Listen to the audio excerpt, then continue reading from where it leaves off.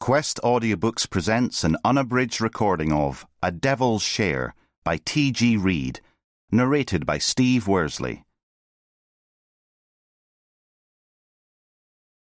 Dedication. To the NHS. I owe you big time. Prologue. Right then, you lucky lot, Hamish Jury bellowed, his kilt swaying as he addressed the small group gathered in Glen Jury's Distilleries Visitor Centre. Who's ready for a wee dram or six? A chorus of eager cheers answered him, the loudest from a rotund American whose ferociously cropped crew cut perched on top of his head like an overmowed lawn.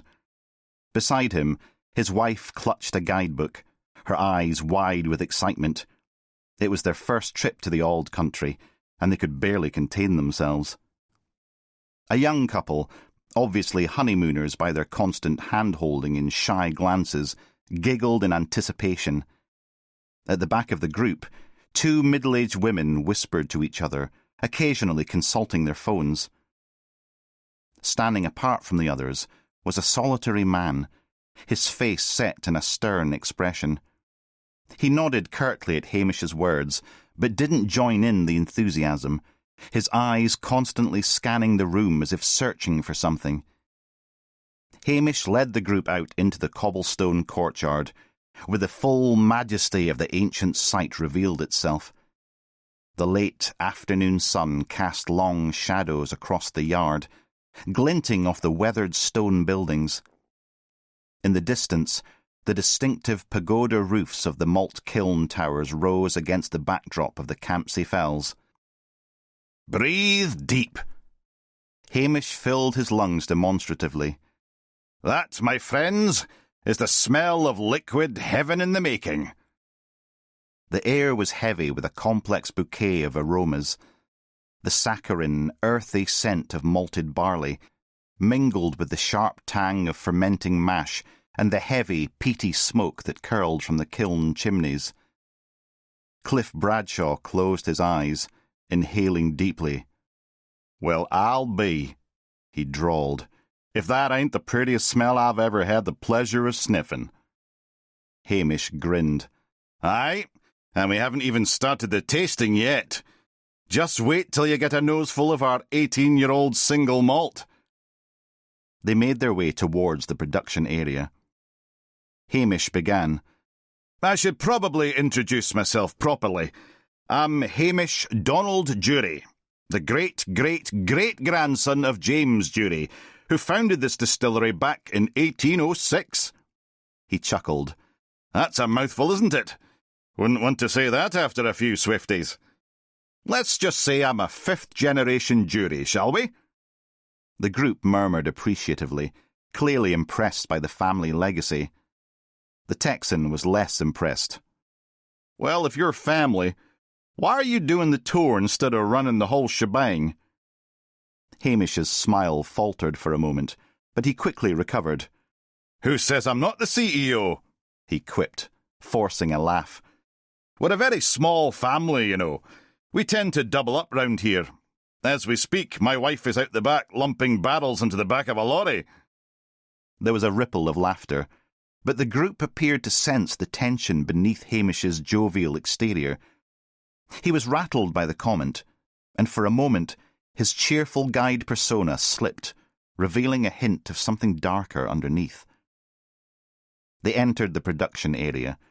The temperature rose noticeably, and the air grew thick with the sweet, yeasty smell of fermentation. Now, folks, we're approaching the washbacks. Hamish led them to a row of enormous wooden vats. This is where the magic really begins. Moving on, they approached a massive copper still, its surface gleaming in the soft light. This beauty here is called the Cailleach. That's Gaelic for old woman, Hamish said. She's been producing spirit since 1921, and like any respectable old lady, she occasionally lets out a wee belch. On cue, the still emitted a loud gurgle, startling the group and eliciting a round of laughter. They moved on to the warehouse. The air was now cool and dank, heavy with the musty scent of aging oak and whisky. Rows upon rows of casks stretched as far as the eye could see, stacked from floor to ceiling in this cavernous space.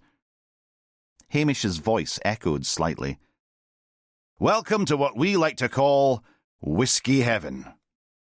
Each of these casks is quietly working its magic, turning raw spirit into liquid gold. Now, can anyone tell me where we get our casks from? He asked, his eyebrows raised in challenge. Cliff Bradshaw's eyes lit up with understanding. Bourbon casks? Spot on, Hamish beamed. Most of our casks come from bourbon producers in the States.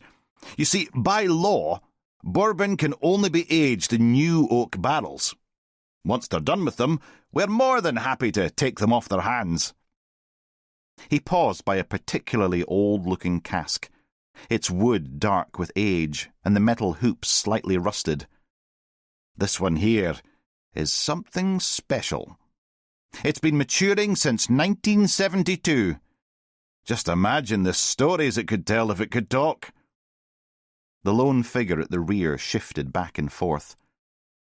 They finished examining the casks, and Hamish clapped his hands together. Right, lads and lassies. Time for the moment you've all been waiting for. Let's head to the tasting room, shall we? He led them through a heavy oak door, into a cosy room, log fire blazing at the far end, and a long table set up for the tasting. We'll be sampling 3 types of whisky we produce here at Glenjury. As they approached the tasting table, Betty piped up. Is it true that some of the whisky evaporates over time? I read something about the angel's share. Ah, you've done your homework. Hamish smiled. Indeed, about 2% of the whisky in each cask evaporates every year. We call it the angel's share. Makes sense, doesn't it? If I were an angel, I'd be wanting a nip of Glenjury too. The group gathered around the tasting table, where 3 glasses of amber liquid awaited each of them. Hamish lifted his glass. Before we begin, a toast. To new friends, old whisky, and the angels watching over us all. He paused, a twinkle in his eye.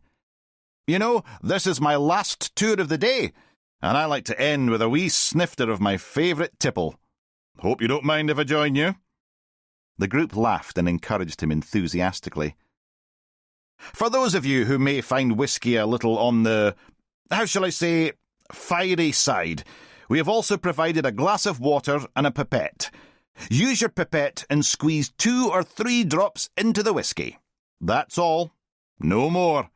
And hey presto, you'll find the fire is extinguished, or at least simply glowing beautifully. He gazed into the amber liquid. Amazing, isn't it? So, now you know how not to murder a malt. He let out a loud, bellowing laugh, and the group giggled nervously. OK, are we all set? He raised his glass. Slàinte. They all drank. Hamish took a hearty swig, savouring the familiar burn. But something was off. The taste was bitter, acrid. His eyes widened in alarm. That's the finest whisky I've ever tasted.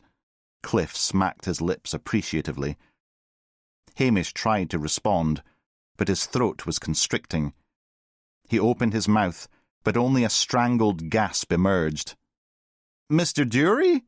Betty asked uncertainly. Are you all right? Hamish's face twisted and contorted, his usually ruddy complexion turning an alarming shade of grey.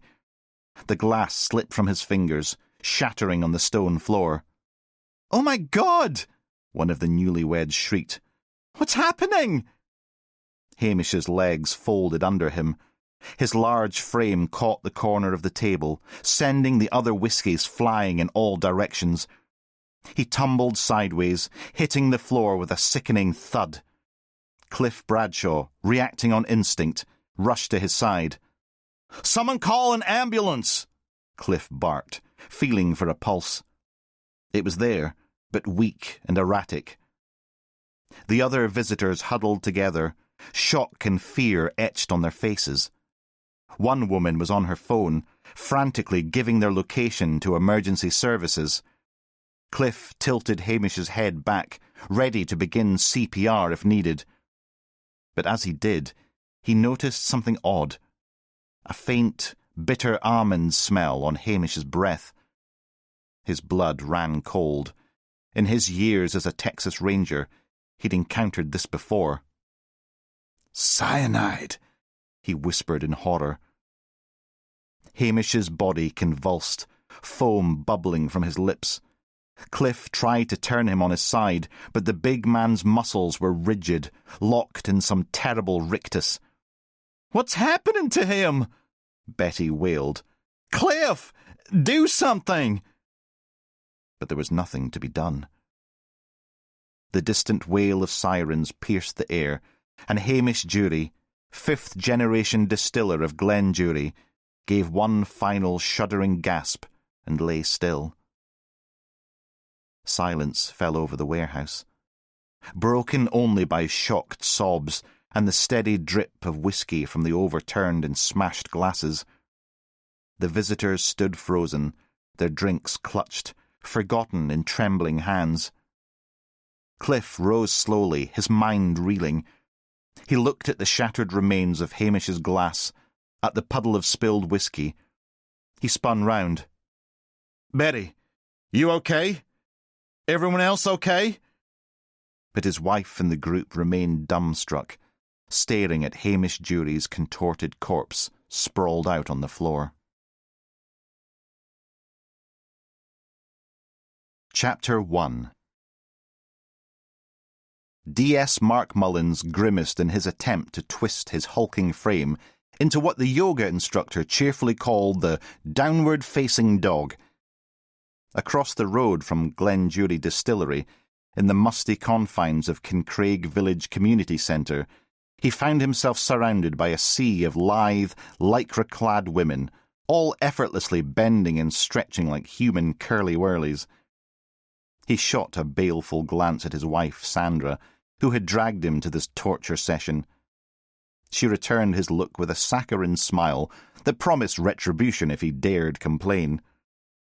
Mullins sighed and tried to focus on the instructor's soothing voice, which seemed to be coming from somewhere adjacent to his left armpit.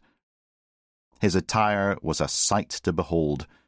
Sandra had insisted he wore proper yoga clothes, which apparently meant squeezing his considerable bulk into a pair of eye-wateringly tight stretch nylon cycling shorts, and a T-shirt that seemed determined to ride up and expose his belly at every opportunity. The effect was less Zen master and more sausage trying to escape its casing. He attempted to transition into the warrior pose and became acutely aware that the only other man in the class, a wiry fellow sporting a man bun and tribal tattoos, was executing the move with infuriating ease. Determined not to be outdone, Mullins pushed himself harder, only to feel a familiar rumbling in his gut.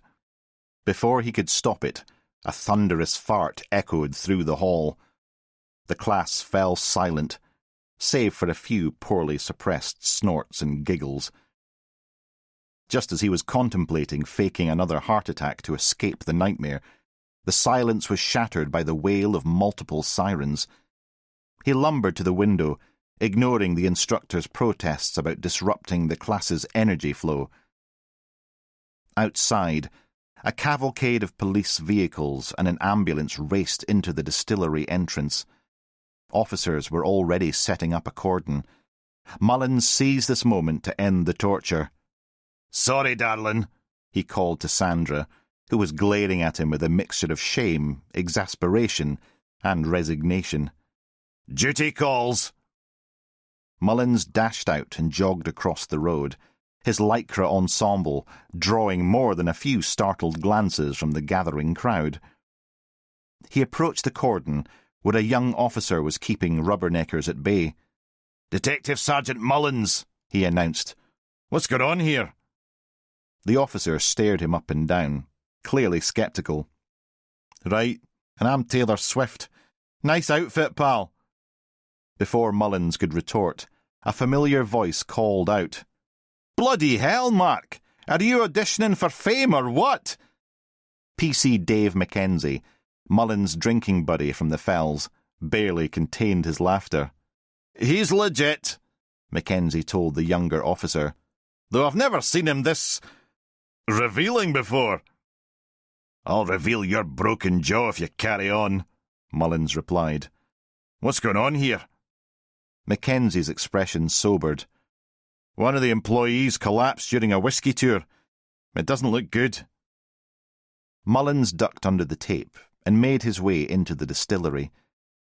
The tasting room was a hive of activity, with forensic officers and medical teams already milling around, carrying equipment of various shapes and sizes. The victim lay sprawled on the floor, his kilt twisted around his legs. Paramedics hovered over him, but their movements lacked urgency, a clear sign that hope had already faded. Mullins' stomach churned. He noted the victim's appearance. Face bloated and discoloured, eyes bulging slightly from their sockets. A mixture of vomit and spittle crusted the corners of his mouth, and more was spattered on the floor, filling the air with a sour stench that mingled unpleasantly with the rich aroma of whisky. Mullins edged a little closer, careful not to disturb the immediate crime scene. The man's hands were clenched into tight fists, as if he'd been grasping for life itself in his final moments. His body was misshapen, muscles still rigid, evidence of the agony he must have endured. Shards of broken glass covered the floor, surrounded by a puddle of amber liquid slowly seeping between the flagstones. A half-empty bottle of whisky stood on a nearby table. Mullins was about to approach the paramedics, but a commotion near a side room caught his attention. A large, agitated Texan was arguing with an officer at the door. Mullins strode over. "What's the problem here?" The young officer turned to Mullins, relief evident on his face. "Sir, this gentleman is insisting that—" "One of your suspects has gone and done a runner," the Texan interrupted, his accent thick with frustration. Mullins raised an eyebrow. "Hold your horses there. Start from the beginning." Bradshaw scowled at him for a moment, then took a deep breath. "I'm Cliff Bradshaw, retired Texas Ranger. I was on the tour when this happened. I spotted right away it was poisoning, cyanide if I'm not mistaken. I've seen it before. I helped your early response team to try to save the poor bastard while we waited for the paramedics." His face darkened. "But that's not why I'm raising hell. There was this quiet fella on our tour. Seemed off from the start. After they brought us in here, I noticed he was gone. Vanished." The young officer interjected. "Sir, I've told Mr. Bradshaw that no one has left this room." "You weren't paying attention," Bradshaw snapped.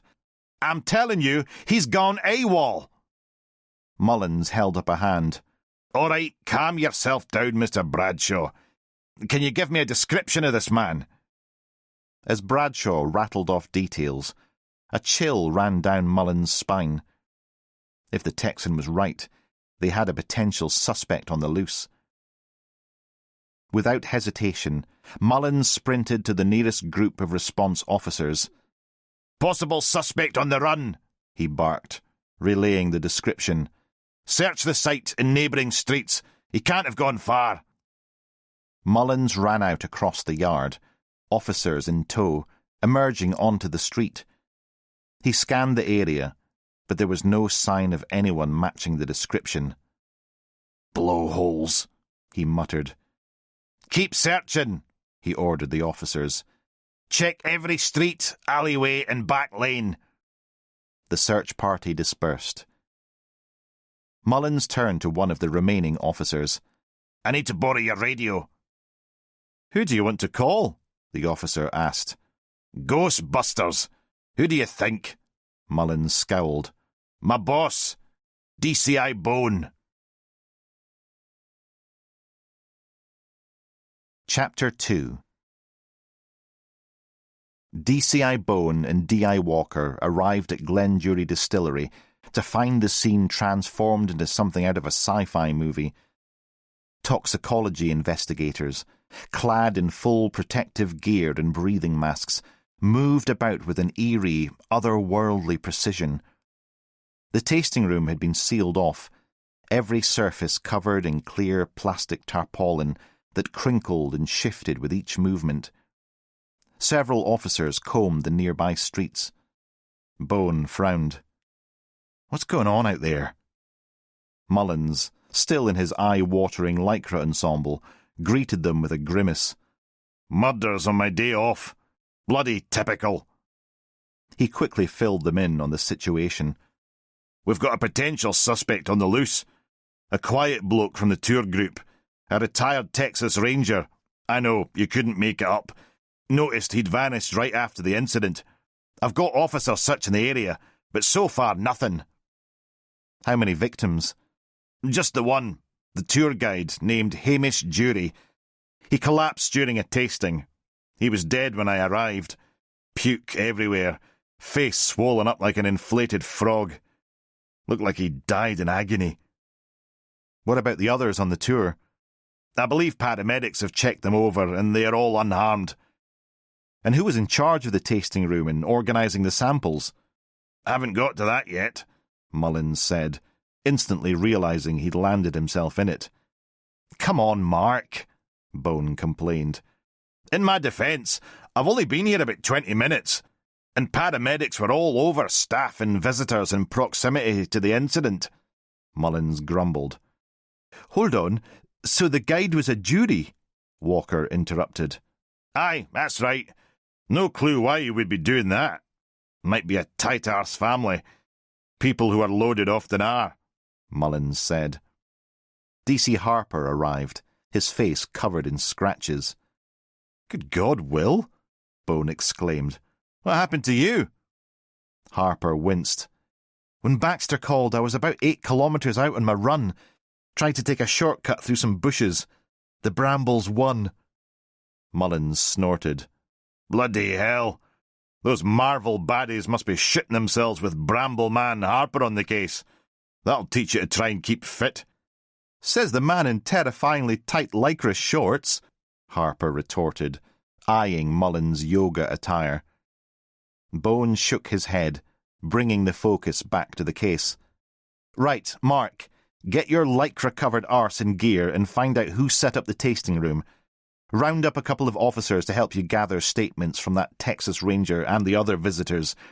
See if you can get more details about the missing man and anything else they might have noticed. And get details of all staff and interview everyone on shift who might have witnessed what happened or spotted our runner. Also, find the visitors list. Hopefully the distillery will have records of everyone who booked, including the mystery man who legged it." Mullins nodded sheepishly. "Will, could you go and help with the search?" Bone continued, ignoring his colleague's groans. "Call in more support if needed. We need to find this mystery visitor."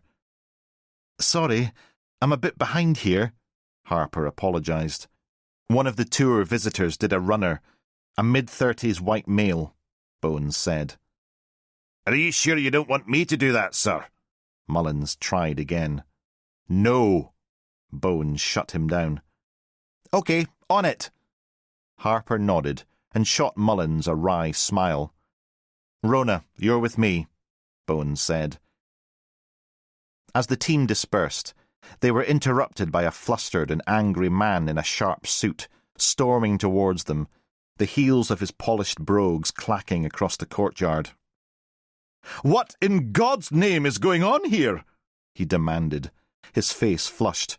"I'm Robert Banks, General Manager. No one has told me a thing." Bone introduced himself and Walker, but Banks cut him off. "You need to sort this out quickly," he insisted. "This is a working distillery. Production cannot be stopped. The juries will be livid about all this chaos." Bone's expression hardened. "Mr. Banks, we're dealing with a possible poisoning, potentially a suspicious death." Banks froze, shock momentarily replacing his anger. "Poisoning?" "It appears to have happened during a tasting session on a tour," Bone explained. Banks' shock intensified. "Not possible! Our whisky is world-renowned. Poison? I can't believe it!" His eyes widened. "Was it one of the visitors? An allergic reaction or something?" "The visitors are fine, as far as we can tell," Bone assured him. "But there is one casualty." "Who?" Banks demanded. Bone glanced around the busy scene. "Perhaps we could continue this somewhere a little more private?" Banks insisted. "Tell me who!" Bone met his gaze steadily. "The guide." The colour drained from Banks' face. "Hamish! Hamish Jury!" Bone nodded grimly. "Do you have an office?" Banks seemed to deflate, all his bluster evaporating. He nodded weakly and led them towards the main building. Chapter 3. Harper gathered a group of uniformed officers by the distillery gates. "Right, we're looking for a man in a black anorak. Medium build, around 5'10". No other distinguishing features reported, but he was last seen leaving the distillery grounds about 40 minutes ago." He pulled out a street map, pointing to different areas. "We'll split into teams, cover these residential streets. He can't have got far on foot." A young PC stepped forward. "What about transport links?" she asked. "Units are covering train stations and bus stops," Harper replied. "You come with me." "Officer Markin, sir." "OK, Markin. We'll take Glencairn Street." The narrow road was lined with granite terraced houses, their windows dark in the gathering gloom. Harper gestured to Markin. "Work your way along the street to the far end. I'll cut through the back alley. I'll meet you at the farthest corner." The alleyway was a patchwork of shadows, high stone walls on either side. Weeds pushed through cracks in the concrete, and overflowing wheelie bins placed here, there, and everywhere created an obstacle course. Harper moved cautiously, aware of the many hiding places ahead of him. A clatter behind him had him spinning around. A ginger cat darted across his path, disappearing behind a bin. Harper let out a shaky breath. Rounding a bend, he spotted a black Land Rover parked awkwardly on a grassy verge. It appeared out of place among the modest family cars that lined the street. Harper approached slowly. The rear number plate was obscured. Reaching the rear wheel, he peered inside the back window, but the car was empty. Kneeling, he examined the registration plate more closely. It was covered in black tape, the faint outline of letters and numbers barely visible beneath. He was about to call Sock when something hard cracked against the back of his skull. He dropped like a stone, unconscious, before his head hit the ground. Chapter 4. A PC directed Mullins to the teenage barman, who was slumped in a chair at the back of the lounge area, sweating profusely, his knee twitching up and down. Mullins gestured to the lad. "I'm DS Mullins. Could you come with me, please?" He steered the shaking lad into a side room crammed with stacked chairs, tables, and sound equipment. A spotlight dangled precariously overhead, throwing strange shadows across the boy's pale face. His breathing escalated. "Steady on, pal. Take a few deep breaths. You're not in trouble. I just want a wee word. What's your name, son?" "Billy Stewart." He continued to breathe heavily. "You're new, aren't you, Billy?" "I started 3 weeks ago." So you're running the bar on your own in your third week of a new job? That's bloody impressive. Mullins tried to relax him a little. No, Mr. Graham was supposed to be here. For my training, tills and stock and that. I was shitting myself. He stopped. So where is your bar manager? The lad glanced at the door. Don't know. I just thought he was probably running late or something. His knee jittered again. Did he call in sick? Dunno. Billy shrugged. OK, so you're on your Todd at the bar. Can you tell me what happened? What did you see? I just heard this enormous crash and ran over to the tasting room. I saw Mr. Jury lying there on the floor, kind of convulsing. Was it a heart attack or something? And what were the visitors doing? Totally frozen stiff, like I was as well. Except for the big fella in a Stetson. He was right over doing CPR or something. Did you see anyone leave the room? I dunno. It was totally shocking to see Mr. Jury flat out like that. And before the incident, who set up the samples in the tasting room? Usually Mr. Graham does it. He's very strict about that, and he doesn't normally allow me in the stockroom. But when Mr. Jury bollocked me for not having the tasting room ready, I told him the manager had left the keys under the till, and I knew what to do because Mr. Graham had showed me how a few days before. Mullins narrowed his eyes. The manager left the keys under the till? That doesn't sound right for someone who's strict about security. Billy's knee bounced faster, his gaze darting around the room. Well, I mean... Listen, son, something's happened to Mr. Jury, and I need the truth. Now. The lad's shoulders slumped. I don't want to land my boss in it, he said, voice barely above a whisper. It's okay. You're not in trouble. Truth is, a mate of Mr. Graham's came in with the stock keys. Said Mr. Graham wasn't feeling well. Is it usual for the bar manager to send a mate in with security keys like that? Billy went quiet, staring at the floor. After a long moment, he glanced up. The friend told me, in confidence like, that Mr. Graham was seriously hungover after a birthday bash. Please don't say anything.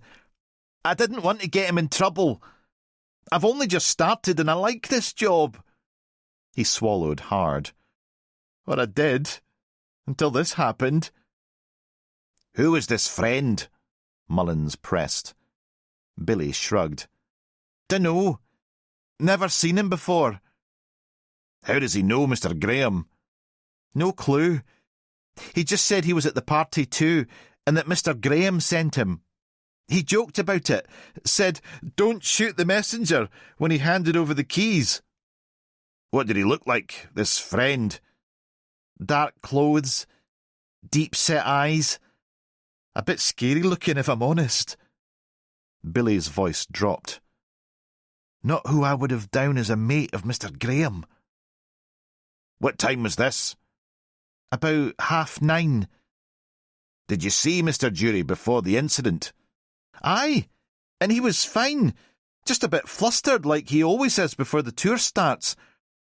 But I suppose a bit more than usual. He doesn't usually go off like that. Go off like what? I told him the manager hadn't come in yet. Explained about the keys. He said to just get on with it. Visitors were arriving. His face went red again. So I got on with it right away. Luckily, Mr. Graham had showed me how to set it up a couple of days ago, and as I didn't have the stockroom keys at that point, I used the whiskies from behind the bar. I know I'm not supposed to, but Mr. Jury was so stressed I just wanted to do the right thing. Do you set up all the tasting glasses together? Yes. Well, I mean, except Mr. Jury's. He wanted his in a crystal glass. I put that on a separate tray. He only had one sample. Oh, yes. The very best one. Jury 30. What time did you do all that? About 9. My shift starts at 9 usually, but I was in at 8 as Mr. Graham had asked me to come in early to run through the tasting procedure again. So, before Mr. Graham's friend dropped his keys in? Aye, that's right. What did you do for the rest of the hour? I prepped the bar area, turned down the chairs, swept the floor, went through the bar stock, checked the pumps, made sure there was enough change in the till. Usual stuff. And when I got the keys off the guy, I went down to the stockroom and collected the pipettes and presentation tray. Pipettes? Aye, to put the water drops in the whisky, to show how you only need a tiny wee amount to take the fire out. Good God, it's the fire I love, Mullins joked. So you left the bar for how long? Must have been 5 minutes at the most. And where was this friend of Mr. Graham's? I don't know. And to be clear, you'd already poured the whisky shots. Billy scratched his head. I'm not sure. I think so, but it's all a mess in my head now. He looked up. Do you think that guy tampered with them? Is this my fault? Mullins shook his head. Don't worry, son. Where's the stockroom? Billy pointed to a door at the rear. Can you open it up? I put the key in the drawer. Was the door locked this morning? Aye, that's why I used the bottles from the bar. I couldn't access the store until the guy came in. And when you opened up the stockroom, did anything seem like it had been moved or tampered with? No, don't think so. Everything was pretty much the same as it was the day before. So you retrieved all the other stuff and then set it all up in the tasting room. Is that correct? Aye.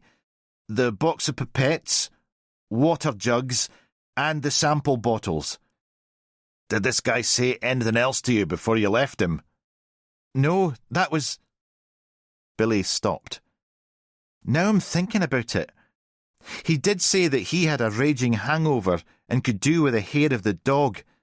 I told him the bar was closed, and he joked he might have to join the tour if there were free shots of single malt on the go. Where are the sample bottles kept in the stockroom? In a marked box near the door. Do you think Mr. Graham's friend could have accessed the stockroom without your knowledge? Maybe. I was busy in the bar and didn't notice anyone in the corridor or anything. He had the keys before, so maybe... Mullins glanced around the room. Are there any CCTV cameras in here? I can't see any. Billy looked up. No, I don't think there are. Bit odd, when there's all that valuable stock sitting behind that door over there. The boy shrugged. Sorry, just a few more questions. Mullins smiled. Billy's knee bounced again. When the tour visitors arrived, did you see or interact with any of them? No, reception usually holds them in the foyer until Hamish arrives to start the tour. When the tour finishes, they spill into the bar. I was too busy anyway, making sure I was ready for them, or as best I could be without Mr. Graham. You wouldn't happen to have Mr. Graham's telephone number, would you? Aye. Billy fished his phone out of his pocket, his hand shaking as he searched his contacts. He passed it over, and Mullins dialed. It rang out. So not at work, not at home. Could he have been called away in some emergency or other? Never said anything to me. OK, Mullins said. He took a note of the number and handed the phone back. Do you know where he lives? Aye, 12 Galston Cottage. His house is just round the corner from us. Where he can keep an eye on you, eh? Mullins joked. Tell me about it. Mullins went to the door and called over one of the SOC officers. Stockroom needs examining. The key is in a drawer under the till, but check for prints first. He turned back to Billy. OK, that's all for now, Billy. But we're going to need you to make a formal statement in the next 24 hours. Could you give me your address and telephone number? I'm no in trouble, am I? Procedure. Pain in the arse, but has to be done. Mullins attempted to reassure him again. Sure. Aye. Mullins scribbled down the details in his notebook. Should I come to you, or will you be back? As Arnie said. Mullins nodded, and left the young lad perched on a stack of chairs, chewing nervously at his fingernails. Chapter 5. Robert Banks' office was a study in meticulously maintained order. Awards and certificates lined the wood-panelled walls, while through the large window behind his desk the copper stills gleamed in the afternoon light. "This is shocking," Banks said, slumping into his chair. "Poisoning? I can't believe it. Hamish was—" He collected himself. "Hamish was a friend." He reached for the phone on his desk.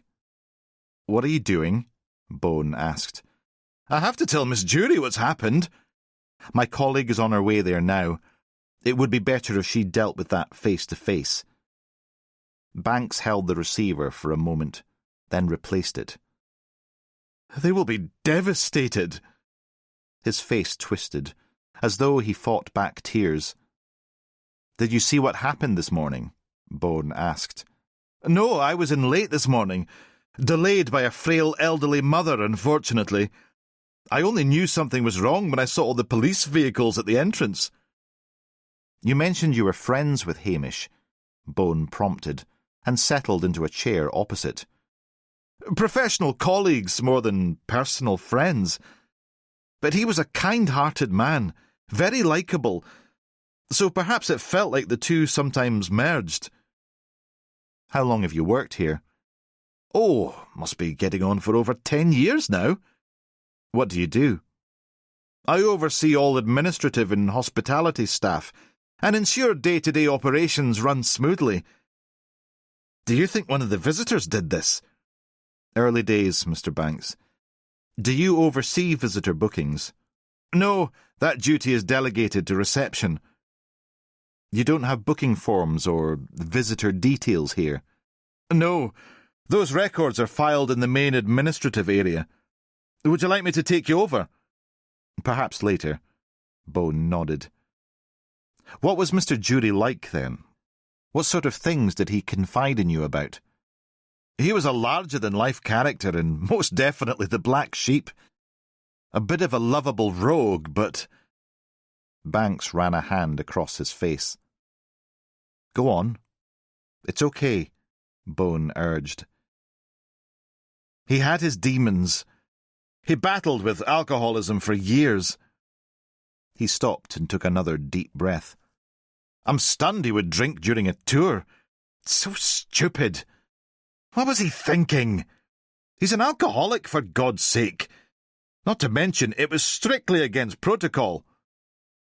"Quite tough for an alcoholic to be surrounded by whiskey all day," Bone interrupted. "Hamish always said, keep your friends close and your enemies closer. And the distillery is in his DNA, quite literally." "Did he have any other troubles?" Banks rolled his eyes. "Where do I start? Gambling, cards, horses, you name it. But despite his outward demeanour, Hamish was a sensitive soul. His sisters were always very hard on him." "What was his relationship like with them?" "Difficult, to say the least. They saw him as an embarrassment, a liability to the family estate and company, especially in his younger years when things were very toxic." Banks shook his head. "He tried to break away several times, to try and cut the ties, setting up his own businesses that inevitably failed. But he always came back to the family." "But he was still part owner of the Whisky Company, is that right?" "I think he was on around 10%, maybe a little more." "Not equal shares, then, with the sisters?" "They bailed him out financially so many times. He relinquished most of his stake to pay them back. It grieved him deeply." "But he was still doing tours." Banks' expression softened. He wasn't ashamed of that. Not one bit. He loved people, loved engaging with them. Despite all his troubles, he had a genuine passion for the distillery and his family's whisky. Any idea who might have wanted to harm him? Banks hesitated. He mixed with some shady characters over the years. Even last year, he mentioned a loan company was leaning on him pretty heavily. Loan sharks? Aren't they all? Banks gave a bitter laugh. Leith Hatchet Loans. I remember because the name Hatchet seemed quite appropriate. Did he manage to pay it off? I don't know for certain, but usually the sister stepped in eventually. Banks leaned forward. Do you think Hamish's death is suspicious, then? Bone ignored the question. Tell me about the sisters. Do they both run the company? The elder one, Elsbeth, is very much in charge of day-to-day operations. Rules with an iron fist. Banks straightened some papers on his desk. Agnes, the younger sister, handles marketing, client relations, that sort of thing. Elsbeth had polio as a child, so she doesn't like to travel or stray far from the Jury estate. Do they have equal shares in the company? I'm not privileged with that sort of information. And what's their relationship with each other like? Banks hesitated. As far as I'm aware, they're very close, though... Bone pressed. Banks lowered his voice. I'm not one to gossip, and it's really not my place to speak about this. But Hamish told me that when Agnes was 18, she got herself in a bit of bother. What kind of bother? Banks tapped his stomach. Some local lad. Mr. Jury Senior was apparently furious. Threatened to expel her from the family if she had the baby or had anything to do with the boy. Hamish said the father forced her to terminate. That's horrific. Yes. Though I never met him, by all accounts, the father was not to be trifled with. And you can imagine how that would have played out. So, the younger sister and the father weren't exactly on friendly terms, Bone continued. She never forgave him. What was Elspeth doing through all this? Hamish said she played peacekeeper, but until he died, there was no love lost between father and daughter. Hamish said Mr. Jury Senior was a bully and a tyrant, and he did everything he could to stay out of his way. He was terrified of him. But hats off to her. She has steered the company through some very difficult times. What do you mean? We lost a number of contracts. Profits fell, and Miss Elsbeth had to fend off several aggressive attempts to buy them out. Who was that? The Lochmoran Group. They have been gunning for Glenjury for years, but the sisters have fought them off. At the end of the day, they care for the family name and the heritage too much to just give it up to a huge whisky conglomerate like Lochmoran. Where is their distillery? Distilleries? They have about a dozen of them, probably even more now. Their head office is in Edinburgh. Bone stood, handing Banks his card. OK, that's all for now. Thank you. If you think of anything else that might help us. Banks took it, nodding solemnly. Of course. As Bone walked back across the yard, he was about to call Walker and intercept her before she reached the Jury estate, when he spotted D.C. Harper sitting on the back of a paramedic vehicle, holding an ice pack to his head. I'm fine, Harper insisted before Bone could speak. Just a scratch. A scratch that needs stitches, the paramedic corrected, adjusting the bandage. Sir, I can still work, Harper protested. Bone raised an eyebrow. The only place you're going is the hospital. That's an order. Harper reluctantly climbed into the back of the ambulance, and Bone rang Walker. Chapter 6 Mullins shifted uncomfortably in the Saab's sagging passenger seat. I bet your piles are the size of watermelons driving about in this torture chamber day and night. My rear end's fine, thank you very much, Bone replied. It's my ears that are currently suffering. Mullins tugged at his ill-fitting shirt. Poor Harper, though, eh? That was some lump in his scone. His head'll be nipping for days after that. Rather him than me. There's still time.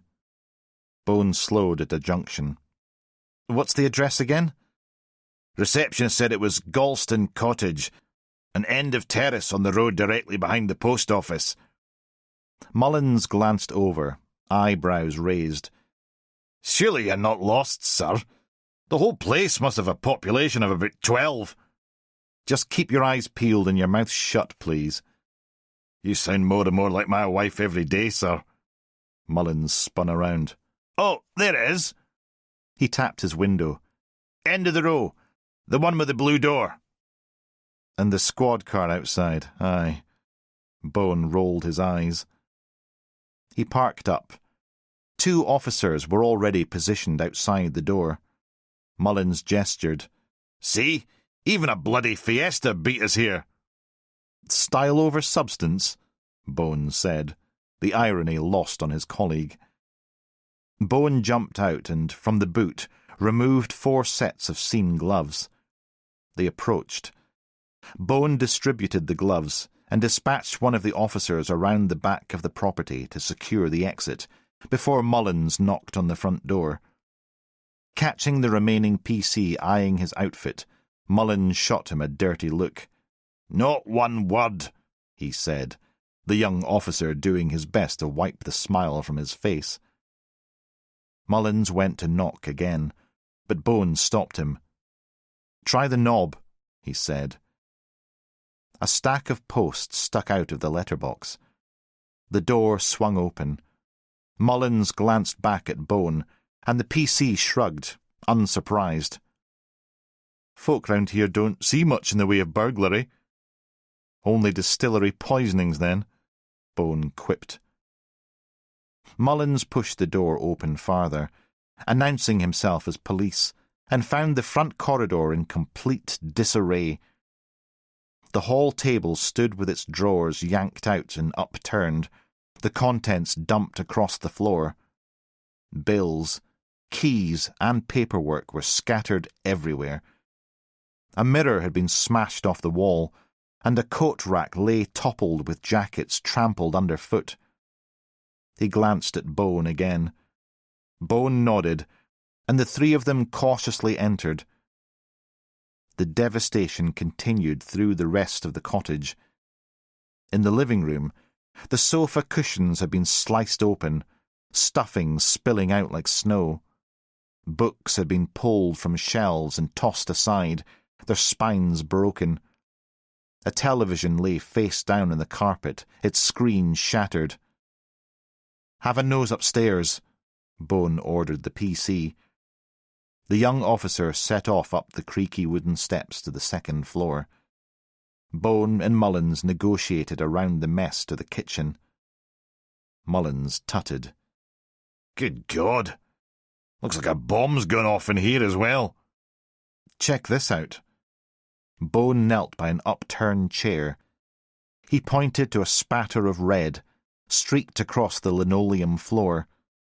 My guess is that's not Ribena. Mullins frowned. Bone scanned the room, considering the upturned chair and the orientation of the spatter marks, trying to piece together what might have happened. He pressed his finger to his temple and ran his forefinger down the length of his scar. Mullins gestured to the back door, standing ajar. Boss. Both detectives stepped through into the small courtyard. Mullins crouched, examining a patch of flattened grass where clear tire marks had left deep impressions in the soft, muddy lawn. What's that from? A bicycle? Bone knelt beside him. Mullins shook his head. A moped, or maybe a 125. He traced his finger along the tread pattern. These mud marks indicate recent movement out through there. He nodded towards the wooden gate hanging open at the far end of the yard. He went over there. A rear alleyway. Looks like it joins the road near the end of the street.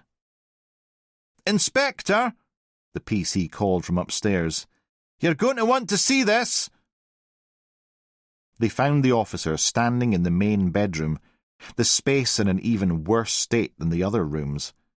The mattress had been flipped over, the wardrobe emptied of all clothing, and there was a large bookshelf that had been thoroughly ransacked. In the corner, every tiny drawer in an old desk had been opened, the contents emptied onto the floor. "Clearly, someone was searching for something," Mullins said. "And maybe got pissed off when they couldn't find it," Bone said. "Sir?" the PC interrupted. He was by the bedside cabinet that had its innards dangling precariously. Bone stepped over the debris. Resting on top of a pile of papers was what appeared to be an airline ticket. Bone carefully picked it out of the mess and held it up to the light. One way to Bangkok. Booked for this morning. 9:35 a.m. "Well, he's missed that one," Mullins said. A loud crash sounded from the kitchen downstairs, and they all stared at one another before sprinting for the stairwell. When they reached the kitchen, Bone's adrenaline quickly faded as he found it was merely the second PC who'd made all the noise. "Sorry, sir. Knocked over the bin." "Look at the mess you've made," Mullins joked. A second thump, this time at the front of the cottage, had them turning. "What now?" Bones said. Standing halfway up the hallway was a spectacled, middle-aged man in an argyle sweater. He had a bag of shopping under his arm, keys in his hand, his eyes wide, staring at the scene before him. "Mr. Graham?" Bone asked. The man didn't answer, stepping deeper into the home, examining the mess. "What's happened here?" Bone stepped forth and ushered the man outside. "Sir, I'm going to need you to step out. You can't be in here right now." The man glanced at him and then exited, Bone and the others following. Bone turned to the PCs. "You two stay here and seal the property. No one goes back inside until Sock arrives. Is that clear? And that includes the both of you." The officers nodded and affirmed his order. Bone turned back to the stranger. "Now then, you're Mr. Graham?" "No." "No?" Mullins said. "You just wandered in. Fancied a wee gander, did you?" "No. I'm Chris. Chris Munro. We're friends, Barry and I." He was polite, his accent clipped. "Hold on. Who are you?" "DCI Bone and DS Mullins from Kilwinnock Station." "What's going on here? Where's Barry? What the hell has happened here?" "Why have you just let yourself in, Mr. Munro?" Bone asked. We share a meal every Wednesday night. I cook for him." He raised his laden shopping bags. "Oh, very nice," Mullins said suspiciously. Bone glared at his colleague. "Call Sock, DS Mullins, and have them get over here." Mullins nodded, pulled out his phone, and stepped aside, giving them some privacy. "Sir," Bone faced Munro, "I apologize if this is indelicate, but are you and Mr. Graham partners?" Munro eyed him for a moment before nodding. "Not exactly. I'd say more very good friends." "All right, but you don't live together," Bone said. "No. Barry likes his space." He glanced beyond Bone to the front door. "Has something happened to him? Please tell me he's okay." "We're only looking for him at this time," Bone said. "That's all. There's no one inside. Now, did Mr. Graham mention anything recently about taking a trip? To Thailand, maybe?" "What? No. You sure? Might he have gone without telling you? No, never. We don't keep secrets like that.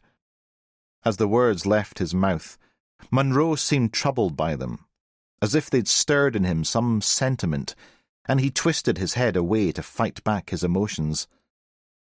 But I don't know. Maybe, he said. This is all just so confusing. I take it you haven't heard what's happened at the distillery. No, what? I've been... Hamish Jury died this morning of suspected poisoning. Oh, dear God!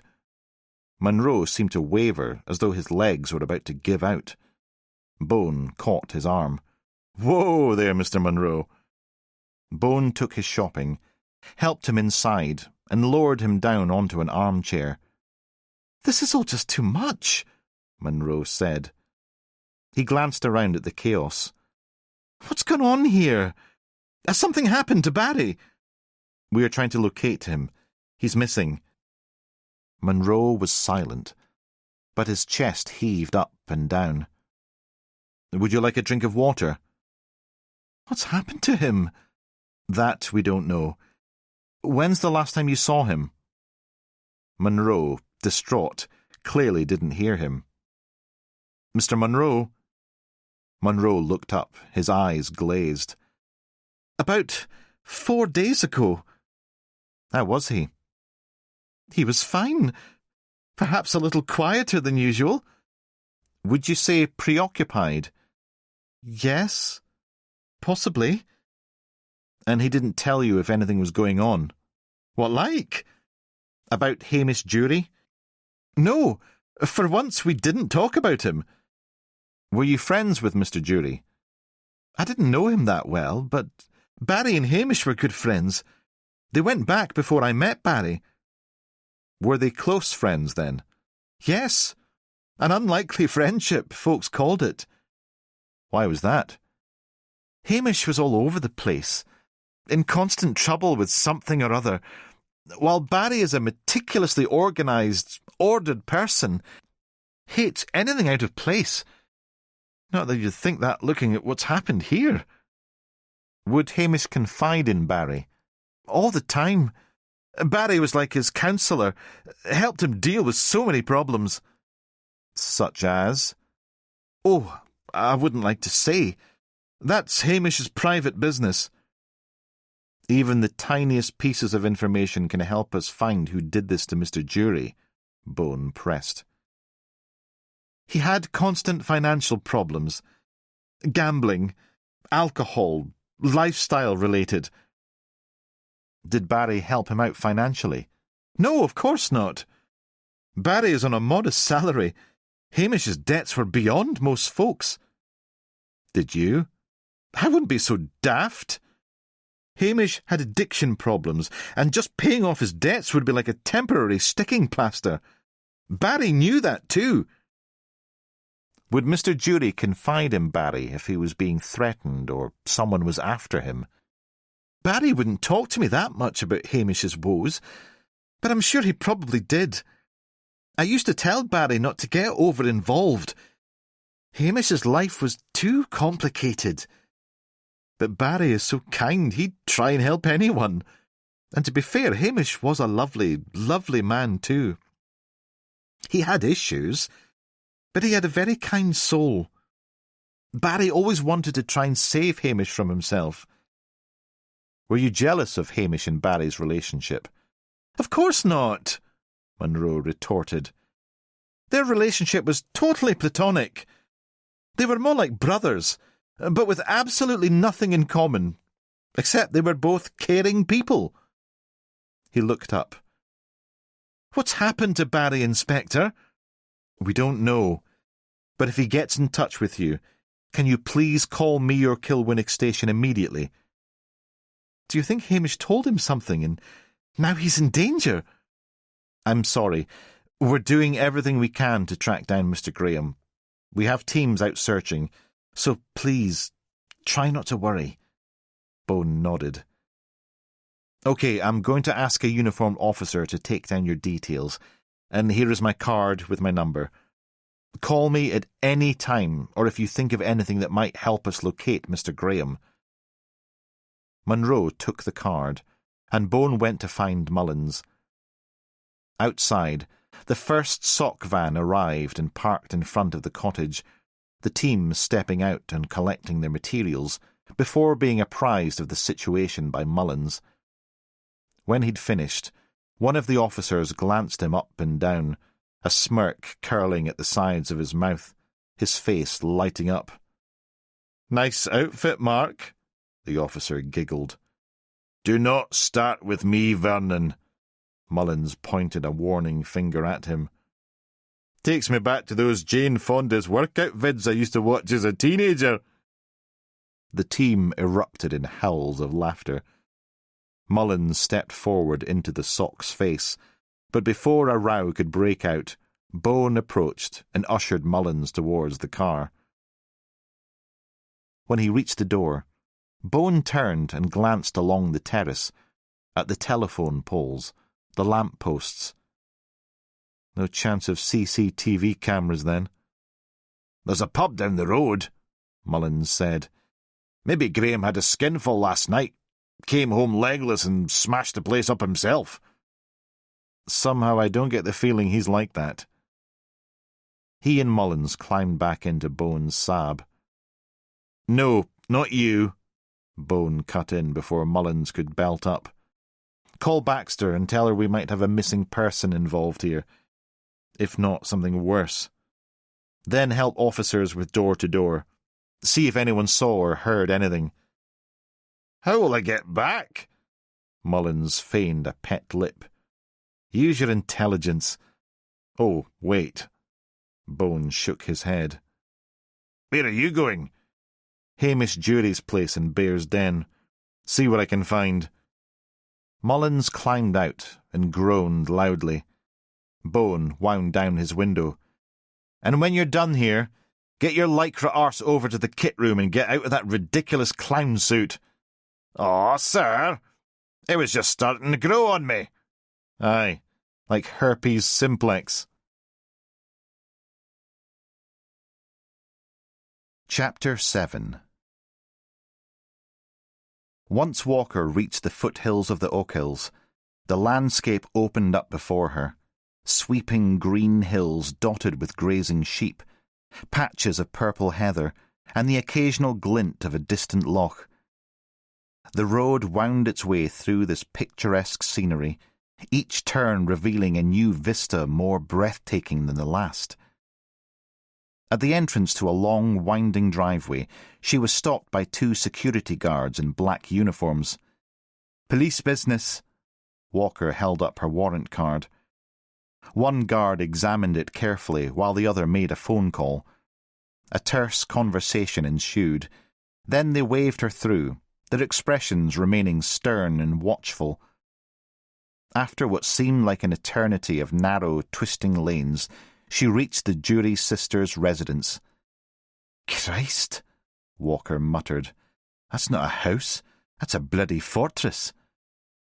The mansion, or more accurately castle, loomed before her, its grey stone walls rising imposingly against the Scottish sky. It was a Gothic masterpiece, complete with turrets, arched windows, and intricate stonework. While not quite as large as Balmoral, it wasn't far off. Gargoyles leered from the roof lines, their weathered faces adding to the building's sinister appearance. As she approached, a figure emerged from the woods bordering the driveway. The groundsman was broad-shouldered and sturdy, his weathered face etched by years of outdoor work. He wore muddy boots and work clothes, and most notably, carried an axe in one hand. He stopped at the edge of the driveway, his sharp eyes following her car when it drove past. At the front entrance, two more security guards approached her car. "ID, please, ma'am." "Your colleagues just asked me." Walker glared at them for a moment, then finally complied. Inside, the entrance hallway was a testament to centuries of wealth and power. Ornate tapestries adorned walls of age-darkened stone, while a grand staircase swept upwards, its mahogany banister polished to perfection. A stern-faced housekeeper appeared, her lips pressed into a thin line. "Miss Jury is not receiving visitors." "D.I. Walker from Kilwinnock Station," she said, showing her warrant card again. "I'm afraid this can't wait." The housekeeper led her to a grand library, where Elspeth Jury sat by a roaring fire, 2 walking sticks propped against her chair, her frail frame almost lost in the folds of a tartan throw. "This is most irregular," Miss Jury said. Her face was drawn and pale, but her sharp eyes homed in on the detective. "Who is this, Margaret? You know what I told you? There are strict protocols about visitors." The housekeeper was about to speak, but Walker cut her off. "Detective Inspector Walker from Kilwinnock Police Station." "Police? What is going on?" "Is your sister here?" "Agnes is abroad. New York." Miss Jury's tone was clipped. "Inspector, could you please tell me what this is about?" "I'm very sorry, but I have to inform you that your brother, Hamish, is dead." Miss Jury's expression barely changed. "I see." "We believe he may have been poisoned during his distillery tour this morning. We're treating it as suspicious." "Poisoned?" Miss Jury leaned forward, her fists gripping her chair arms. "At the distillery? Do you understand what this means? Our Japanese contracts alone are worth millions. The Americans—" She shook her head. "The press will destroy us." Walker studied the woman. Not a word about her brother's death. Just business. "Your brother has just died, Miss Jury. You seem more concerned about contracts." "How dare you!" Miss Jury's voice cracked like a whip. "You barge in here, announce my brother is dead, then presume to judge my reaction?" Silence filled the room. Walker waited. "When did you last see Hamish?" she asked finally. 2, possibly 3 months ago." Miss Jury's anger seemed to deflate. "He'd moved again. Some poky flat in Bear's Den. Always moving, always running from something." "Your relationship with him was strained?" "He was—" Miss Jury's voice softened slightly. "Different. Lived life like a roller coaster. These past few years he'd calmed somewhat, but—" She shook her head. "The people he mixed with—" "Do you have his new address?" "Robert, Mr. Banks, our general manager, will have it." "And he didn't express any concerns or worries about anything?" "He was always expressing worries about something." "What sort of concerns?" "Usually money. Worried that he might fall off the wagon again." Miss Jury sighed. "Tell me about the shares arrangement." Miss Jury's eyes narrowed. "What do you mean, arrangement? That is confidential company information." "Apologies, but I'm just trying to understand his situation. I understand that he had frequent financial issues, and you helped him resolve them?" "The situation," Miss Jury said icily, "is that I had to pay off his gambling debts. Again. The shares transfer was part of the arrangement. Everything was completely legal before you continue with this line." "And the company structure?" "Agnes handles international operations." Miss Jury straightened in her chair. "I manage things here. Hamish," she sighed. "We kept him away from the corporate side. His personality could be problematic." "Detective Walker, I really don't think that our business structure has anything to do with this." "Why would you say that?" "Hamish was troubled. Always was. And this is either some horrible accident or he was in deeper trouble than any of us imagined." "Has the business been having any financial difficulties?" Walker persisted. Your questions are beginning to irritate me, Detective. All businesses have bad patches, and despite what people may think about the whisky industry, we are no exception. Tastes change, and we have to adapt to new markets. And that's what we did. 3 years ago, we rebranded. Change with the times. A hint of pride crept into her voice. Our new blend is doing particularly well in America. That's why Agnes is there now. I need to speak with your sister. The manager can give you her number, but please, let me call her first. Miss Jury's tone hardened again. Agnes is more emotional than I am. And just to confirm, do you know of anyone who might have wished to harm your brother? As I said, my poor brother was a complicated man, and he may have pushed his flamboyance a little too far, mixed with the wrong sorts. Do you have any specific names? That's a world I have the good sense not to frequent, Detective. My brother— Her face tightened.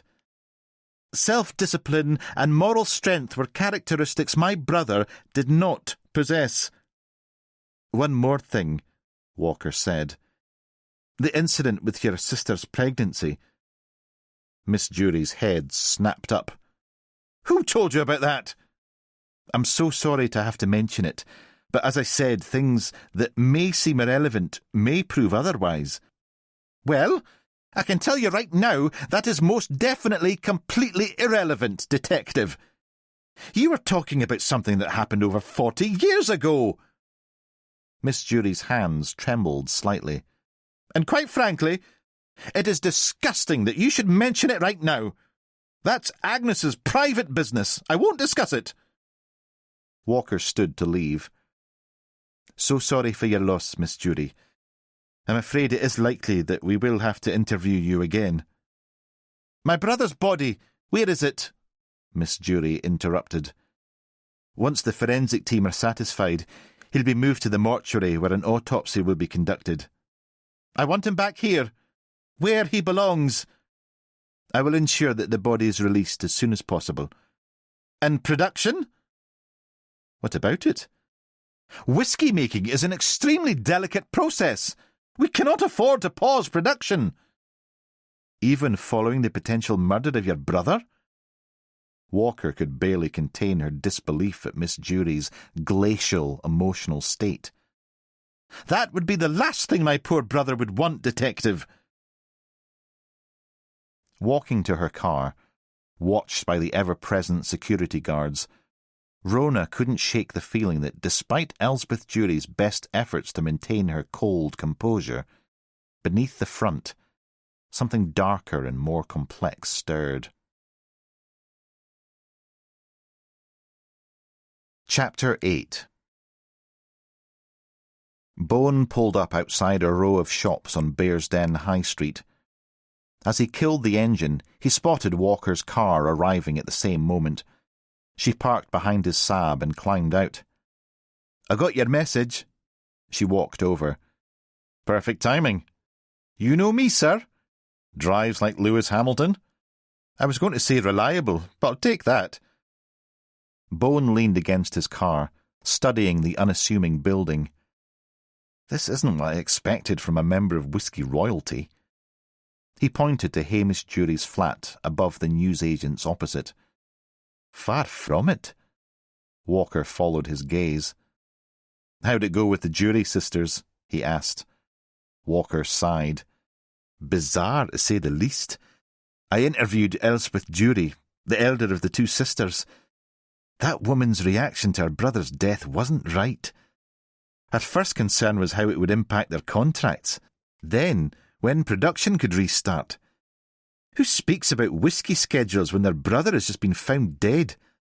Antarctica has warmer winters than her. Bowen raised his eyebrows. Interesting. What about the younger one? Agnes is in New York, apparently. I tried the number the manager provided, but it rang out. I'll try again in a minute. I'll ring Baxter and tell her to dig deeper into the Jury family financials, relationships, any skeletons she can find, Walker added, pulling out her phone. Good thinking. Bone nodded. Judging by Elspeth Jury's reaction, there could be a whole graveyard of skeletons still to unearth there. With weary sighs, they turned towards the entrance of the flat. The door had been unceremoniously opened by the entry team, the wooden frame splintered where the enforcer had split the lock. They approached, and the scene guard emerged from the hallway clutching a clipboard. "Morning, sir," he nodded to Bone. "Can we have a quick recce?" Bone peered into the gloom beyond. "That all right?" "Aye, but I'll need to sign you both in." He flicked at the pages attached to his board and handed Bone a pen. "And you'll need these." He produced 2 pairs of blue overshoes from his kit belt. Walker grimaced, struggling to stretch the thin plastic over her Italian brogues. "These things should be classified as instruments of torture." "Could be worse," Bone said, his own feet now encased in blue plastic. "At least we're spared full Teletubby regalia." The scene guard stepped aside, allowing them to enter. The flat's hallway was narrow, the wallpaper peeling in strips near the ceiling where decades-old damp had worked its way in. The carpet underfoot was threadbare in places, worn to the backing by years of footfall. "Jesus, it stinks in here," Walker mumbled, her nose wrinkling. "Whisky and something else." "Loneliness," Bone replied quietly. The living room revealed a sorry sight. A tired sofa with sagging cushions dominated the small space, accompanied by a mismatched armchair that had seen better days. An ancient valve television sat in the corner atop a wooden crate, a fine layer of dust coating the screen. Walker's gaze tracked across the room to the scattered items bearing the Glenjury logo, a glass ashtray, a wooden coaster set, a ceremonial quaich hanging on the wall. "Look at this," she said, gesturing to a large framed aerial photograph above the sofa. "The distillery in its glory days." Bone squinted at the faded image. The sprawling complex nestled among rolling hills, copper stills gleaming in sunshine that had long faded from the print. "No family photos," Walker observed. "Not a single one." Maybe family wasn't his strong suit. They moved through to the kitchen. 2 SOC officers were dusting for prints around the window frame, their brushes making gentle swishing sounds in the quiet. The countertops were almost bare, save for a half-empty bottle of Glenjury's finest and a single unwashed glass. The fridge, when Walker opened it, contained only a block of mouldy cheese and a pint of milk well past its date. Not exactly living the high life, was he? She quickly closed the door. "I've checked the bedroom." A 3rd officer entered the kitchen. "DCI Bone, good morning." "Sergeant Cartwright," Bone said. "How's it going?" "Scene secure, but we've barely begun. Won't be anything conclusive for a couple of days. It's a sorry bloody mess in here." "It is indeed."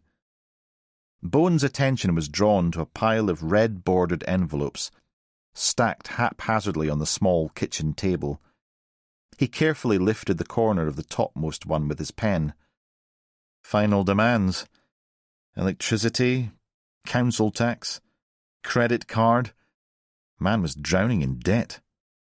"Looks like it," Cartwright said. "Sir," Walker called from the adjacent room, "you might want to see this." Bone ducked through the low arched doorway into a claustrophobically small bedroom. The curtains were drawn tight, casting the room in a gloomy half-light. The double bed was rammed into the space, its sheets rumpled and stained, clearly unwashed for some time. An ornate ski-and-do lay atop a narrow bedside cabinet, squeezed tight against the wall. Part of his Highland dress? Or protection? Walker wondered aloud, pointing at the traditional knife. Maybe both. Bone moved to the window. He drew back the curtains, sending a cloud of dust dancing in the sudden shaft of sunlight. Below, Bearsden's High Street bustled with midday shoppers, oblivious to the drama unfolding above. Bit of a come-down for the jury heir, Bone mused, living above a newsagent while his sisters hold court in that mansion. Speaking of sisters, Walker nodded towards a framed photograph on the windowsill. Looks like he only kept a picture of one of them. Bone picked up the frame with his gloved hand.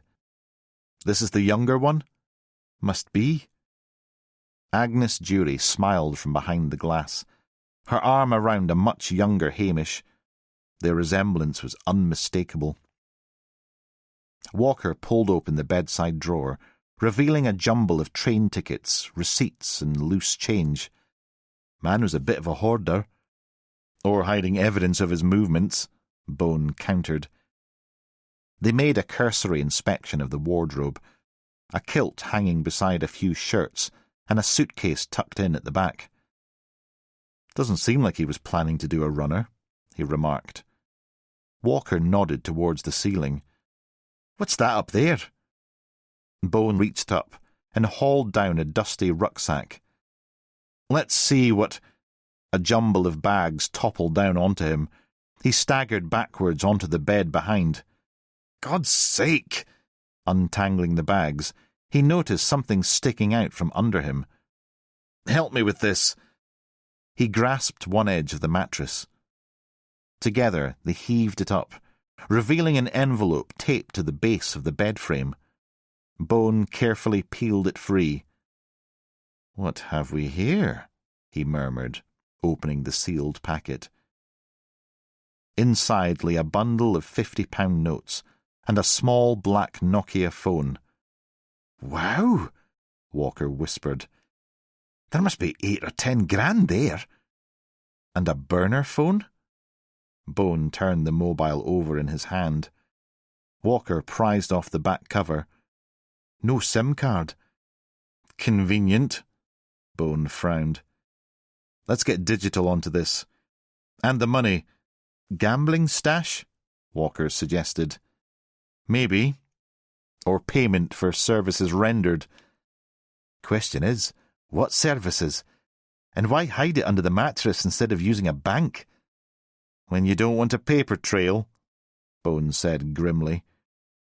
He flagged down a passing SOC officer. Evidence bags for these, please. And tell your team to search for a SIM card. Could be anywhere in the flat.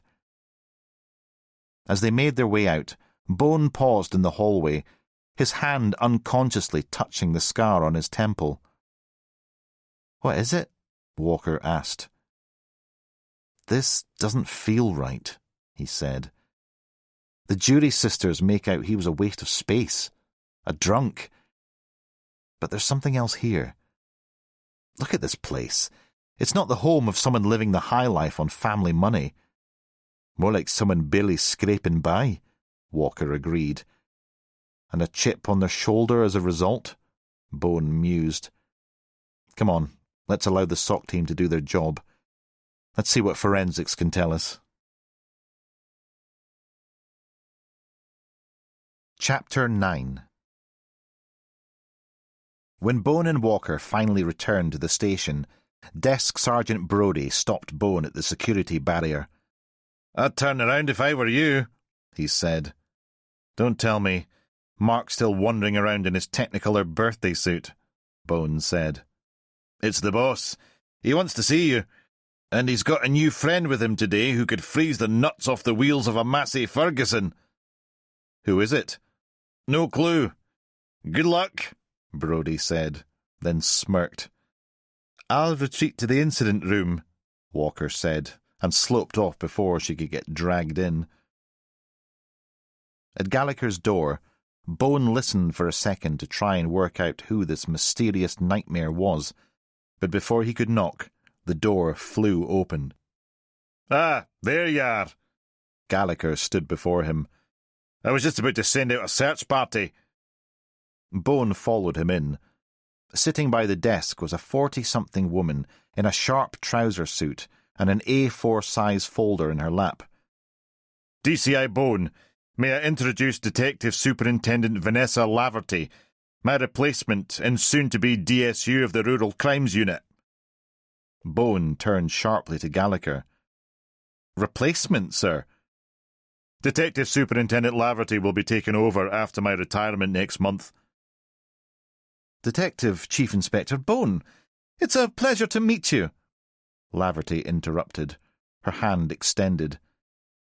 Bone hesitated. Her piercing green eyes drilled into his, but gave nothing away. He finally took her hand, and they shook. Her skin was cold, and her grip firm. How's your case coming along? And more importantly, how is your young detective doing? Very busy, Bone said bluntly. Yes, but no immediate breakthrough? Early days, ma'am. D.S. Harper is still in A&E. He suffered a hit on the head and the paramedics have taken him for further checks, to be on the safe side. He was assaulted by a suspect fleeing the scene. Is that correct? Laverty quizzed. As far as we can tell, yes. Bone's frustration was growing. You're not related to Assistant Police Commissioner Peter Laverty, are you? My father, yes. Bone leaned his head back, a knowing expression appearing. I earned my law degree at the University of Edinburgh with first-class honours, Laverty said. I chose policing over a legal career, as I prefer action over argument. Joined Lothian and Borders Police at 22 as a probationary constable before quickly transferring to SCD and climbing the ranks to Detective Chief Inspector.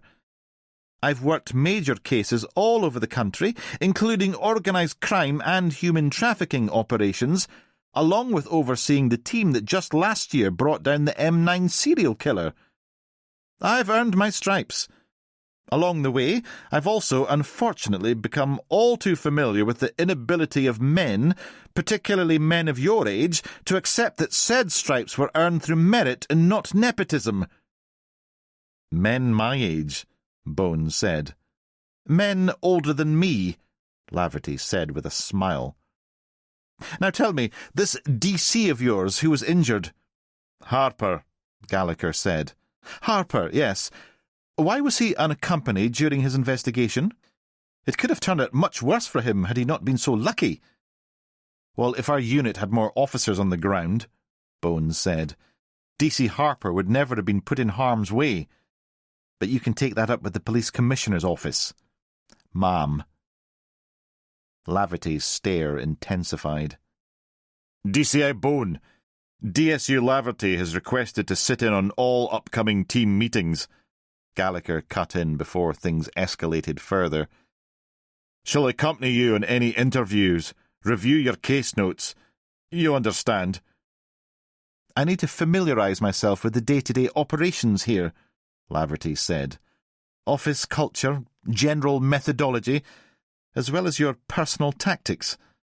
Help me understand your leadership style and the working dynamic of your team. For instance, I spotted your colleague earlier, D.S. Mullins, in some interesting attire. Is it mufti day in the station? Have I missed something? She shot Bone a barbed smile. D.S. Mullins was actually on a day off. He was attending a yoga class opposite the distillery. He's been busy all morning, and to be honest... Bone was about to continue, but Gallagher shot him a look, and he bit his tongue. Good to know your team have high levels of dedication, and keep themselves fit, too. Laverty checked her watch. Now, if you'll both excuse me, I have a tour of the forensics lab to attend. DSU Gallagher, thank you for your assistance this morning, and DCI Bone. I look forward to seeing a lot more of you. When the door closed behind her, Bone turned to his boss. I thought your retirement was until next year. It wasn't, Gallagher said. But when I realised I had several additional months' leave, I thought, why the hell not? You know her reputation is that of an asset stripper, right? Bone watched Laverty scoot down a corridor. She's going to gut her unit. Gallagher faced him. So you have heard of her? Of course I have. Everyone has. She's her father's hound, doing the head office's dirty work for them. And all the more reason for you to get on with her.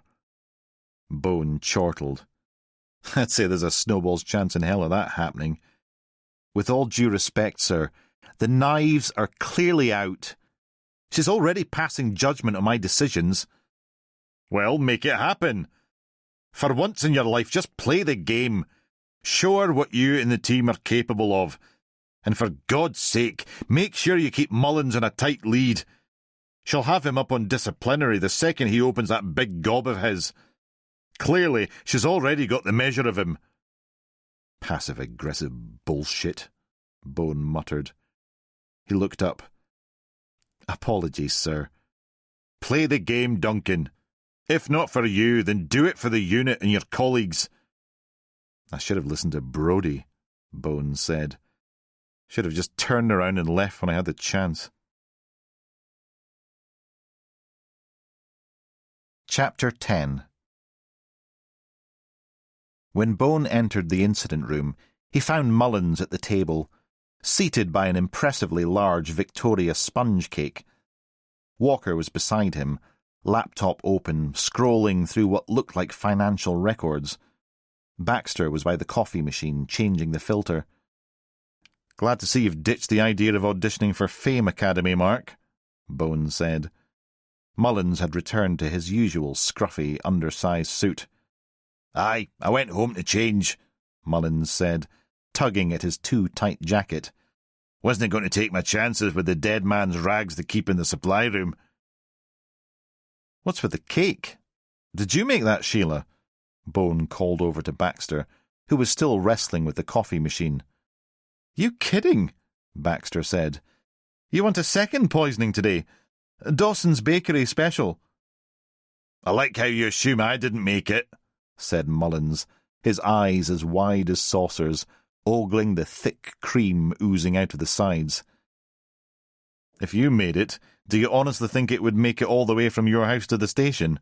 Bones scoffed. In that case, maybe I'll have a piece. If Mark doesn't bite your arm off first, Walker said. I've already lost a finger. Baxter flipped the lid on the percolator and switched it back on. Did you catch up with Gallagher? Bone grimaced. Yes. Unfortunately. Walker glanced up from her laptop. Everything okay? Don't ask, Bone replied. I'll fill you all in later. Is it National Tweed Suit Day or something? Mullins scooped up a slice the size of his fist. If you must know, it was my birthday over the weekend, Baxter said reluctantly. You kept that quiet, Bone said. Don't blame you. I'd be keeping quiet about my bicentennial as well, Mullins said, his mouth already full. Perhaps I will bake a cake tonight, Baxter said. Made with special ingredients just for you, Gannet guts. By the way, Mark, have you heard about this new fad? Bone asked. It's called chewing before you swallow. Who has time for that? Mullins mumbled, bits of crumb shrapnel shooting out of his mouth. Walker leaned away from him, shooting a look of disgust his way. Ravenous hyenas have more table manners. Bone sat at the far end, out of Mullins' firing line, and Baxter soon joined him. She stirred her coffee slowly and then took a sip. So, dare I ask? Bone said. She stared at him. Ask what? She frowned, anticipating the next question. Bone held up his hands. Nothing? He smiled. Baxter stared down again, and collected a file folder she'd set down, opening it up. I'm 59, she said, but let that be an end to your inquiry. Bone smiled. Well, you don't look a day over 60. You can go off people, you know. She scowled at them both, took another sip of her coffee, before finding her place amongst her materials. I've discovered more about the distillery's finances. She handed Bone a printout. Their registered company account reveals that their chief accountant, Morgan Dribble... Mullins exploded with laughter, spraying cake like confetti all over the table. "Mark!" Bone and Baxter yelled in unison. Walker quickly moved her laptop out of the spray zone. "Why did I choose to sit next to him?" she muttered. "Sorry, but Morgan Dribble. Seriously." "You are the living definition of mature, Mark." Baxter brushed moist crumbs from her notes. "Mr. Dribble collects an annual salary worth £200,000. Mullins paused, shoveling the last of his cake into his mouth, and gawped at Baxter, an expression of complete incredulity on his face. 200,000, he said. He shook his head and finished wolfing down his cake. Accountants, bankers, they're all crooks, aren't they? Getting rich off moving numbers around while the rest of us are stuck working for a living. Yes, you look hard at work to me, Baxter said. You think I'm a mess now.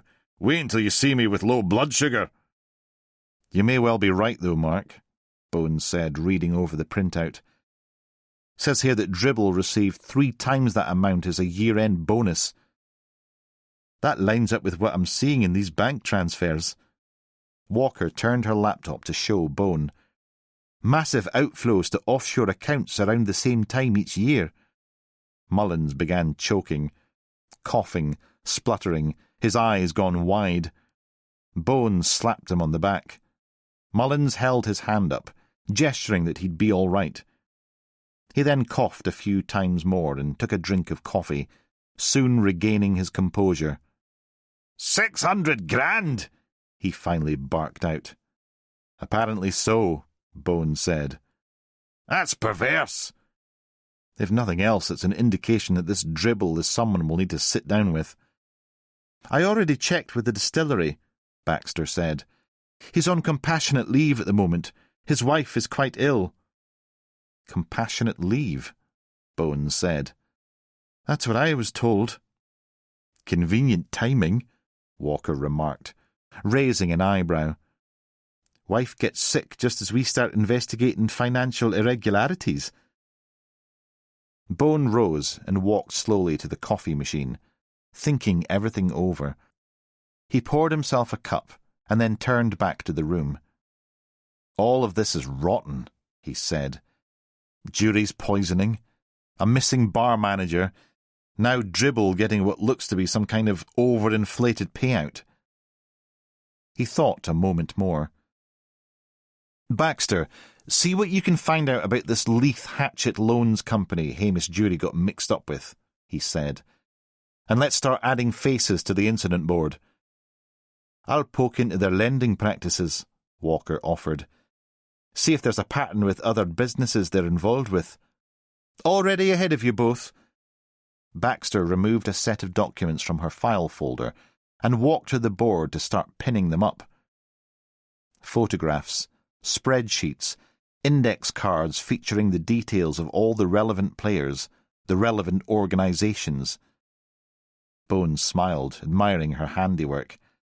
I should have known you'd been on top of it. Still sharp after all these years, huh, Nana? Said Mullins, helping himself to a second piece of cake. You're one flying stapler away from an early grave, Baxter said. I think we all are if we keep working with Mark. Walker caught Baxter's eye with a small smile. Bone stepped closer towards the board as she finished setting things up and studied the array of images and information for a moment, trying to put it all together, trying to identify where and how it all connected. Harper's entrance punctuated the momentary silence, his head bound in medical gauze. There he is, Mullins said. The mummy returns. How's your head, pal? I'll live, Harper said. It was just a couple stitches. You sure? Bone asked. You shouldn't be here. You should take the day or the rest of the week off. I'm fine. The doctor in A&E gave me the all clear. Well, if you start to feel crap, I want you to go home immediately. And desk duties only, please. I'm really okay. I'd rather be helping out on the case. Try and catch the idiot who gave me this. He gently tapped his head. He spotted the cake. "What's that?" "Mullins' lunch, apparently," Bones said. "I'll chance my luck and ask Mark for an update. Have you heard back from CFO Cash on the body yet?" "Mark, can you pause troughing sponge for a moment and update Will on where we're at?" Bones said. His phone suddenly pinged with a text notification. "Ah, speak of the devil," he said. "The man in black is summoning me to his lair." Chapter 11. Cash walked with Bone through the forensic lab on their way to the mortuary. In one hand, he carried a clipboard with a report affixed to it, and in his other, a squishy stress ball that he periodically squeezed and released. "You met the new DSU yet?" he asked. "How could I miss her?" Bones said. "I bet you could feel that cold front blowing in all the way from Siberia." "She seemed all right to me. She's just been down here giving the place the once-over." "Should fit right in." Bone glanced down. "What's with the ball?" "Trying everything I can to relax my brain." "I'd ask how your divorce is going, but I think you've just told me the answer." "Her. Now, talk about repressed. That woman's a bloody black hole, sucking up everything I've ever owned. Doesn't just want the house, she wants my spirit, my soul. I don't know why I ever got married in the first place. Some misguided attempt at meaning, I suppose. But it's all a big nothing, isn't it? I hope those weren't your wedding vows. You see enough stiffs in here, you start to reevaluate things. Something tells me you were born this way, Cash. I suppose it pissed her off, though, finding out about my new girlfriend." "You think so?" Bones said sarcastically. "Oh, it wasn't like that, and you know it. We only hooked up after my wife kicked me out. Mind you, there's a lot to be said for new relationships, but they do require stamina. She's bound to put me in one of these freezers soon enough if she keeps it up. I had no idea that the human tongue could be so expressive." "All right," Bones said. "I'm now formally asking you to change the subject." They continued on to the mortuary, Cash quietly chuckling to himself. Inside, the CFO went straight to one of the coolers. "I was surprised you got him back so quickly," Bones said. "We don't mess about. It's a working factory over there. Best to try and clear out as quickly as we can." Cash opened the door and pulled out the body tray. Bones shuddered at the sight of Jury's bloated, naked corpse, his features frozen in the grotesque, contorted scream of his death throes. The skin had taken on a sickly, purplish-red hue, taut and shiny across his distended abdomen.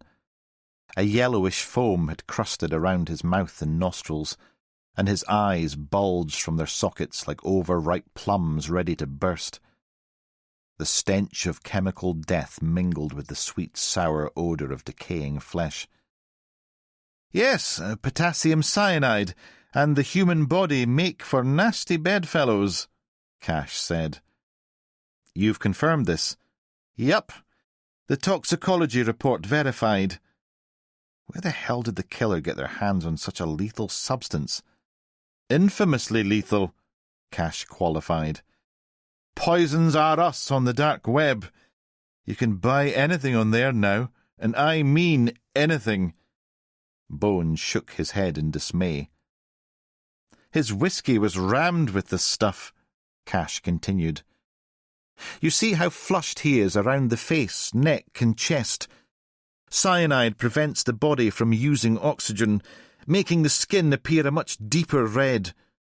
The blood sample we took from him looked like fruit punch, it was so bright. And he's got clear cyanosis of his fingers and toes.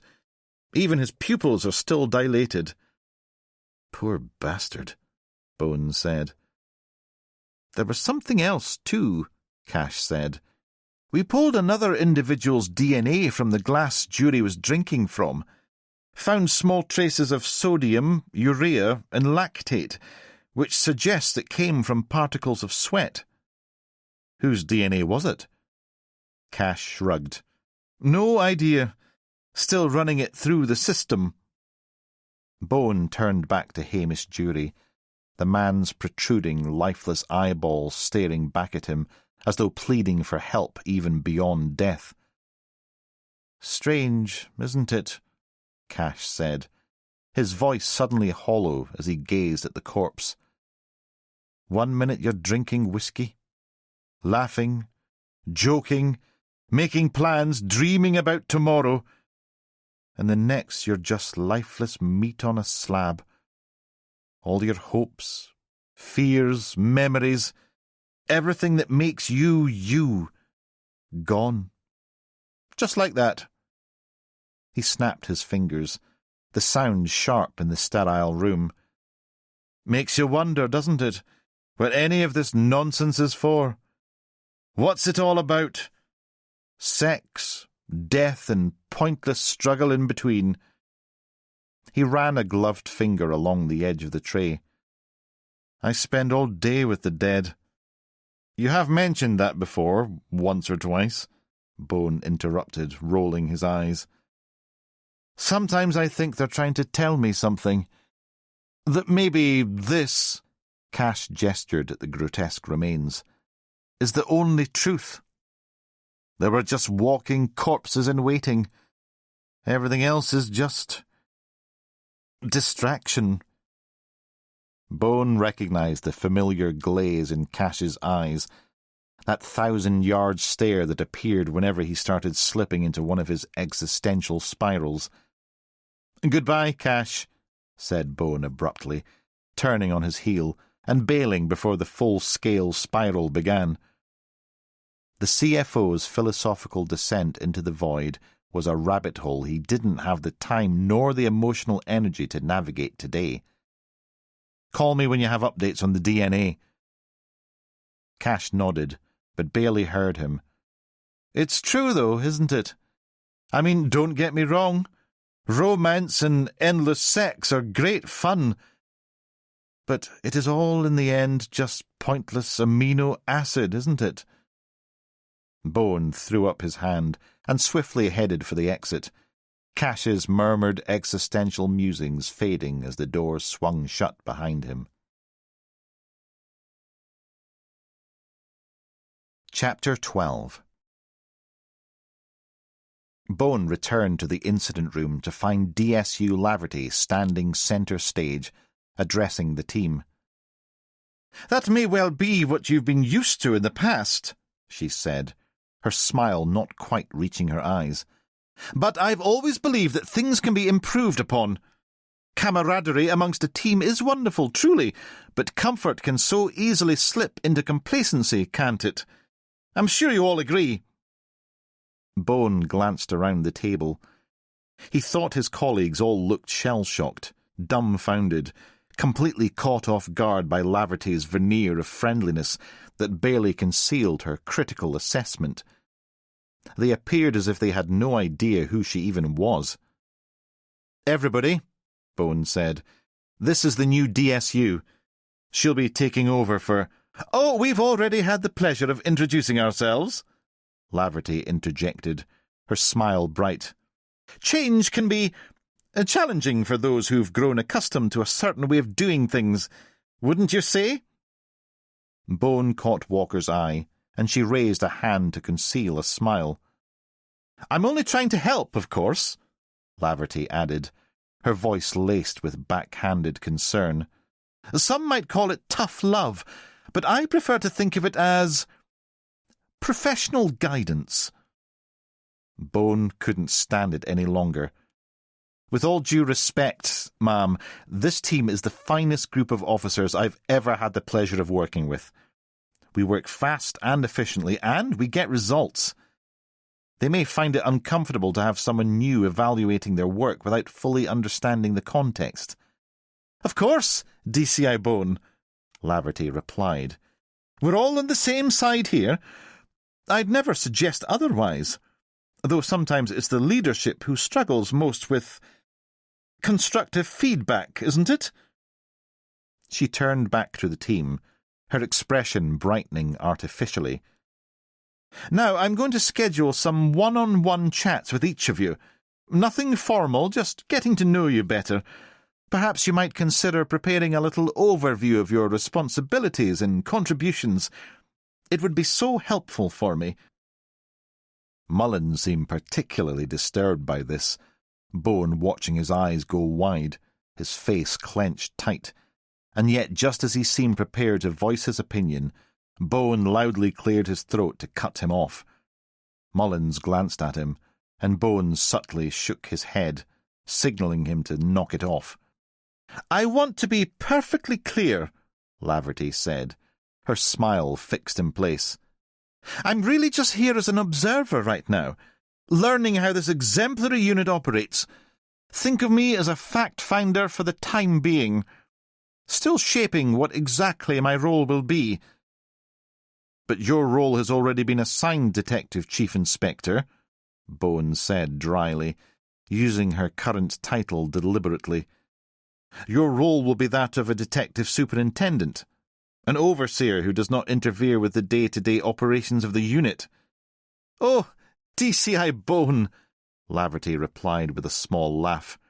"I think we both know the role of any DSU goes much deeper than that, don't we? Now, if DSU Gallagher preferred a more hands-off approach, then that was certainly his prerogative. But as the soon-to-be boss of this unit, I'll need to find the right balance of oversight. Perhaps," she added, her voice dropping to a more pointed tone, "instead of advising me on my role, you might want to revisit the guidelines on chain of command and professional conduct before I am in post. Just a friendly suggestion." Bone gritted his teeth so hard he risked breaking a molar. Yet he resisted a response. "Wonderful," Laverty said, with another bright smile. "Now then, I couldn't help but notice, and please correct me if I'm overstepping, but shouldn't your young DC here be on sick leave?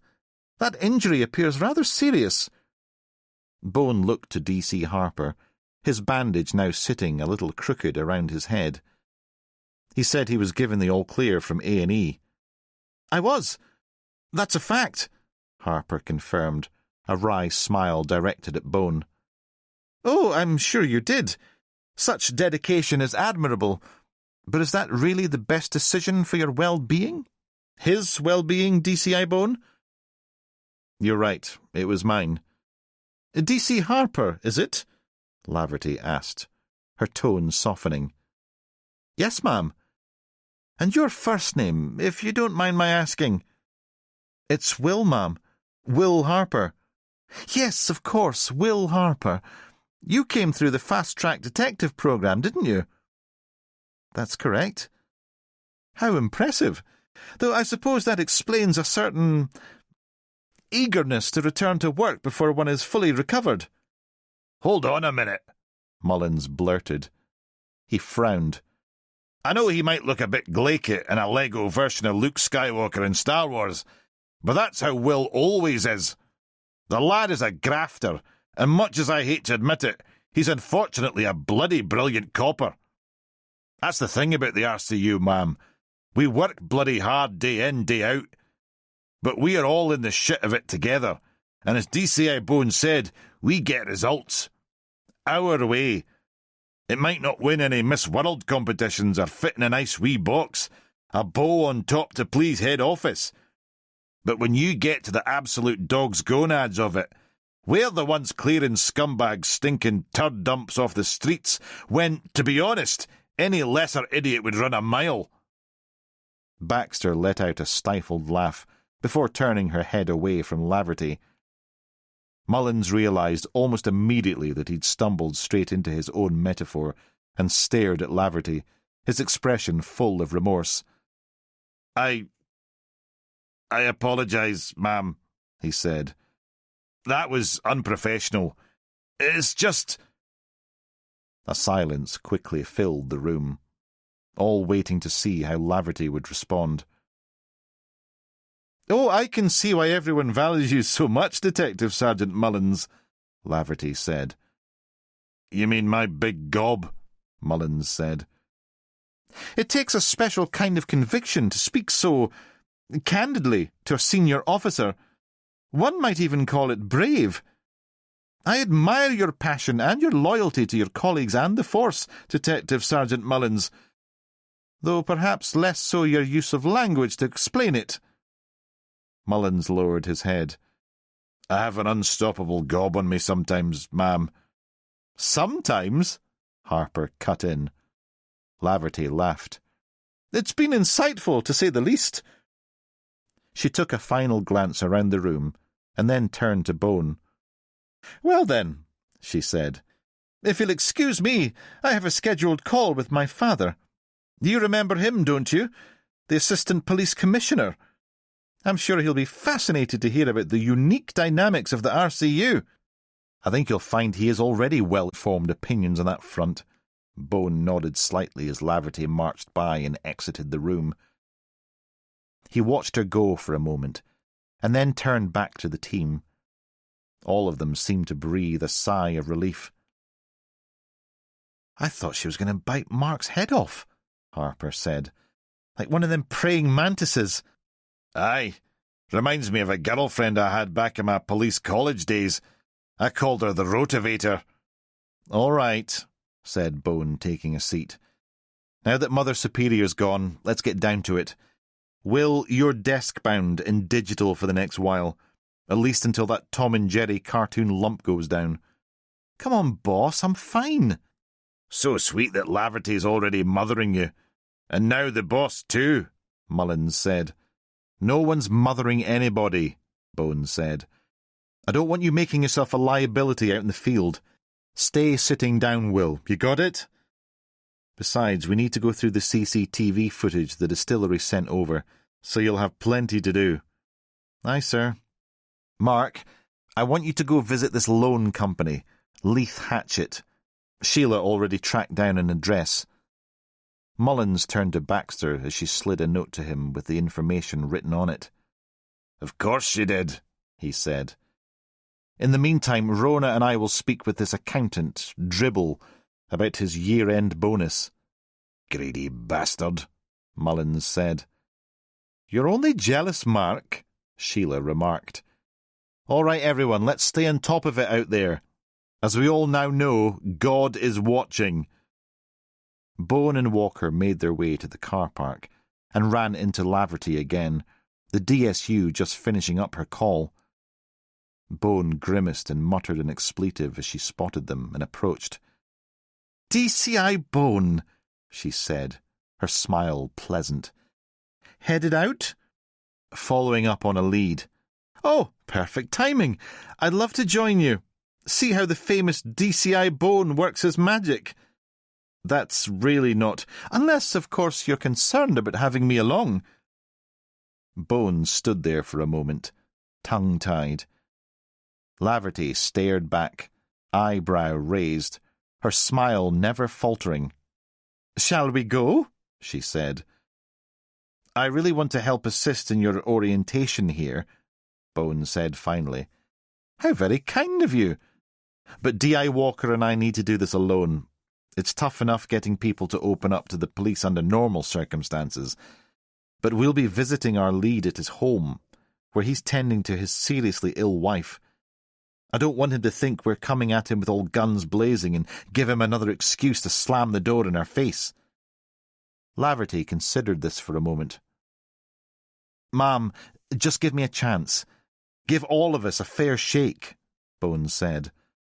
"Let us do things our way and show you what the RCU can do. And when I'm finished, you can give me all the feedback you think necessary on our methods." "All right," Laverty said after further thought, her smile returning. "But I would appreciate a comprehensive debrief when you return. Don't leave out any details, no matter how small. That wouldn't be very collaborative of you." "Not one detail," Bone said. With that, he quickly marched to his car, Walker chasing behind. He didn't want to give Laverty one more second to change her mind. Chapter 13. Tucked away in the shadow of Fintray's ancient woods, Morgan Dribble's home was an imposing 5-bedroom estate with a weathered stone exterior covered with ivy. Sitting on the cobbled driveway was an immaculate burgundy S-Class Mercedes. Bone parked alongside, cut the engine, and they stepped out. Before Bone rang the front doorbell, Walker glanced through the adjacent bay window and shrugged. No sign. Bone rang. No response. He tried again. Nothing. They were about to try around the back when the door suddenly swung open. A man stood before them in his dressing gown, belt dangling by his waist. He appeared tired and dishevelled, with dark bags under his eyes, as if he hadn't slept for days. He glanced between Bone and Walker, and they flashed their warrant cards at him. DCI Bone and DI Walker from Kilwinnock Police Station. Are you Morgan Dribble? Bone asked. Yes. What's happened, officers? Has there been a break-in or something nearby? No, sir. It concerns the distillery, Bone continued. An accident? May we come in, sir? Dribble glanced back into the house. I'm sorry, officers. Can't this wait? My wife... Forgive us, Mr. Dribble, Walker said. We're aware your wife is ill, but unfortunately this can't wait. Dribble looked from her to Bone. We spoke with the general manager at Glenjury, Bone said. He told us where you were, your situation. Dribble nodded. Well, he said, glancing back inside, she's upstairs and has just undergone a round of treatment, so she'll be quite exhausted. This new stem cell therapy, it really knocks her out. Chemo wasn't doing any good. He stared at the ground and seemed to be lost for a moment, consumed by pain, and when he looked up his eyes were filled with tears. But we have to try, don't we? He said. We have to try. He wiped his cheeks with the back of his hand. May we come in, sir? Bone repeated. It really is a matter of urgency that we speak with you. Dribble nodded, then finally stepped aside. But please, can we make it as brief as possible? I need to keep a close eye on Claudia. They were led into an enormous, rather ostentatious lounge, with high ceilings, oak-panelled walls, and 2 large tapestries hanging on either side of a grand fireplace. Dribble showed them to a velvet settee with matching armchairs, and there all 3 of them took seats. You haven't received any news from the distillery this morning? Bone continued. No, I've been attending to my wife. I'm sorry to have to inform you that Hamish Jury is dead.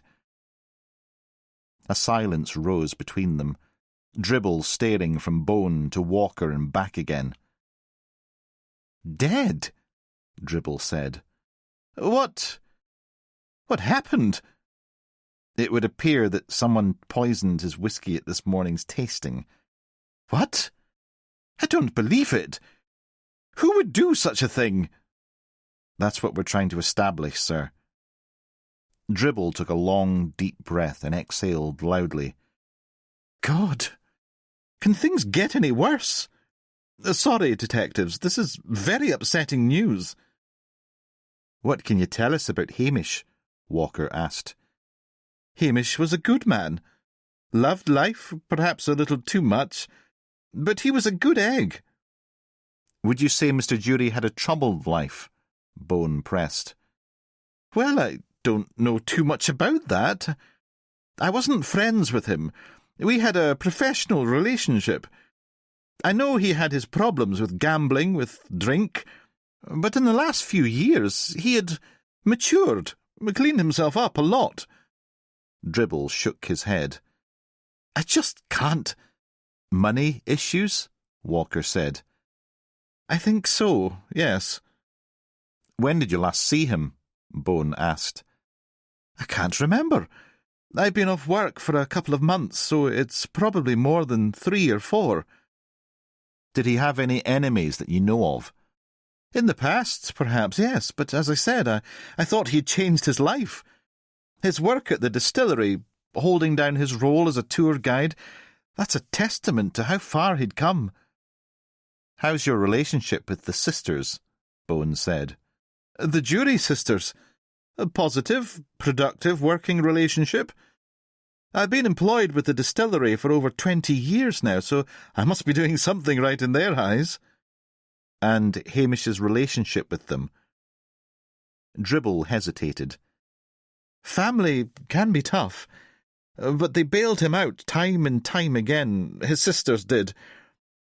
I don't know what it was. It always seemed like Hamish was in a hurry to get rid of any money he had on him, like he couldn't stand the sight of it or something. Did you oversee changes in the share ownership? Walker asked. The question caught Dribble off guard, and he responded curtly. That has nothing to do with me. And your bonus? Bones said. My bonus? What's that got to do with anything? £600,000 deposited into your account in December. Dribble narrowed his eyes. I can't see why... What are you insinuating, Inspector? I'm sorry, sir, but we have to go through every background detail of the case in order to eliminate irrelevant information. Why such a large sum this year? Blood, sweat and tears, Dribble said. Nothing more. Glenjury Whisky has seen a major upswing in business over the last 18 months, much of it due to a new blend of ours, Glenjury Black, selling very well in America. Your company hasn't been having financial issues, Walker checked. Every company has issues, part and parcel of any business, but as far as I'm concerned, the tough times are behind us. That's quite a turnaround to afford such an impressive bonus. Dribble's face flushed. I'm sorry, but this is completely inappropriate and somewhat embarrassing. What I earn is my business, and let me say that it's also perverse, this line of questioning. Discussing financial affairs when Hamish Jury is... Sorry, sir, as I said. Bone nodded apologetically. Tell me, Walker said, since you've been working with the Jury sisters for so long, do you know what happened with Agnes?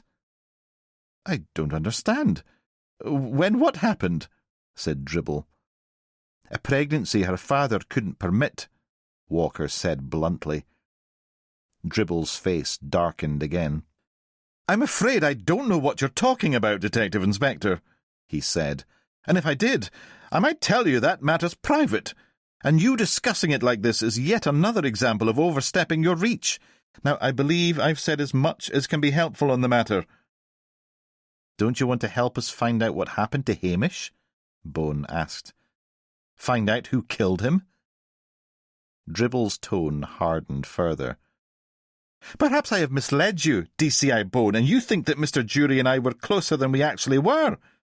I used to do his personal accounts for a time, but I soon gave that up. Annual landmines, as I used to describe them. But I believe I said earlier that my relationship, like that of his sisters, is strictly professional. Of course, I'm deeply sorry to hear of his passing, for his sister's loss. But now that I've had time to consider what has happened, to be completely frank, I'm surprised Hamish did not pass sooner, either from his addictions or at the hands of the lowlives he used to fraternise with. I thought you said he'd cleaned up, Walker said. It's what we've been hearing too. Well, who knows? The black dog's never too far behind, is it? And you said yourself he was drinking at this morning's tasting. A small bell rang out from somewhere above. That will be my wife. Dribble jumped to his feet. I'm sorry I couldn't be more of assistance. I trust you can see yourselves out.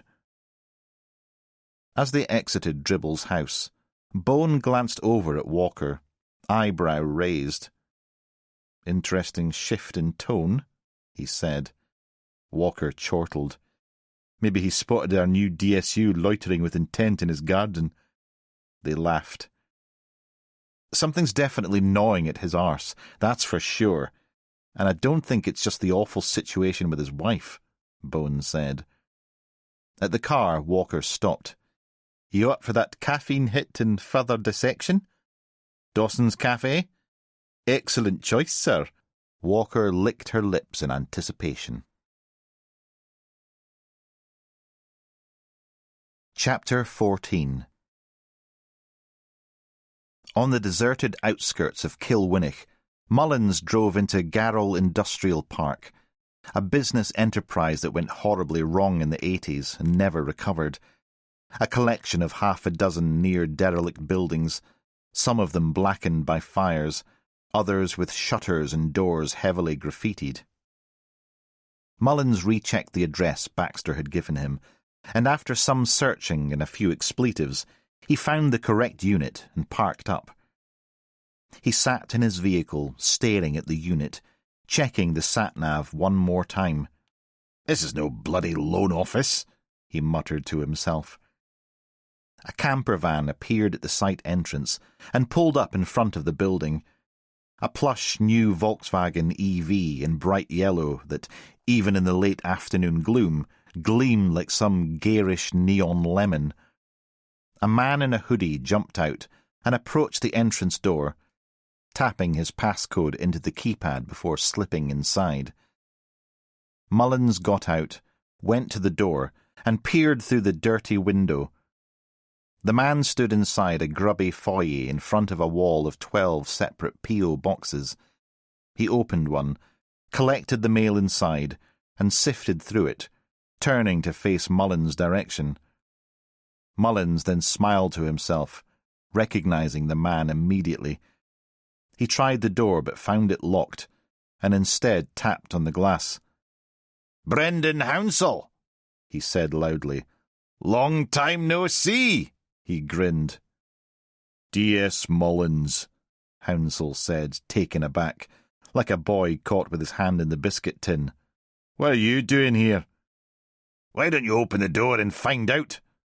Hounsell looked around for a separate exit. "I wouldn't bother running, Brendan. You know what my temper can be like." "What do you want?" "To continue this face-to-face. But hey, if you like talking to people from behind glass, I'd be more than happy to send you back to Barlinnie, and we can have our chat there."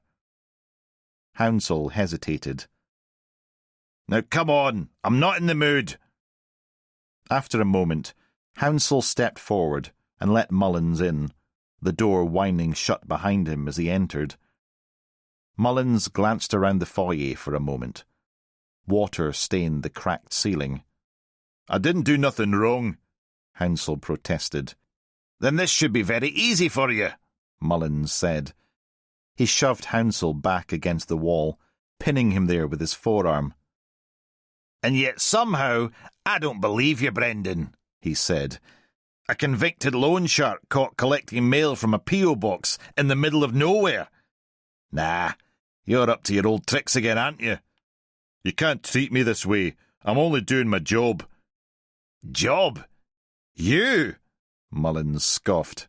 "Aye, a legitimate employee. Straight and narrow for me, Detective Sergeant." Hounsell attempted a smile, but Mullins' grip tightened and he winced. "Of Leith Hatchett Loans?" "That's right."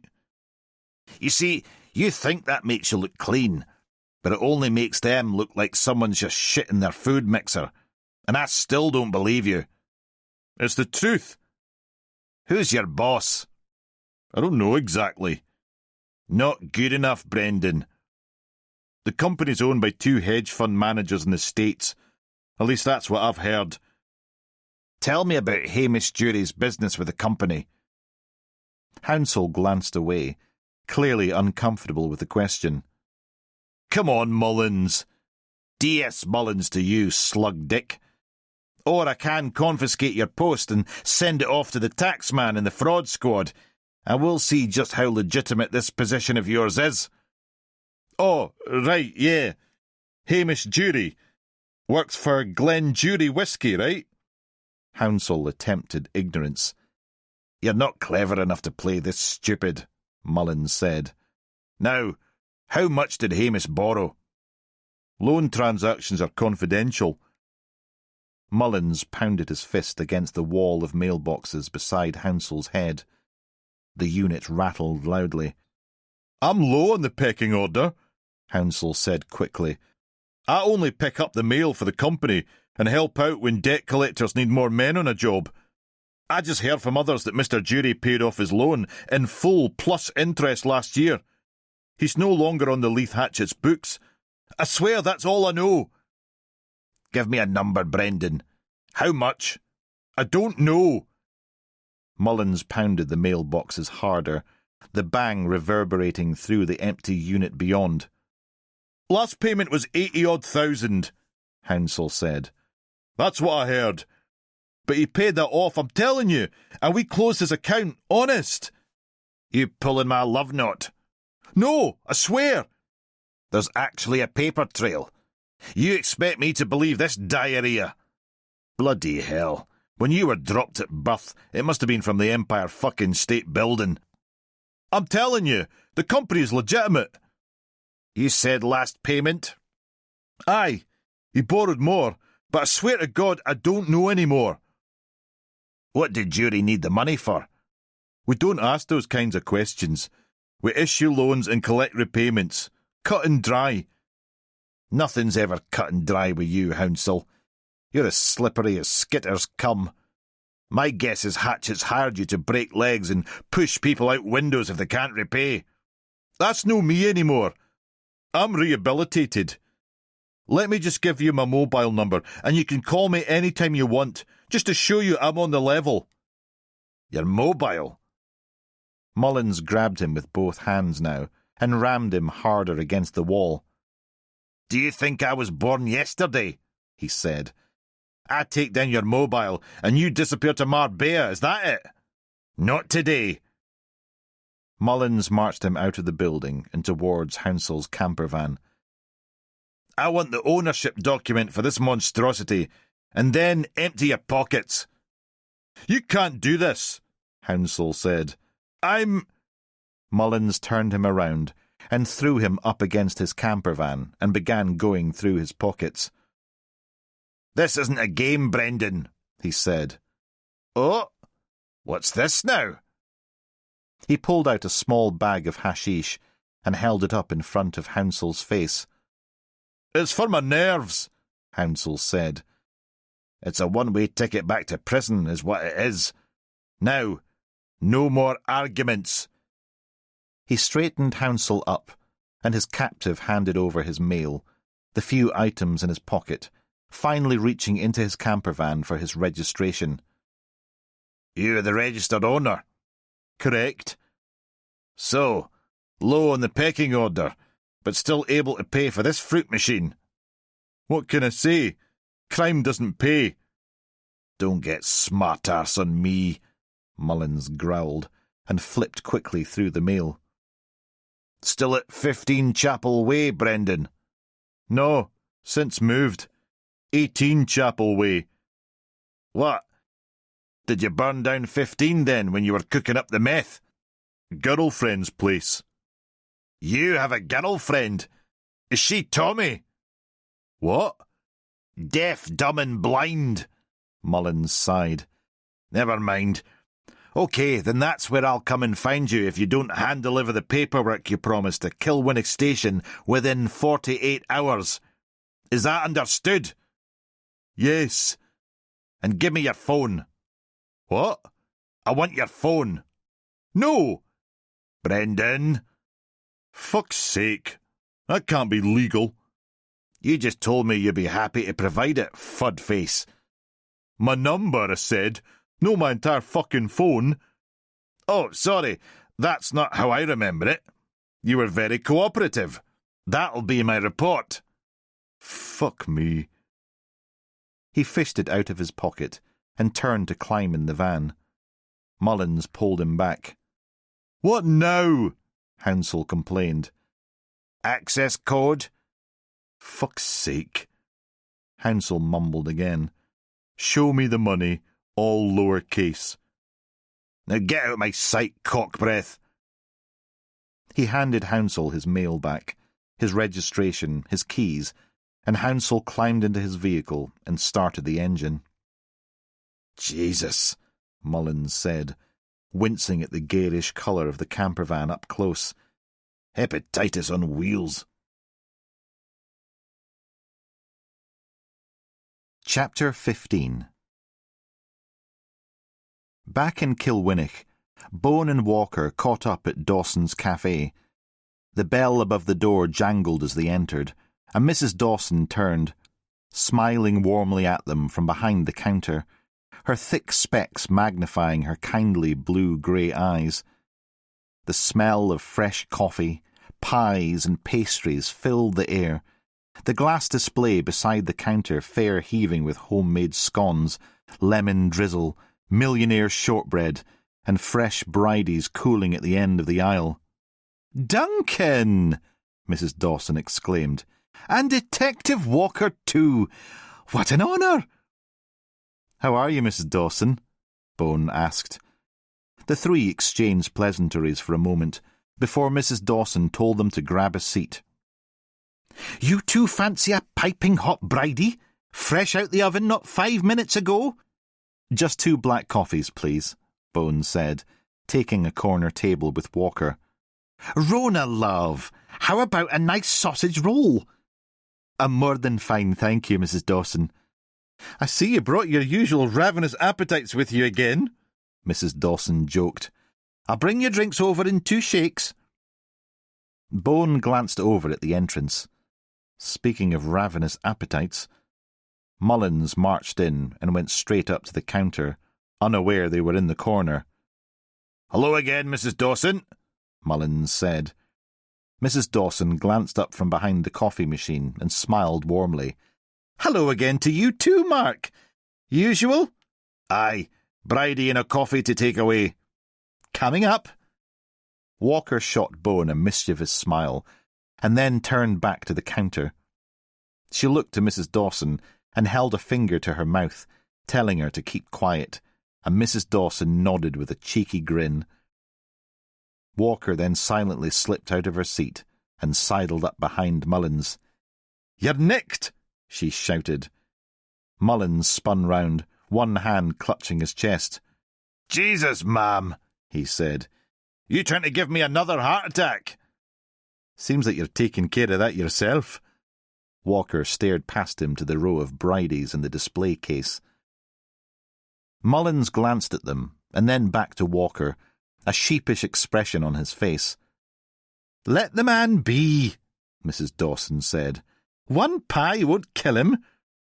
"It's the 6 others he's had since breakfast that will," Bone said. "God's sake, it's like the bloody diet polis. Are you following me? You lot are worse than Sandra." "Despite what you might think, I need you alive and well, Mark," Bone said. "Aw, sir," Mullins said. "Give us a break. It's been one hell of a day, and I haven't eaten anything since yoga class." "Not a peck since?" "Not one," Mullins said. "You had most of Sheila's birthday cake earlier, Mark," Walker added. "Bollocks, I forgot about that." Walker went back to her seat across from Bone, as Mullins collected his bridie and coffee from Mrs. Dawson. "Yoga?" Mrs. Dawson giggled, handing him his food.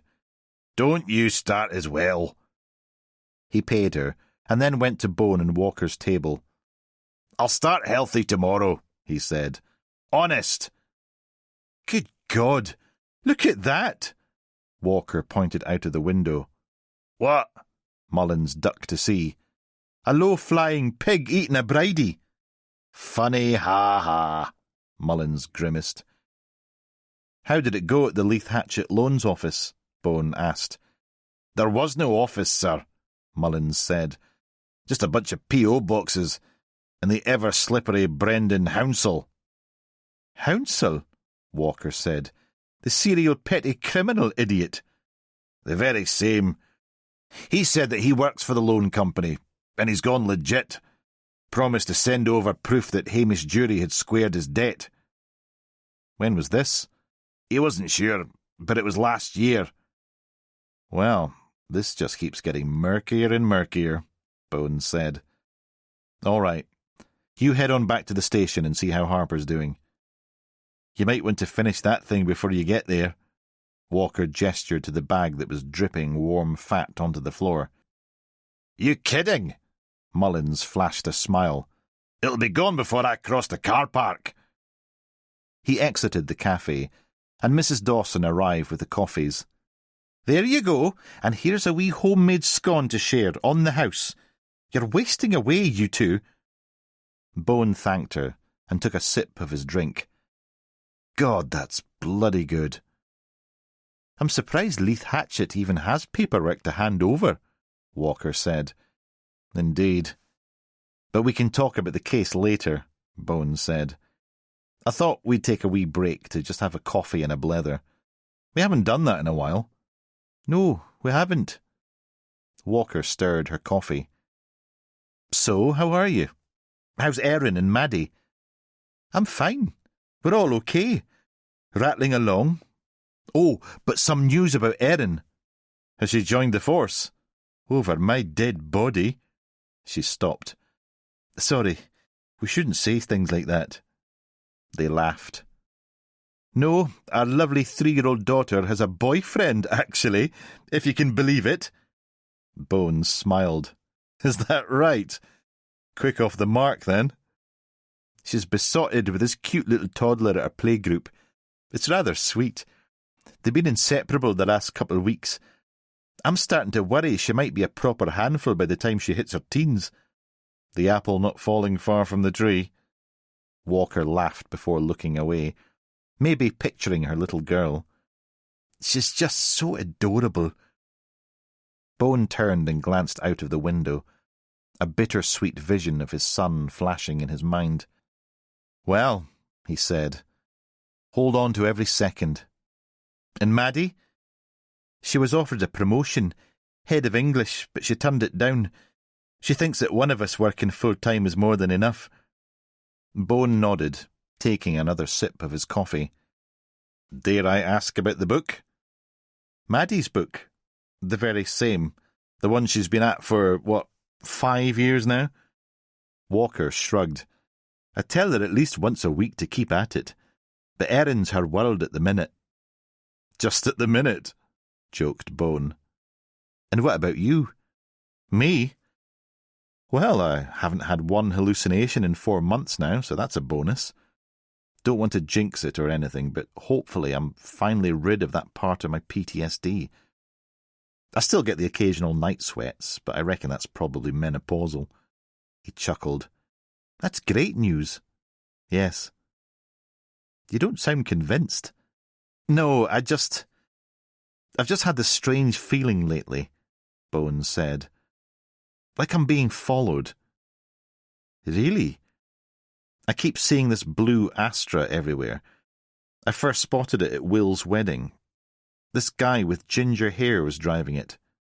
Ah, yes, a common trait amongst all psychopathic stalkers, Walker said, tucking a loose strand of her fiery red hair back behind her ear. Bones shook his head. The wedding was 6 months ago, Walker said. Why not bring it up before now? Because it was just some ginger bloke in a blue car. But you've seen him since? Yes. I'm not certain, but I think I've seen the car several times since. Behind me at traffic lights, that sort of thing. And you're worried it might be a hallucination? Well, some of my prior visions involved a red-haired boy. But no, I'm not too worried. This is real. This was a real man and a real car. Walker thought about it. Might it be someone from an old case? Someone with a grudge? Could be anyone. But it can't be related to this case, as it started long before Jury hit the distillery's stone floor. Can it? Well, you should be careful. Report it to Gallagher. No, it'll just have him second-guessing me. Not to mention it'll give our incumbent new boss more ammunition to give the unhinged DCI the push. She's something else, isn't she? A proper piece of work. She might well be the end of the rural crime unit, Bones said. You think? I wouldn't put it past her. Are we talking shop again? Seems like it. Bones sighed. Then what's your take on Morgan Dribble? What's yours? That he's hiding something much more concerning than a sick wife? Well, I was thinking too. And beyond that? We need to escalate the search for Graham, the bar manager. Though my instinct is telling me something awful has happened to him as well. You think the Jury sisters might have had something to do with all of this? With Hamish's poisoning?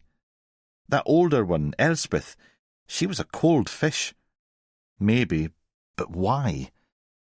Hamish had very little financial stake in Glen Jury. Seems like he was all but on the sidelines at the company, other than perhaps being an embarrassment to the family. Tabloid fodder. Indeed. And if they'd wanted to bump him off, they would have done it at the height of his debauchery, wouldn't they? Not now. Not when, by all accounts, he was trying to get straight. And why choose the distillery of all places? That's tabloid fodder on steroids. Why would the sisters take a wrecking ball to the family reputation like that? It's more likely he rubbed some thug up the wrong way, and this was payback. But then his debts were apparently all paid up with the loan sharks. If you believe Brendan Hounsell. Even Brendan's own mother doesn't believe what he says. Bone threw up his hands. Ach, who knows? Let's hope Harper's turned up something with the Glen Jury footage. Maybe we'll get lucky. As if that ever happens, Bone joked. Hard graft and heart attacks, more like. Chapter 16. The digital unit's basement room looked like a cross between a computer museum and an electronics graveyard. Shelves groaned under the weight of obsolete hardware, tangled cables hung like technological vines, and a stack of vintage VCRs teetered precariously in one corner. 2 gleaming monitors provided the only modern touch, their screens casting a blue glow over Harper and PC Kevin Jar Jar Jenkins, nicknamed for his controversial but passionate defense of Star Wars' most hated character. "I'm telling you," Jenkins was saying, "Jar Jar was integral to the whole plot. Without him—" "Oh, don't start again, Kev," Harper groaned. "He has no redeeming—" "What fresh slurry pit is this?" Mullins interrupted, ducking under a dangling Ethernet cable as he entered. "Mark, this is Kevin Jenkins from Digital," Harper said. "Kev, this is D.S. Mullins." "Haven't seen you up in daylight before," Mullins grinned. "I suppose one tiny ray of sun hits that peely-wally skin of yours and you turn to dust." Jenkins adjusted his thick-rimmed glasses. "Better than dealing with actual people." Mullins spotted an ancient reel-to-reel player. "Has the boss been dumping his car boot finds down here?" "We use everything," Jenkins replied. "Last week we were digitizing a 4-inch tape for a fraud case." "God, reel-to-reel." Mullins shuddered. "My old man used to make us watch his bloody awful home movies. Hours of folks' feet on a beach, zoom shots of my ma's cleavage or arse, horrendous relatives glugging sangria and grinning at the camera. Found anything on a runner?" he asked, mercifully changing the subject. Harper nodded at the screens. "He's clever. Watch." He played footage of the tour, showing their suspect hanging back, face consistently hidden whenever passing a camera. "Like he knows where they all are," Mullins observed. "Exactly," Harper said. "Hold on." Jenkins suddenly straightened. "What's this?" The grainy image of the distillery entrance appeared. Jenkins rewound slowly, a hooded figure emerging backwards from the left. Frame by frame, they watched the figure skulk out the gate, then turn back. "Gotcha!" Jenkins' fingers flew across the keyboard. A scanning bar swept across the screen, clearing the grain. Another pass sharpened the image further. He isolated the head. enhanced, zoomed. "Ugly sod," Harper muttered. Mullins leaned in. "Is that a mole in his right cheek?" "Looks like it is," Jenkins confirmed, and tapped the monitor. "I know this clown," Mullins said, scratching his head, then his crotch. Harper grimaced. "Is that necessary?" "Sorry, when something's bugging me, my bollocks get restless."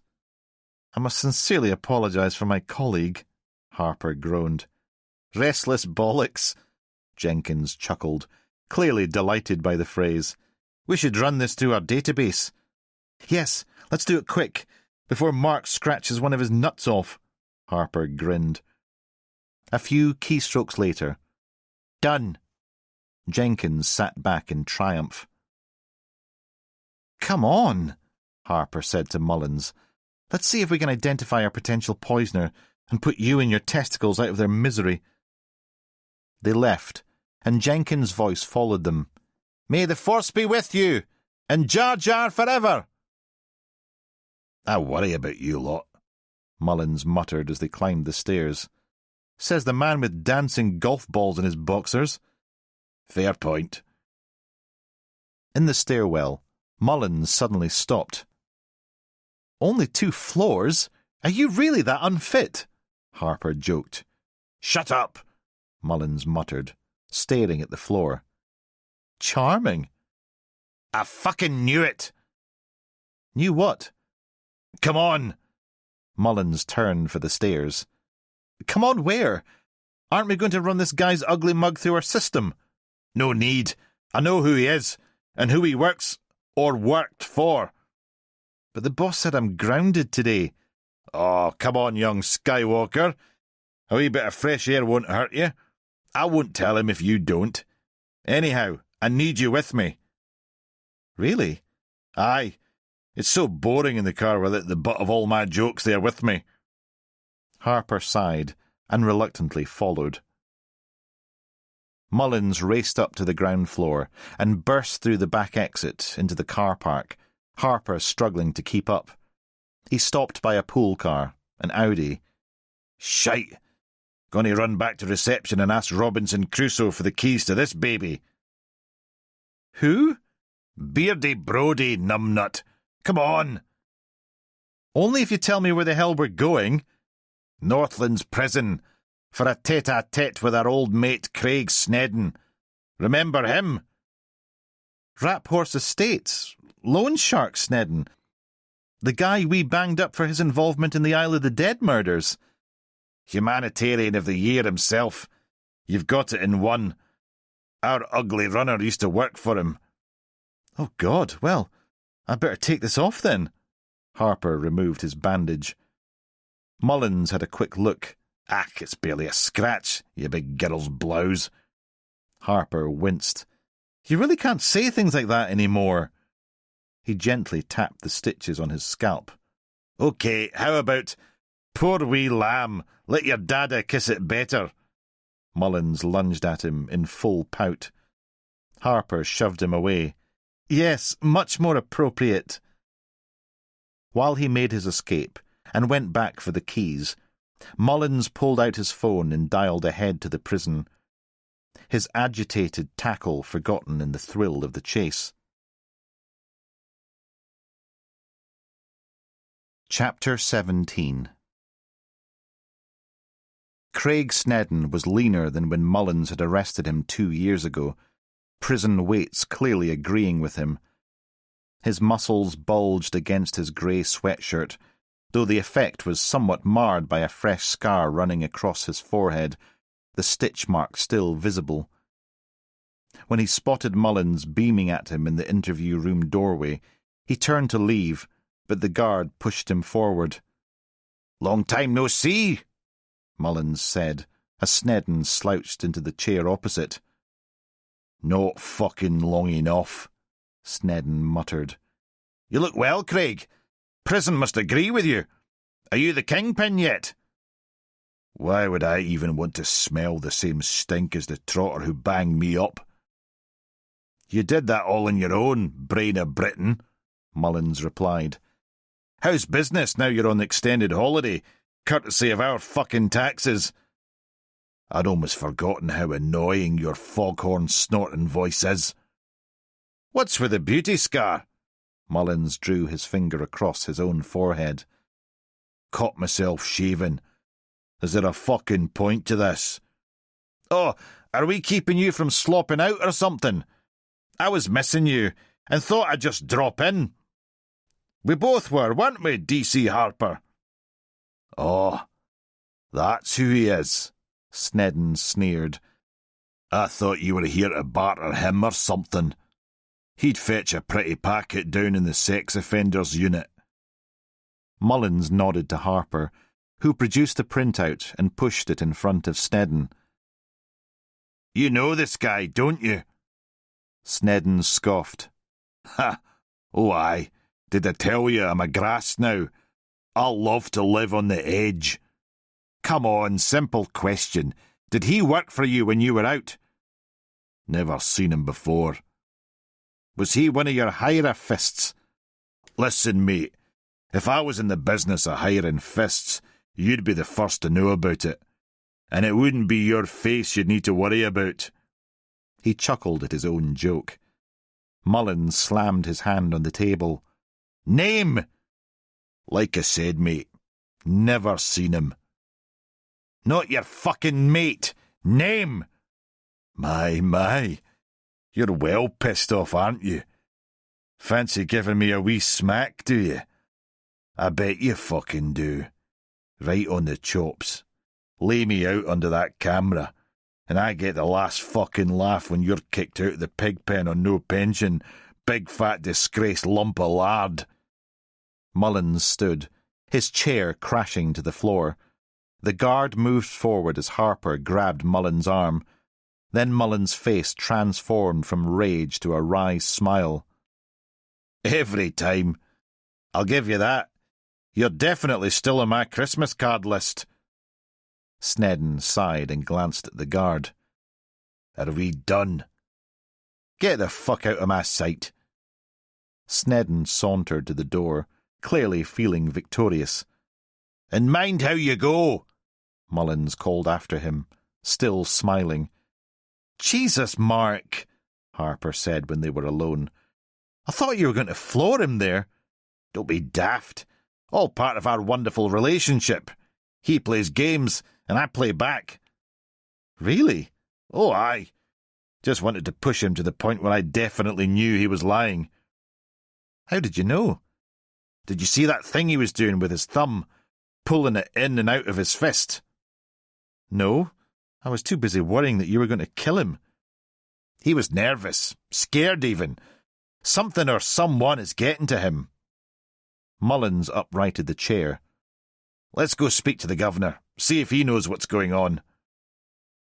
In the corridor, Mullins approached the waiting guard. Could we have a word with the governor? He's off sick. His deputy? I'll walk you out, detectives, the guard urged, nodding to the stairs. Harper read the guard's body language. Okay, thanks. What? Mullins asked, oblivious to the guard's desire to speak to him. The guard wants us to walk out. Harper elbowed his colleague discreetly. The penny finally dropped. At the front exit, the guard asked, So what's wrong with it? What? Mullins turned. Keep walking, the guard whispered. Open the bonnet of your car when we get there. Mullins glanced at him. Okay, cheers. They crossed the front car park, security cameras tracking their progress. At the car, they both leaned into the engine compartment, heads close together. Sorry, but there are cameras, you ken. Well, it is a prison. I would expect at least a modicum of security, Mullins joked. This didn't come from me, okay? I mean it. If they find out I've been talking to you, I'm done for. Sure. Mullins removed the oil dipstick, making a show of examining it.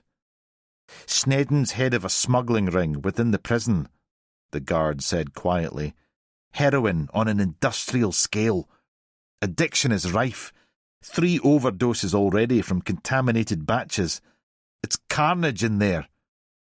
How long has this been going on? 6, 8 months. What's the governor doing about it? Wall of silence. I don't know if the suppliers on the outside have got to him, or he just doesn't want to know. He's close to retirement, maybe just wants an easy escape. The Scar related? Might be. I don't know, but nothing's been done, and I'm pretty sure there are a few screws on the payroll. I'm fucking sick of it. So stressed I haven't slept for months. I'm losing my hair, and my girlfriend's dumped me. I want out, but I'm too scared to leave in case they come after me. Have you been approached? Not yet, but it's only a matter of time.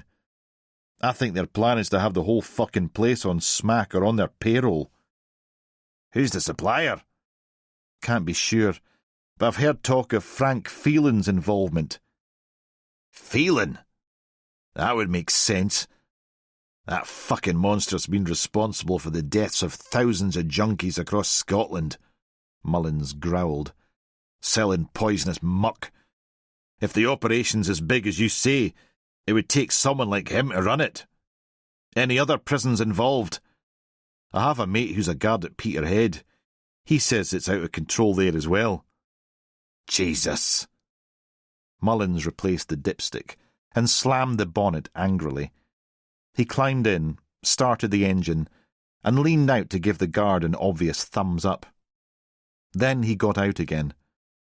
Thanks for that, he said, then whispered, Watch yourself.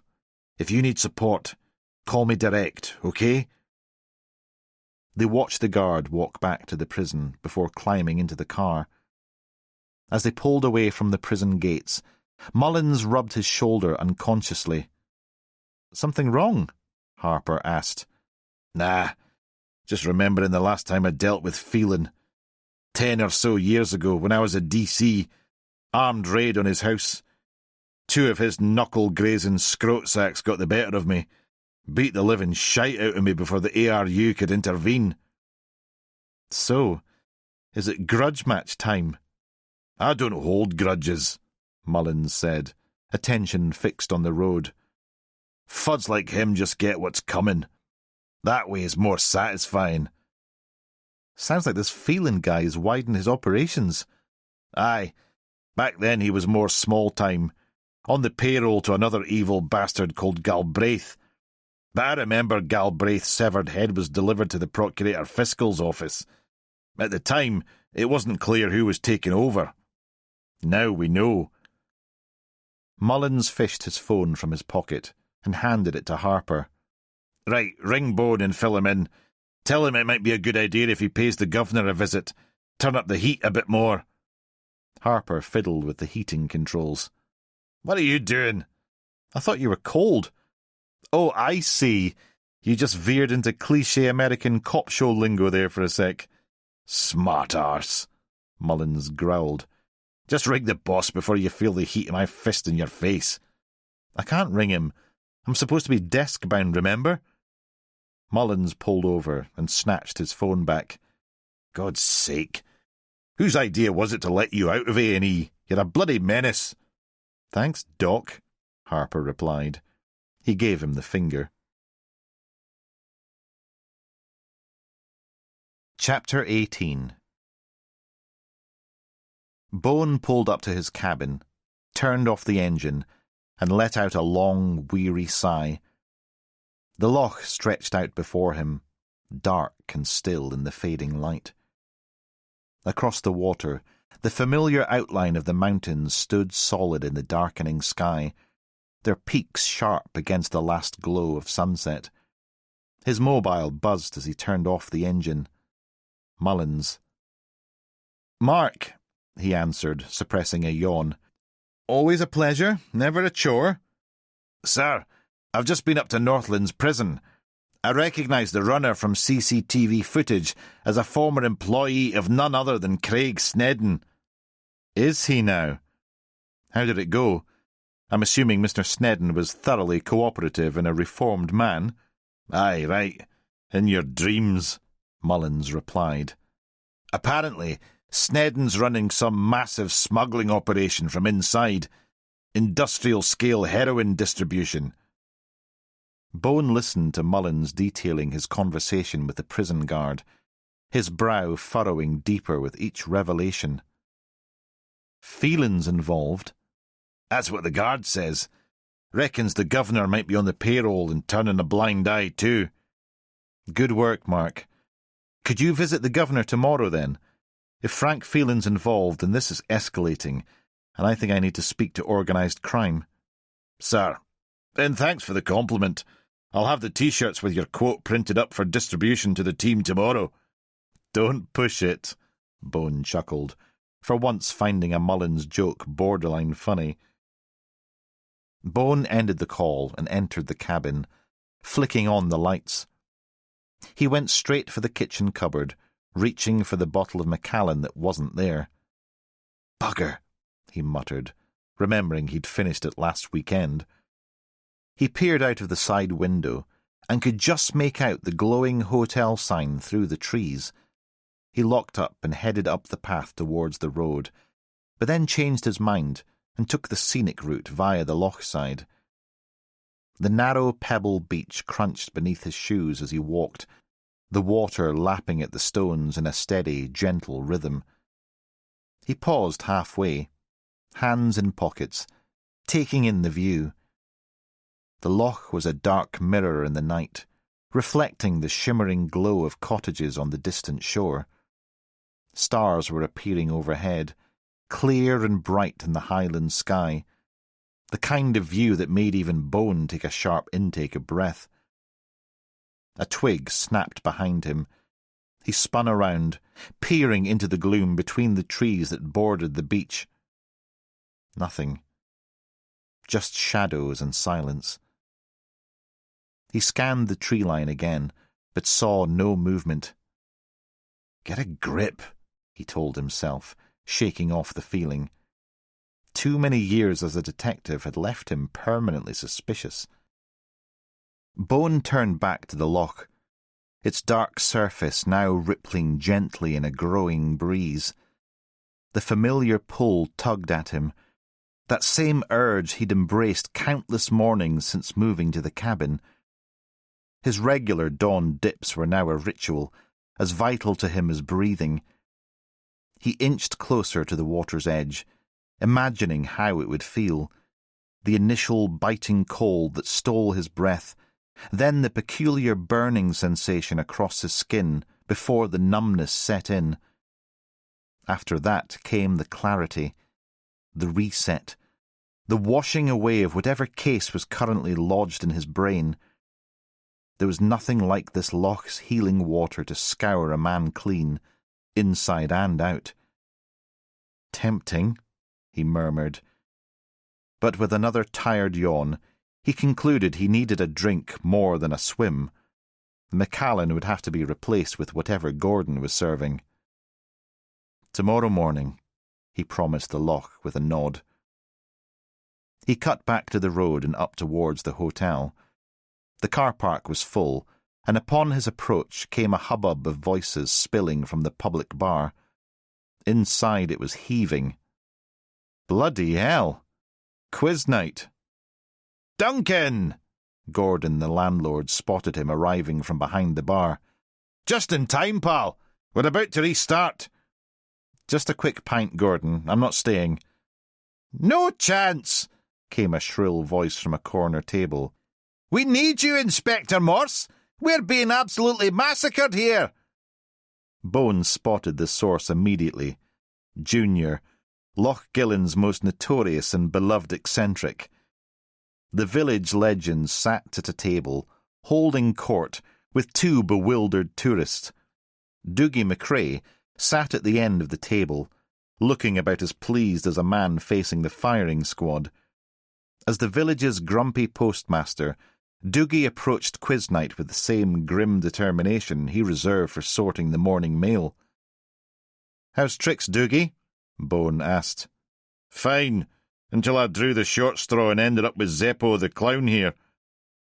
Junior's ankle was in a full plaster cast, sticking out incongruously from beneath a vibrant, multicoloured toga that glowed like a radioactive peacock under the pub lights.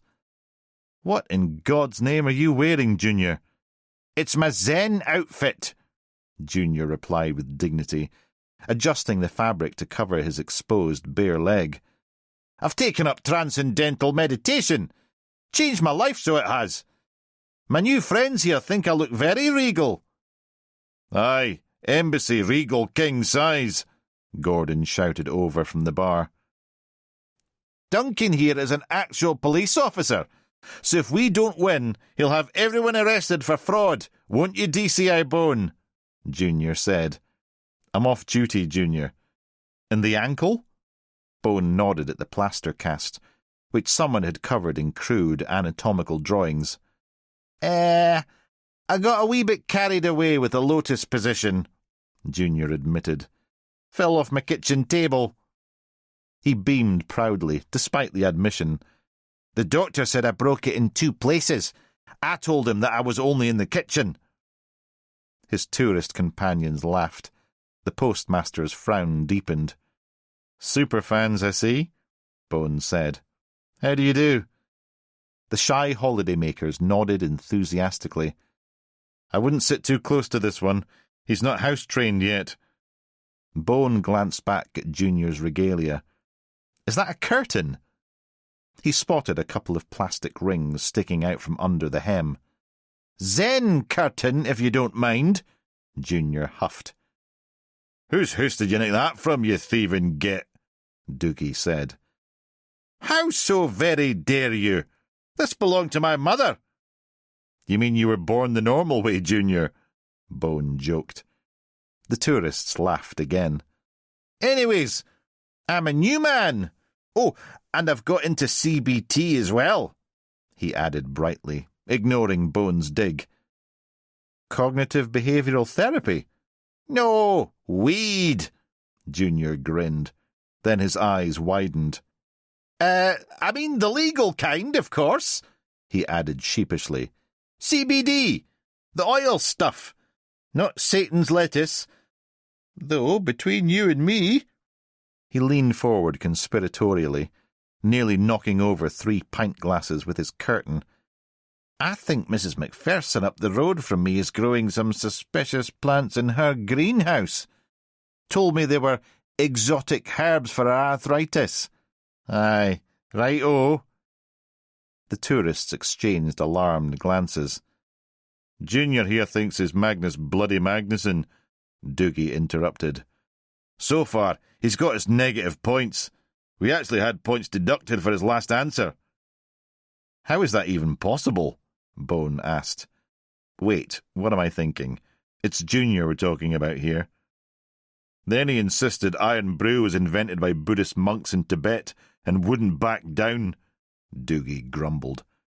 "The man's obsessed with tantric this and chakra that. He's driving me bananas." "I am here, you know. It was a joke," Junior protested. "You have no sense of humour, you miserable old fart. You thought it was hilarious, didn't you?" He nodded to the bewildered tourists, who looked totally befuddled. Gordon arrived with Bone's pint, rolling his eyes. "God help us all. Remember, Junior, you're still banned from answering the geography questions after what happened at the last quiz night." "I think you'll find I was anatomically correct," Junior complained. "I'm not even gonna," Bone muttered. "Apologies, folks. I'm not fit for this tonight." "Who the hell is?" Doogie replied, and took a large swig of his whisky. Ignoring Junior's protests, Bone took his drink to the bar. "Bailed already?" said Gordon, wiping down the counter before Bone put his pint down. "Long day." "Aye, I heard about what happened at the distillery. Nasty business." "Very." "The Chronicle been hounding you?" "Oddly, no. Though McKinnon's left the paper, so no idea what he's up to these days." Doogie approached the bar. "Can you start the next round, Gordon, before I strangle the Dalai Lama over there?" "Sorry, Duncan. Duty calls." Gordon returned to the mic stands set up in the corner of the bar. The first question boomed over the speakers moments later, the landlord's voice unnecessarily amplified in the small space. "What was the first James Bond film?" "Dr. No!" Junior shouted immediately, earning a chorus of "Shut up!" from his teammates. "I got one right!" Junior exclaimed, arms raised triumphantly, his makeshift cape unravelling to reveal a pair of pink boxers. "That deserves a celebration dance!" He attempted to stand despite his ankle cast, wobbled precariously, and was hastily pulled back into his seat by Doogie, who threatened to break his other leg. 3 questions in, the noise level had doubled. Bone drained his pint and slipped out, the cool night air a blessed relief after the crowded bar. Chapter 19. The walk back was quicker, Bone's mind turning over the Northlands prison situation. He rounded the final bend to his cabin, and a movement caught his eye, a dark figure slipping out of his doorway. "Hey!" Bone shouted, breaking into a run. The figure froze for a split second, then bolted towards the trees. Bone's police instincts kicked in instantly. He sprinted across the gravel, his feet pounding on the stones, closing the gap with every stride. The intruder disappeared into the tree line, but Bone was right behind him, plunging into the darkness without hesitation. Branches whipped at his face as he charged through the undergrowth. His lungs burned, heart hammering against his ribs. The intruder created a lot of noise ahead, crashing through the foliage, breathing hard. "Police! Stop!" Bone bellowed, ducking under a low-hanging branch. The figure veered left. Bone followed, leaping over a tree stump. He was gaining ground, close enough now to make out a dark jacket, a hood pulled tight. Just a few more feet, and he'd have them. Then his foot caught on an exposed root. He stumbled, arms windmilling, before crashing hard to the ground. Pain shot through his shoulder, and he scrambled back to his feet. The woods ahead had gone quiet. He strained to listen, turning slowly. Nothing. Then came the sound of a car door slamming, followed by an engine roaring to life. "Damn it!" Bone charged towards the sound, bursting through the trees just in time to see a vehicle speeding away down the narrow track. The red taillights gleamed briefly in the darkness, before disappearing around a bend. No chance to make out the plate, not even the model. Just 2 crimson eyes vanishing into the night. Bone bent over, hands on knees, sucking in lungfuls of air. After a moment he straightened and jogged back to his cabin. The door hung open, splintered around the lock where it had been forced. His hand instinctively moved to his phone. He could call traffic, get units out on the main roads, try to intercept whoever it was. His finger hovered over the screen. But what would he tell them? An unidentified vehicle, colour unknown, make unknown, heading in an unknown direction from his arse-end-of-nowhere cabin. Pointless. He crept up the steps. There could still be someone inside. He counted to 3 and moved swiftly, pushing the door wide. The cabin remained dark, but the faint glow from outside revealed the shadowy outlines of furniture. Still no sound from within. "Police!" he called out sharply and reached for the light switch. Nothing happened when he flicked it. The power had been cut. Bone edged forward, pulling out his mobile for the torch. The beam cut through the darkness, illuminating the living room. Nothing seemed disturbed, but that didn't mean the intruder was gone. He walked methodically through the space, checking behind the sofa, in the corners. Nothing. Bone headed towards the bedroom, pushing the door open with his foot, the mobile's light sweeping across the empty room. The bathroom, too, was clear. Back in the kitchen, a faint tinkling sound. Glass on tile. He swung the light towards the floor. Shards of a broken tumbler glittered beneath the sink, the pieces still rocking slightly as if just disturbed. He directed the beam back and forth, scanning every corner of the room, looking for any sign of movement. Nothing. But the hairs on his neck remained at attention. Someone had been here, recently, perhaps still hiding. Bone lowered his light, and it caught something on the kitchen table that hadn't been there before he'd left for the hotel. A playing card, placed precisely in the centre. He approached cautiously, as if the card might bite, and picked it up. The father, from a happy family set of cards. The significance hit him with the force of a physical blow. Was this some kind of threat to him and his family? A cold weight settled in his stomach. He turned the card over. On the back, written in what appeared to be red ink, or something he desperately hoped was ink, were 2 words. Happy now? Bone stepped outside, scanning the darkness, but whoever had been there was long gone. He examined his Saab and swore under his breath. The tyre on the driver's side was flat, a deep puncture mark visible. Not random slashes, precise, methodical damage. The message loud and clear.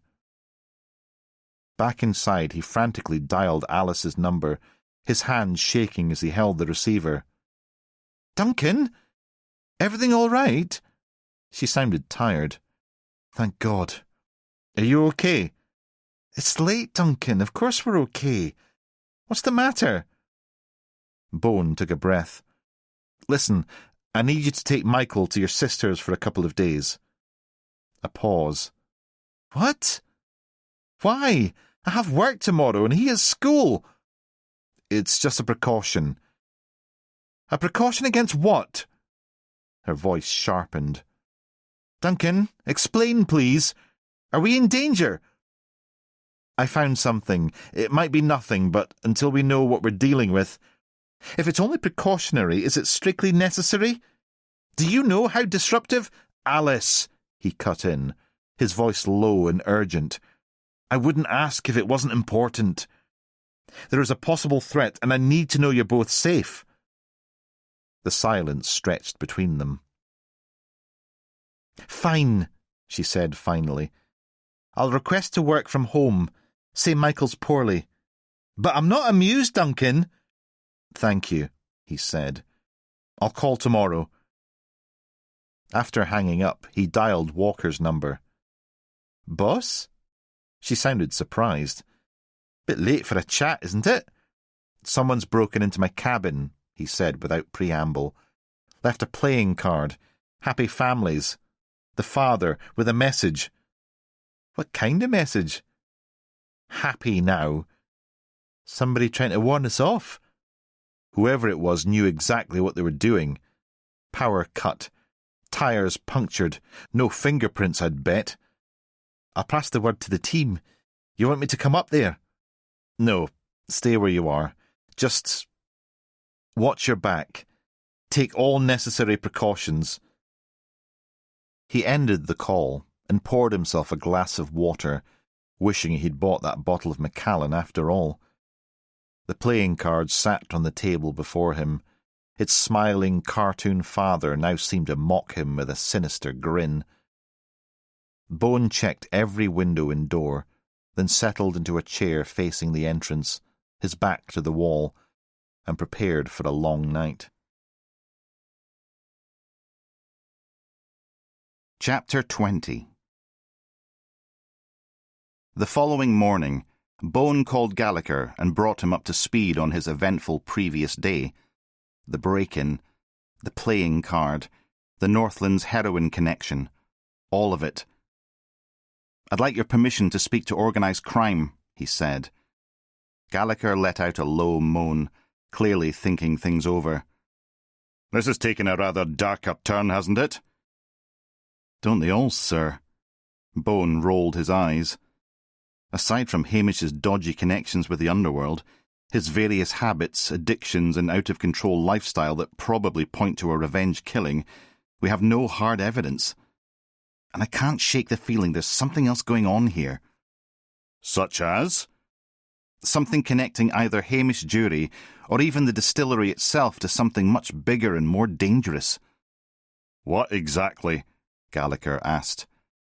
Money laundering, drugs, human trafficking, the usual rotting bag of shit that criminal gangs serve.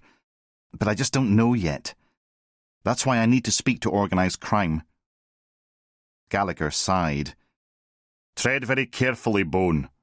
The distillery's been around for over 150 years. It's a major employer in the area, and above all that, the juries have limitless cash to throw litigation after litigation at us. I understand, sir. But you are right. I mean, if whoever's behind this has got the nerve to threaten my lead detective, then who knows what they'll do to the rest of the team.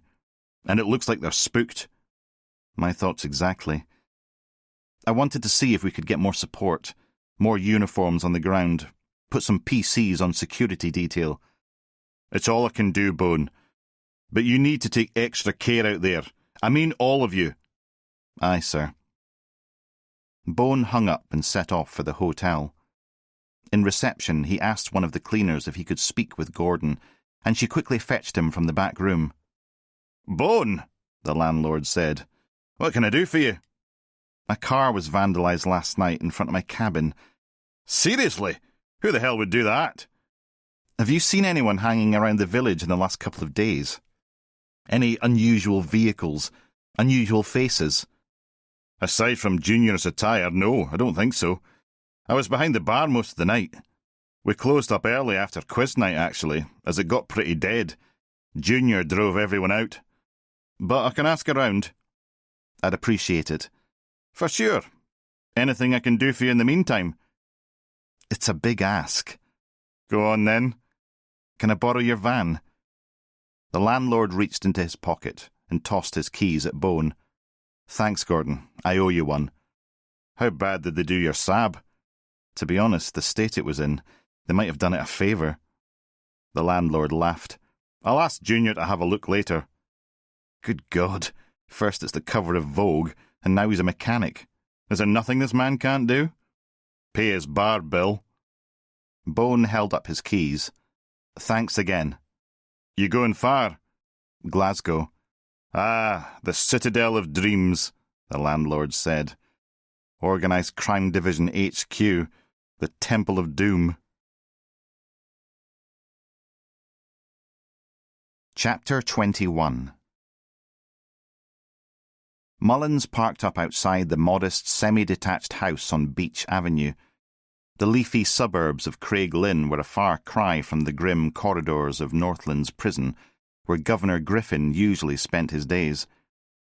Neatly trimmed hedges lined the driveway, and hanging baskets adorned the porch, a picture of suburban respectability just a few miles from the chaos of the unfolding nightmare at Glen Jury. He approached the front door and pressed the bell, its chime echoing through the house. A woman in her early 50s answered, her face etched with the tight expression of someone carrying too much worry.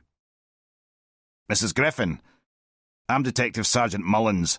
I was hoping to have a word with Governor Griffin." He flashed his lanyard.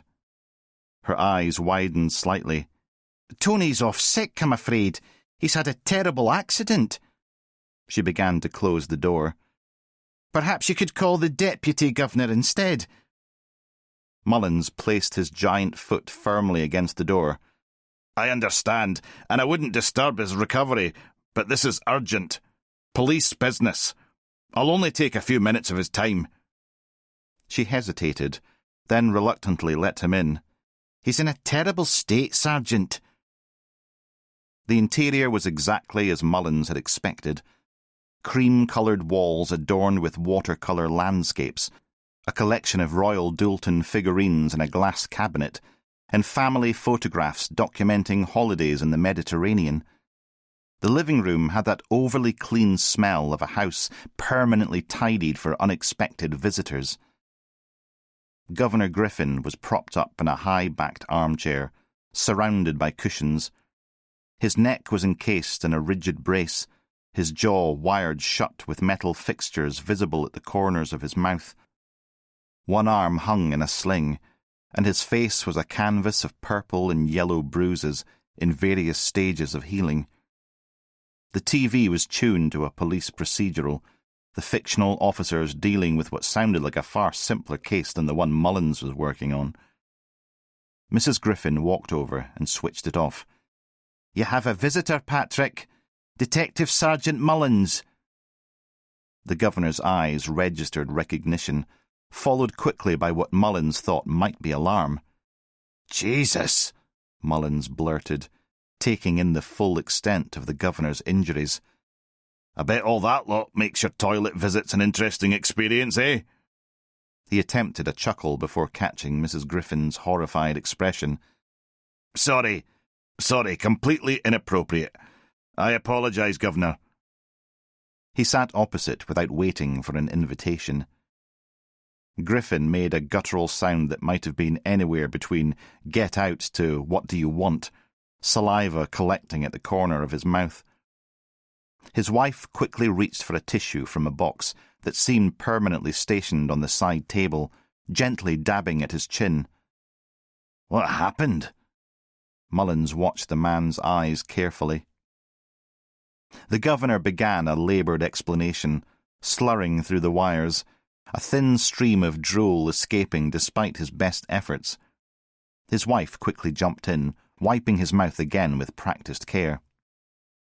"A car went into the back of his on the Cumberland bypass 3 nights ago, and the impact pushed him off the road," she said, her hands fidgeting with her cardigan. "Hit and run. The driver left him for dead at the scene. If another motorist hadn't stopped—" "Did they get the driver?" Mullins asked. Griffin shook his head slowly, wincing at the movement.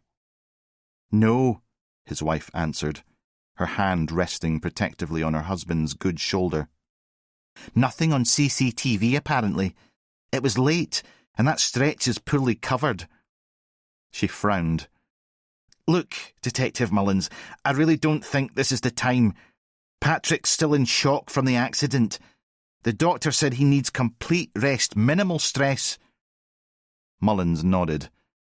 "I understand, Mrs. Griffin, but I just really want to ask about a prisoner, Snedden. I understand he's been quite active at Northlands recently." The governor's eyes narrowed slightly. Even through the bruising, Mullins could see a flicker of tension. "He's a snake," Griffin managed through gritted teeth, each word clearly causing pain, drool pooling at the corner of his mouth. His wife quickly dabbed at it with a tissue. "Up to all sorts. But we are on to it with him." "What about drugs in the prison?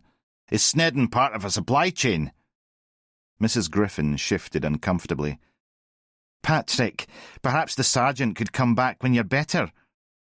The governor raised his good hand slightly, silencing her. "That's what we're looking into," he said slowly. "But at the moment, we have nothing to go on. There are always drugs in prison. It's impossible to stop. Like a leaking bucket. Block one hole, then the bastards find another way through." Mullins leaned forward. "Do you have any intel on who may be supplying Snedden on the outside?" Griffin shrugged his good shoulder, then winced at the movement. "Nothing yet." Something felt off. Mullins had interviewed enough people to know when answers were being crafted rather than given. "Governor, I have to ask. Do you think your accident might have been deliberate? A scare tactic by one of the drug gangs involved?" Mrs. Griffin's teacup clattered against its saucer. "No." The governor's response came too quickly. "Traffic investigators think A boy racer. His stupid souped-up engine too big for the lad to handle. Would you like us to dig a bit deeper into this for you? Mullins offered. No need, Griffin insisted, a fresh trickle of saliva appearing at the corner of his mouth. Just a young idiot. The governor's eyes darted briefly towards his wife. No threats or intimidation before the accident, Mullins checked. Has someone got to you, Governor? That's quite enough, Mrs. Griffin interrupted. How dare you come in here and make such accusations when my husband can barely speak? Her face flushed with anger. Patrick's been through hell, and now you're suggesting what? That he's been intimidated? Bought off? Does he look like someone who's been bought off? To be honest, you look like someone who's taken a professional beating. Unbelievable! I'll be speaking to your seniors. The governor locked eyes with his wife, who stopped her rant and dropped her gaze to the carpet.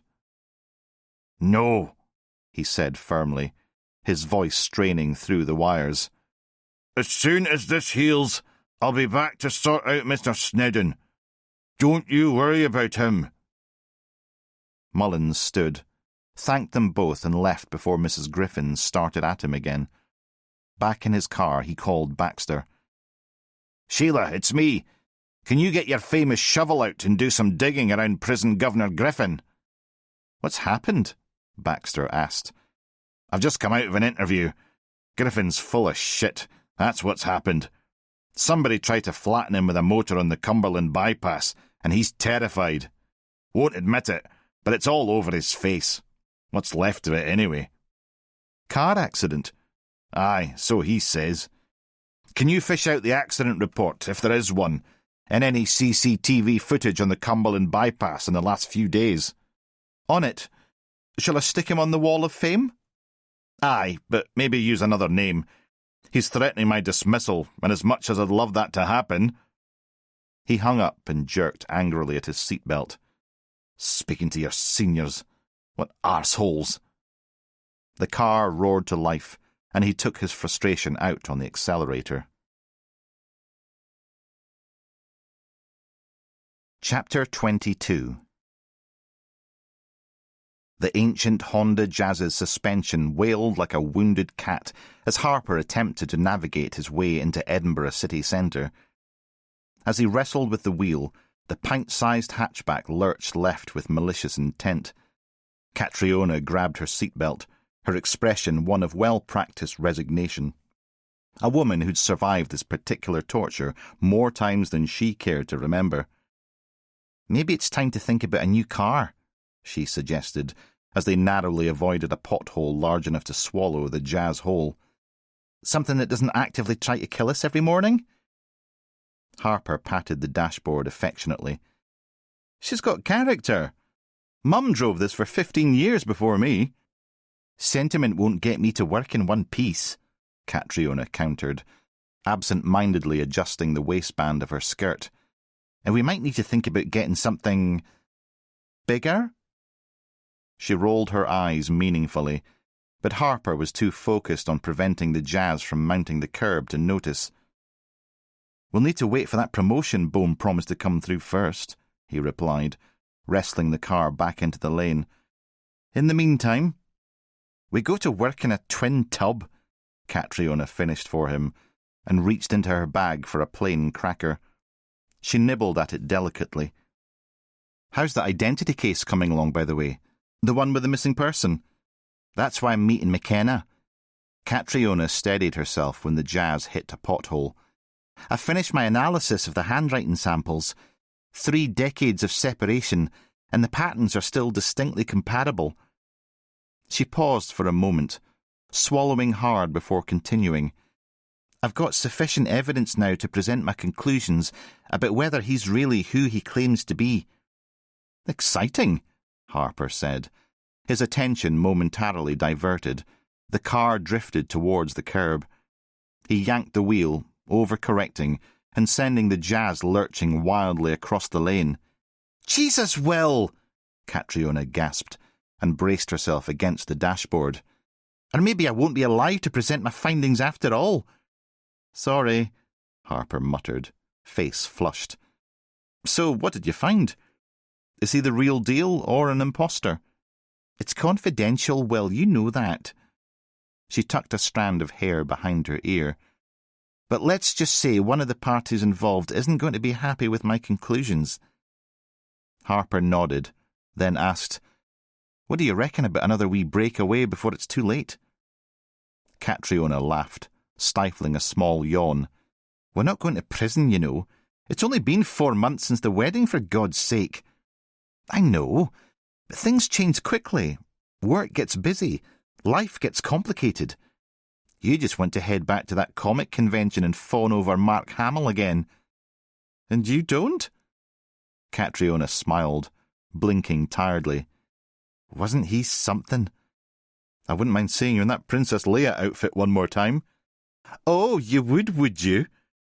She gave him a cheeky grin. Maybe we could dig it out one of these nights, though I'm not sure it fits the same way it used to.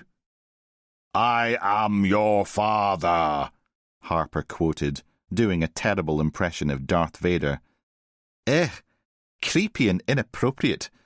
And has Darth Vader been inhaling helium again? Catriona laughed and reached for another cracker. Finally arriving in Newtown, they headed east down Princes Street.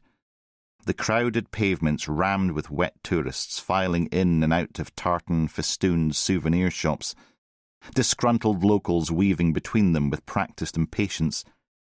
The traffic lurched to a halt at a red light, and Harper's face suddenly darkened. What is it? Catriona turned slightly green as the car jerked to a stop. Harper stared past her out the window. It's him. Catriona followed his gaze, taking a deep breath to settle the queasiness that had become her constant morning companion. Who? Walking down Princes Street, directly in Harper's line of sight, was the runner from the distillery. Harper instantly recognised him from the CCTV footage. The black anorak was a dead giveaway. Harper watched him cross the street and disappear up Hanover. He quickly flicked on the indicator and swung the tiny Jazz around. Where the hell are we going? Catriona grabbed the door handle. That's the suspect from the Glenjury distillery case. The one who cracked your skull open. Aye. Harper followed, and soon watched the man disappear down George Street. He jerked the car to a stop and yanked on the handbrake. What are you playing at? Catriona said. I've got to follow him.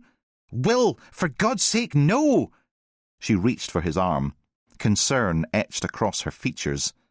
It's my job. Just head to your meeting with the professor, and I'll ring you when I'm done. Done with what? Will! But Harper was already out of the car. He quickly rushed to make up ground. He spotted the man up ahead and began walking faster to catch him. The suspect crossed the street to the other side, and Harper followed. An approaching car sounded its horn and swerved around him. Hearing the commotion, the suspect ahead stopped, turned, and, for a split second, eyeballed Harper. Then he made a run for it. Harper sprinted after him, both men careening down George Street. They weaved through clusters of shoppers, the suspect barging people aside. An elderly woman tumbled to the pavement, her shopping spilling across the concrete. The man in the anorak tripped, sprawling forward, but scrambled back to his feet in seconds. When they reached St. David's Street, the man charged across the busy junction.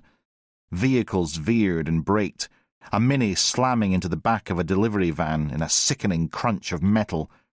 The suspect kept running, not even glancing back. He raced across the roadway towards St. Andrew Square. Harper followed, dodging through the stationary traffic, his lungs burning. He reached the centre of the junction, and a double-decker bus bore down on him, horn blaring. Harper threw himself sideways, the massive vehicle missing him by mere inches, the rush of air from its passing buffeting his body. He stumbled, but kept his footing, his heart hammering wildly.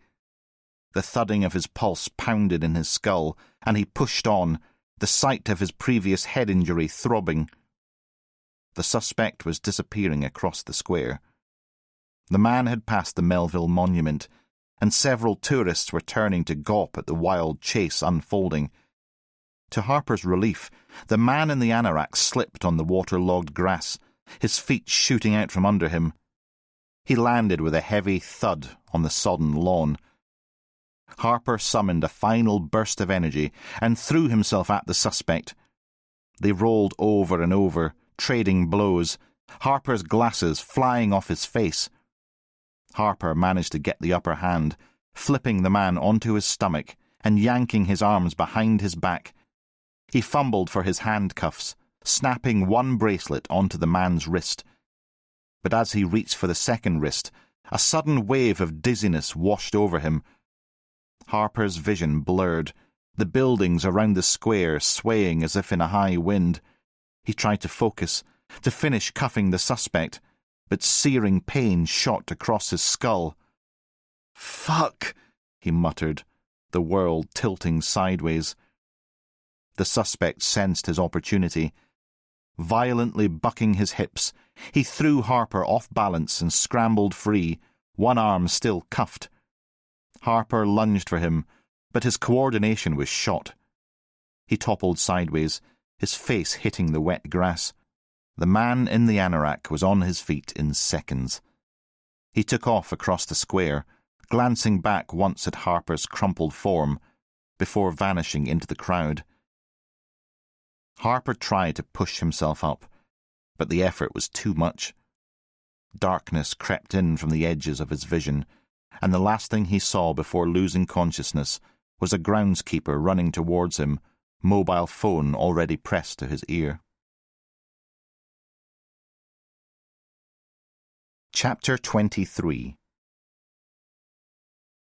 Bone approached the hulking grey monstrosity of Police Scotland's organised crime headquarters in Glasgow with a weary sense of resignation. The brutalist concrete tower loomed against the rainy slate-grey sky. It was, Bone thought, the architectural equivalent of a police mugshot. Grim, unforgiving, and utterly devoid of charm. The front desk was manned by an officer who looked like he'd been chiselled from the same concrete as the building, grey-faced, square-shouldered, and about as approachable as a hungry Rottweiler. DCI Duncan Bone, Rural Crime Unit. I've an appointment with Detective Superintendent Thompson. The officer barely glanced up. Warrant card on the scanner. Bone obliged, biting back a sarcastic comment. After a series of beeps and clicks, the officer handed him a visitor's pass with all the warmth of an automated bank machine. Security gate, then building C, 4th floor. The metal detector alarm screamed as Bone walked through, several officers snapping to attention. Sorry, Bone tapped his temple. Steel plate. Souvenir from a previous case. Step aside for a pat-down, sir, an officer instructed, his Glasgow accent as thick as treacle. Every bloody time, Bone muttered, assuming the position. I'm basically the Terminator, except I can't shoot anyone or travel back in time naked. The officer remained unamused and completed the search. By the time Bone reached the 4th floor, the rain had intensified, battering against the windows and rendering the view of Glasgow a blur of grey and brown. Detective Superintendent Thompson was waiting in the corridor, a stocky man with the weathered face of someone who'd spent too many years on the force and not enough time with his family. Duncan! Thompson extended his hand. Been a while? Not long enough, Bone replied, but his smile took the sting out of his words. Still fighting the good fight in your concrete fortress, I see. Thompson snorted. Come on in. DCI Morrow's waiting.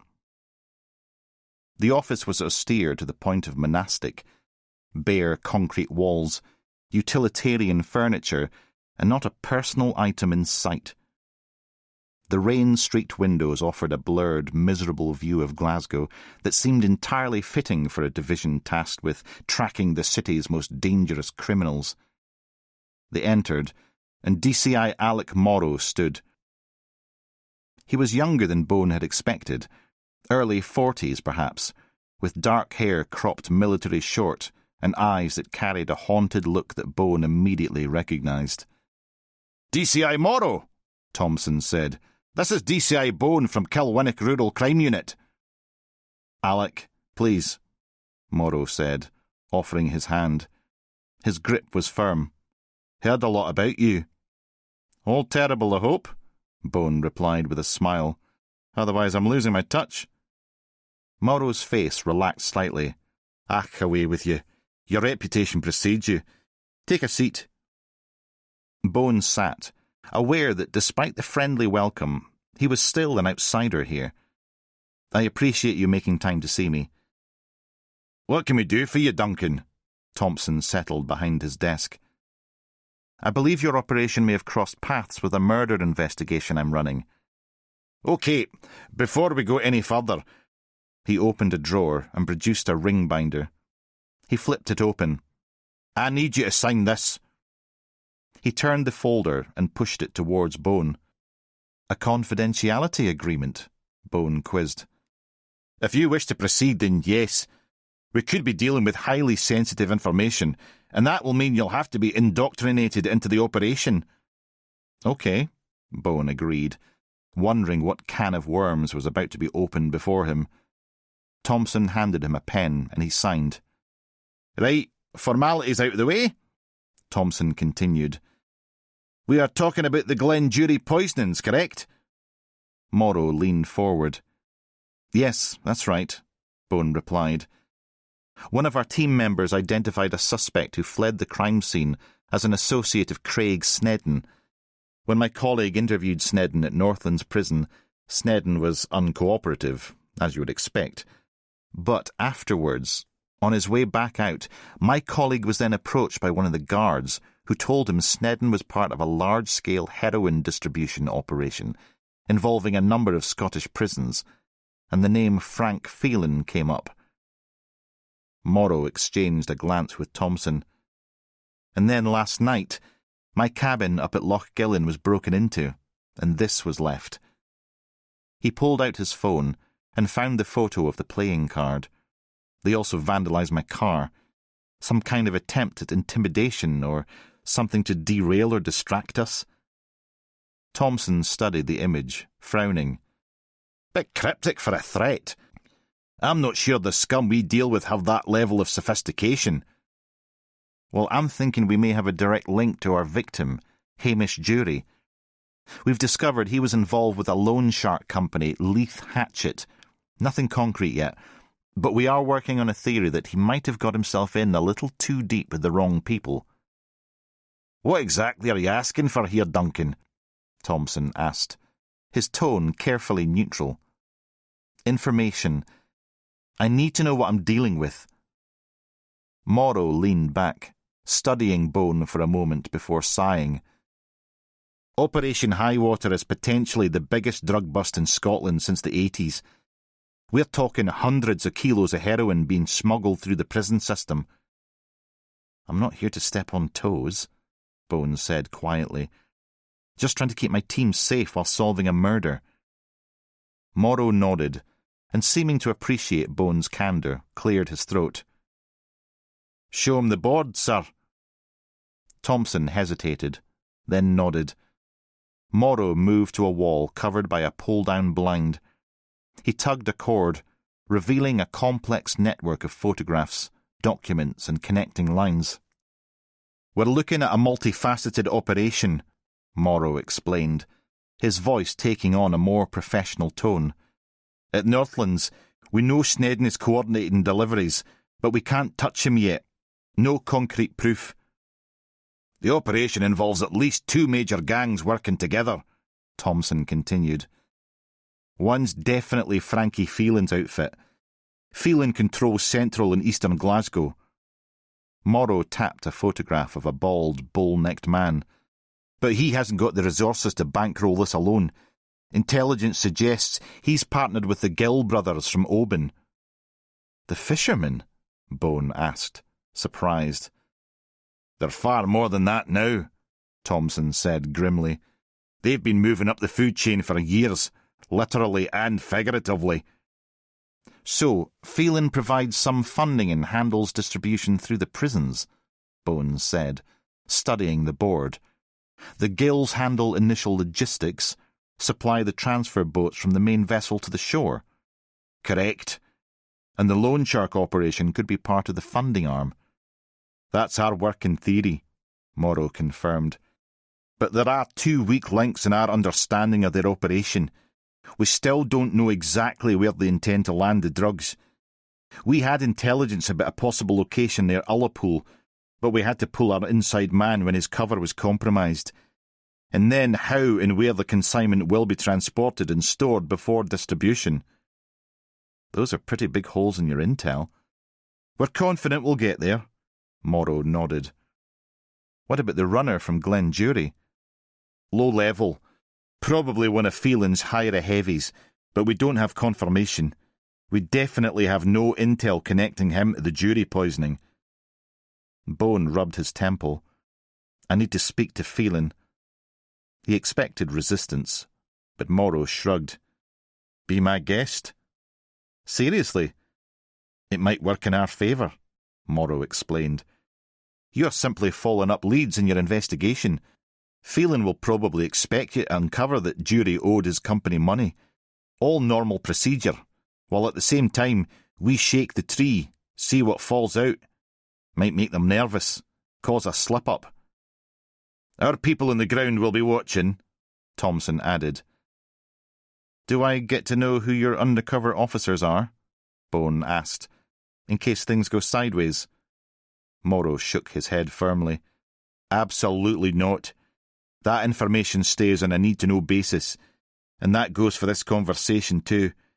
I know it's a cliché, but loose tongues can kill our officers." "What if I run into them accidentally? What if they need to communicate with me?" Thompson and Morrow exchanged glances again. "If one of our officers need to identify themselves to you," Morrow said reluctantly, "they'll use a code phrase."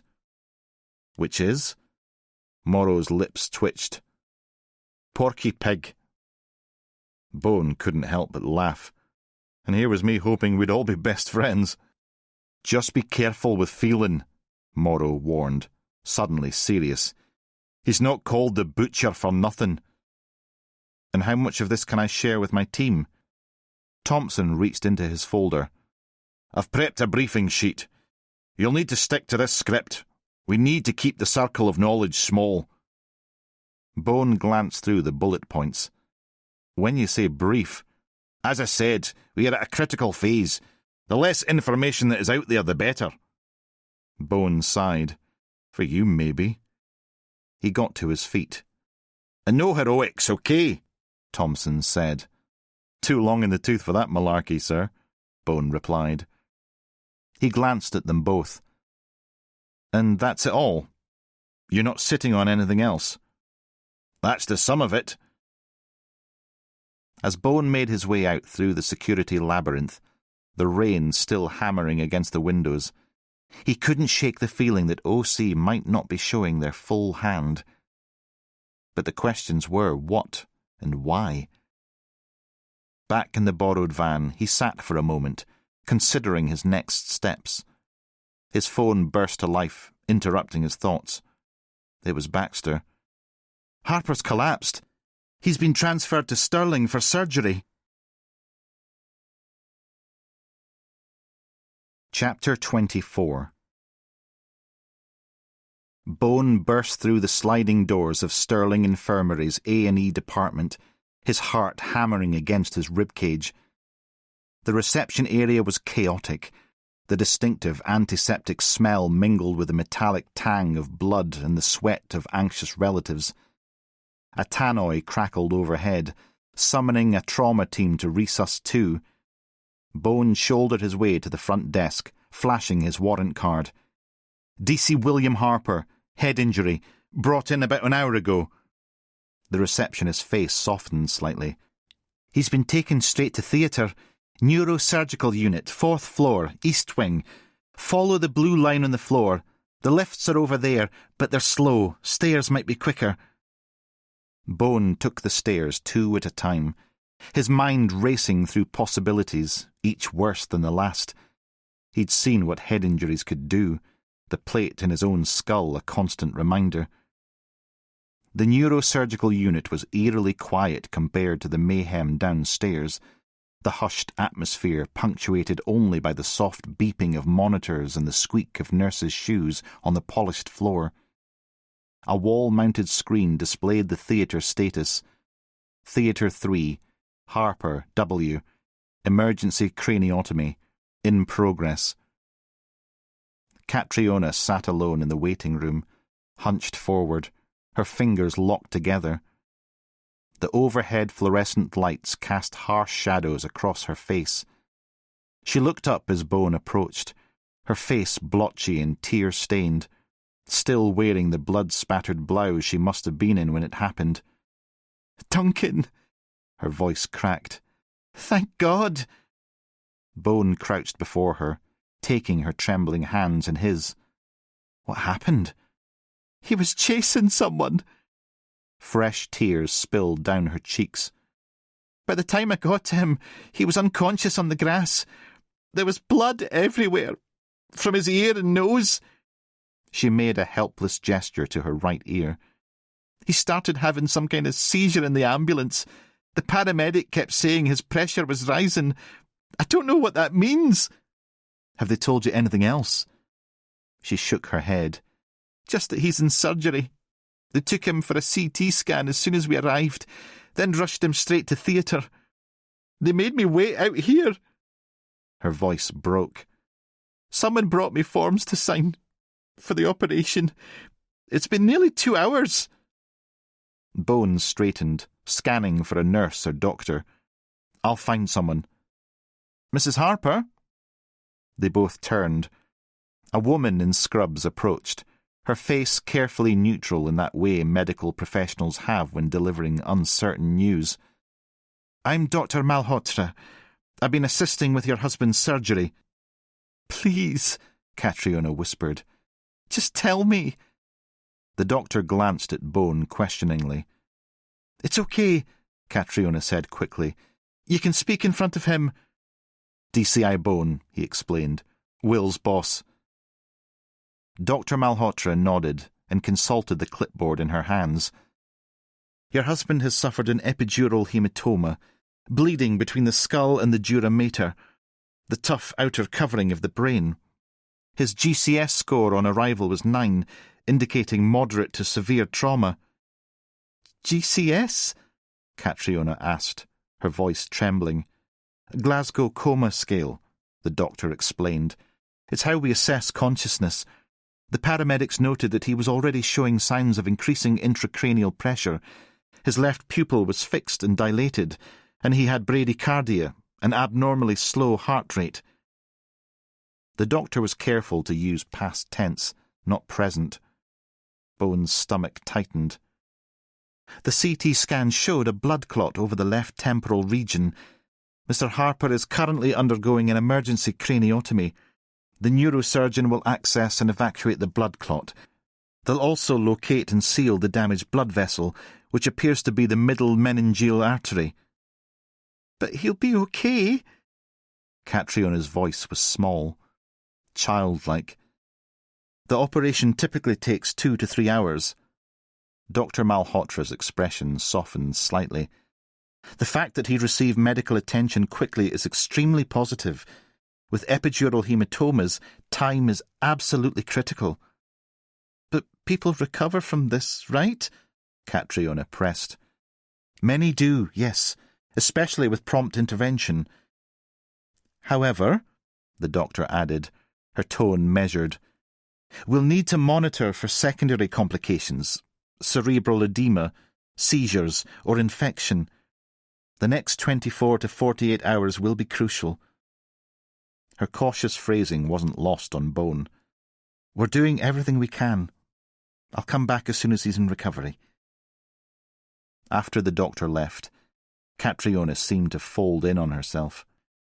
Bone guided her back to the waiting room chairs, sitting beside her. "This is my fault," she whispered. "Don't be daft. He was dizzy last night. Said it was nothing, but I should have made him stay home." She looked up at Bone, her eyes swimming. "I'm pregnant, Duncan. Almost 3 months." The words hit Bone like a physical blow. He thought of Alice, of Michael. "Christ, Catriona. Does Will know?" She nodded.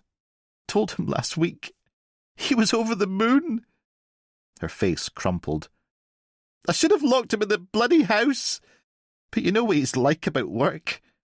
"Aye," Bone agreed softly. "Stubborn as they come." Silence settled between them, heavy with unspoken fears. "Is anyone coming for you?" Bone asked eventually. "You shouldn't be alone." "My sister's driving up from Ayr. Should be here within the hour."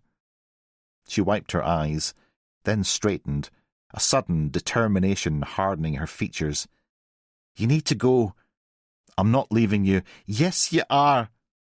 Her voice was steady now.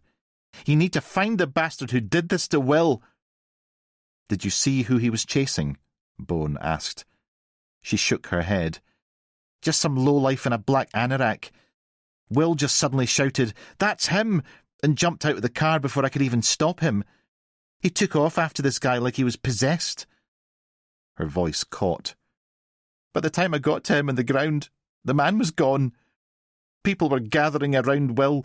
Someone was already on the phone to 999. Bone hesitated, torn between duty and compassion. "Go," she insisted. "My sister will be here soon. Will would want you out there, not holding my hand." Bone knew she was right. He squeezed her shoulder as he stood. "I'm on the end of the phone. Rona, too. Call us, day or night." Catriona nodded, attempting a wan smile. "Just find him, Duncan." In the corridor, Bone paused, looking back at her small figure in the waiting room. Her hand rested protectively over her stomach, her head bowed.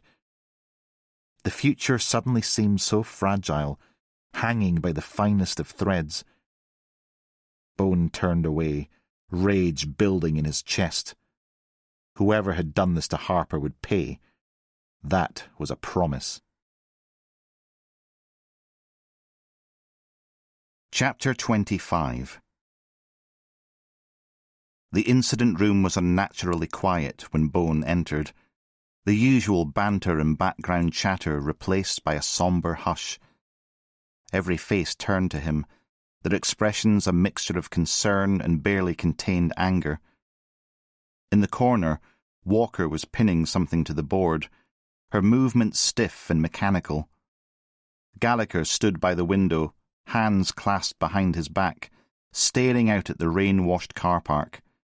And Laverty, Internal Affairs gift to Police Scotland, perched on the edge of Harper's empty desk like a vulture eyeing up a dying animal. "How is he?"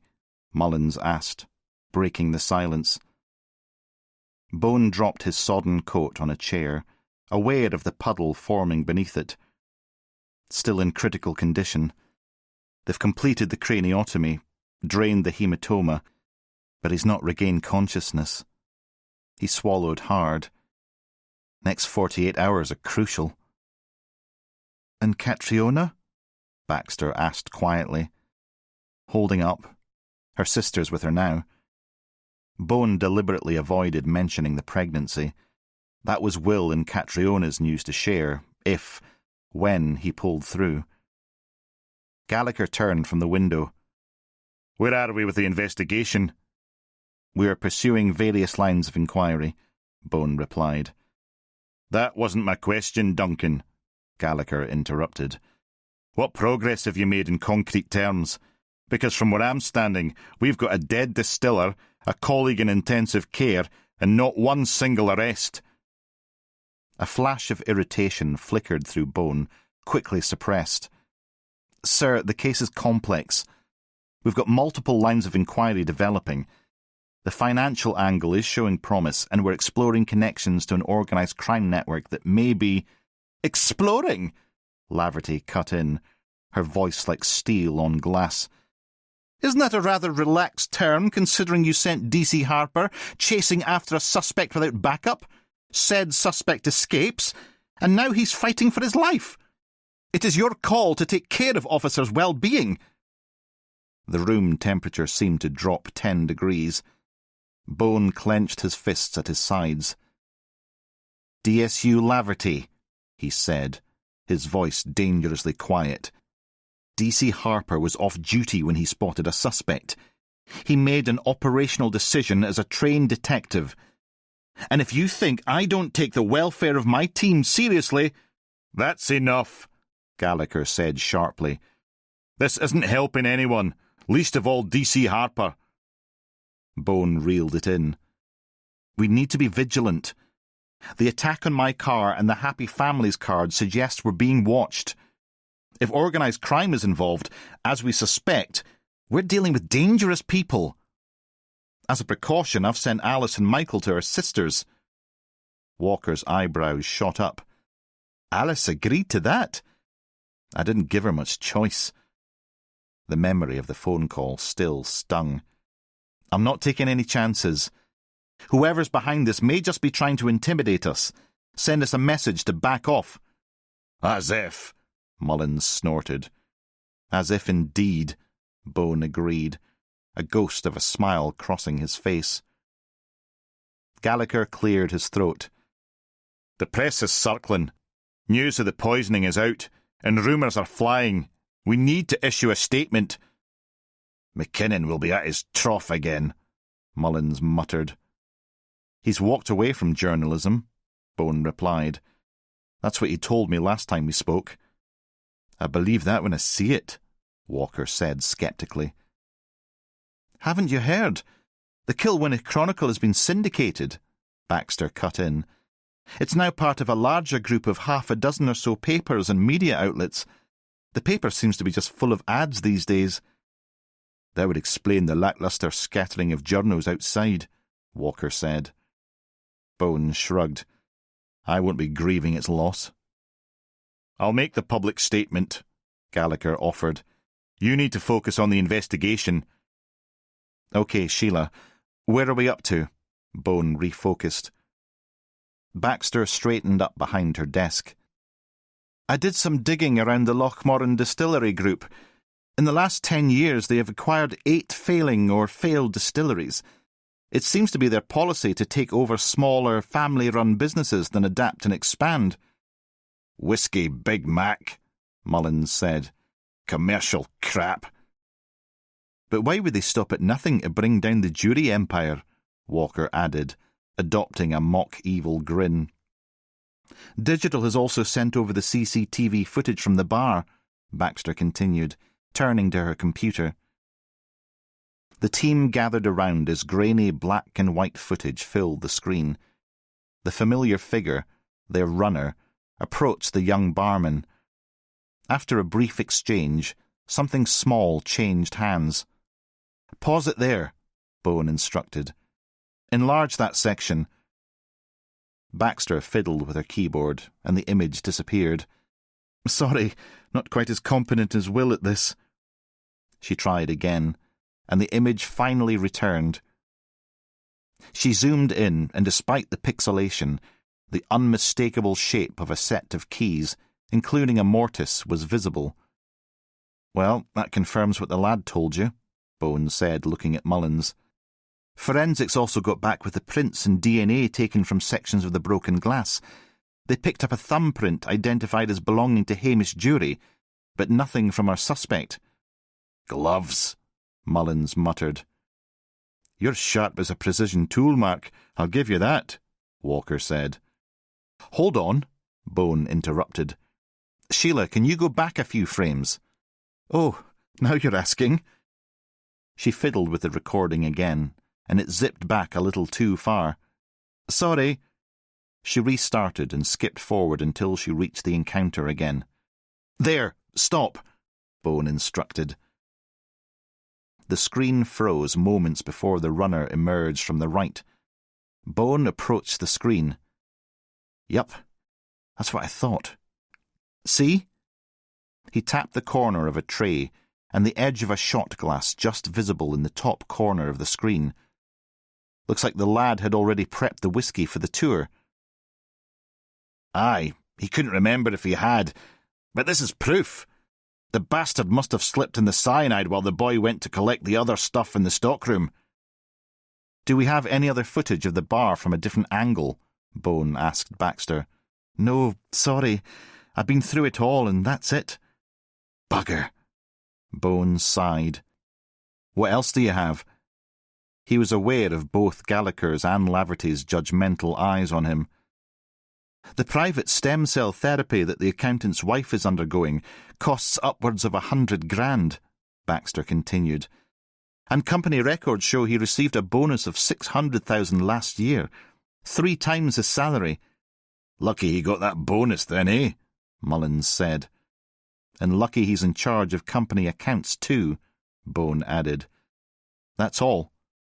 Afraid so, Baxter frowned. Bone straightened up. Right. Rona, I want you to re-interview the accountant. Find out why he received such a large sum, considering the company's been underperforming for some time. Is that necessary? Laverty interjected. We don't want accusations of police intimidation. Company bosses awarding themselves huge bonuses is not a crime. If it was, we'd have to arrest half of the executive sector. Bone stared at her in disbelief. There are major financial discrepancies that need to be accounted for. No pun intended, he added dryly. We're following procedure. It might be nothing, but that's what detectives do. Follow every microscopic detail of a case. With all due respect, can you please let me continue? The quicker we finish this meeting, the sooner we will solve the crime. He smiled, barely concealing his frustration at Laverty's interference. Laverty pursed her lips, but said nothing. Mark, I want you to get an update from missing persons and see if we're any closer to finding the bar manager. The guy can't just have disappeared without trace. Unless he's at the bottom of Kilwinnock Reservoir, swimming with the fishies, Mullins said, attempting a terrible impression of a New York mobster. Sheila, can you continue to pursue our runner's connections with lowlife Snedden and see if you can dig out a name, and even better, an address? Wouldn't that be good? Mullins rubbed his hands. I'd be first round there with a baseball bat. He turned to his bosses. Figure of speech? He grinned. Bone continued. Also, Sheila, I need you to go to Lochmoran HQ in Edinburgh. Talk to the boss about this rivalry between the two companies. Baxter stared at him in shock. Me? On my own? We're a team member down. All hands to the pump. I'm happy with my hands on the coffee machine, thank you very much, Baxter replied, nervously laughing. I haven't interviewed anyone on my own for months. We'll finally find out if Sheila has legs or not when she gets out from behind that pile of reports, Mullins teased. You'll be fine, Bone reassured her. I'd like to accompany D.S. Baxter, Laverty announced. The look of horror on Baxter's face would have been comical in any other circumstance. That won't be necessary, Bone began, but Gallagher cut him off. I think that's an excellent idea, the superintendent said firmly. Give you both a chance to see how the other half works. Bone caught Gallagher's eye, saw the warning there, and reluctantly nodded. Fine. And when you're done, Bone said to Mullins, come back here. You and I are going to pay Frank Phelan a visit. The butcher? Mullins' eyes lit up. Now you're talking. The team dispersed, gathering coats and notebooks, a renewed sense of purpose in their movements. Bone touched Baxter's arm as she passed. Got a minute? They moved to a quieter corner of the room. Sorry about that, Bone said. Out of the frying pan, eh? Oh well, I'll live. But will she after you've finished with her? Bone replied. I wanted to ask if you found out any more about that old black-and-white family photograph of the Peekaboo horror show. Baxter shook her head. Nothing additional to report, sir. I double and triple-checked records and chased as many paper trails as I could. As I said before, the mystery red-haired boy could be Peekaboo's younger brother, the one allegedly killed in that forest fire. But I haven't got any further with that. Bones sighed, rubbing at the scar on his temple. I seem to recall you mentioned a blue Astra as well, she asked. Yes, I keep seeing it. About 10 years old. But that's all I've got. That's vague, sir. Potentially a lot of vehicles. I know. Sorry. No plates or even a partial. Could you dig into records and see what it throws up? No problem. Shall I put that on the board? Hold off for now. I didn't ID the car that drove off last night, so it's more than likely a direct threat from whoever's behind the crime. He frowned. But why would someone be following me long before this investigation? They were interrupted by Sergeant Brodie, who appeared at Bone's elbow, looking distinctly uncomfortable. Sorry to bother you, sir, but Miss Agnes Jury, the younger one, has turned up. I've put her in the counselling room. He lowered his voice. She's on the warpath and has her solicitor in tow. Bones sighed. Just what he needed. Right, he said, straightening his tie. Let's see what fresh hell this brings. Chapter 26. In the counselling room, Agnes Jury perched on the edge of an armchair, her designer outfit, a tailored navy suit that probably cost more than Bone's monthly salary, incongruous against the shabby furnishings and faded pastel walls. Despite being 57, she could easily pass for a decade younger, her ash-blonde hair expertly highlighted, her skin smooth and taut in the way that spoke of expensive treatments rather than good genes.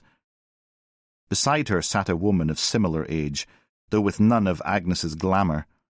Her charcoal suit was expensive but severe, her coal-black hair pulled back in a tight bun. Agnes's eyes were red-rimmed, her carefully applied mascara slightly smudged. She clutched a monogrammed handkerchief in one manicured hand. When Bone entered, she looked up at the pained expression of someone nursing a fresh wound. DCI Bone, he introduced himself. I'm leading the investigation into your brother's death.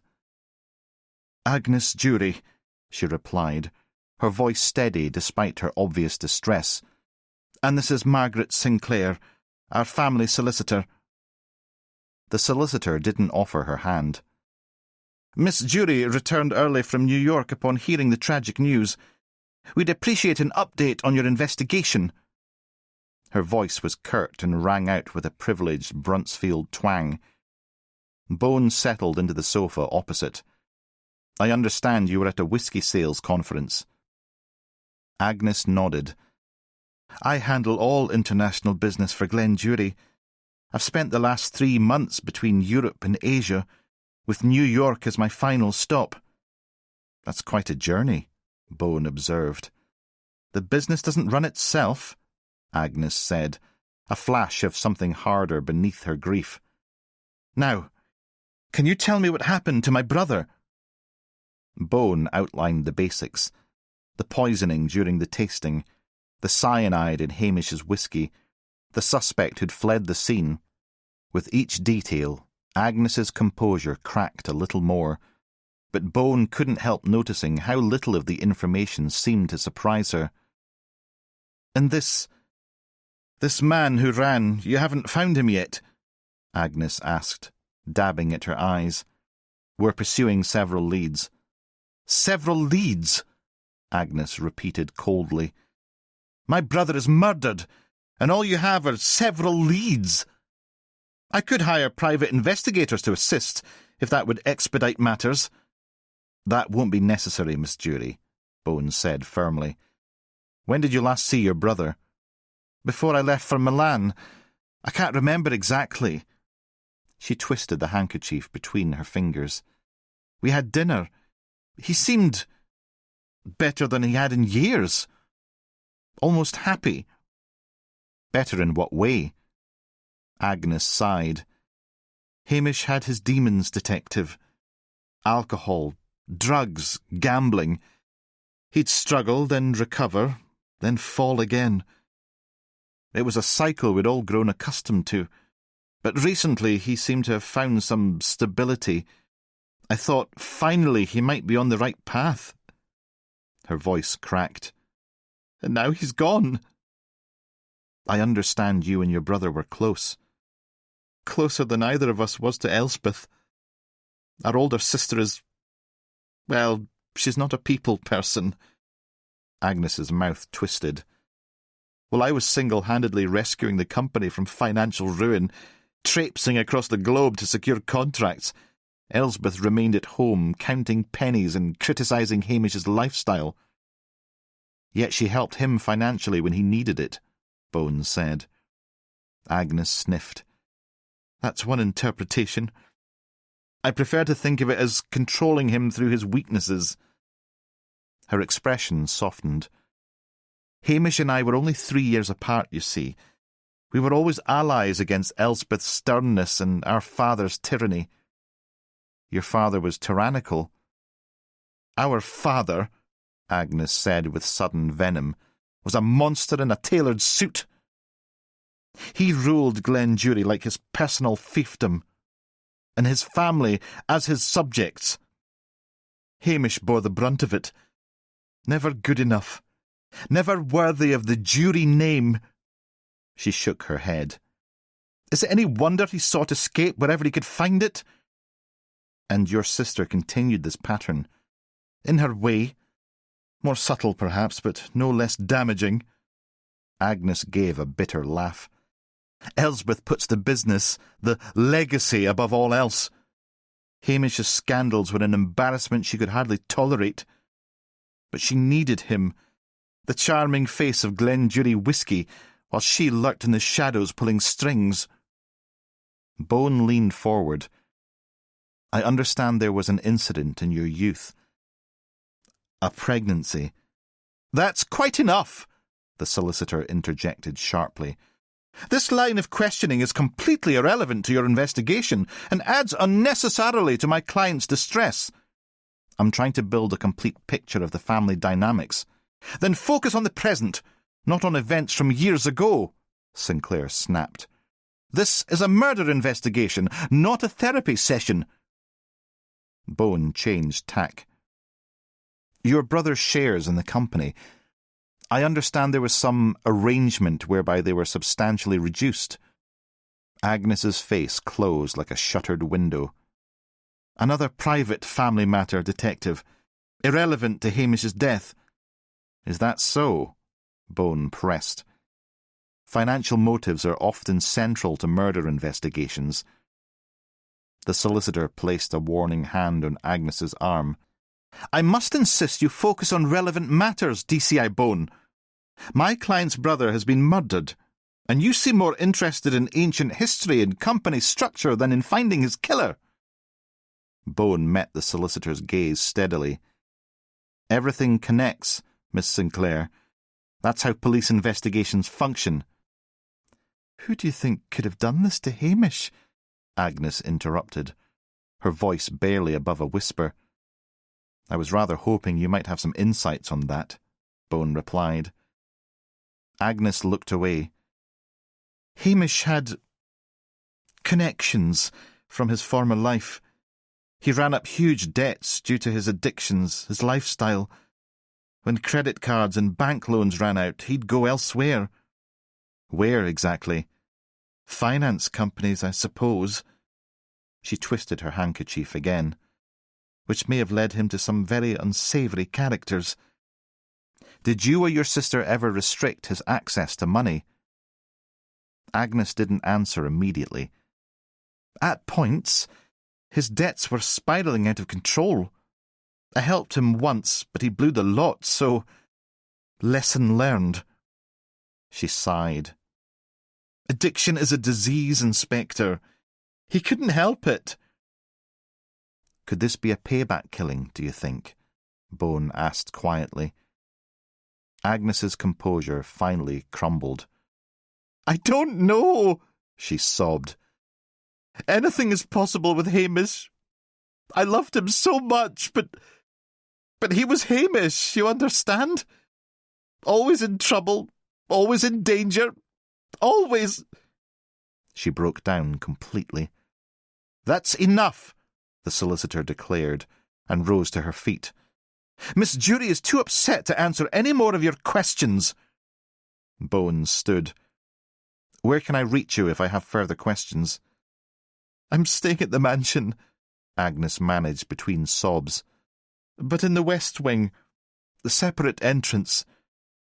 She attempted a watery smile. I love my sister, but the thought of living with her without lockable doors between us isn't something I can face right now. Why is that? Bone asked.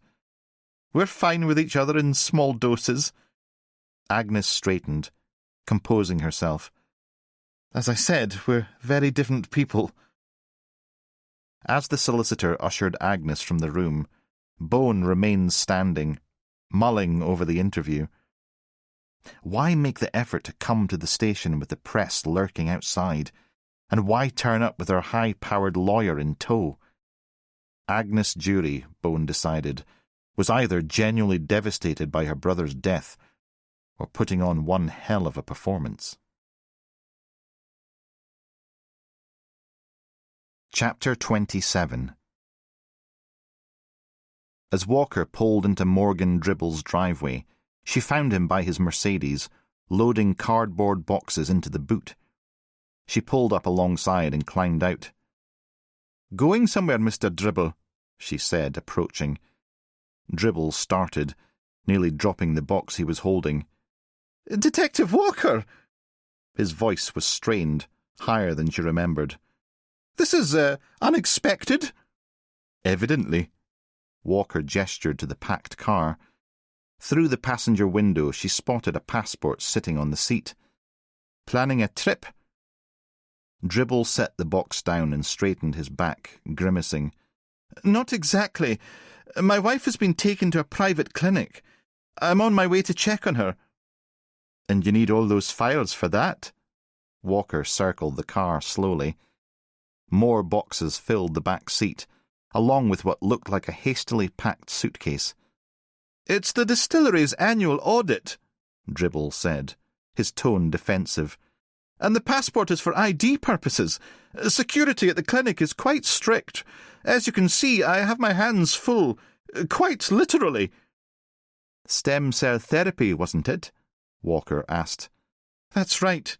Very expensive, very specialised, and very time-sensitive. Dribble closed the boot with a decisive thud. So, if you'll excuse me... I'd like to have another look inside your house, Walker said. Now? Dribble's voice rose an octave. That's really not convenient. As I said, I need to get to the clinic. It won't take long, Walker assured him, though her tone made it clear this wasn't a request. You mentioned your wife was receiving treatment upstairs during our last visit. I'd like to see her room. Dribble's right eye twitched. She's not here anymore. As I said, she's at the clinic now. I see. Walker held his gaze. The house, Mr. Dribble? After a moment of silent standoff, Dribble's shoulders slumped. Fine. A quick look, but then I really must go. He led her up the path to the front door, fumbling with his keys. Inside, the house seemed different from her previous visit. Less pristine, more chaotic. Small signs of hasty packing were everywhere. Empty spaces on shelves. A picture frame lying flat where it had once stood. Drawers not quite closed. Where's your wife's room? Walker glanced up the stairs. Second door on the left, Dribble muttered. But as I told you, she's not here. Walker climbed the stairs, the thick carpet muffling her footsteps. The room stood ajar. Inside was a neatly made bed, everything in perfect order. A small medical monitor sat on the bedside table, beside a plastic tray holding several pill bottles and a rolled-up tube. A single water glass and a folded newspaper suggested recent occupation, though the room's pristine condition seemed at odds with Dribble's wife's apparent serious illness. No personal items cluttered the surfaces, no evidence of the extended medical treatment Dribble had described. She returned downstairs to find Dribble hovering anxiously by his study door. "Everything all right?" he asked with a poor attempt at casualness. "Very tidy up there," Walker said. "Yes, we have a professional team of nurses looking after her." "May I?" Walker gestured to the study. "I don't see why that's necessary." Walker pushed the door open anyway and stopped short. The room was in disarray.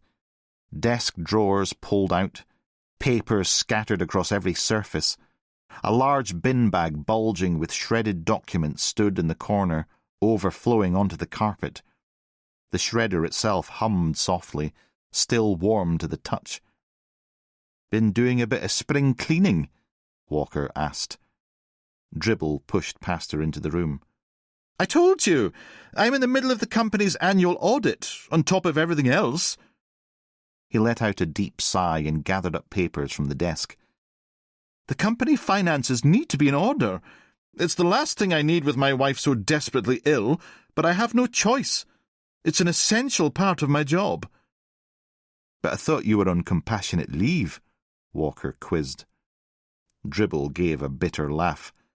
"Unfortunately, aside from Miss Jury, I'm the only other member of the executive team who knows their way around the company accounts. And of course, the company comes first. Always has."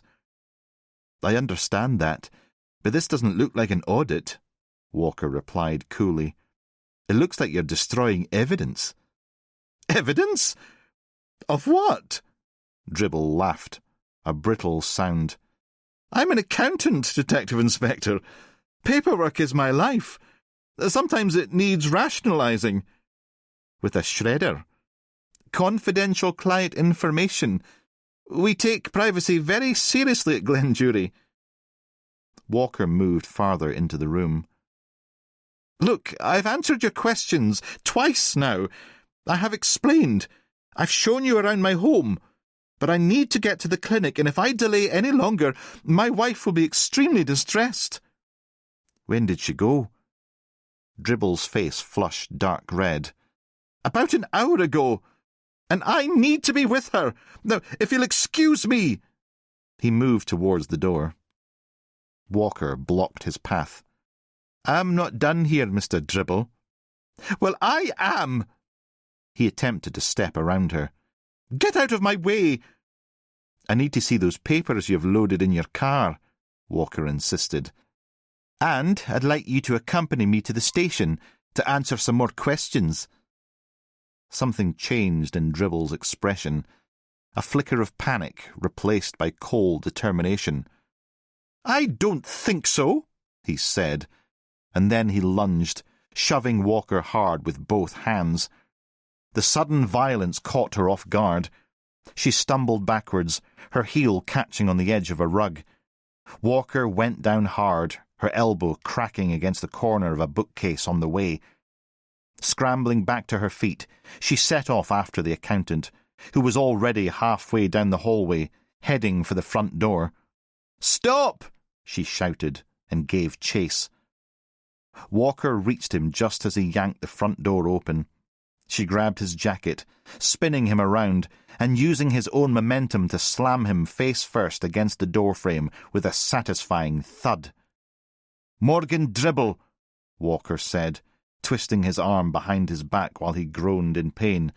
"I am arresting you on suspicion of obstruction of justice and assaulting a police officer."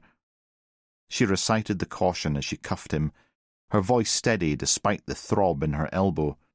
"You do not have to say anything, but it may harm your defence if you do not mention when questioned something which you later rely on in court. Anything you do say may be given in evidence." Blood trickled from Dribble's nose, where it had connected with the door frame. "This is outrageous," he spluttered. "I need to be with my wife. You can't do this." "I just did." Walker retrieved her phone to call for support. "Looks like your visit to the clinic will have to wait." She marched Dribble to her car and glanced back at the house, at the abandoned Mercedes with its cargo of boxes, at the immaculate facade of Dribble's life that was now crumbling around him. "I demand my solicitor!" Dribble snarled. "All in good time, Mr. Dribble." She guided him into the back seat, returned to the Mercedes, and started transferring the boxes to her boot. Chapter 28. Lochmoran Distilleries headquarters occupied the top floor of a gleaming glass tower in Edinburgh's New Town, a stark contrast to Glenjury's rustic stone buildings. The reception area was all polished concrete and brushed steel, with abstract representations of whisky barrels rendered in expensive-looking sculptures. Baxter tugged at her tweed jacket, suddenly conscious of a frayed cuff. She sat beside the immaculately tailored Laverty. 10 years of desk duty had left her woefully unprepared for field interviews, and having the new DSU observing her first one in ages wasn't helping her nerves. "Remember," Laverty murmured, consulting her notebook, "we need to establish if there's any corporate rivalry that might have motivated—" "I know what we need to establish," Baxter snapped, then immediately regretted her tone. "Sorry, ma'am, just a bit out of practice." Laverty raised an eyebrow but said nothing. Charles Cunningham emerged from a set of double doors, offering a brisk handshake to each officer. He was tall and reed-thin, with rimless glasses. He looked like a man who spent most of his working life in power meetings. "Detective Sergeant Baxter, I presume," he said, extending his hand. "Yes, and this is—" Baxter fumbled for her words. "Detective Superintendent Laverty," the DSU jumped in. Baxter flinched. "Please come through, detectives. I've set aside 30 minutes for you. Will that suffice?" "We'll certainly try to be efficacious with our time." Baxter winced internally at her ridiculously stilted formality. Cunningham's office featured floor-to-ceiling windows with a panoramic view of Edinburgh Castle. He settled behind his desk and gestured to the chairs opposite. "Now, I understand this concerns the unfortunate incident at Glenjury." His tone suggested they were discussing a minor supply chain issue rather than a murder. "Yes, Mr. Cunningham." Baxter cleared her throat. "We're exploring all angles, including potential business conflicts. I understand there's been some rivalry between your companies."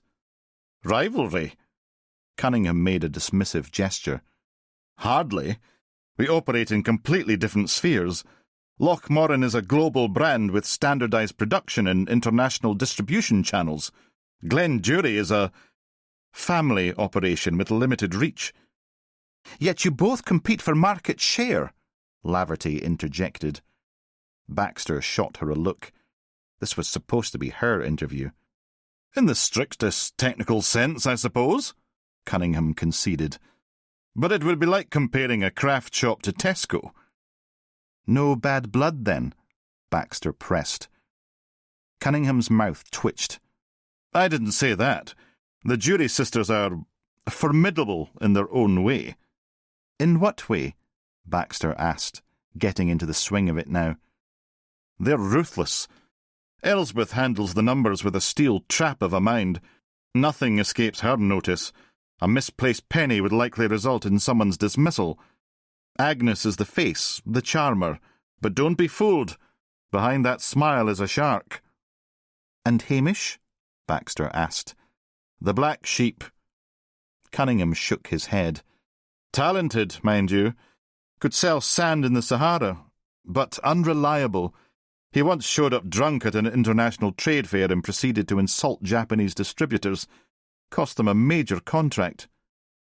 When was this? Laverty cut in again. Baxter's irritation rose. If you could let me— 3 years ago, Cunningham answered Laverty directly. Since then, the sisters have kept him on a tighter leash, though I've heard whispers of financial impropriety on his part. What kind of impropriety? Baxter asked, determined to regain control. Nothing specific. Industry gossip. But they've been pushing into new markets aggressively for the past 18 months. Central and South America primarily. Unusual strategy for a small distillery. Why unusual? Baxter asked. High entry costs, complex import regulations, established competitors. It's a challenging market, even for a multinational like us. He adjusted his cufflinks. I've heard through the grapevine that Agnes has been practically living on a plane. Mexico City, Bogota, Santiago, Sao Paulo, trade fairs, distributor meetings. Very hands-on approach. Could a Central American connection have anything to do with what happened to Hamish, do you think? Laverty asked.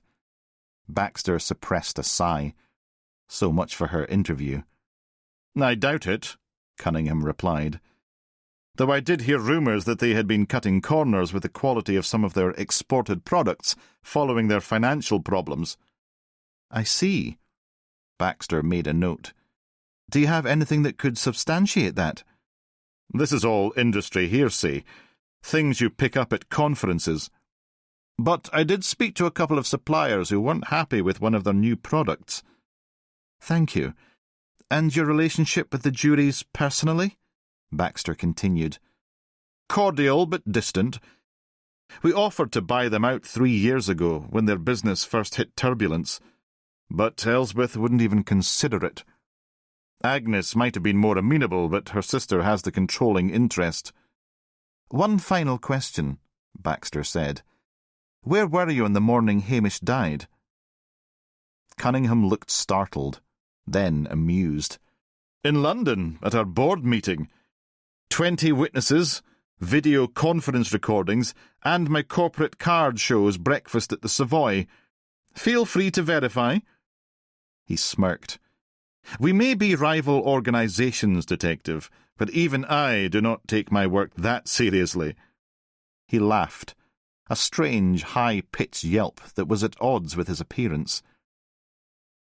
As they wrapped up, Baxter fumbled with her notebook, dropping it and scattering loose pages across the polished floor.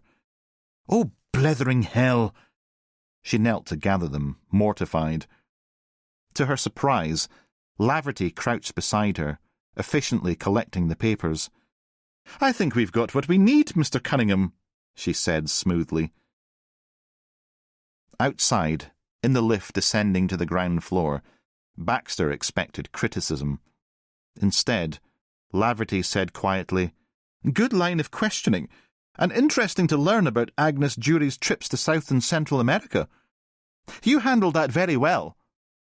Thank you, ma'am, Baxter replied, shocked, though I would have preferred to conduct my own interview without quite so much assistance.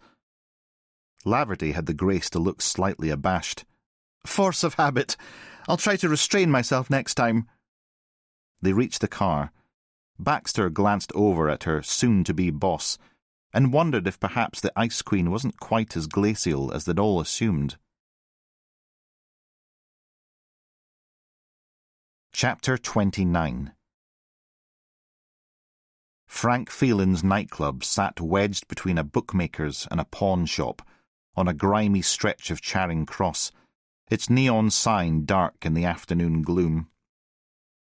Club Class proclaimed peeling gold lettering above a door guarded by 2 men with necks thicker than their heads, both dressed in black suits that strained against their muscular frames.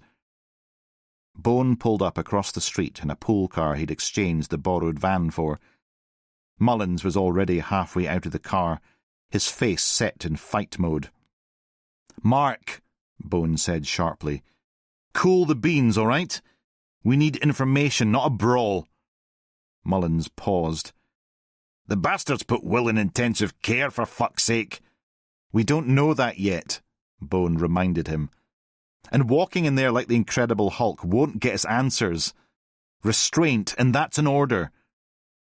Mullins took a deep breath, his shoulders slumping slightly. Aye, sir. But if Phelan so much as smirks about Will...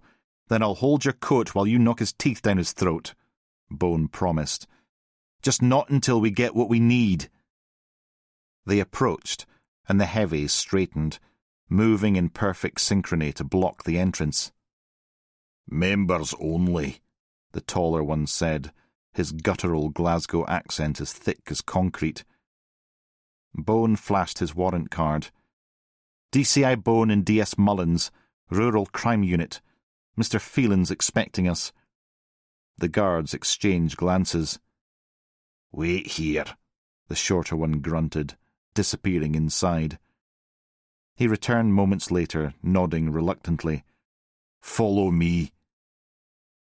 They were led through the empty club, past a horseshoe-shaped bar and a small stage where a cleaner was half-heartedly mopping the floor. The place stank of stale beer and cheap aftershave, with undertones of industrial disinfectant failing to mask the smell of decades of spilled drinks and cocaine-induced sweats. Frank Phelan's office was at the back, behind a door marked private. Inside, the space was cluttered with mismatched furniture, boxing memorabilia, and stacks of paperwork. A half-eaten kebab occupied pride of place on the desk. Phelan himself was squeezed in behind, a bloated parody of the boxer he'd once been. His face was a mass of scar tissue and broken capillaries, nose flattened, ears cauliflowered. He wore an expensive suit that strained across his gut, a gold watch flashing on his wrist as he gestured for them to sit.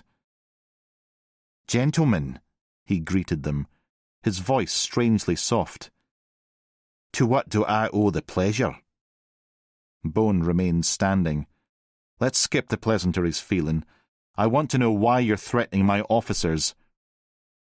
Phelan's eyebrows shot up, beads of sweat appearing on his forehead despite the room's chill.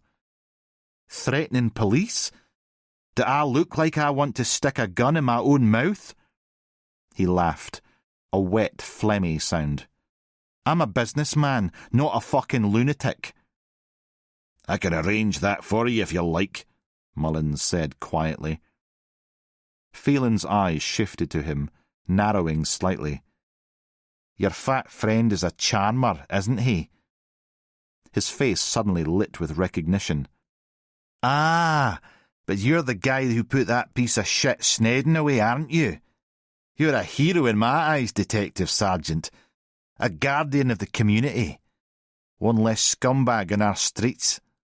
He grinned, showing nicotine-stained teeth. "I hope you get a commendation medal." Mullins' jaw clenched, but he held his tongue.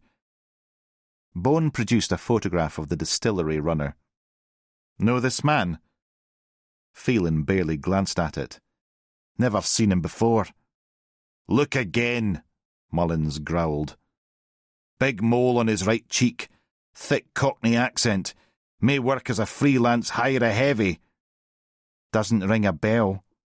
Phelan pushed the photo away. "I hire locally. Support the community, you know?" "Like you supported Hamish Jury?"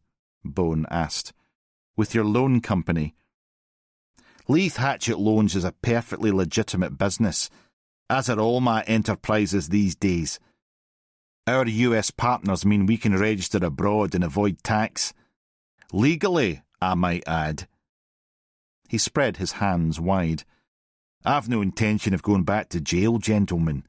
I've gone legit." Mullins snorted. Phelan's eyes hardened. "Something funny?" "Just wondering about all the security," Bone interjected. "The second-rate Goodfellas extras at the door. Seems excessive for a nightclub manager." "I'm a very rich man, Detective Chief Inspector. I receive weekly kidnapping threats." Phelan dabbed at his forehead using a handkerchief. and old enemies who won't leave me alone. Can't be too careful in my position." "You're full of more shite than a diner-rod tanker," Mullins growled. "Maybe you should keep your own overweight muppet on a leash." Phelan eyeballed Mullins again. "Before he hurts himself." Mullins lunged, grabbing the edge of the desk. The door burst open, both heavies rushing in. Mullins spun, fists clench, and Bones stepped between them. "Enough!" Phelan barked, and the guards froze. "The detectives are just leaving." "Not until we discuss Hamish Jury's debts," Bones said firmly. Phelan sighed. "Client confidentiality, I'm afraid." "I'll have a warrant on your desk by morning," Bone countered. "Or perhaps I'll just ask HMRC to take a closer look at those legal tax arrangements." The room fell silent. Phelan studied Bone for a long moment, then shrugged. "Fine. Jury ran up a hefty debt. It was paid off. End of story." "Who paid it?" "The distillery's accountant met with one of my staff. Paid cash." "Why in person?" Bone pressed. "Said he didn't want the transaction connected to the distillery or any individual who works there." Phelan leaned back. "How much?" "I don't see—" "How much, Phelan?" The crime boss hesitated. "A few thousand." "Bullshit!" Mullins snapped. "Fine. 6 figures." "Aye, with your extortionate interest rates added," Mullins said. Phelan smiled coldly. "We all have to put food on the table, Detective Sergeant Mullins, is it?" He stood, smoothing his jacket, his gut straining against his suit buttons. "Now, if you don't mind, I have a business to run." "And you have paperwork to prove this?" Bone asked. "Of course. I believe Monster Munch here met one of my employees yesterday, who was very clear about that." Phelan nodded knowingly at Mullins, trying again to wind him up. "I'll have my team send that over to you within the hour." He gestured to the door. "So, gentlemen, I really do have to go." "We're done for now," Bone conceded. "But this isn't over, Phelan. Not by a mile." "I've told you everything I know," Phelan protested, fake sincerity oozing from every sweaty pore.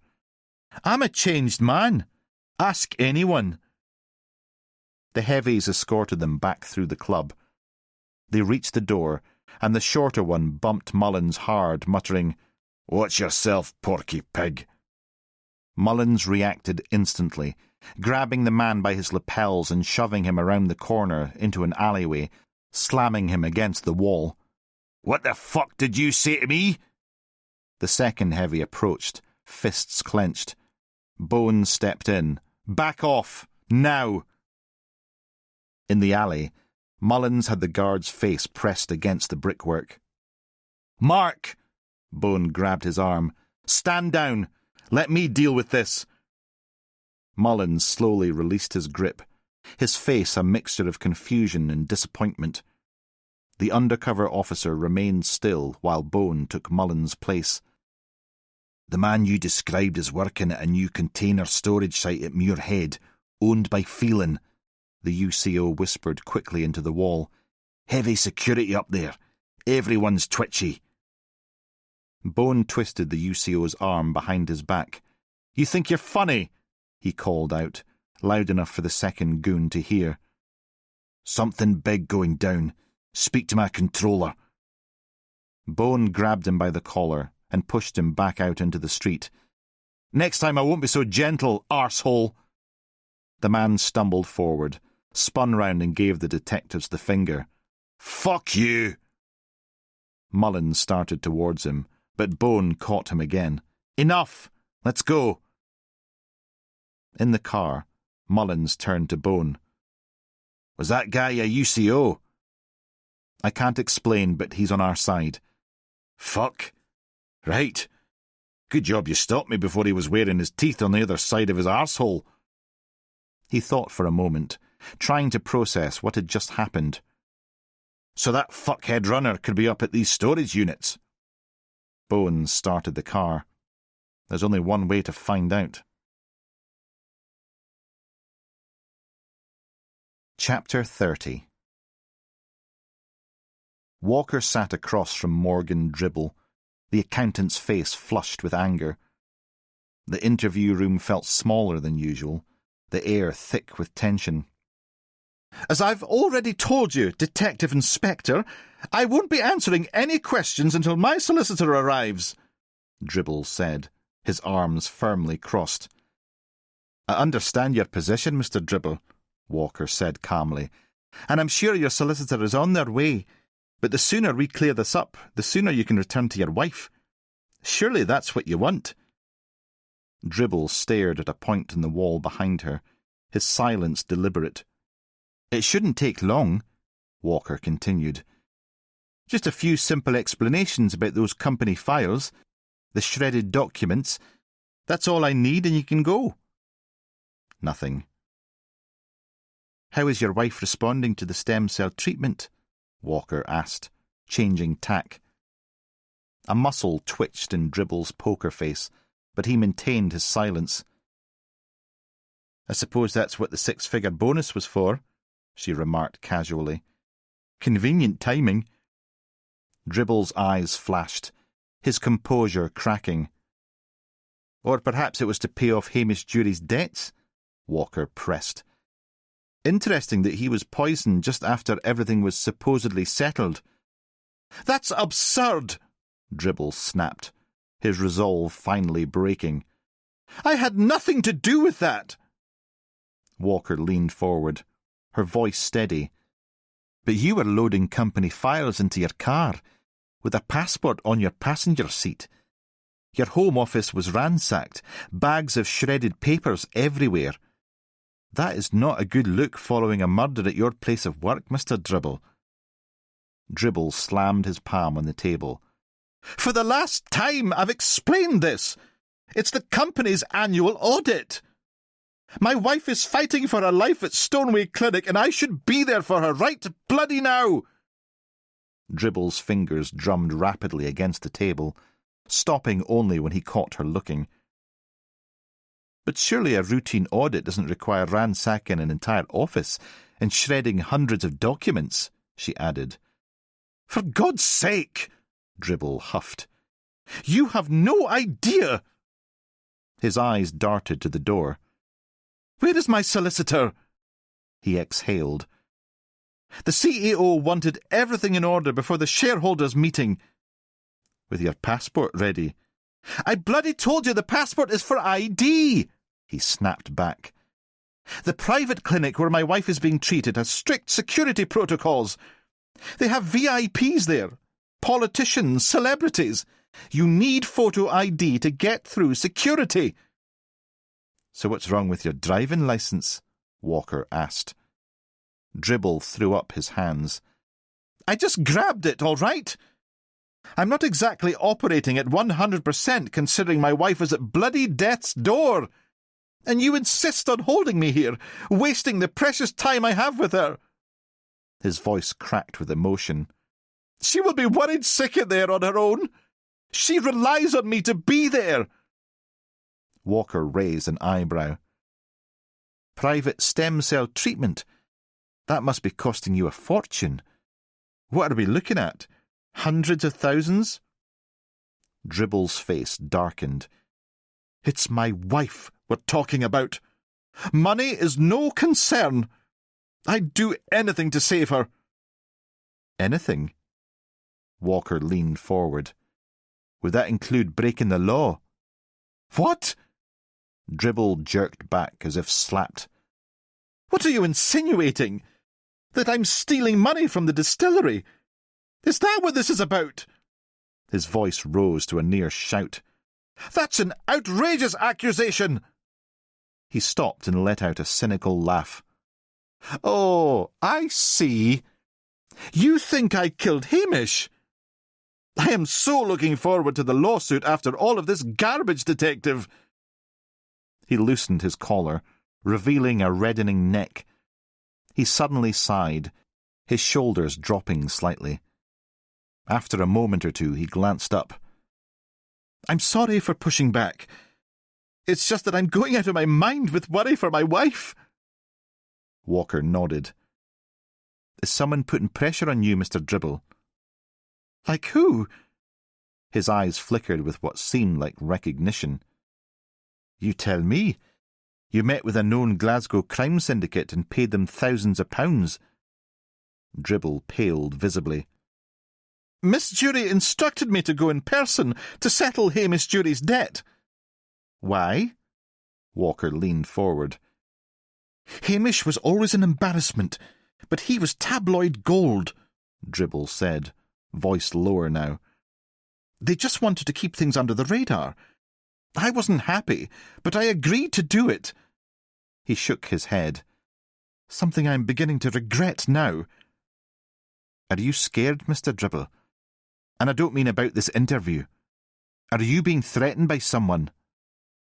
Dribble's eyes narrowed. I'm tired of this circus. I don't have to answer any more questions. I want my solicitor.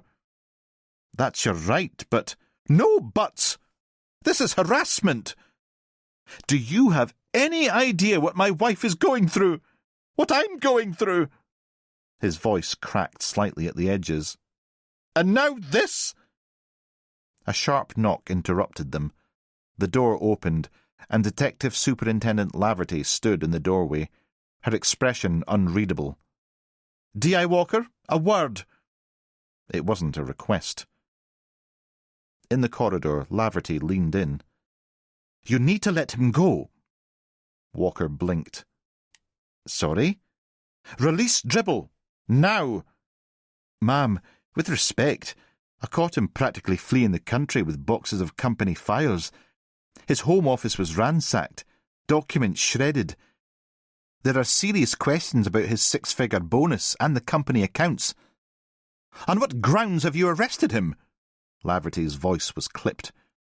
Apart from all the suspicious activity I just mentioned, he knocked me over in his panic to get away. I'd call that assaulting an officer. That's an overreaction and you know it. But he's connected to Hamish Jury's dodgy finances, Walker protested. The timing, the panic, it all fits. Laverty glanced around before leaning closer, her voice dropping to a whisper. Dribble is currently the subject of an investigation by HMRC. They've been monitoring his activities for months. Walker's eyes widened. Is this bigger than fraud? Is HMRC working with our organised crime division? I can't confirm that, Laverty said. What I can tell you is that OCD has instructed us to let him go. But, no buts, Walker. You need to release him without charge. But what will I say? Won't it look suspicious if I walk back in there and say off you pop? Use your professional expertise and make something up, D.I. Walker. Laverty smiled. Walker held Laverty's gaze for a long moment, before finally nodding. Yes, ma'am. Back in the interview room, Dribble stood when Walker entered. My solicitor is here? Sit down, Mr. Dribble, please, Walker insisted. Not until... Please, Walker urged. He slowly sank back into his chair. Evidence has come to light that corroborates your statement about your wife. I apologise for the misunderstanding. Dribble stared at her in disbelief, then let out a harsh laugh. A misunderstanding? Is that what we're calling it? He stood, straightening his jacket with deliberate slowness. Do you have any idea what you've done? My wife could be dead for all you care, and you've kept me from her side for what? A hunch? Some misplaced suspicion? Again, I apologise. Your apology means nothing, he spat. You're everything that's wrong with the police. Nasty, inhumane, separating a man from his desperately sick wife. He moved towards the door. "My solicitor, the one you probably held back from seeing me, will be in touch." The door slammed behind him with enough force to rattle the two-way mirror. Walker slumped down at the table, shaking her head, her rage at Laverty's intervention on the verge of boiling over. After a sharp intake of breath, she found her phone and called Bone. This was one for him to sort out. Chapter 31. The pool car's engine laboured as Bone guided it up a steep hill towards Muirhead, the dying light casting long shadows across the potholed tarmac. The gears crunched loudly as he shifted down, wincing at the sound. "Christ's sake," Mullins muttered. "Do you have to mutilate the gearbox like that?" Bone shot him a glance. "There's something wrong with this heap. Listen to it." "Nothing wrong with the car," Mullins moaned. "It's your driving." Bone tried again, and the transmission protested with another grinding crunch. "See? Bloody disaster, this thing." He studied Mullins' profile for a moment. "What's wrong with you this morning, anyway? You've got a face on you like a smacked Arbroath smoky." Mullins shook his head dismissively and stared out the window. "Well?" Bone pressed. Mullins turned, his face tense with rage. "When I get my hands on that mole-faced cock, I'm going to make him wish he'd never pushed himself out of his maw's blowhole." He cracked his knuckles. "Harper's lying in that hospital bed because of him." "We'll get him," Bone replied. "But I need you to stay focused, not on a revenge mission." "Just saying, when we do catch him, I might accidentally trip and land on his wart. With my fist, several times." Bone sensed Mullins spiralling and changed tack. "How's your dad doing?" Mullins took a deep breath, the tension in his shoulders easing slightly. "Not great. I think he's depressed. The nurses do their best for him, but his dementia's worsening, and the cocktail of drugs doesn't help." "How can you tell he's depressed?" "He stopped trying to molest any nurse who reminds him of my mum when she was young." Mullins caught Bone's alarmed expression. "Male and female, I hasten to add." "Not molest, surely." "No, that's a bit harsh. Inappropriate with his hands in his mouth." Mullins rubbed his forehead wearily. "Always was a randy old bugger." "That sounds even worse. His mouth." Bone recoiled.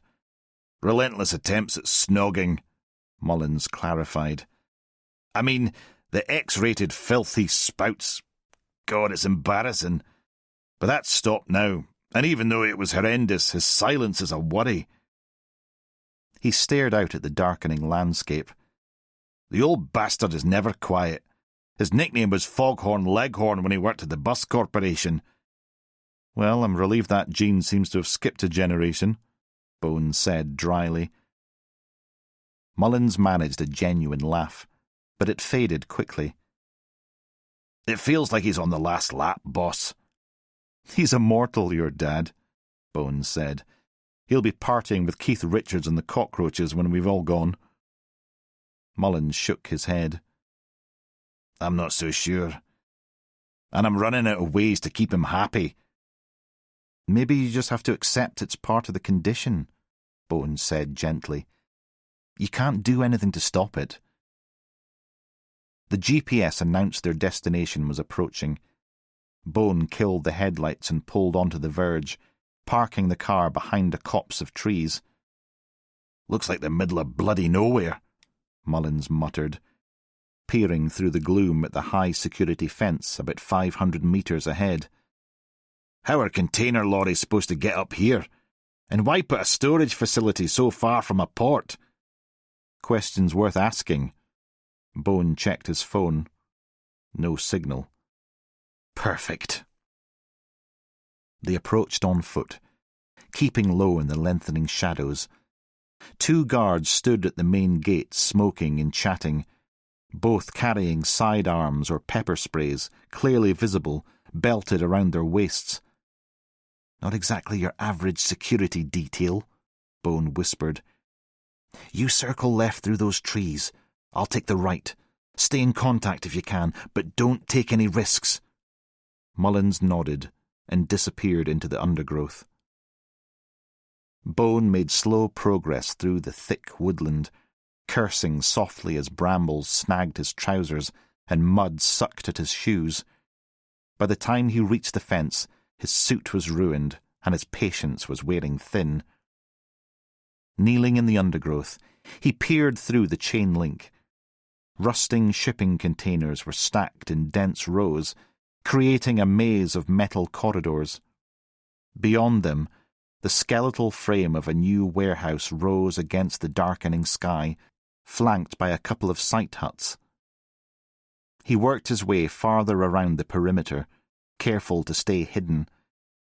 Near the rear corner of the compound, an outcrop of rock jutted above him. Bone clambered up, now high enough to reach the top of the fence. With a muttered curse, he began to climb, only to notice an open rear gate about 20 meters away. Bloody hell! He climbed back down, tearing the seat of his trousers on a jagged edge. For fuck's sake!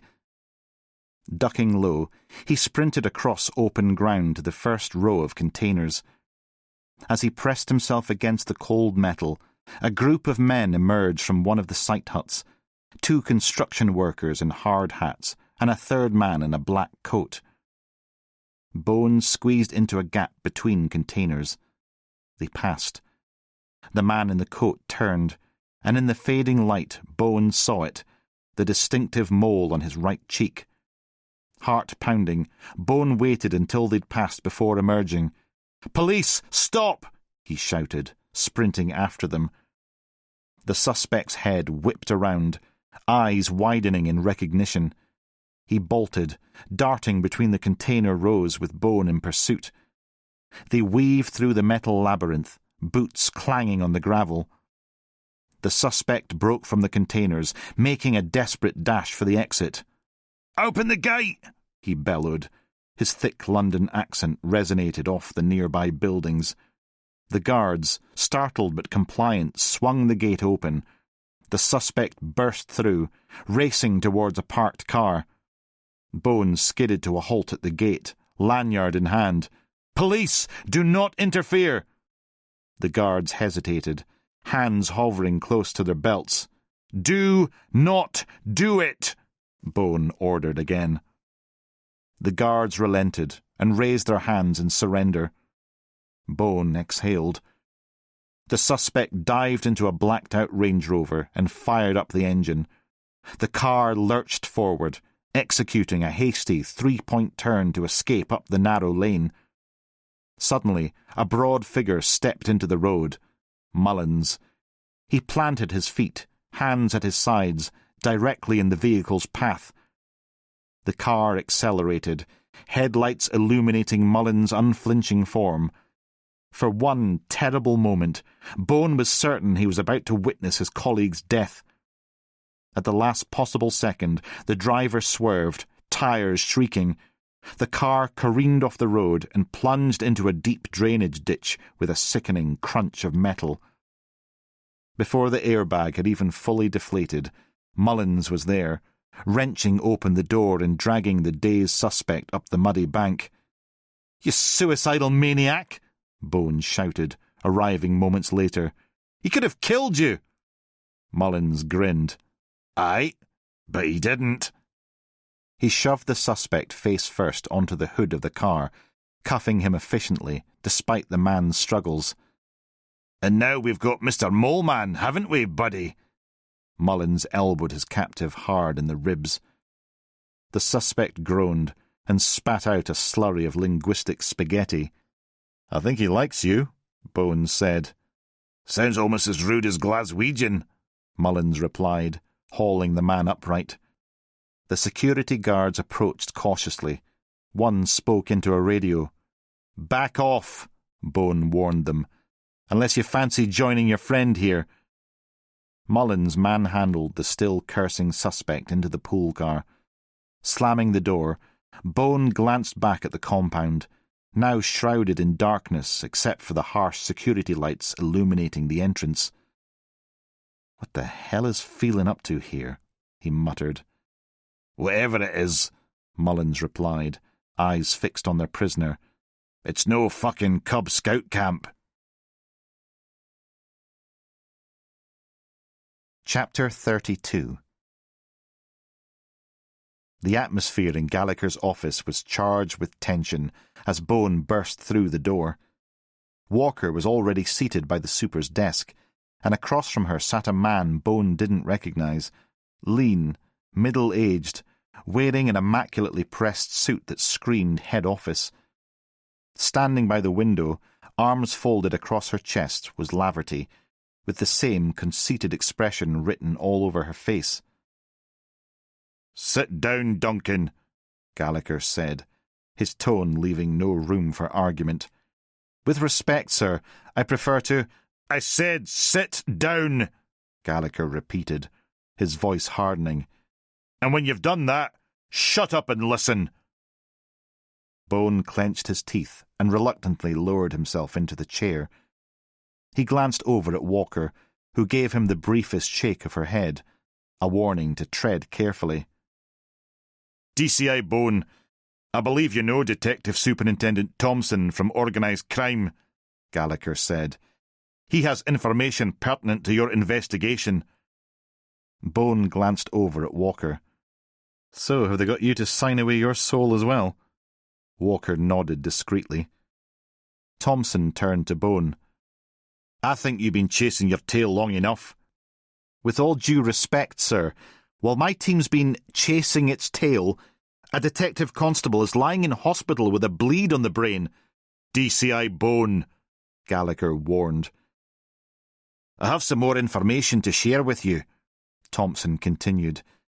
"We're working with HMRC on a significant money laundering operation based out of Glendury Distillery," he explained. "HMRC were tipped off by an insider at Clyde Central Bank. Substantial monthly deposits from the distillery's cash account that don't align with their declared revenue. We believe Mr. Dribble has been managing these transactions for quite some time." "When we met before, you said to me, and I quote, 'That's the sum of what we know.'" "Sorry, DCI Bone, but we were acting on instructions from HMRC to sit tight until we have sufficient evidence. I couldn't risk blowing our joint investigation." "There seems to be a few of those so-called investigations that you don't want to blow. Do you think we are that incompetent?" Bone snapped back, his anger building. Gallagher was about to reprimand Bone again, but Thompson raised his hand. "OK, so can you at least tell me who he is washing the cash for?" Bone continued, reining in his frustration. Walker caught his eye. "Who do you think?" "Frank Phelan," Bone said flatly. Thompson nodded. "We have surveillance footage of the accountant visiting Phelan's nightclub on at least 6 occasions over the past 4 months. "Aren't those visits related to paying off Hamish Jury's debt?" Bone countered. "Initially, yes," Thompson conceded. "But our undercover officers report that Phelan may have proposed this alliance. Either Dribble is acting alone, or he has the knowledge, possibly even direction, of one or both sisters." Bone ran a hand across his face. "But why? This is suicide for everyone concerned, including the distillery." "Because the distillery's finances are in a worse state than the juries would have you believe. 6 months ago, they were teetering on the edge of bankruptcy. Either Dribble, through misguided loyalty to the sisters, set this up to save the business, or they're all in it together." Walker shifted in her seat. "Do you have enough to make arrests?" "We have sufficient evidence to nail Dribble," Thompson said, "but links to either sister are tenuous at best, circumstantial. They're either completely oblivious to what's going on, or they're very smart at covering their tracks." He paused. "That's one of the reasons why D.I. Walker had to let the accountant go. We're very close, but we need more to close the investigation." "One of the reasons?" Bone echoed. What are the others? We believe there could be a much bigger and more serious crime in progress. Thompson turned to Walker. That's why I've asked you to attend today, D.I. Walker. Hold on, Bowen said, his voice rising. I still can't believe you've been sitting on this information while we've been running around like headless chickens, one almost literally. I apologise for that, Thompson said, looking genuinely contrite. But I couldn't tell you anything without jeopardising our own investigation. You let me interview Phelan, Bones said incredulously. You let me stir up the bloody hornet's nest. As I told you before, we needed you doing your job as normal, Thompson cut in. Anything else would have raised Phelan's suspicions immediately. Bone fell silent, fuming but reluctantly accepting the logic. Thompson turned back to Walker. When you were at Inverness, you were part of the Drug Enforcement Unit, is that right? Walker nodded. Yes. And your DCI was Harry Gilbert? Correct. We believe Phelan's gang is about to collect a significant haul of heroin from a remote cove somewhere around the Loch Inver area. We'd like you to join combined operations there. Your local knowledge and experience would be invaluable. We're already an officer down, Bone protested. Shall we all just take a week off and let you guys run everything then? Laverty's eyes narrowed dangerously. Gallagher cleared his throat. That's enough, Duncan. Bone exhaled slowly. I apologise. This could be one of the largest consignments of Class A narcotics to be smuggled into Scotland since Operation Valiant in 2016, where $500 million's worth of cocaine was seized, Thompson continued, undeterred. If it were an Olympic sport, Scotland would be top of the medals board, Walker quipped, then quickly refocused. So I assume this is linked to the financial crime at the distillery? Thompson nodded. We believe the accountant may have been persuaded, with significant financial incentives, given his wife's expensive bone marrow treatment, to let Phelan use distillery lorries to ship the heroin back to Glenjury's storage units. And the sisters are none the wiser? Bone asked sceptically. As I said earlier, that we still don't know, Thompson admitted. Dribble could be creaming off the top while still shining in the sisters' eyes for his shrewd financial planning that saved their company. He might be a hero to them. Hence the massive bonus, Bones said. Thompson nodded. Exactly. Then added, There's another possibility we've been considering. Hamish Jury himself might have been involved initially, but then bottled it when he realised the scale of the operation. I'm not sure. That doesn't quite fit with the profile we're building of him. He had the connections, the access, and certainly the financial motivation. Possibly. But aside from his sisters, we haven't met anyone who has anything but praise for the man. His public face, perhaps, Thompson suggested. I can't imagine Jury would be party to the devastation all that heroin would cause, Bone insisted. We're talking about thousands of addictions, an epidemic of deaths. Everything I've learned about the man suggests he was troubled, yes, but not malicious. Thompson shrugged. But he did have addictions. You could be right, but then not playing ball may have cost him his life. He shifted in his seat. Whatever way you look at it, Hamish Jury was a liability, a loose cannon, the last thing Phelan needs at this critical point in his operation. Bone frowned, a sudden thought striking him. What about the missing bar manager, Graham? Do you have any intelligence on his whereabouts? Thompson's expression darkened. We don't have anything on that, unfortunately. He may just have been in the wrong place at the wrong time. You think he may have been killed? Bone pressed. Surely your undercover officers must have picked up something on his whereabouts or his fate. Unfortunately, we have nothing, Thompson repeated, his tone grave. But with Phelan's brutal and ruthless track record, I fear for his safety. I will, of course, keep you updated on that, should intel pick anything up." "Gee, thanks," Bone replied sarcastically. Gallagher frowned at him again. Thompson turned to Walker, ignoring the dig. "Are you up for it then, D.I. Walker?" "So I'll be going to Inverness?" Walker asked. "No," Thompson said. "We need you to go to Ullapool, where your old boss, along with officers from OCD, will brief you. But we're at a critical point in the operation, so you'll have to play this very carefully so as not to spook Phelan's men on the ground." "You mean undercover?" Walker asked, eyebrows raised. "No, we don't have time for you to build a legend, but plain clothes, and make sure you're not recognised. DCI Gilbert will pick you up when you get there." "When will I be going?" Walker asked. "In about 40 minutes, Thompson said. Walker seemed taken aback. "What? I need some time to sort this with my family." "Sorry," Thompson said. "Time is something we don't have. Our intel indicates there could be a drop at any point in the next 48 hours. The ground team needs your expertise, and we can't risk you being tailed." "What does that mean?" "A squad car will drop you at Stirling train station. Then you need to catch the train to Garve and the connecting bus to Ullapool." "But that's a 4-hour-plus journey." "You need to be in the local supermarket by 9:30 p.m, so it is imperative you catch the last bus from Garve to Ullapool." Walker looked at Bone. "Sir?" "That's short notice, not only for D.I. Walker but for the RCU," Bone complained. "Sorry about that.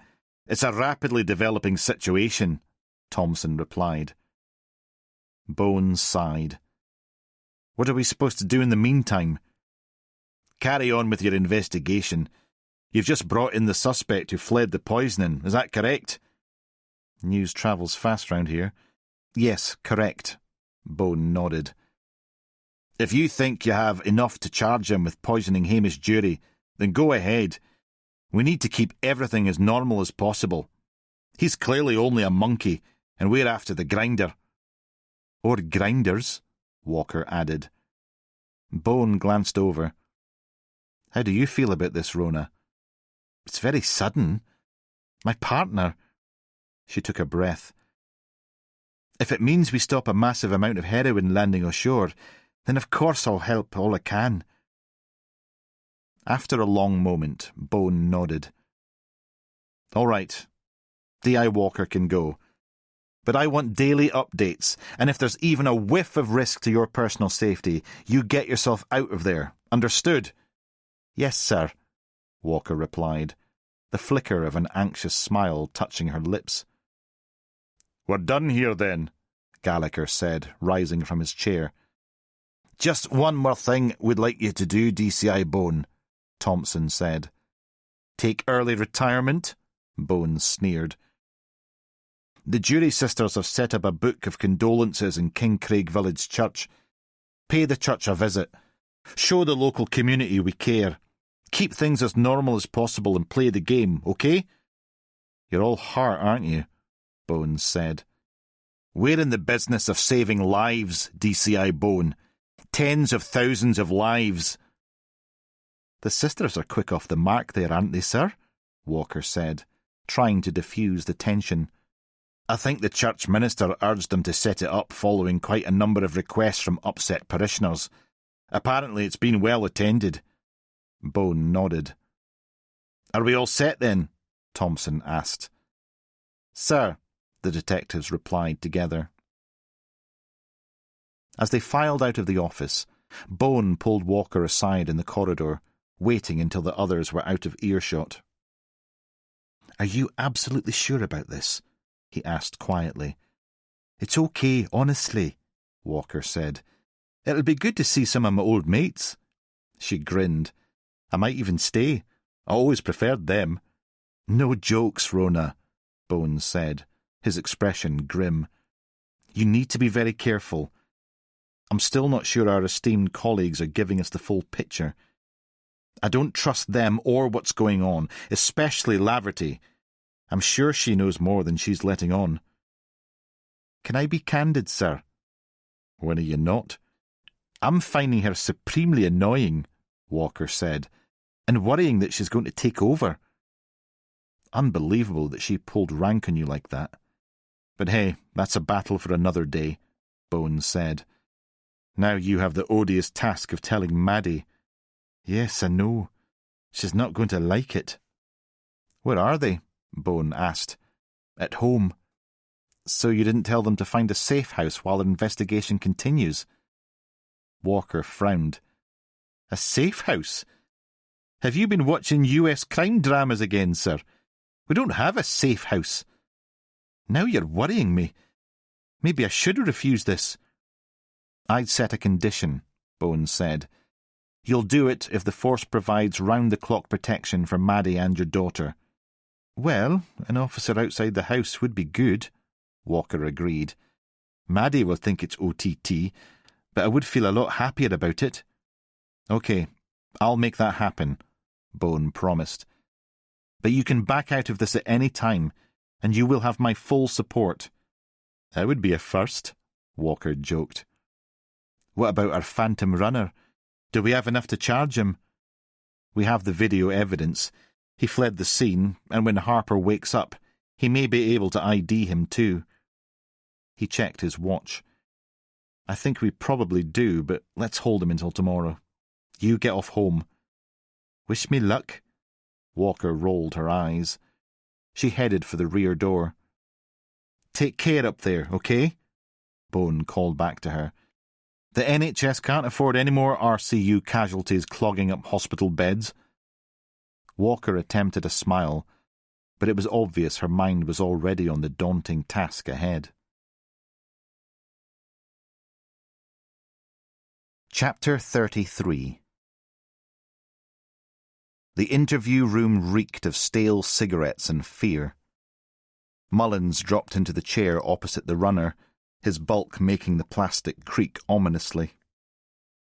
The suspect sat rigid, arms folded, staring at a point somewhere above Mullins' left shoulder. Right then, dickhead.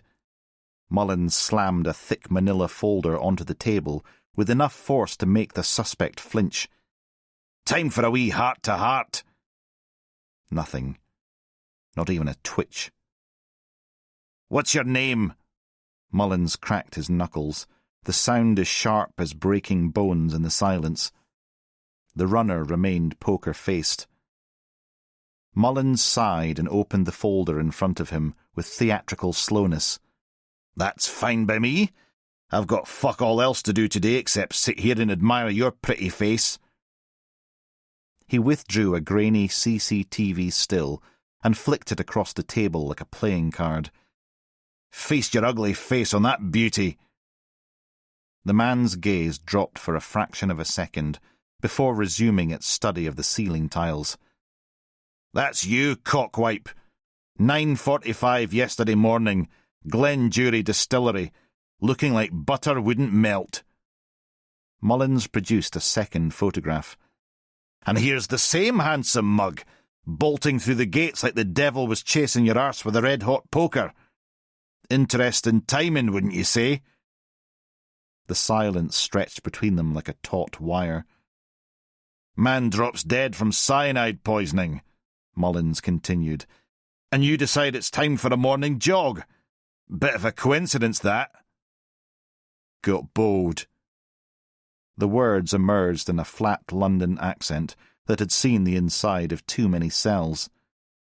Mullins raised an eyebrow. He speaks? Thought maybe your tongue had been cut out by your old boss Craig Snedden. A flicker of recognition crossed the suspect's face before he could mask it. Oh, aye. I know all about you and our friend in Northland's prison, Mullins continued with satisfaction. You work for Frank Phelan now? No. Then what were you doing sniffing around his storage facility up at Muirhead? Bit of sightseeing? A muscle twitched beneath the man's left eye. Job interview. Didn't get it. What kind of job interview takes place in an empty warehouse? Mullins leaned forward. Security guard? Or something a bit more hands-on? Before the suspect could respond, Baxter's face appeared around the door. She held up a sheet of paper and gave Mullins a knowing nod. Hold that thought. Mullins hauled himself upright and stepped into the corridor. Terry Voss, Baxter confirmed, handing Mullins the printout. Just as you suspected. Extensive record here. GBH, aggravated assault, suspected arson, extortion, textbook hired goon material. Definitely worked for Snedden until our boy got his current accommodation. Mullins returned to the interview room, settling back into his chair with renewed enthusiasm. He waved the printout in the runner's face. Well, well, Terry Voss. Quite the CV you've got here. Voss's composure cracked slightly at hearing his name. Says here he used to break legs for Craig Snedden before he got banged up. Small world, eh? From one scumbag's payroll to another. Did my time for that, Voss muttered. I was a naughty boy. Now I'm legit. Mullins barked a laugh. Legit? You're hilarious. I like whisky. I like Glenjury. Had some free time, thought I'd take a tour. That a crime now? When you left in such a hurry, did you attack my colleague? The temperature in the room seemed to drop 10 degrees. Not me. Went straight home. Got witnesses to that, have you? Voss shrugged. Do you have evidence I did anything wrong? Mullins thumped the metal table with the force of a sledgehammer. The sound reverberated through the small room like a gunshot. My colleague is lying in a hospital bed with his skull cracked open because of your handiwork, you piece of shit. Prove it. The two words hung in the air like a challenge. Were you hired to kill Hamish Jury? Mullins leaned across the table, his face inches from Voss's. His voice dropped to a whisper. Who's paying your wages? Who sent you? I've no idea what you're on about. Voss's voice remained maddeningly calm. And I haven't been offered so much as a glass of water since I got here. This is harassment. I want my brief. Your brief? Mullins straightened, his face the colour of an overripe tomato. I'll give you a fucking brief, you worthless bag of... He caught himself before he did something he probably wouldn't regret. Interview suspended at 1812, he snarled at the recording device. Mullins yanked the door open with enough force to nearly tear it from its hinges.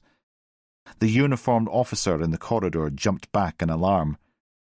Take this piece of human waste back to his cell, Mullins growled. Then, with a visible effort to control his escalating rage, he added, and give the bastard his phone call. Chapter 34. Mullins found Bone and Baxter in the incident room, both looking up expectantly as he stomped through the door. Well? Bone asked, though Mullins' thunderous expression already provided half the answer. Waste of bloody time. Mullins slumped into his chair, which groaned under his weight. Got him to admit that he was at the distillery, and that was the sum of it. Difficult for him not to, with his ugly mug all over the CCTV footage, Bones said. But he claims he got bored and left early. He then insisted he was at Phelan's storage facility for a job interview he didn't get. Believable? Baxter asked with a cynical smirk. About as believable as a chocolate teapot. Mullins rubbed his face wearily. But he's no amateur. Knows exactly what to say and when to shut his gob. Despite his cock-rot features, Voss is a professional thug, London-bred. Hard bastard to crack. Enough to hold him? Bone leaned against the wall. For now, but without Harper's testimony or concrete evidence linking him to the attack. Mullins shrugged helplessly. And he's requested a solicitor. He'll probably be one of Phelan's paid stooges as well, keeping it all in-house, tight as a stripper's sweaty thong. Baxter cringed. Bone checked his watch. Nearly 7 o'clock. They'd been at it for over 12 hours. Voss wasn't going anywhere, and pushing forward while they were all dead on their feet would only lead to mistakes. Right, that's our lot for today. He straightened up. We'll have another crack at him tomorrow when we're all thinking straight. Get yourselves home and rest up. You're going to need it. He switched off the lights and followed his colleagues out. In the car park, it took him a moment to remember where he'd left the hotel's van. His weariness was getting the better of him. "Can you see a white Ford courier van anywhere?" he asked a passing uniform. "That one." The PC pointed at the van directly in front of him. Bone rolled his eyes. "Thanks. Long day." He smiled. "Good night, sir," the PC said, and exited the rear gate. Bone slumped down in the driver's seat, stretched and yawned, almost dislocating his jaw in the process. "Time for a pint," he murmured. He was about to set off when his phone rang. He sighed. What now? An unrecognised number. "No, I haven't been mis-sold fucking life insurance," he complained. He waited until it ceased wailing, then started the engine. But it rang again. This time he answered. "DCI Bone, Police Scotland?" He hoped his greeting would result in an immediate termination of the call. "It's Barry Graham, Glenjury bar manager." The voice was barely above a whisper, frantic and trembling. Bone straightened. "Mr. Graham, where have you been? We've been looking everywhere for you." "Listen," Graham interrupted. "I need to speak to you. Just you. Nobody else. I'm at the Forestry Commission car park on the Old North Road. Come alone." "Hold on, I should—" "No!" The panic in Graham's voice escalated. "If you bring anyone else, any backup, colleagues' uniforms, or if you're followed, I won't show. I'll be watching closely, so don't try anything on. I mean it. Otherwise, I'm gone for good." "Barry, we can protect you. Just you or nobody. Your choice." The urgency in his tone was unmistakable. 1 hour. Alone." The line went dead. 40 minutes later, Bone pulled into the deserted car park, his headlights cutting through the thickening evening mist. The place was empty. Nothing but towering pines and a dilapidated information board at the forest's edge. He killed the engine, plunging the scene into an oppressive silence. The temperature had plummeted with the setting sun, and Bone's breath formed clouds as he stepped out of the car. He zipped his jacket against the biting cold, his shoes immediately soaking up moisture from the sodden ground. "Mr. Graham!" he called, his voice swallowed by the gloom. Nothing. Bone squinted into the shadows. Was that a figure at the far side of the clearing? He began walking, keeping his movements deliberate, non-threatening. "Barry, it's DCI Bone. I came alone, just like you asked." A rustling came from the trees to his right. "Stop there!" Graham's voice cut through the fog, high with panic. "Don't come any closer! I've got a weapon! I'll use it if I have to!" Bone froze, peering into the darkness between the trees. He couldn't see a thing. "I'm not here to hurt you," he said, calm. "I just want to talk." "You don't understand," the bar manager said, his voice cracking. "If they find out I've contacted you, I'm dead." "Who's they, Barry?" Bone edged a little closer to the voice. "Give me names. I can help you." A bitter laugh emerged from the darkness. "Help me? But they're everywhere." "We can offer protection," Bone pressed. "Round-the-clock security, whatever you need." The forest fell silent again. Bowen strained to hear any movement, wondering if Graham had fled. "Are you injured?" Bowen tried to engage again, taking another cautious step towards the voice. "I got away from them," Graham replied. "They didn't know about my motorbike in the backyard. I managed to get free, but they're hunting me." "Who is they, and why?" Bowen asked, careful when navigating between the trees. His fingers brushed against wet bark, pine needles crunching softly beneath his feet. "Stay back!" Graham warned again. "I told you, I'm armed!" "I believe you." Bowen halted his progress. "But you called me here for a reason. How can I help if you won't explain or let me near you?" A long pause followed. Bowen's scar itched beneath his finger as he waited, the silence stretching like a wire about to snap. "There's something I want to give you," Graham finally said. "It's why they're after me. They know I have it, but I need your reassurance that you really can protect me." "We have all the necessary resources to do that, Barry. You have my word on that." "What is it you have?" "Something Hamish trusted me to give to you." "You know he's dead?" "Yes, I know he's bloody dead, and that's why I'm so terrified. That's what they came looking for." "Just hand it over, and I will make the necessary calls. You have to trust me, Barry." Bowen inched even closer. "No, it's not here. When he told me what was on it, The sudden crunch of tyres on gravel cut him off. Headlights swept across the car park as a vehicle pulled in. "Who's that?"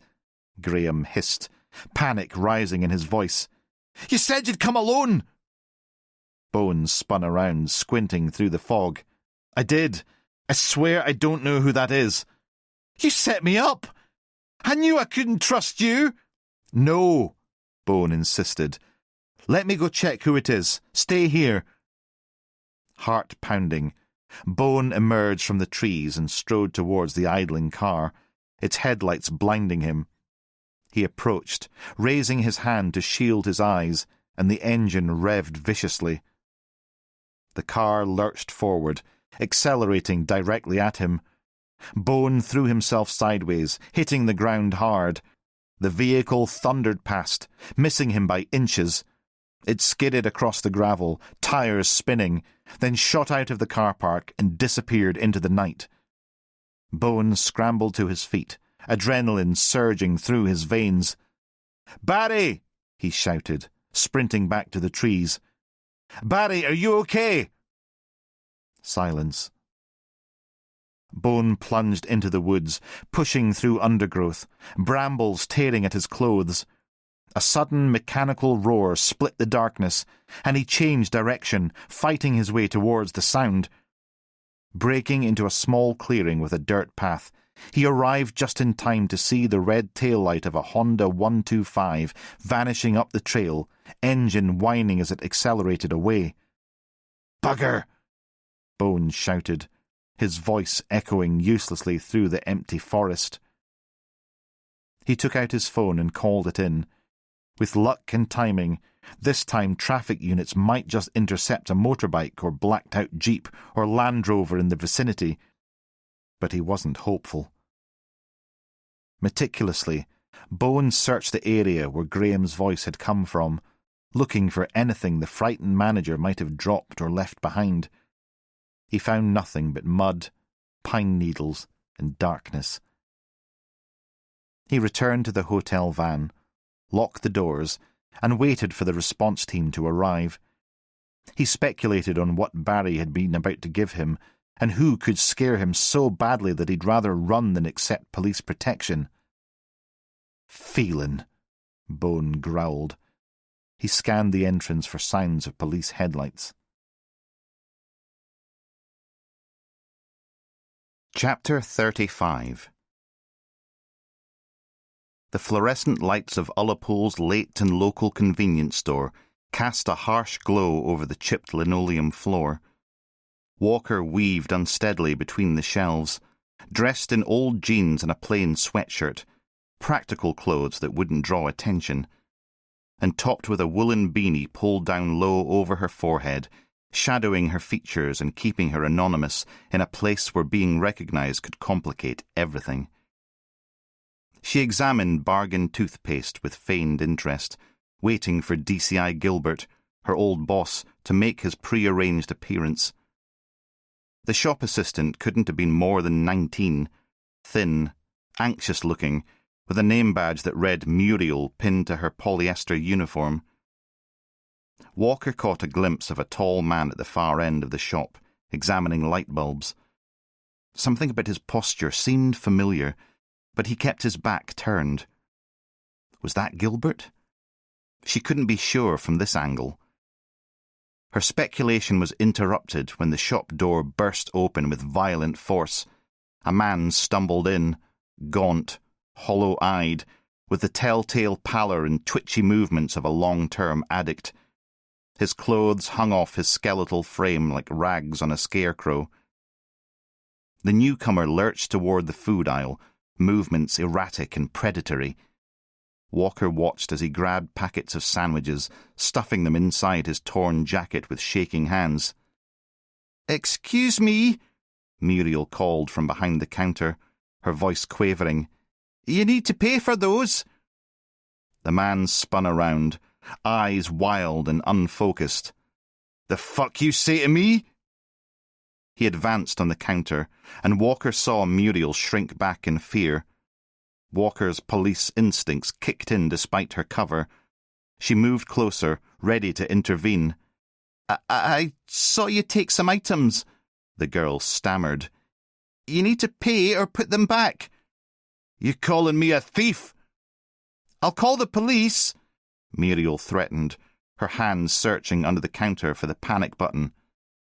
"I said keep your hoochin' wee face out of it," the man snarled at the terrified girl, then spotted Walker watching. "You got a problem too, you manky bitch." Before Walker could respond, he shoved her hard in the chest. She stumbled backward, catching herself against a display stand, packets of crisps scattering to the floor.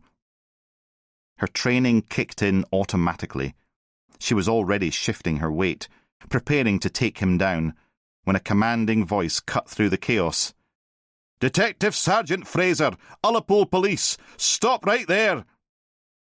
A stocky man with dark hair emerged from the shadows near the light bulbs, warrant card raised. Walker didn't recognize him. Definitely not Gilbert. He moved with quiet authority, his sharp eyes taking in the scene. The addict took one look at the warrant card and bolted for the door. The detective gave chase, his footsteps pounding on the pavement outside. Walker could hear shouting in the distance. Then silence. Muriel stood frozen behind the counter, hands trembling. "Are you all right?" Walker asked. The girl nodded shakily. "Thank you. I thought he was going to—" The detective returned moments later, slightly out of breath. "Lost him down one of the side streets. Slippery bastard." He approached Walker with concern, his accent betraying his Highland upbringing. "Are you hurt? I saw him assault you." "Just shoved me a bit," Walker replied. "Twat." "That was still assault," the detective said firmly, then turned to Muriel. "I'll have an officer come down to take statements from you and anyone else who witnessed this. We know who he is. Local troublemaker. Your statement will help us nail him properly this time." He looked back at Walker. "I'll need you to come to the station as well. Make a formal statement about what he did to you." Walker's stomach tightened. This wasn't the plan. But she needed to get to the station somehow. Still, she couldn't appear too eager. "Ach, I'd rather not get involved if it's all the same to you. Don't like dealing with the police." "I understand your reluctance," the detective said with practiced patience, "but it'll only take 5 minutes of your time. Your statement could make the difference in getting this character off the streets before he hurts someone else." Walker made a show of reluctance, shifting uncomfortably and avoiding his gaze. "I don't know." "5 minutes," he repeated. "Then you're free to go." She sighed heavily, as if giving in against her better judgment. "Aye, all right then. But just a quick statement, mind." "Absolutely. My car's just outside." As they walked toward the door, Walker wondered where Gilbert was, and whether this unexpected turn would compromise the operation. The detective led her out into the grey Highland evening, a carefully laid plan now taking an unforeseen direction. Whatever was supposed to happen next, this certainly wasn't it. Chapter 36. Mullins was halfway home when he changed his mind, turned the car around, and headed for his dad's care home. Parking up outside, he called his wife. "I'm just worried about him, Sandra," Mullins explained. "Well, don't be late or your dinner'll be in the dog," Sandra replied, predicting where Mullins might end up. "We don't have a dog, darling," Mullins chuckled. "You're such a dick," Sandra shot back. "Say hello for me. Not that he'll know who I am." At the entrance he paused, took a sharp intake of breath, and went in. The manager in reception wrung her hands. "He's in the day room, Mark, but we're still a bit worried. He's ever so quiet." "Still quiet?" Mullins raised an eyebrow. "Are you sure we're talking about the same George?" In the day room, George and Frank sat together at the far end, like forgotten bookends, staring into space. Mullins' greeting barely registered with either of them. "Have you two fallen out or something?" Nothing. "Dad, you could do with a haircut and shave. You look like a demented Kenny Rogers." Still nothing. "What's wrong with you pair?" Frank glanced up briefly. "A wee squirt of WD-40? "There you go," Mullins said. "Now we're lubricating." But Frank just slumped back down. Mullins watched them both, these once larger-than-life characters reduced to silent shadows. Not surprising, really, locked up with a bunch of away-with-the-fairies zombies. "Right, how about I take you both for a pint?" The words escaped before he could stop them. George's head snapped up. "A pint?" "Aye, a pint." "With you?" "Correct. And your pal here, Frank." George glanced at his friend without recognition, then back at his son. "Don't be daft. You're no old enough," he scoffed. "I turned 18 last week, you bampot. Have you forgotten already?" Mullins said, stepping into his father's world. He found a nurse in the corridor, the manager having gone home. "I'm taking George and Frank for a pint. That okay?" "I'm not sure, Mark. Your dad's quite a handful and Frank might get stressed." "Oh, come on, Nurse Ratchet. Don't be a spoil-sport. They're going after heeds in there. Just an hour at the most. Quick half in the fells. 5-minute walk, if that. I'll feed them as well. I'm sure they'd love some pub grub." The nurse pondered, then smiled. "Okay. And I'm only agreeing because you're a senior police officer and have access to a SWAT team if required. But promise they're back before their evening medication at 7. And 0 alcohol, please." "You're an absolute star. I think it'll do them good." "Maybe. But will it do the patrons of the Fells any good? That's the question." The Fells was heaving as usual, the pungent aroma of beer and chip fat hanging in the air. Every table was taken, locals hunched over their pints while the racing results blared from the TV above the bar. Landlord Andy's eyebrows shot up when he saw George's wheelchair appear in the doorway. "Look what the cat dragged in," he called out. "How you doing, George? Frank?" Neither responded, staring straight ahead. Mullins shot Andy a look. "Moody bastards tonight." "Ach, well, hopefully your wee trip out will cheer them up." "I hope you're insured," Mullins joked. He pushed George to the farthest corner, Frank shuffling along behind. Regular patrons called out greetings, asked after George's health. To Mullen's surprise, his dad responded with uncharacteristic politeness. "What you having, da?" "The black one." "Guinness?" "The black one, aye, like—" Mullins cut him off before the inevitable racial slur could escape. "And you, Frank?" "A wee squirt of WD-40. At the bar, Mullins almost ordered alcohol-free Guinness, then thought better of it. 3 pints of the real stuff, Andy." "You sure that's wise? Aren't they on the happy pills?" "Ach, what harm can just one do?" "If it was me, I'd be heading to Basel for the big sleeping pill," Andy laughed. "Still, must be better than sitting in with a wife, eh?" George's eyes lit up at the sight of the pint. "What's this?" "Guinness." "Aye, and the chaser?" "God's sake, da. You might be away tata, but you're still all there when it comes to the sauce. Let's just start with the black one, okay?" "A wee squirt," Frank said as Mullins handed him his pint. "Aye, this'll lubricate your squeaky heed better."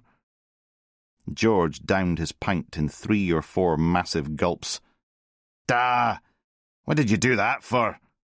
"Bloody thirsty. Is there another one? Or have the moths locked the doors to your wallet?" "Let's get some food in you first." Mullins eyed the chalkboard menu.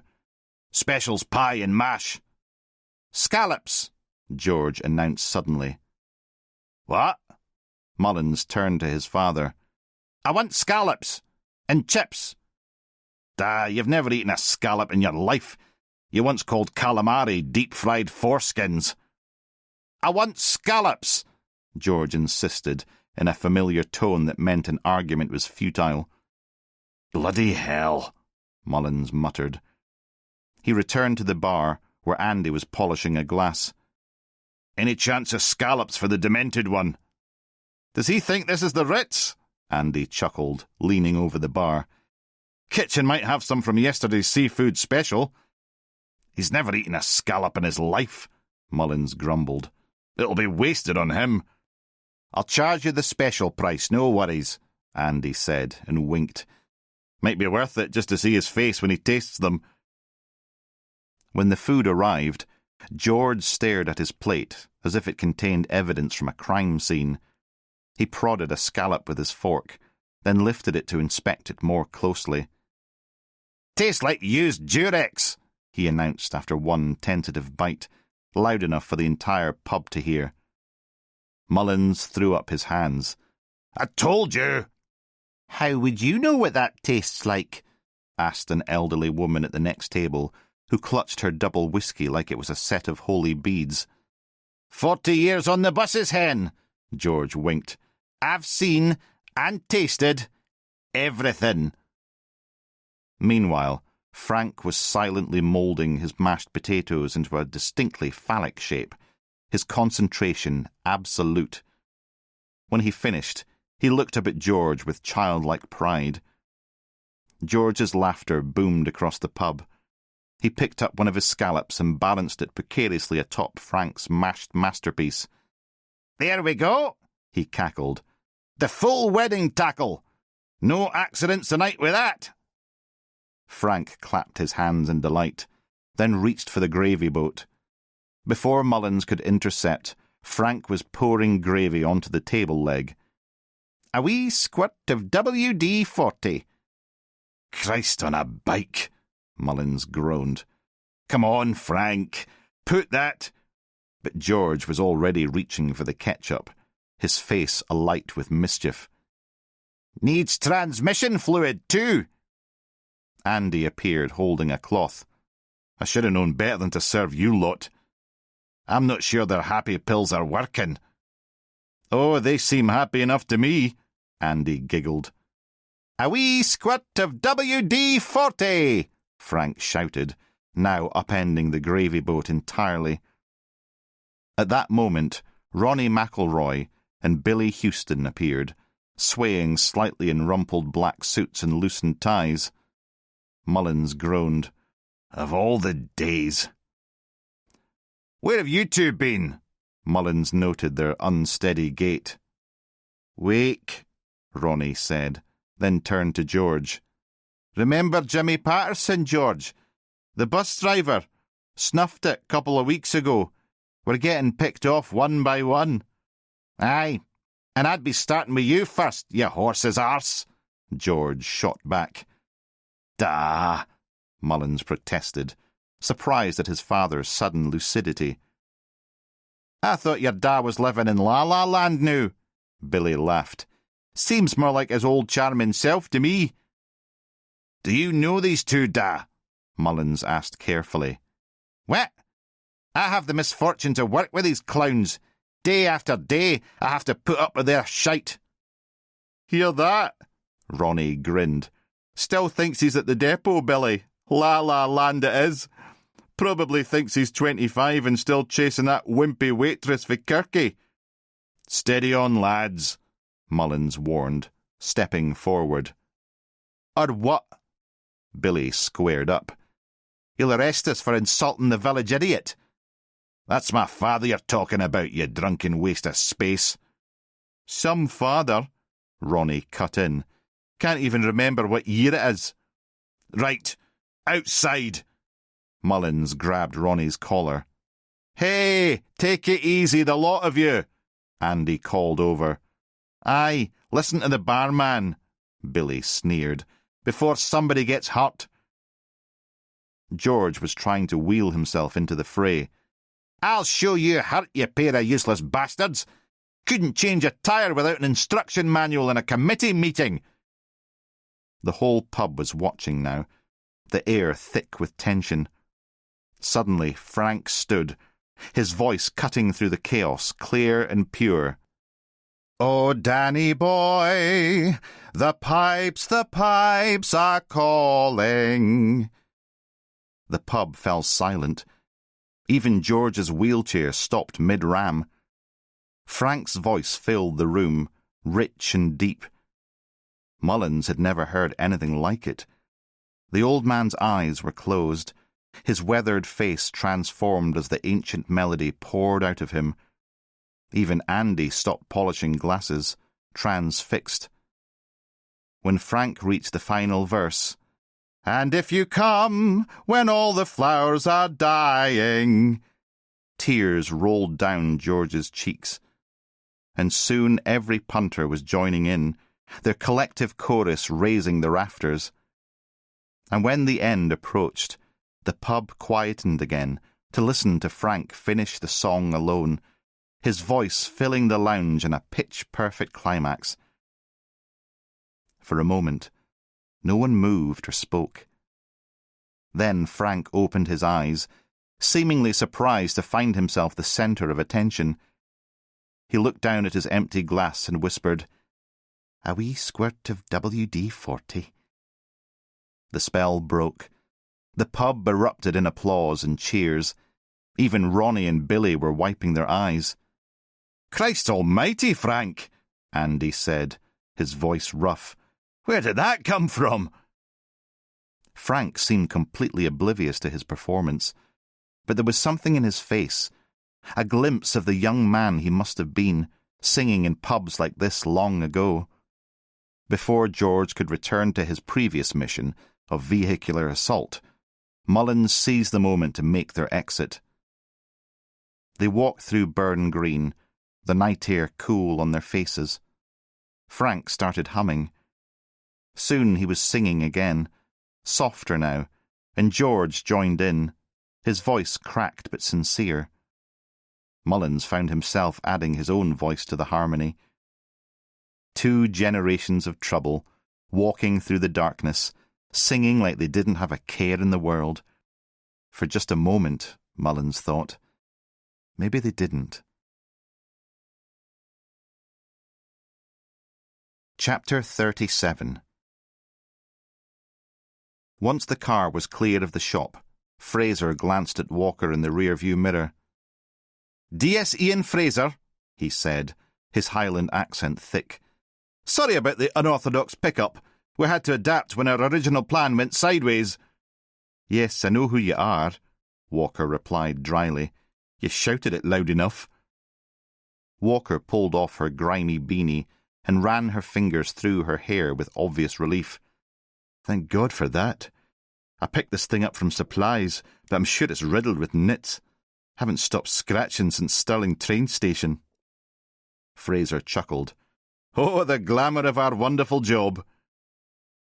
As they passed the last row of houses, and Fraser turned onto the coastal road, heading north out of the town, Walker studied his weathered face in the mirror. Where exactly is this secure location?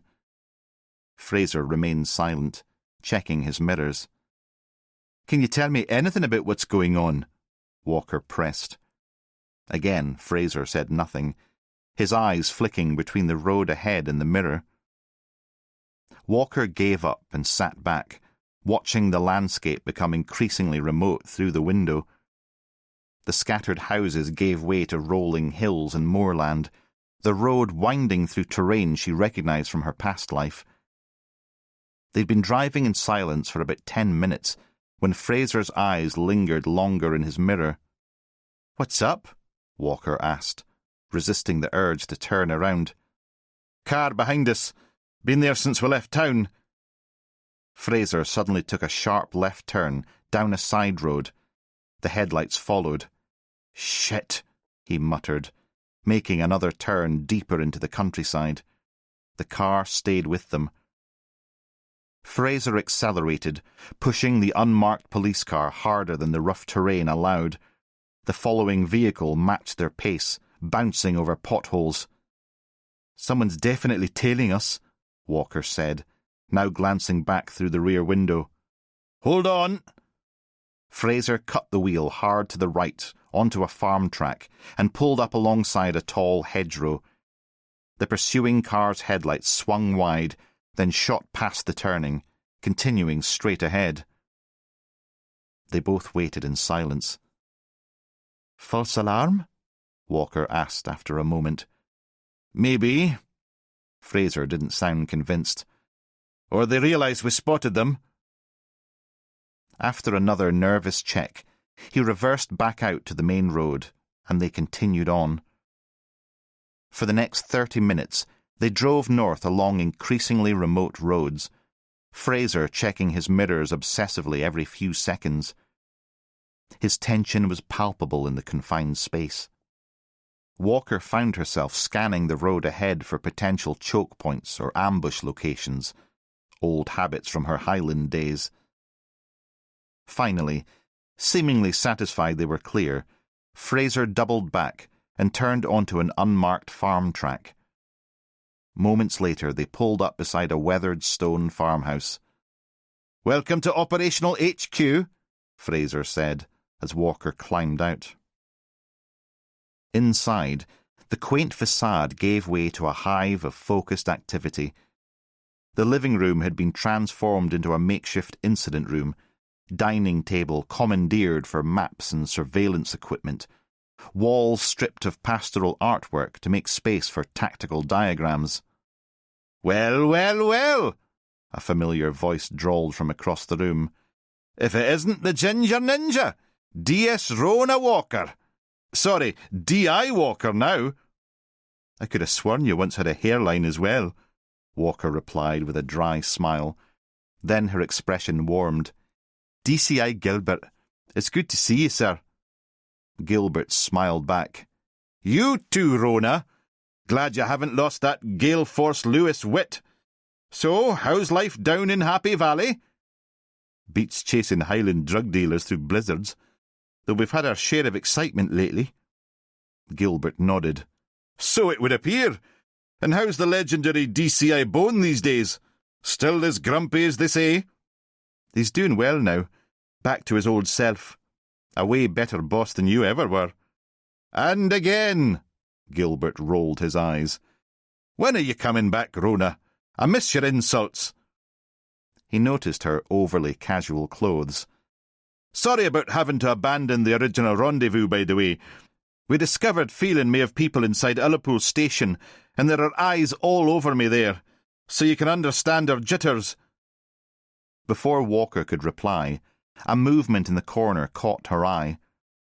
The gaunt man from the shop sat at a small table, no longer the twitchy addict, but alert and professional, his appearance somehow less desperate without the performance.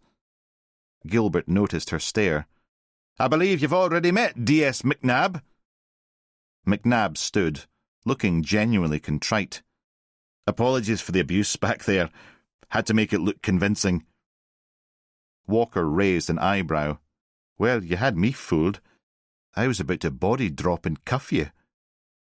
A detective approached, a woman in her 40s with close-cropped silver hair.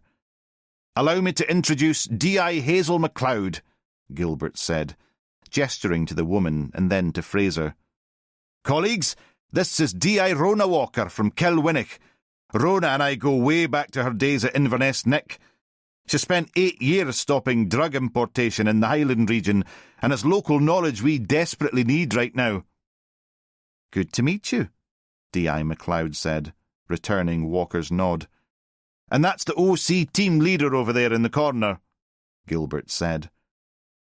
A flustered-looking man, dressed head to toe in black, looked up from a set of radios, his expression betraying the tension of someone overseeing a complex operation.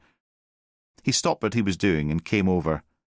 "D.I. Walker, Superintendent Rory McIntyre." He extended his hand. "Good to have your expertise on this one." Walker took in the scene. "Quite the setup you've got here." McIntyre gestured to the farmhouse around them. "Rented it 3 days ago. We're posing as a lovely middle-aged couple, coast walkers, lots of binoculars and outdoor gear to explain our presence. The local community's tight-knit, so we had to establish cover quickly." Gilbert tapped the table. "Right, now we're all acquainted. Our undercover operations have been running for months, but we're at a critical juncture now. We've been monitoring Phelan's network extensively. Intel reports that a major cargo of heroin is due to land before dawn in a secluded cove north of Loch Inver." "Tonight?" Walker couldn't hide her surprise. "I thought we had more time." "We believe Phelan's gang has moved the date forward to outmaneuver us," Gilbert said. "Likely a response to recent police activity." "Where exactly?" Walker asked. D.I. MacLeod unfolded a map across the table. "We're working with organised crime. They've identified a section of coastline approximately 18 miles long." She pointed out the contours of a collection of beaches and inlets covering an area stretching from Loch Inver to Kylesco. "That's a lot of coves to cover, D.I. MacLeod," Walker observed. "Call me Hazel," the D.I. said. "And yes, it is. You see our problem? That's where you come in." Walker pulled the map closer, examining the coastline carefully. Almost immediately she shook her head, ruling out possibilities. "This one's too rocky. This is far too exposed. Treacherous currents here. Farmhouse too close." The room fell silent as she continued her assessment, her finger tracing the jagged shoreline. Finally she looked up. "Pencil?" she asked. D.S. Fraser slid one across the table. Walker lightly circled 2 locations, then tapped the first. "This cove here may be a candidate," she said to Gilbert. "You remember Achnaheard Bay? That's where the Gilmore gang dropped a huge consignment of coke back in 2003. Gilbert nodded. "I mentioned that to organised crime." "It may be a little too obvious, though," Walker continued. "If the cove has form, so to speak, Phelan probably knows its history. My bet would be on this one." She tapped the second circle. "This one, just below Roa Coigach. More secluded, less obvious, but a lot more difficult for landing a small craft." She glanced up at the others. "Have you folks been involved in landings like this before?" "Human trafficking," Hazel said quietly. "Ended with a tragic loss of life." Fraser shifted uncomfortably. "I was part of a recovery operation when a gang's boat sank. All drugs lost, and we had to save the survivors." He grimaced. "Though it was a tough decision to pull them from the water." Walker nodded. As you can see, it's treacherous work. They need to offload heavy boxes from a larger vessel onto smaller boats capable of landing on beaches the size of thimbles, all while dealing with rocks, heavy currents, and unpredictable weather. The crews are often inexperienced lackeys who can fuck up at any moment. That's right, Gilbert agreed. The chances of landing the drug successfully are quite low. That's why they'll probably have more than one boat, Walker said. Insurance against failure and to speed up the process. She studied the map again. The other thing the bay needs is a road or track that can accommodate at least a 10-ton lorry to drive everything away. This cove here has all those boxes ticked. If I remember right, this line on the map is a farm track, but back in 2011, the farmer had tarmacked it. Gilbert smiled at his colleagues. I told you she was good. I'll let organised crime know, Hazel said, making notes. I recommend 2 teams if manpower permits, Walker added. 1 at Site A, 1 at Site B, just in case I'm completely wrong. McIntyre stepped forward, examining the satellite imagery of the coastline where Walker had circled the 2 areas in red marker. OK, I suggest we stake out both locations, McIntyre said. Resources are stretched thin, so I'll deploy most personnel to the bay adjacent to Rua Cuigach. He tapped the first circle, and a smaller team at Achnahaird Bay. His finger tapped it. You'll be with Team B at Achnahaird, D.I. Walker. Too many armed officers at Location A to risk you going there. I can take care of myself. Sorry, that's an order. Sir, what's her timeline? She asked, retreating from further appeals. Satellite picked up a vessel matching our profile about 30 miles out. If they maintain current speed, we're looking at a landing between 6 and 7 a.m. Daylight? That's interesting, Walker said. Yes, we were surprised at that. Not me. That tallies with the 2 coves I've identified. A night landing at either of those would be suicidal, especially Rua Cuigach. And what about extraction? Our drone detected heavy vehicle movement about 30 miles from both potential drop zones about an hour ago. Walker nodded. You'd better get ready, D.I. Walker, McIntyre ordered. We need to get in there while it's still dark. Sir. Chapter 38. The last light of dusk settled over Loch Gillen. Bones stood at the shoreline, the water dark and still before him. The long day's tensions coiled tight within his muscles. Response units had failed to locate either Graham or the black SUV that had tried to run him over, so, all in all, a ball-breaking day. He stood for a moment longer, taking in the fading vista before him, willing his heart rate to slow and his head to stop reeling. He stripped down to his swimming trunks, the evening air raising gooseflesh across his skin. His ritual was familiar. 3 deep breaths, then wade in quickly before reason could overrule instinct. The water bit at his ankles, then his knees, his thighs, a shocking cold that never failed to snatch his breath away, no matter how many times he did this. Bone plunged into the loch's embrace. The initial shock hit like a physical blow, a full-body gasp, muscles seizing in protest. Then, as always, came the strange euphoria.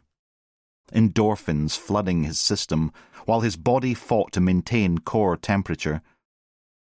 He struck out with powerful strokes, cutting through the glassy surface, each movement sending ripples across the reflected stars. The world narrowed to the rhythm of his breathing, the pull of his arms through the water. Out here, there were no suspicious deaths, no missing barmen, no criminal empires, just the primal equation of survival, move or freeze, breathe or drown. But tonight the equation wasn't balancing. After only a few minutes, his strokes grew laboured. His chest tightened, muscles already burning with fatigue. Frustration welled up. He realized he would need to turn back far earlier than planned. His usual route, across to the harbour wall and back, suddenly seemed as impossible as climbing Everest. Reluctantly, he turned and made for shore, each stroke a small defeat. The pebbles scraped against his palms as he dragged himself from the water, collapsing onto the beach. His breath came in ragged gasps, the cool evening air now painfully cold on his wet skin. Bone sat hunched over, water streaming from his hair, tremors running through his exhausted body. The adrenaline faded, leaving a profound weariness in its wake. Not just physical, a bone-deep, soul-level exhaustion. He pressed his finger into the scar at his temple, the familiar pressure both a comfort and reminder.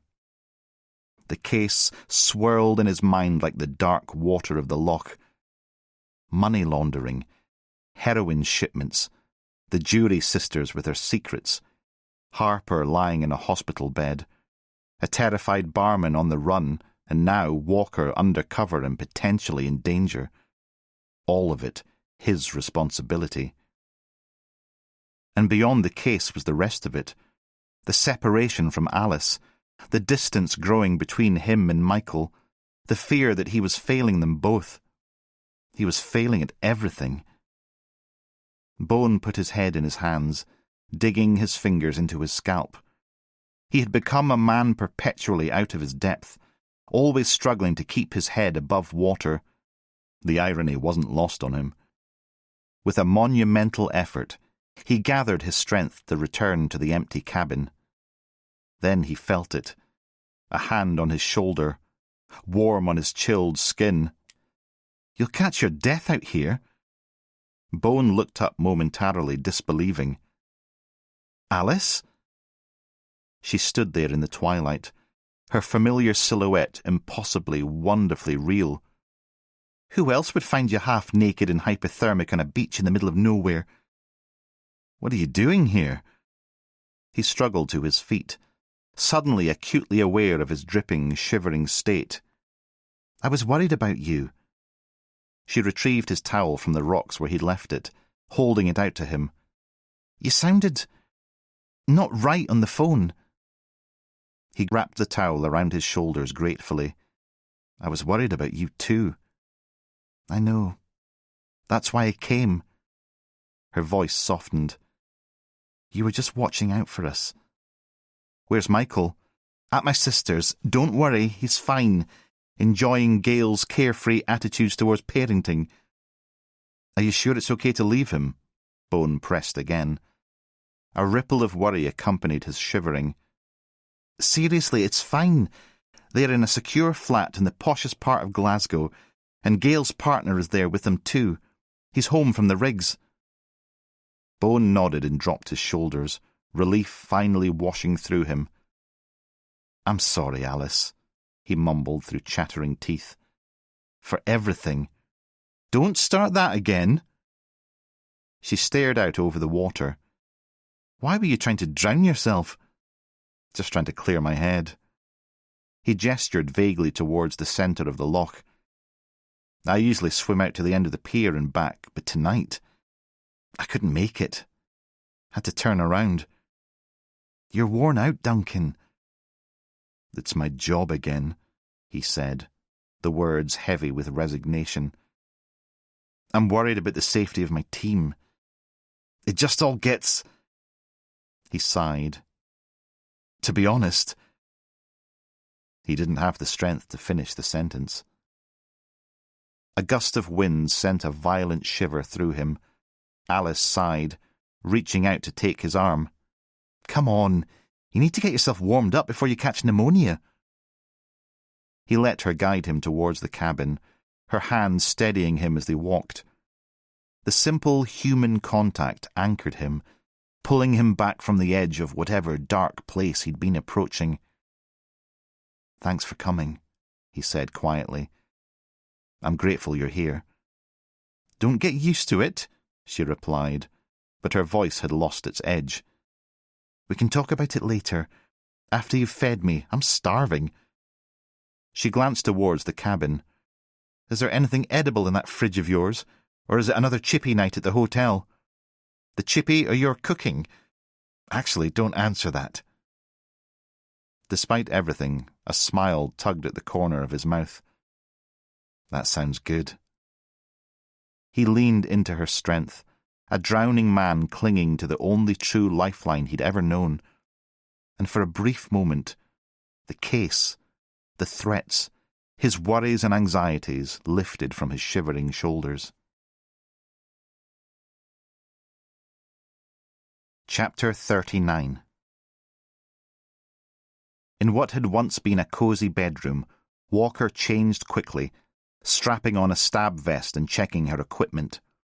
Her heartbeat quickened, the familiar pre-operation adrenaline already flowing. 20 minutes later, she was seated in the back of an unmarked Volvo, heading north along the coast road. Beside her sat D.S. Campbell from Highlands Drug Enforcement Unit, while D.C. Mahmood from Organised Crime rode shotgun. Their driver, a tactical officer named Reynolds, kept the headlights dimmed as they navigated the winding route. Walker shifted uncomfortably, tugging at the stab vest that dug into her collarbone. The equipment had been hastily assembled. Borrowed gear never fit right. She tried adjusting the side straps, but the Kevlar remained stubbornly rigid against her ribcage. "Always feels like wearing a cardboard box, doesn't it?" Campbell remarked, noticing her discomfort. "And about as flattering." Walker shifted position again and winced. "This one's clearly designed for someone built like Mullins." "Who's Mullins?" Mahmood asked from the front seat. "Picture a refrigerator in an ill-fitting suit," Walker said, finally giving up on comfort and settling for merely tolerable, "with an appetite to match." The moon had vanished behind thick cloud cover, leaving the night unnaturally dark. The only illumination came from the occasional farmhouse, distant pinpricks of light in the vast blackness of the highland landscape. After a long 40-minute drive, they closed in on their destination. 3 miles to Turnoff," Mahmood murmured, checking the GPS. Walker peered through the window, the glass cool on her forehead. They rounded a bend, and she stiffened. "Lights! Out at sea!" The others followed her gaze. 3 tiny points of light flickered on the distant horizon, barely visible against the inky blackness. "Could be the mothership," she said quietly. Mahmood adjusted his night vision binoculars. "Holding position approximately 5 miles offshore. That fits the pattern." "Farm track coming up on the left." Reynolds slowed the vehicle. They turned off the main road, headlights completely extinguished. The car crawled forward using only ambient light, the suspension groaning. They navigated the rutted track. The darkness seemed to press in on all sides, swallowing them whole. After another couple of miles of painfully slow progress, they reached a fork in the road. To the right stood the hulking shadow of a derelict farm building. To the left, the land fell away into a deep drainage ditch. Reynolds brought the car to a stop. "Which way?" Mahmood consulted his phone. "Signal's weak out here. According to the map overlay, we should take the right fork." Walker leaned forward, frowning. "I think it's left." "You sure?" Campbell asked. "The cove faces northwest. Left track will take us to the ridge overlook." Reynolds hesitated, hands hovering over the wheel. "Command?" "My map says right," Mahmood insisted, zooming in on his screen. "I don't care what your map says," Walker countered, irritation edging her voice. "The cove is to the left. I've worked this coastline for years." While they debated, a flicker of movement caught Walker's attention. Brief, almost imperceptible from the darkened farm building. A chill ran up her spine. "Wait!" Her warning came too late. Blinding headlights blazed to life, momentarily dazzling them all. A massive 4x4 lurched from behind the building, engine roaring, accelerating directly towards them. "Go!" Walker shouted. Reynolds reacted instantly, slamming the accelerator. The car leapt forward down the left fork. The 4x4 crashed into their rear quarter panel. Metal screamed on metal, the impact throwing Walker against her seatbelt. "Armed police!" Campbell shouted uselessly, drawing his weapon. "Drive!" Mahmood yelled. The track deteriorated before them, the surface more pothole than road. Reynolds fought for control. The 4x4 rammed them again, harder this time. The rear window shattered, glass spraying across the back seat. Walker ducked, covering her head. "Mayday! Mayday!" Mahmood shouted into his radio. "Team B under attack! Farm track 4 miles west of Aknaherd!" The radio crackled with static. "Team B, repeat position!"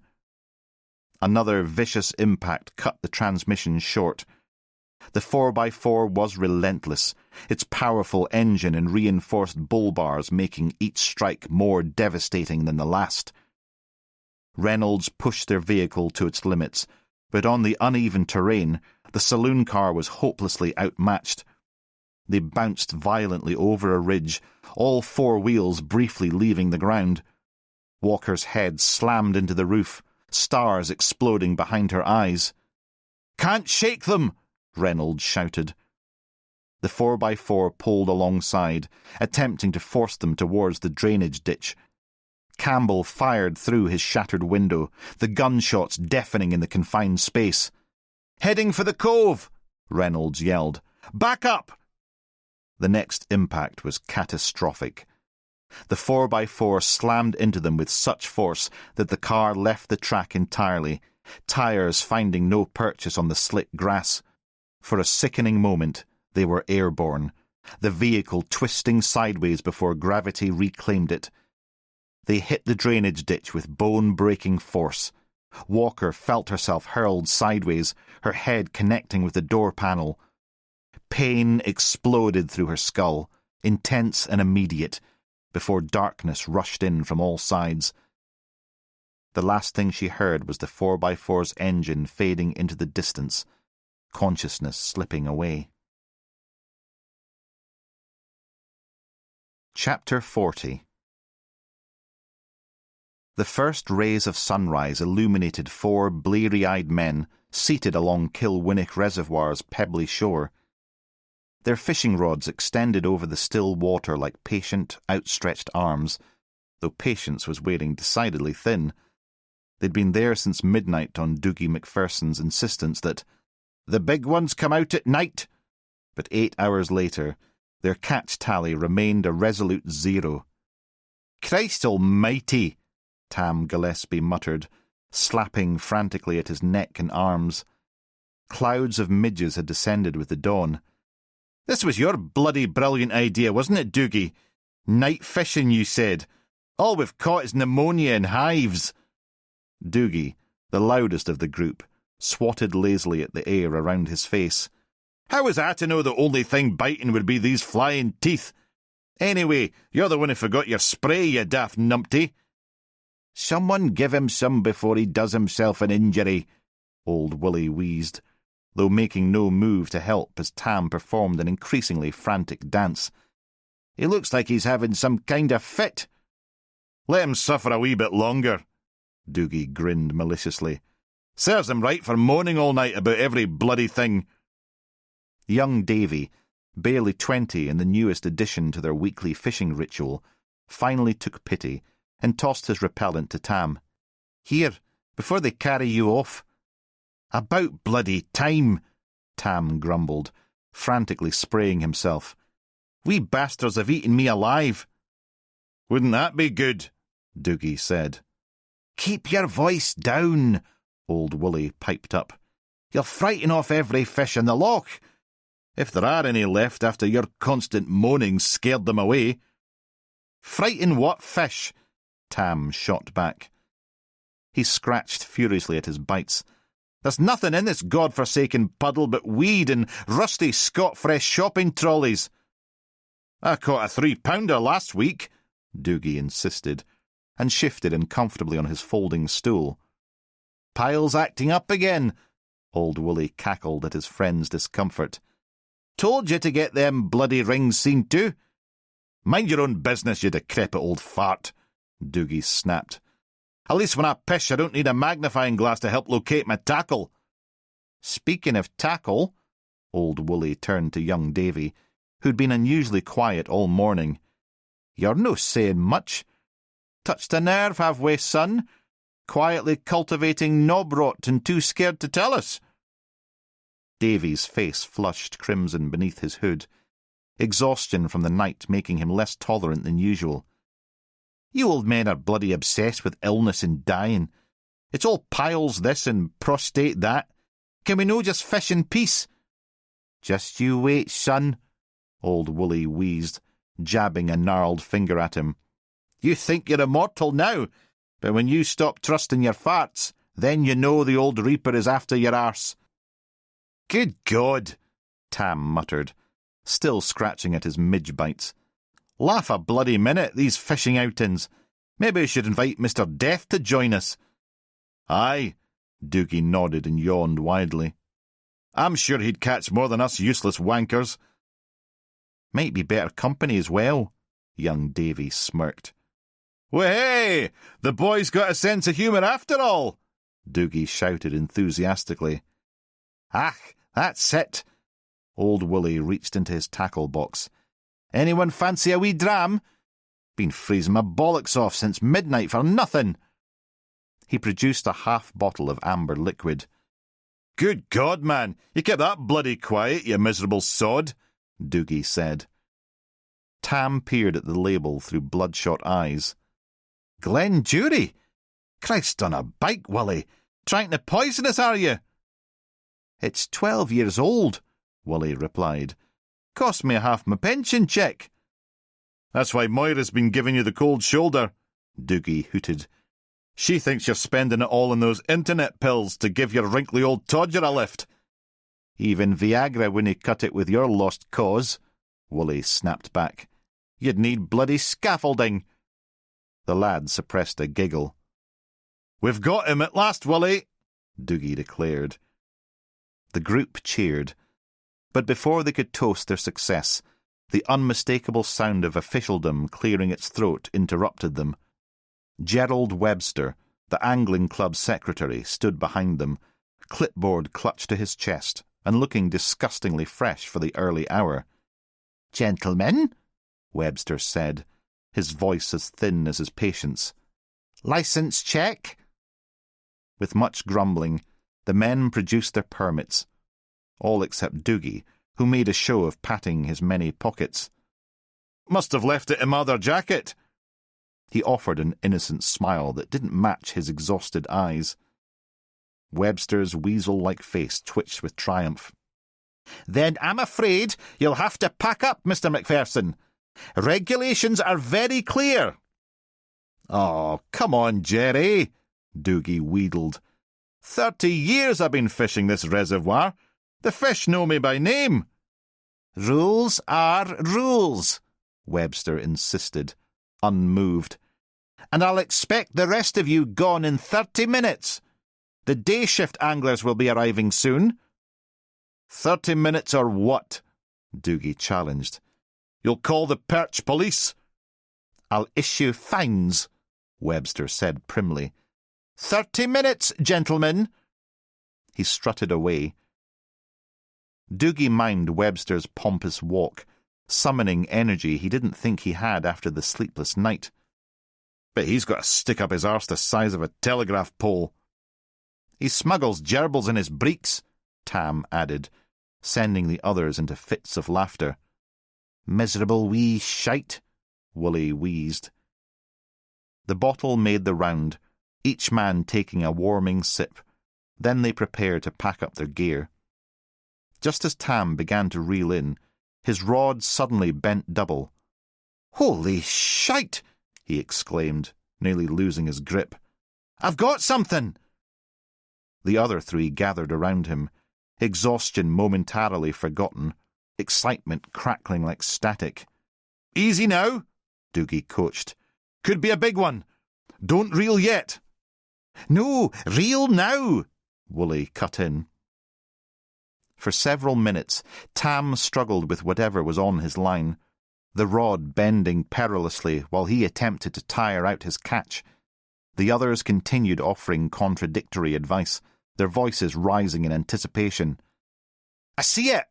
Young Davy pointed to a dark mass beneath the surface. "It's huge!" The object broke the surface, and their excitement turned to confusion, then disappointment. Not a fish, but a heavy black bag, waterlogged and bulging, had snagged on Tam's hook. "Always the lucky one, eh, Tam?" Doogie laughed. "Probably someone's rubbish, or your love life fly-tipped." Together they slowly hauled the huge, heavy bag onto the shore, groaning with the effort after their night without sleep. "Maybe it's a stash of something valuable," Davy suggested. "Like in the films."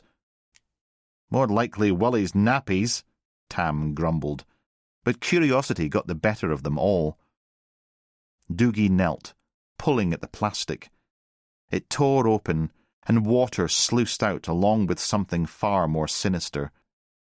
A hand, pale and mottled, flopped onto the pebbles. The laughter died instantly. Old Woolley staggered backwards. Young Davy retched into the reeds. As the torn bag revealed more of the body, the men recoiled in collective horror. The face was barely recognizable. Swollen, bruised, with dried blood caked around what remained of his nose. Worse still were his limbs, bent at unnatural angles that spoke of deliberate, methodical breaking. "Jesus fucking Christ!" Doogie whispered, the full horror of what they were seeing registering. "It's Barry Graham," Tam said, his voice barely audible. "The bar manager from Glenjury." Doogie's hands trembled. He fumbled for his mobile when a sound, barely perceptible, froze them all in place. A wet, rasping gurgle coming from the broken man's throat. "He's still alive!" young Davy gasped. Tam, overcoming his initial revulsion, dropped to his knees beside the battered figure. "Barry, can you hear me? Help's coming, mate!" The dying man's eyelids fluttered, revealing bloodshot eyes that struggled to focus. His lips, split and swollen, moved almost imperceptibly. Tam leaned closer, his ear nearly touching Graham's mouth to catch the whispered word. "Safe." The word escaped with Graham's final breath, a death rattle following as his chest stilled forever. Tam commenced CPR, but knew it was a futile gesture and gave up after a few compressions. Doogie, still clutching his phone, relayed their location to the emergency operator in a voice devoid of his usual bluster. "Kilwinnock Reservoir." The four men sat in a stunned circle around the corpse, each lost in their own thoughts, unable to process what they'd just witnessed. The bottle of Glenjury lay emptied and forgotten beside them as the midges continued their relentless attack, indifferent to the horror unfolding on the shore. Doogie, his face ashen, finally broke the terrible silence. "Seems like we invited the Grim Reaper after all," he muttered, his attempt at gallows humour falling flat in the dawn's light. They remained there, shocked and dumbstruck, the distant wail of approaching sirens gradually growing louder, cutting through the morning mist that hung over the reservoir like a shroud. Chapter 41. The harsh trill of Bones' mobile woke him with a start. He snatched it off the bedside cabinet and fumbled with the buttons, trying to silence it before it disturbed Alice. It was his alarm, set earlier than usual. Bones sat up, instantly alert. He glanced at the bedside clock. 5:38 a.m. Time to get ready. Beside him, Alice stirred, making a small sound of protest. Then she burrowed deeper into the pillow. She mumbled, not even opening her eyes. Sorry, he whispered. Didn't mean to wake you. She dragged a heavy arm across her face, fighting consciousness. Her words came slowly and slurred with sleep. What time is it? 5:30, he said softly, moving to the wardrobe. She finally cracked one eye open, struggling to focus on him in the half-light. It took her a moment to become fully aware of where she was, who she was with. Slowly she propped herself up on one elbow, blinking heavily. Bone pulled out his dark suit and black tie. Alice watched him, gradually becoming more alert. What's with the goth look? She stifled a yawn. Was last night that bad? Despite the heaviness of the day ahead, Bones smiled. I have to go to church. Pay my respects. He laid the suit carefully on a chair. She nodded drowsily. Then, to his relief, she smiled. I loved last night. I've missed you. I missed you too. All the time. She reached for his hand, her movements languid with sleep. What are we doing? Why are we such a bloody mess together? I don't know, Bone admitted, and squeezed her fingers. Did you mean what you said last night? About bringing Michael up when school ends and staying the whole summer? Yes, of course I meant it. She tucked a strand of hair behind her ear, becoming more alert. My sister's getting turfed out of her rented flat in June, and she said she'd be happy to run the holding. And Michael, he'd be happy up here, away from his friends. Oh, don't worry about that. I'm sure your precious sanctuary will be invaded by pre-teens soon enough. She yawned deeply, stretching like a cat beneath the covers. Sorry to wake you. He sat on the edge of the bed. She drew him close, their foreheads touching. For a moment they stayed that way, breathing together, the warmth of her against him making him reluctant to leave. Promise me one thing, he said finally, pulling back. Just to humour me. Could you have breakfast in the hotel? Be around people this morning? I need to get back anyway. Please, he interrupted. I'll worry otherwise. She sighed. Okay, but I'm going to have another hour if that's all right. You wore me out last night. Oh, we both know that's not true, he replied with a half-smile. Not in that way, anyway. Her laugh was soft and warm. She drew him in for a kiss that nearly made him reconsider his departure. Go pay your respects, she whispered against his mouth. He showered quickly, his mind already shifting to the prospect of another nightmare day ahead. When he emerged, Alice had already turned over, her breathing deep and regular. He watched her for a moment from the doorway, smiled, and then silently left the cabin. Passing his car, he spotted a note on the windscreen. Not again. He yanked the slip of paper out from under the wiper, his heart racing. Nothing on the front. He flipped it over and read the scrawl scratched across the back. Tyre fixed. You owe me a pint. Junior. He let out a long sigh of relief and kicked the replacement front tyre. Legend! He smiled and climbed in, the familiar smell of his old faithful settling his nerves. He started her up, but his phone rang. DCI Bone! This is Sergeant Brodie. Sorry to disturb you at this early hour. I'm in the car. What's up?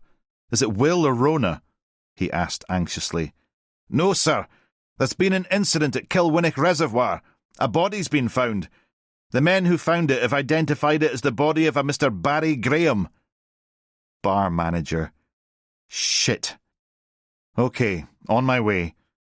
Bone hung up and put his foot down. The Sab responded with a quiet, reluctant groan. Chapter 42. By the time Bone arrived at Kilwinnock Reservoir, SOC was already set up at the scene. Uniformed officers had cordoned off a section of the shoreline where a black shape lay covered by a tarpaulin. The 4 fishermen huddled outside the stone building that served as the Anglers Association headquarters, shock evident in their hunched postures. Bone approached the cordon. "DCI Bone!" A young officer in a full scene suit intercepted him, pointing at his feet. "Protective shoes, sir." Bone sighed, but accepted the blue overshoes, awkwardly balancing on one foot, then the other to pull them on. "Satisfied?" "Yes, sir. Preserve the integrity of the scene." The officer lifted the tape for him to duck under. Cash knelt beside the body, his gloved hands moving methodically as he conducted a preliminary examination. "What have we got?" Bone asked, going closer with an awkward shuffle, the protective overshoes making his footing uncertain on the damp grass. Cash glanced up, his usual sardonic expression replaced by something even more grim. "Plenty. None of it good." He gestured for Bone to crouch beside him, then pulled back the tarpaulin. Graham's face was almost unrecognizable beneath the bruising. One eye swollen shut, nose clearly broken, lips split. But it was the systematic nature of the injuries that spoke volumes. "Burns here." Cash indicated several small circular marks on the torso. "Cigarettes, most likely. Defensive wounds on the forearms. Multiple broken fingers. Deliberate, not from the impact of whatever beat him." "Torture," Bone said quietly. "Without question." Cash pointed to deep ligature marks around the wrists and ankles. "Restrained for an extended period. The skin beneath is macerated from prolonged contact with moisture. I'd estimate he was tied up for a number of hours before death." "Cause?" "Multiple traumas, but the coup de grace was likely this." Cash indicated a deep wound at the base of the skull. "Blunt force trauma with a distinctive pattern. I'll know more after post-mortem." He shook his head in disbelief. The fact he was still alive when they found him is frankly impossible. "Alive?" Bone's eyebrows shot up in surprise. "That was my reaction too. The poor sod was made of strong stuff, clearly. Medically speaking, he should have been dead hours before. Massive internal bleeding, several bones protruding into vital organs, cranial fractures." Cash gestured at the broken body. "By all rights, he should have died from shock alone." "How didn't he drown? He was in a bag in a loch, for God's sake." Cash looked perplexed for a moment. From what the fishermen described, the bag was caught in the reeds near the shallows, not fully submerged. He motioned towards a patch of tall grasses about 15 feet from shore. Kept his head just above water level, enough for him to get occasional breaths. "Prolonging his suffering," Bone muttered. "Sheer bloody mindedness kept him going," Cash replied. "I've seen it before in victims who desperately need to communicate something. The body can sometimes override its own shutdown protocols, so to speak." He peered inside the bag again. "Ah, no stones. That's why it surfaced." "They wanted him found," Mullins said, arriving at the scene. "Otherwise, why not just dump him in the middle of the loch?" "Good morning, D.S. Mullins," Cash said dryly. "Don't often see you up so bright and early." "You think I had any choice in the matter?" Mullins grumbled, and shot a glare at Bone. "A message," Bone agreed. He rose to his feet. "What about the fishermen?" "4 of them," Mullins replied. "Been night fishing since midnight. One's a first aider, but I don't think even divine intervention was going to save this poor fella." "Hold on. You said he was desperate to communicate," Bone interrupted. Did he say something? Apparently, Cash confirmed. What was it? Bone asked. Cash shook his head. Sorry, I wasn't there when the incident team first arrived. The fishermen will know. He sighed. Whatever his last words were, it must have been important enough for him to cling to life through sheer force of will. Bone stepped back, and Mullins followed. Chapter 43. Inside the small office, the four fishermen sat on mismatched chairs, hands wrapped around untouched mugs of tea. Dougie McPherson, the largest, stared blankly at the wall. Old Woolly's hands trembled visibly. Young Davy kept obsessively scratching at midge bites, while Tam Gillespie, the first aider, sat apart, his shirt stained with Graham's blood. Gentlemen, Bone began, I'm DCI Bone. This is D.S. Mullins. I understand you've had a traumatic morning. Traumatic? Dougie barked a humourless laugh. Found a half-dead man stuffed in a bag. Watched him die in front of us. Ah, you could call it that. We want to go home, Old Woolly said, his voice quavering. We've told your officer everything already. Just a few more questions, Bone assured them. I understand the victim spoke before he died. Tam looked up, his face haunted. He said safe. Did he say anything else? Any indication of who did this to him? The fishermen shook their heads. No, just safe. Then he was gone, Tam repeated. Any idea what that might mean? Bone asked. Safe as houses? Safe keeping? Whatever it is, he must have thought it was safe, Dougie offered. Did any of you see anything unusual during your night fishing? Vehicles, people, anything out of the ordinary? Just that prick of a club secretary, Tam muttered. And he's always lurking about. We were focused on the water, Old Woolly added. Trying to catch something after 8 bloody hours of nothing. Until we caught him, Dougie said quietly, nodding towards the loch. Bone nodded sympathetically. We'll need formal statements, but that can wait until tomorrow. Go home. Try to rest. As the fishermen filed out, Bone turned to Mullins. Safe. That's it. Young Davy came running back in. Or a safe! The safe! He might have meant that. Bone stared at the lad for a second, then nodded enthusiastically. Well done, son. Young Davy attempted a weak smile. Thanks. You get off now. You look dead on your feet. Bone returned a smile. Once he was sure the lad had gone, Bone turned back to Mullins. That's it, Bone said. That's what? Mullins asked, confused. That's where Graham must have hidden whatever Jury gave him. What did he give him? Hold on, I'm lost. Haven't got time to explain. You need to search all the safes that Graham had access to. Distillery safes? Yes, and his house, but start at the distillery. Whoever ransacked Graham's house clearly couldn't find what they were looking for. Are we talking safes or any type of lockable storage? Check them all. Get a warrant if necessary, but start with the staff areas. Graham would have had access there. But won't Sock have been through all of them already? Well, check them again, Bones snapped back impatiently. Last night, Graham was about to tell me where he stashed what I assume is incriminating evidence that Hamish Jury gave him before he died. You met Graham last night?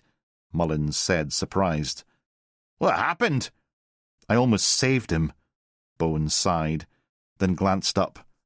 I'll fill you in later. Mullins straightened. OK, sir. And any news on Will? I tried calling last night, but some witch on the other end wouldn't put me through. I haven't heard anything. I'll chase up when we leave here. No news is good news, eh? Mullins grimaced. Let's hope so, Mark. And what about our London runner? Is Rona sorting him out? No, she's in Ullapool. What? Please don't tell me she's having a last-minute mini-break, though I wouldn't bloody blame her. Assisting drug enforcement with the Phelan investigation. Since when? Mullins appeared surprised. That's sudden. Organised crime requested her specifically because of her local knowledge. They are anticipating a major shipment of heroin landing ashore in the next day or so. Mullins rolled his eyes. She'll come back with that daft Lewis accent of hers fully recharged again. Despite everything, Bones smiled. Probably. Does that mean we can nail Phelan's arse for all of this? Hopefully. If we can establish the link between the distillery, the heroin and the murders. That's why we need to get our hands on Graham's stash. Cash appeared at the doorway. I've found something. The injury pattern, it looks methodical, professional. Not rage or passion. Whoever did this knew exactly what they were doing. Someone with experience, Bone agreed grimly. Aye, and if I were you, I'd be very worried about your people out in the field right now. You hear that? Bone said to Mullins. Watch your back, okay? Easy for you to say. Last time I saw my own arse was in 1973. I mean it, Mark. Be careful. Sir. Bone turned back to Cash. Show me. Together they returned to the scene, Bone's protective overshoes skittering on the wet grass. Chapter 44. The distillery was quiet when Mullins arrived. The emptiness amplified his footsteps against the stone floor as he approached the reception desk, where a woman dressed in tweeds, bearing an uncanny resemblance to Baxter, glanced up from a pile of ring binders. D.S. Mullins, he said, showing his warrant card. I need to see your general manager. I'm not sure if he's in today. Most staff have been given the day off as a mark of respect. The receptionist's mouth tightened, clearly fighting back tears. Then who's in charge? As if on cue, Robert Banks marched through the main doors, his face flushed and tie askew. He'd clearly been crying. I am, he said curtly. You not taking the day off? Mullins asked. Fretting at home is not for me. What's this about? Haven't we had enough disruption? Mullins locked eyes with him. I need access to all lockers, safes, and anything where secure items are kept. Banks's eyebrows shot up. Is it necessary to do this all over again? It is extremely disruptive. I'm afraid so. I have a warrant to search all storage facilities on the premises, including any of your safes, which I believe haven't been checked yet by SOC. Banks frowned. Your team has been through the entire distillery with fine-tooth combs, he said. Why again? Mullins took him to one side, out of earshot of the receptionist. There's been another murder. A flicker of something, fear or surprise, crossed Banks' face. What? Your bar manager was found dead this morning. Banks paled visibly. Barry Graham? That's impossible. He's just not come in. He can't be. His beaten and tortured body was found in a bin bag up at Kilwinnock Reservoir, Mullins said flatly. So I'll ask again, could you please take me to your safes and all safe deposit boxes you might have? Let's start with those. Banks led him through the distillery in silence, past copper stills and oak casks, up a narrow staircase to a well-appointed office overlooking the grounds. This was Hamish's office, Banks explained, voice tight. The safe is behind that painting. He gestured to a mediocre landscape of the distillery, which swung away from the wall on hidden hinges to reveal a modern safe with a digital keypad. Open it, Mullins instructed. Banks hesitated. I don't see what this has to do with... Now, please. Sighing, Banks punched in a code. The safe opened with a soft click. Inside were several folders, a small cash box, and some legal documents. Mullins pulled on gloves and examined the contents methodically. The folders contained standard business contracts, property deeds for the distillery, and what appeared to be family wills. Nothing immediately suspicious. "Is there anything else in here?" Mullins peered into the corners of the safe. "No, that's everything." "Any others?" "My office safe, and of course Miss Jury's in her office, though she hasn't used her office for over a year." "Open both, please." "I don't have authority to open Miss Jury's safe. I would need to seek her approval, which would be completely inappropriate today of all days." "I'm giving you approval.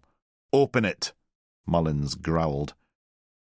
With another sigh, Banks reluctantly complied, but after further fruitless searching, Mullins found nothing of significance.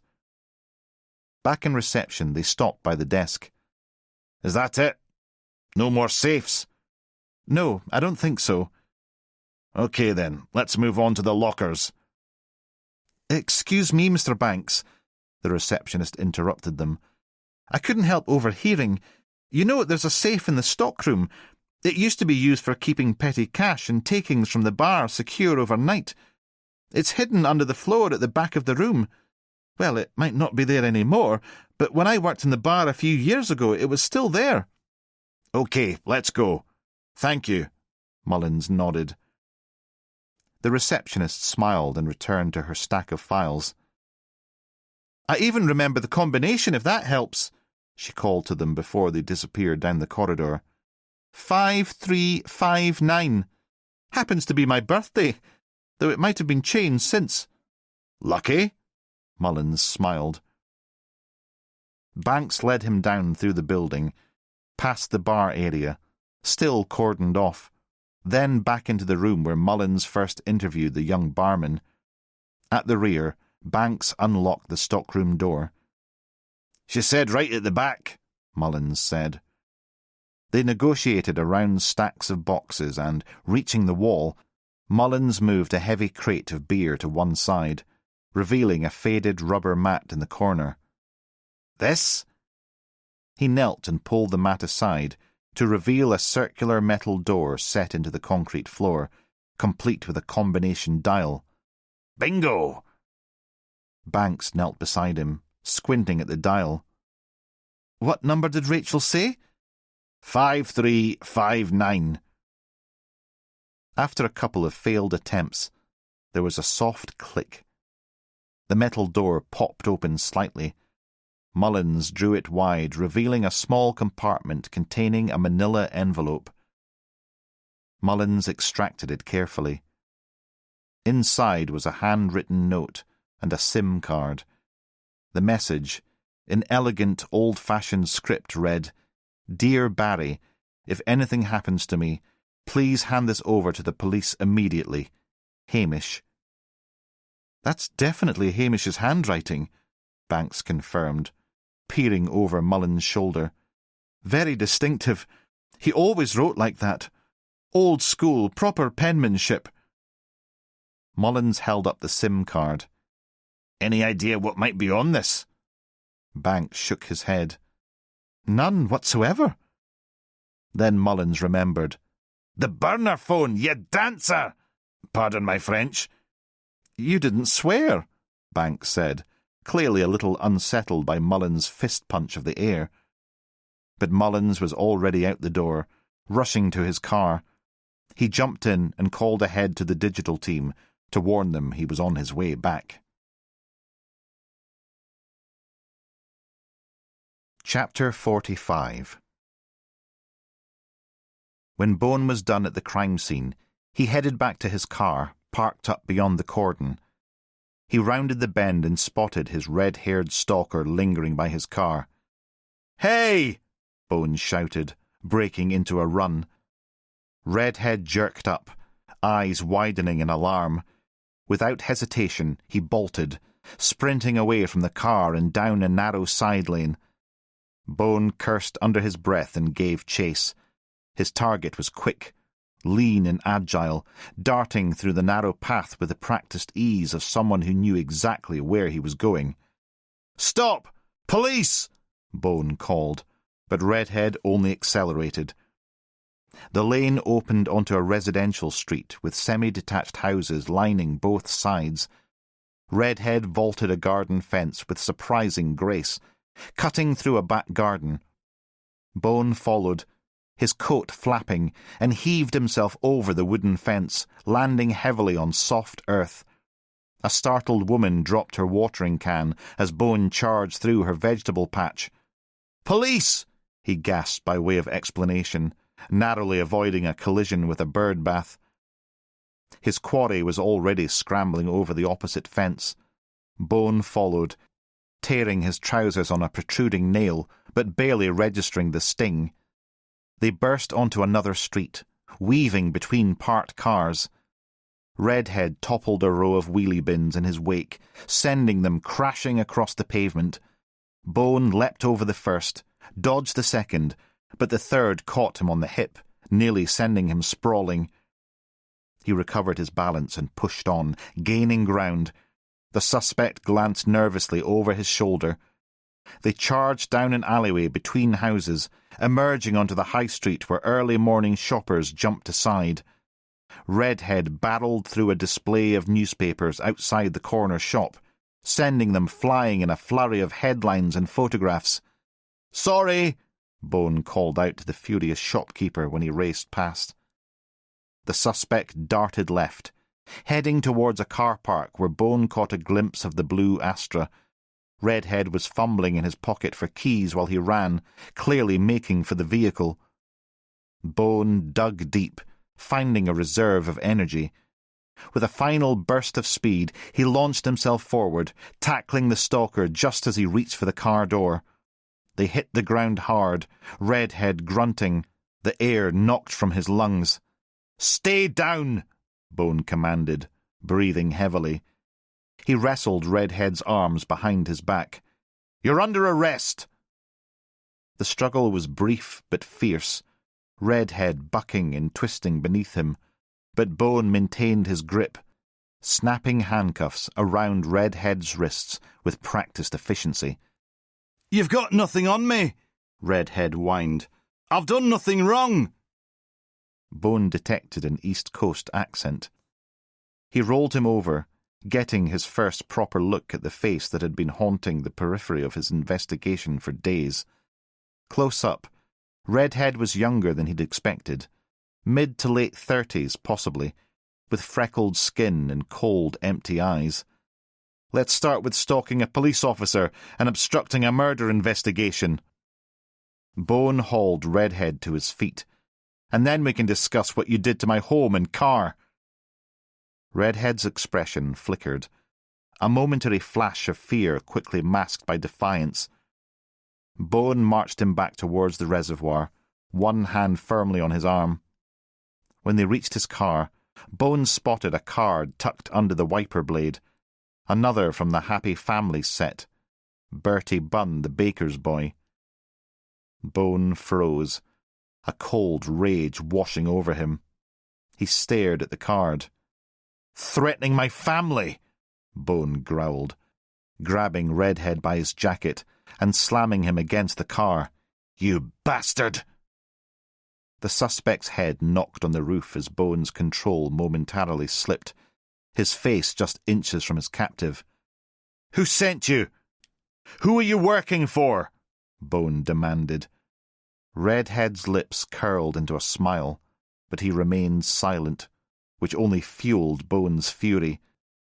With barely contained rage, he shoved Redhead into the back seat of his car, securing the door with more force than necessary. He carefully collected the card using his handkerchief, retrieved an evidence bag from the boot, and bagged it. The Redhead stared straight ahead, suddenly composed despite the rough treatment, a small smile still playing at the corners of his mouth. Chapter 46. After depositing the red-haired suspect at the station and handing him over to Sergeant Brodie for processing, Bone was preparing for the interrogation when Brodie glanced up from his custody paperwork and smirked. "Loving the new goth look, sir," Brodie said, pointing at Bone's black tie. "Planning to hit a Marilyn Manson concert after work." Bone glanced down at his attire, suddenly remembering. Bugger! The church! He about turned and dashed back to his car. Bone drove into Kincraig, circling the deserted square a couple of times until he spotted the church's steeple high above the village at the top of a winding cobbled lane. He parked at the bottom of the lane and began the short climb.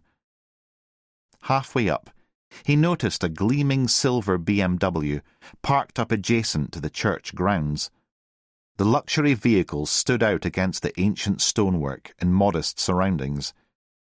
A handful of journalists and photographers milled about the church entrance, which was adorned with a tapestry of flowers and handwritten cards in memory of Hamish Jury. As he approached the top of the lane, one particularly eager photographer hurried toward him, camera already raised. "DCI Bone, any leads on the Jury case?" he called, the camera flashing in Bone's face.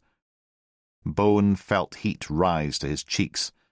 "Show some respect," he growled, gesturing at the church and the memorial tributes. "This is hallowed ground, not a bloody press conference." The photographer retreated immediately, catching Bone off guard. He'd braced for the usual argument, but it never came. As the camera tracked him from a distance, he found himself thinking of McKinnon, who would have stood his ground, hurling insults until forcibly removed. For a moment, Bone almost missed their hostile exchanges. He shook his head. No, he definitely didn't miss the insufferable man. Ahead, a woman was kneeling by the entrance, laying a bouquet of white lilies among the sea of flowers. A young minister knelt beside her, his arm wrapped protectively around her shoulders. His clerical collar stood stark against his black shirt, his youthful face solemn but compassionate. As Bone approached, the woman rose, dabbing at her eyes. She nodded briefly at Bone before walking back toward the gate. The photographer's cameras clicked rapidly, capturing her grief in unwanted pixels. She flinched at the flashes, fresh tears spilling down her cheeks as she hurried past. "Vultures," the young minister muttered, watching her go. He turned to Bone, extending his hand. "Reverend Mackenzie, you must be the detective everyone's talking about." "That obvious, is it?" Bone asked, shaking his hand. "We don't get many strangers in Kincraig, especially not ones who scatter journalists with a glare." The minister smiled faintly. "You're here for Hamish, then?" "I am," Bone confirmed. "I need to sign the book of condolences. Make my presence known." He gestured to the profusion of flowers and tributes that almost obscured the church entrance. "Quite a turnout. I've never seen so many flowers at a memorial." "Hamish was incredibly popular in the village," the minister replied. "The real Hamish, that is, not the reputation that preceded him. People have been coming by day and night since the news broke." Bone took a moment to examine the makeshift memorial. Bouquets of every description, from elaborate funeral arrangements to simple wildflower bunches, lined the stone path. Among them, dozens of cards and notes fluttered in the gentle Highland breeze. He bent down to read a few of the messages. "You made my final days worth living. Thank you for the laughter. Hamish, the best distillery tour guide an old codger could ask for. The angels will enjoy sharing a dram with you." One card in particular caught his eye, a formal condolence card with the letterhead of Highlands Senior Citizens Trust. Inside, a handwritten message read, "In memory of our most dedicated volunteer, you touched countless lives with your kindness." Bone looked up at the minister. "The Highlands Senior Citizens Trust. Hamish was involved with them." "Indeed, that's just one of many. I knew him for 10 years. The minister nodded. He was one of the most dedicated volunteers this community has ever seen. Every Thursday, without fail, he drove the St. Andrew's Hospice minibus, took patients on private tours of the distillery. The minister's eyes softened with memory. He had a gift for making the residents laugh, even those in their final days. Brought the good whisky too, not the tourist rubbish, though they weren't supposed to let him pour it. I understand he was a recovering alcoholic, Bones said carefully. The minister's face hardened. In all the years I knew him, I never once saw him drink or smelled alcohol on his breath. He wouldn't have done that to the patients or anyone else in his care. He didn't have a bad bone in his body. That doesn't quite match the portrait his family painted, Bone observed. No, well... The minister glanced towards the church door. Hamish never wanted recognition for his charity work. Said it was just between him and the patients. My one decent thing, he called it. He lowered his voice. That family has had its struggles. The father, Mr. Jury, was an absolute ogre. Locals apparently hated him, but as he was the main employer, everyone just put up with his behaviour. What do you mean by ogre? Bone pressed. A bully through and through, underpaid and overworked his staff. The minister's expression darkened with memory. At least when the sisters took over, they paid a living wage. But I suppose old family wounds run deep. Apparently he treated both sisters very badly, especially Miss Agnes. Did you hear anything about Agnes's baby, when she was very young? Oh my, yes. Awful. One of my parishioners told me that her father forced her to terminate the child. Quite evil. And Miss Elsbeth was supportive of her sister throughout that period. The minister glanced over Bone's shoulder at the church entrance again. That I don't know. As I said, a very complicated family. Bones smiled. Well, I can see Hamish was well loved despite all that, Bones said, gesturing to the abundance of flowers and cards. These tributes speak volumes. The minister nodded. Half the village has been through here since the news broke. I've never seen anything quite like it. Have the Jury sisters visited? Signed the book? Bone asked carefully. The minister hesitated. Miss Elsbeth is in there now. I'd give her a minute if I were you. She was quite upset earlier. Bone moved towards the heavy oak door, pressing it open just enough to peek inside. The church interior was dim, illuminated only by the stained glass windows and a row of flickering candles at the altar. Elsbeth Jury sat rigid in her wheelchair in the centre aisle, facing the altar, her arthritic hands clutching what appeared to be a single white rose. A burly woman in a security uniform sat several pews away, vigilant but giving her employer space. The ancient door creaked loudly, betraying Bone's presence. Elsbeth's head turned sharply, her raptor-like eyes finding him in the shadows. "Who's there?" she called, her voice echoing through the empty church. Bone stepped inside. DCI Bone, Miss Jury. I apologise for the intrusion. Elsbeth's jaw tightened. "Janet," she ordered the security officer, "help me to the door." The woman rose immediately, moving to position herself behind the wheelchair. "I need to speak with you urgently," Bones said, approaching them. "As do I with you, Inspector," Elsbeth replied, her voice brittle as glass. "But not here." Bone glanced around. Is there somewhere more private? The minister, who had followed Bone inside, stepped forward. "You can use our meeting room. This way." He led them down a short hallway to a small room at the back of the church, Miss Jury's security assistant helping to push the chair over the raised threshold. It was cluttered with children's toys and musical instruments. A guitar leaned against the wall, a small drum set occupied one corner, and colourful plastic toys spilled from a large box.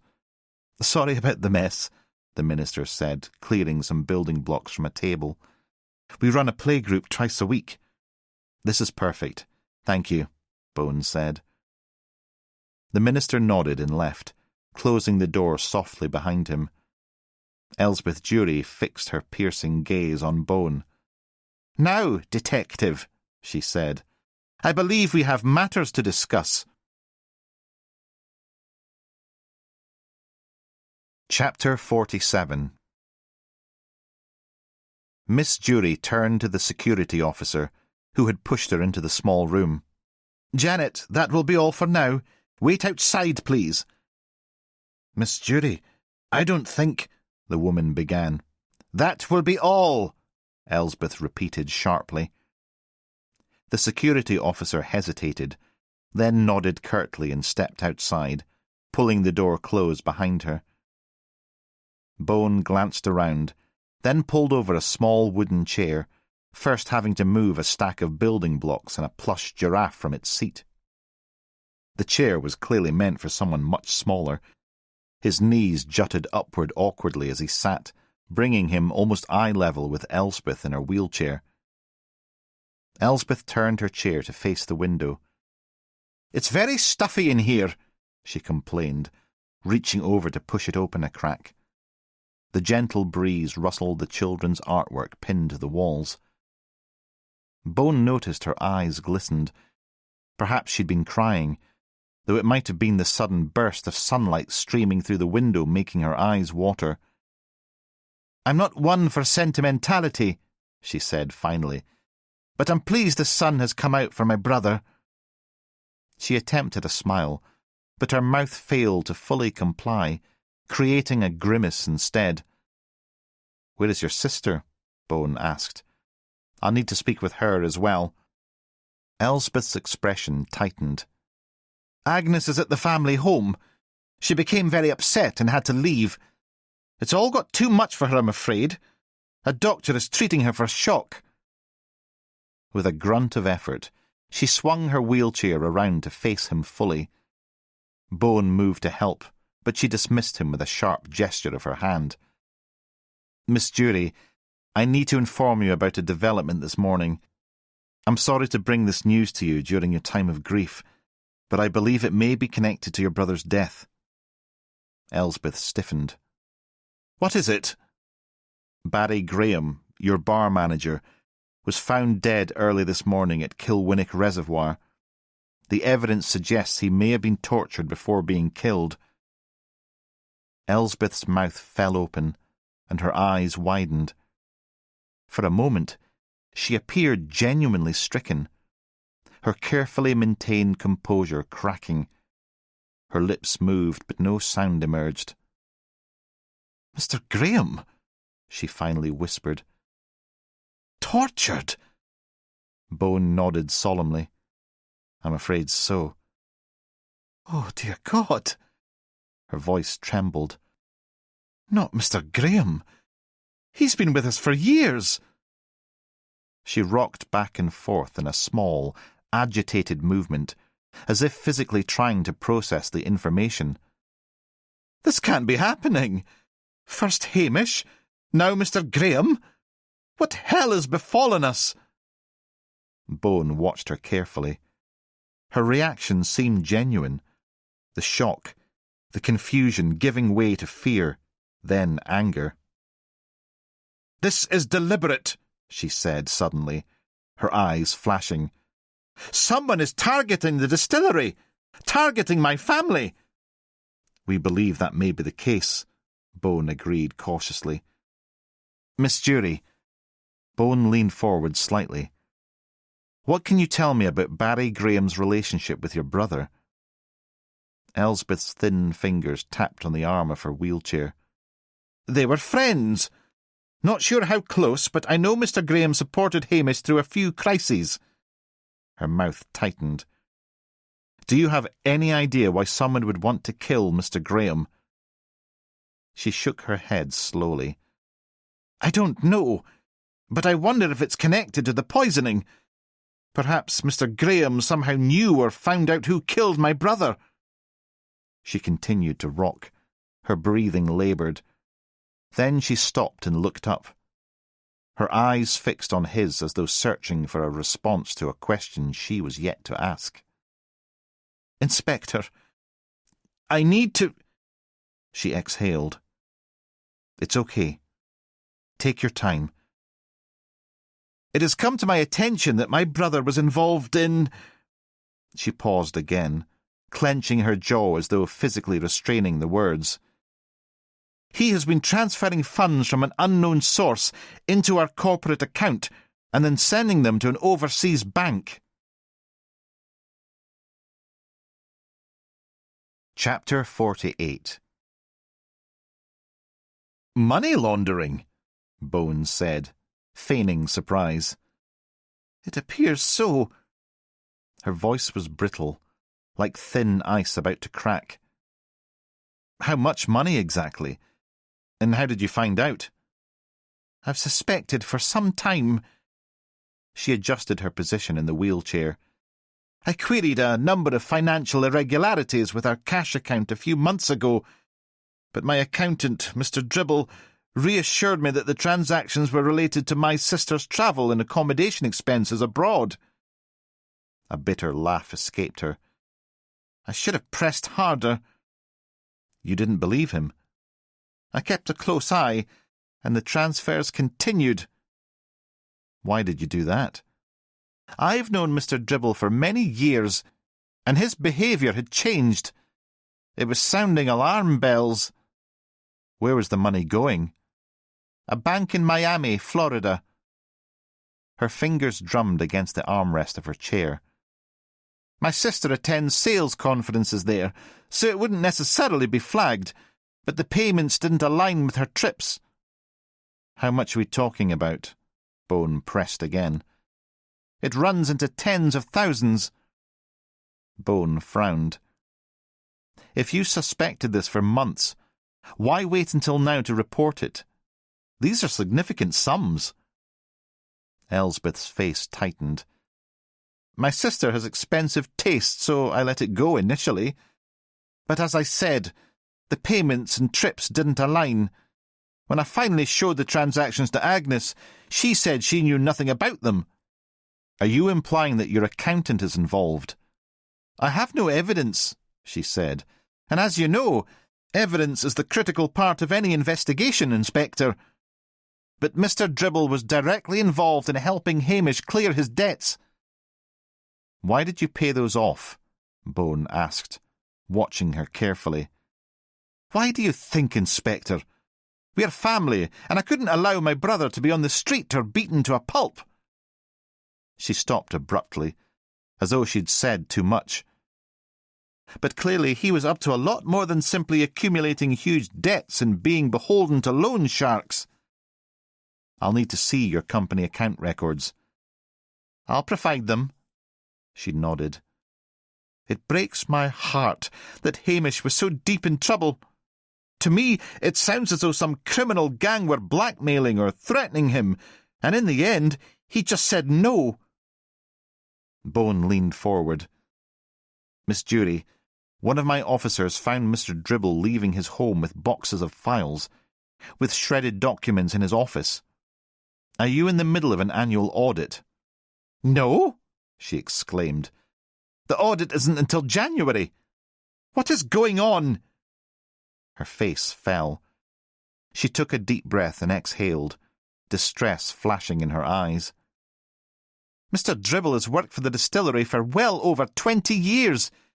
He wouldn't betray us." She ran the back of her hand across her mouth. "He and his wife are going through hell with her illness, treatments that are extremely expensive. Perhaps it was all just too much." She looked away.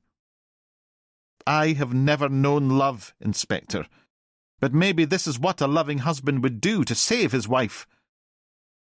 The remark caught Bone off guard.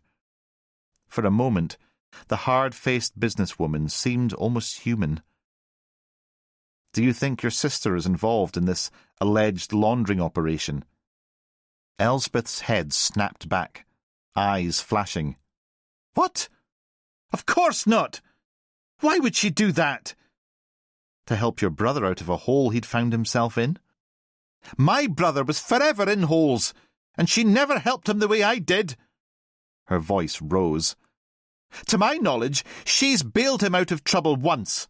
My beloved sister is too selfish to put her neck on the line like that, and she knows what side her bread is buttered on. She wouldn't do anything to jeopardize the distillery." She paused, then added quietly, "At least I hope not." "And the business takes her to known drug trafficking locations?" "How dare you!" Elsbeth's eyes blazed. "My sister has built our export market from nothing. If she's travelling to emerging markets, it's because that's where the growth opportunities are. Agnes may be an over-extravagant, self-absorbed narcissist, but she would never involve herself in anything illegal. Aside from anything else, she has too much to lose." "Miss Jury," Bones said, "we're investigating connections between your distillery and a major drug importation and distribution network." The colour drained from Elspeth's face. Her breathing suddenly became shallow and rapid. "Drug? Importation?" "We have reason to believe the money laundering operation may be tied to heroin trafficking." Elsbeth swallowed hard, her composure crumbling. Do you have information that my accountant, that Mr. Dribble, was involved in this too?" Bone nodded grimly. "The crime gang Mr. Dribble was having dealings with is directly involved in the widespread distribution of heroin throughout Scotland and probably the rest of the UK." Elsbeth's breathing became increasingly erratic, coming in sharp, painful gasps. No, this can't be." "Miss Jury, can you account for your whereabouts last night and the early hours of this morning?" Elsbeth's hand flew to her chest, and she gasped for air, her face contorted with panic, eyes wild with fear. "Miss Jury?" Bone rose from his chair, alarmed by the sudden change. "Janet!" Elsbeth managed to cry out between gasps. "Janet!" The door burst open, and the guard rushed in. She took one look at Elsbeth and moved swiftly to her side, pulling a paper bag from her pocket. "Here, Miss Jury, just like we practised," she said calmly, opening the bag and holding it to Elspeth's face. "Slow breaths, in through the nose, out through the mouth." Elsbeth clutched at the bag, her whole body trembling as she tried to follow the instructions. The woman turned to Bone, her expression stern. "I'm medically trained. Miss Jury is having a panic attack. You need to leave." Bone hesitated. "Inspector," the guard said, one hand protectively on Miss Jury's shoulder. "Of course." Bone backed towards the door. "Miss Jury, we'll need to see those accounts, and I'll have to return to interview you formally." Elsbeth nodded weakly behind the paper bag, her eyes still wide with distress. "Now, please," the guard insisted firmly. Bone closed the door quietly behind him. He strode through the church, past the minister, who watched with concern, and pushed open the heavy oak doors.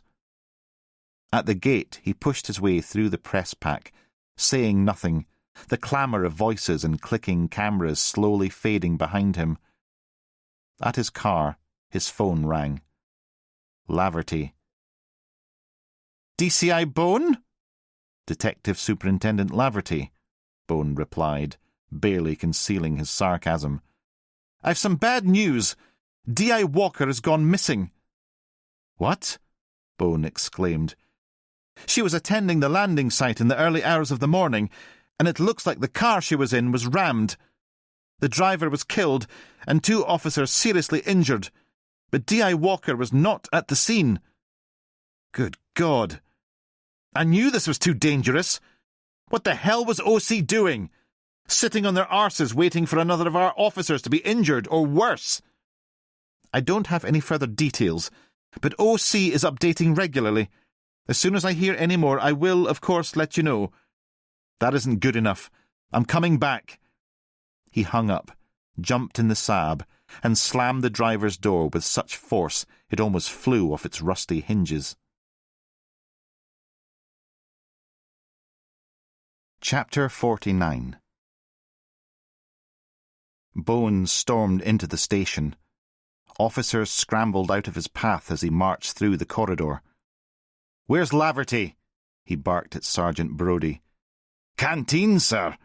Brodie gave him a wary glance. Bone found her sitting alone at a corner table, a cup of coffee cooling untouched in front of her. She studied her phone and looked up when he approached. "What do you know about the OC operation?" Bone asked without preamble, his voice low but intense. "What aren't they telling us about Walker?" Laverty gestured for him to sit. "Only as much as you do, DCI Bone. They're playing this close to their chest." "I knew I shouldn't have allowed her to go," Bones said, remaining standing. "It was too dangerous from the start." "I'm sure she'll be okay," Laverty replied, her tone measured. "She's an extremely capable and experienced officer." Bone recoiled. "With all due respect, you know nothing about my colleague." He paused, studying her face. "You seem remarkably proactive regarding OC's activities for someone who claims to be in the dark." Laverty's expression didn't change. "What are you suggesting?" "I'm asking," Bone said carefully, "whether you've had more contact with OC than you've indicated. Because your intervention with Dribble was very precise." "I follow proper protocols, DCI Bone." "That's not an answer." He kept his tone professional but persistent. "Ma'am, with respect, if there's information that could help locate D.I. Walker, I need to know." Laverty was quiet for a long moment. "OC briefed me on the broader operation, yes. But Walker's situation, of course, that wasn't part of any plan. Like you, I'm genuinely concerned about her." "So there is more to this case than you've shared." "There always is with operations of this scale." She met his gaze steadily. "But nothing that changes our immediate priority, finding your officer and bringing these criminals to justice." Bone remained unconvinced by Laverty's responses. "This comes down to me, not you. This is my investigation, my team. I should be making frontline decisions." "Our team, DCI Bone," Laverty countered firmly. "And despite how you feel right now, you made a professional decision. One that I probably would have made as well." "This is all bollocks," he muttered under his breath and turned to leave. "Where are you going?" Laverty called after him. "To interview another of Phelan's goons, the one who's been intimidating me for the last few days and weeks." Laverty was on her feet in an instant. "You got him? I'm coming with you. We need as much pressure on him as possible."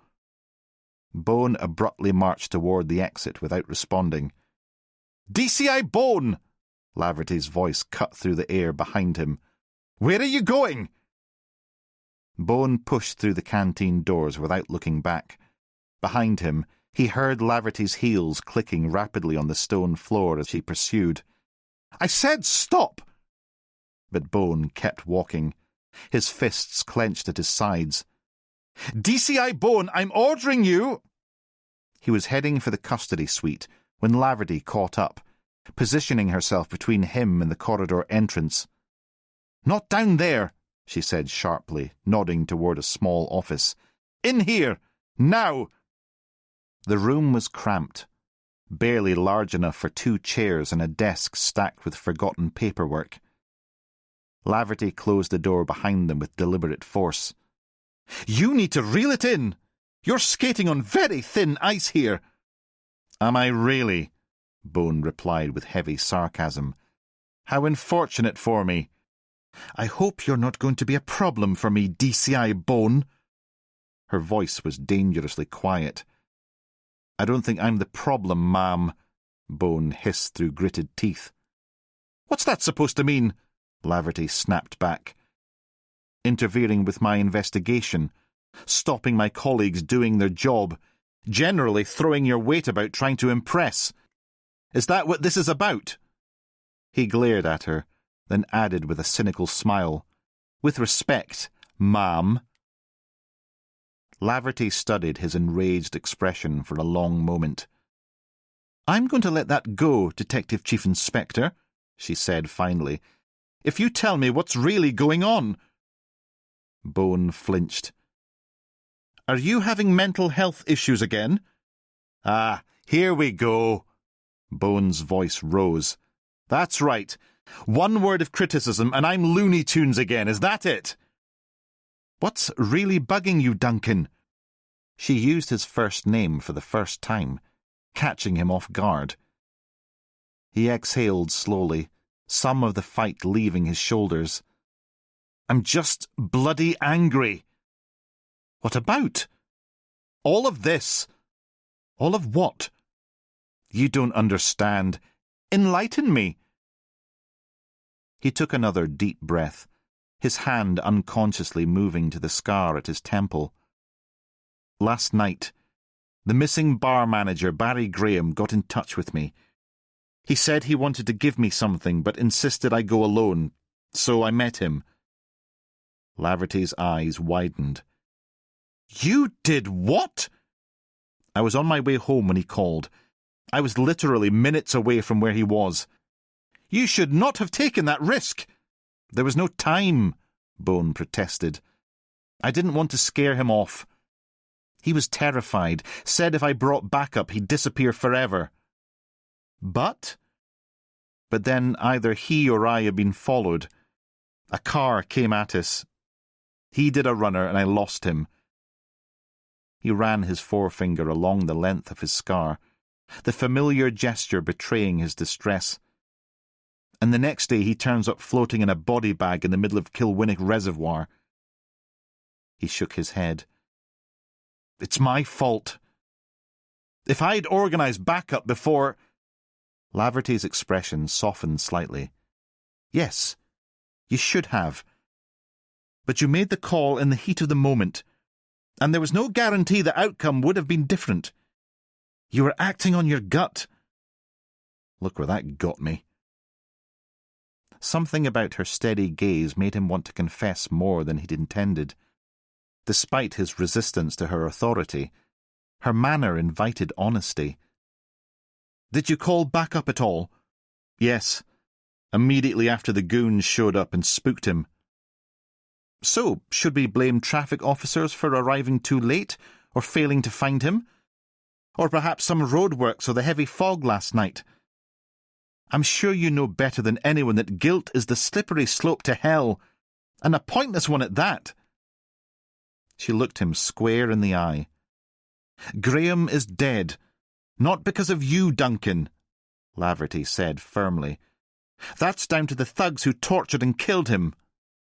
But, her voice hardened, if you behave like that again with me, the way you did just now, then I will be reporting you to professional standards, and they will determine whether you have misconducted yourself.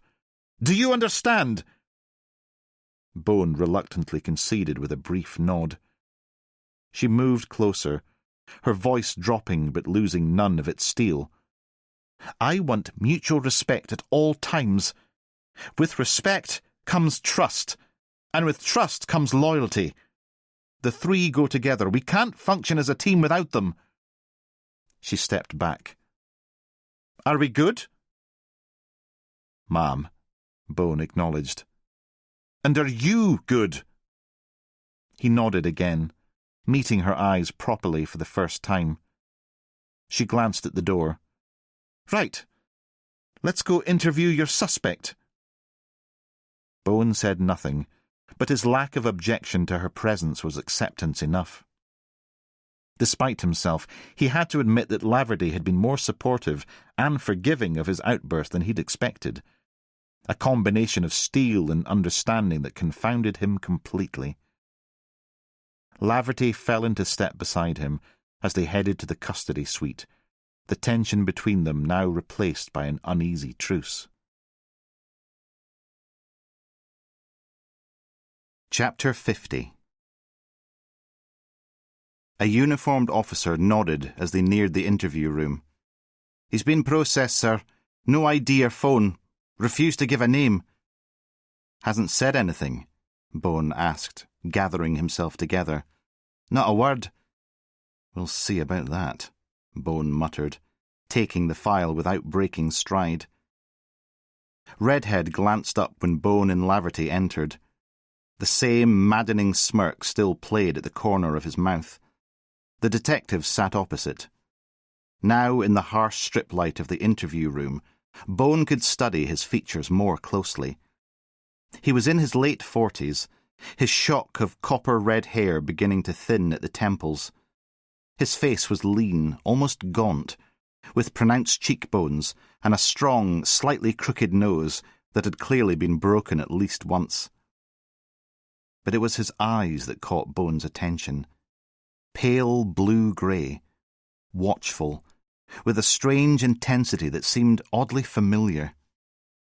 "For the record, I am Detective Chief Inspector Duncan Bone, interviewing—" He paused, eyebrows raised questioningly.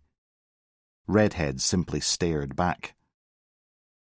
"Detective Superintendent Laverty is also present," Bone added sternly. "Before we start, I need to inform you of your right to legal representation. Would you like me to arrange for a solicitor to be present?" The suspect shook his head, that infuriating chuckle bubbling up again. "I need a verbal response for the recording," Bone pressed. Silence. "Fine. The interviewee has declined legal representation by gesture." Bone tapped his pen against the notepad. "Let's start simple. Your name?" More silence, punctuated only by Redhead's breathing. Bone's anger rose, but he glanced briefly at Laverty, reminding himself to maintain control. "You're making this more difficult than it needs to be." Bones struggled to keep his voice level. "Why have you been following me? Was it you who damaged my car? Left your nasty calling cards?" Redhead's smirk widened fractionally. "Are you on Frank Phelan's payroll? What has he done to Detective Inspector Walker? Where is she?" Bones' patience was fraying. "You need to start talking!"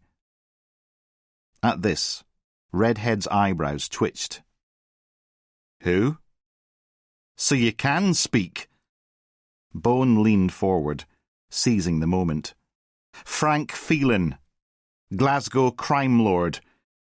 One of our officers is missing and you have been stalking me. I want to know why and what you know. Have you been paid by him to watch me, to intimidate me into silence?" Redhead shook his head, the amusement never leaving his eyes. "I don't know what you're talking about." "You are so wrong. But then that's typical of your family.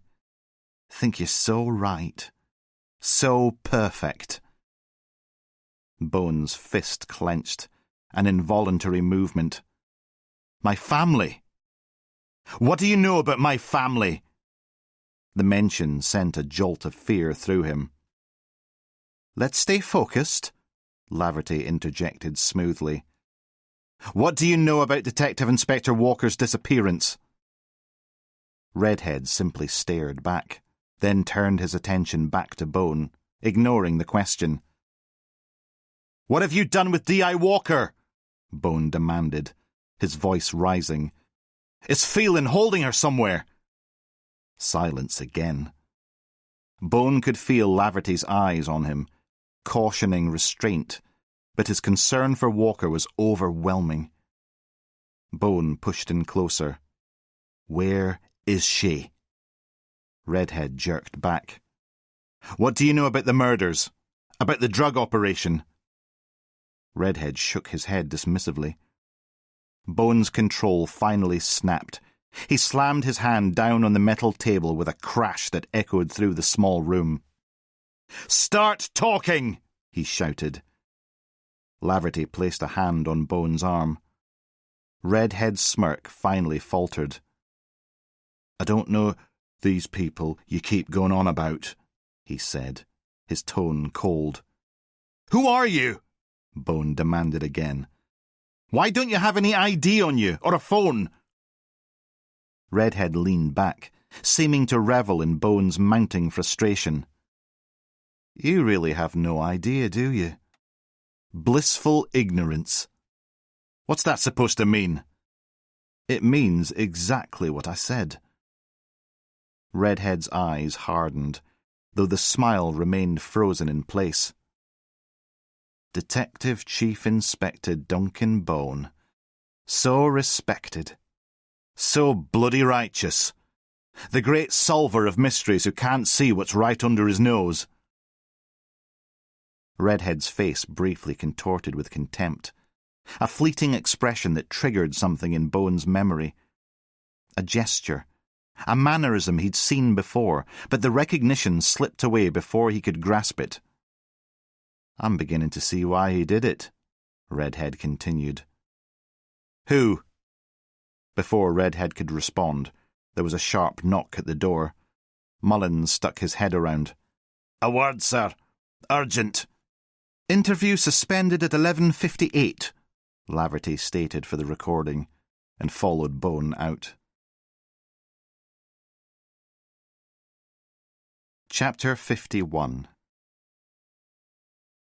In the corridor, Mullins practically bounced on his toes, clutching a small plastic evidence bag containing a SIM card in one hand and a thick stack of freshly printed transcripts in the other. "Sir, I recovered this from a safe in the distillery stockroom." He held up the SIM card. "Hamish Jury's missing burner phone's SIM." "How certain are you?" Laverty leaned in closer. "Dead certain. It was inside a sealed note from Jury to Graham, the bar manager." Mullins couldn't contain his energy. "Note said, if anything happens to me, hand this over to the police immediately. And, sir, Digital's already pulled everything and printed the transcripts. It's gold." "What have we got?" Bones' eyes narrowed. "In the last month, Jury made a stack of calls to the accountant, but that's not the gold bit. There are also 3 recorded conversations between Hamish and his sister Agnes." Mullins lowered his voice, but couldn't hide his excitement as he fanned the pages. "They're damning. First 2, Hamish is agitated, telling her he's done, wants out, keeps saying it's evil and needs to stop." "Evil?" Bones' eyebrows shot up. "Does he mention what?" "Not directly." Mullins shook his head. "But Phelan and drugs are all over these recordings. Then in the last call..." He paused dramatically. "Agnes goes from warning him not to interfere to outright threats." "Threats?" Laverty cut in sharply. "Full-blown row. He threatens to go to the police and specifically mentions Dribble." Mullins frantically flipped through the transcript pages. "Says, 'That wanker Dribble used me to set the whole thing up, and now I want out.' Then Agnes says..." He jabbed his finger at the 3rd page. "Here it is. She says, 'These men are dangerous, Hamish. I can't be held responsible for what happens to you.' Begs him to go along with it, but he hangs up. That's the last recording." "When was that call?" Bones squinted at the printout. "A week ago, sir." Mullins' face was flushed with excitement. "We've got them, haven't we?" Bone looked up. "And Elspeth Jury? Any mention of her?" "No mention." Mullins glanced at Laverty. "Think she's up to her arse in it too." "Sorry, ma'am." Laverty ignored the comment, her mind already racing ahead. "This is the breakthrough we've been waiting for," Bone declared, suddenly energised. "We need to bring them all in, now." Laverty raised her hand. "Hold on. We need to coordinate with OC first. This is still their operation." "Their operation?" Bone's voice rose. Walker is missing, possibly being held by these people, or worse, and you want to wait for bureaucratic approval. He pointed at the interview room. We need Phelan's arse in there, telling us where Rona is. I understand your frustration, Laverty replied evenly, but acting prematurely could put D.I. Walker in even more danger. If Phelan realises we're closing in, he might decide she's a liability. Bone rubbed at his scar. So we do nothing. We hold until we get the word, Laverty insisted. OC needs to coordinate across multiple locations. Going in half-cocked could jeopardise the entire operation, D.I. Walker's life, and the lives of both the response team and undercover officers. Then check now, Bone demanded. Call them and find out how long we have to wait while Walker's life hangs in the balance. Laverty's expression hardened. DCI Bone, I don't appreciate being ordered. I understand your concern for your officer, but I suggest you remember who you're speaking to. Bone took a deep breath, forcing himself to calm down. I apologise, but please, we need to know where things stand. Laverty's expression softened slightly. I'll check with OC now. I'll be back shortly with an update. As she marched off down the corridor, Bone slammed his palm against the wall. Organised crime clowns, he snarled. They've clearly fucked up, and now we're supposed to just wait while they fuck up some more. How could they let this happen to Rona?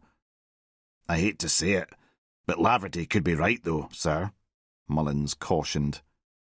Bone turned, surprised. I mean, if Phelan loses his shit, then Rona could be in really deep shit. That's a lot of shit there, Mark. You know what I mean, though. Reluctantly, Bone nodded in agreement. But every minute that passes, I fear more for Walker's safety. It's just so bloody hard to admit she has a point. So twiddle her tadgers and wait? Bone glanced back along the corridor to the interview room. Aye, and that goes for Ginger Nut in there as well. He's not ready to talk yet. Can you take him to one of the cells? See you back in the incident room. Aye, let him sweat like the rest of us. Mullins handed Bone the evidence bag. Good work, Mark. Bone nodded. You know you are seriously undermining your reputation as a useless lump. Oh no, that's not good. Must try harder. That's a hard-earned title, that is. Mullins chuckled. Bone let Mullins go, and in the stairwell he stopped to take a moment, an incoming migraine slowly gaining traction. Chapter 52. Consciousness returned to Walker in painful increments. First came the throbbing at her temple, then the stabbing sensation in her ribs with each breath. Her mouth felt like it had been stuffed with cotton wool, dry and tacky.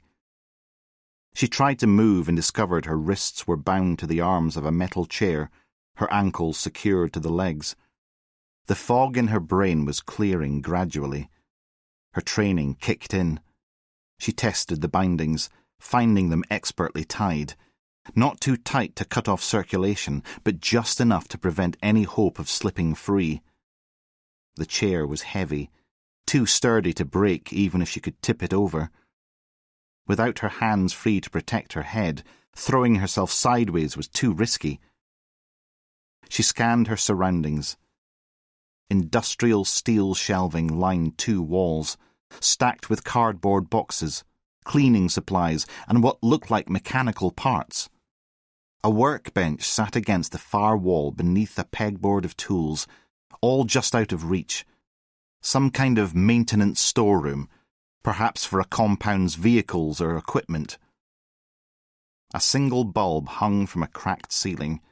A small, grimy window let in just enough light to suggest it was daytime. But when? How long had she been out?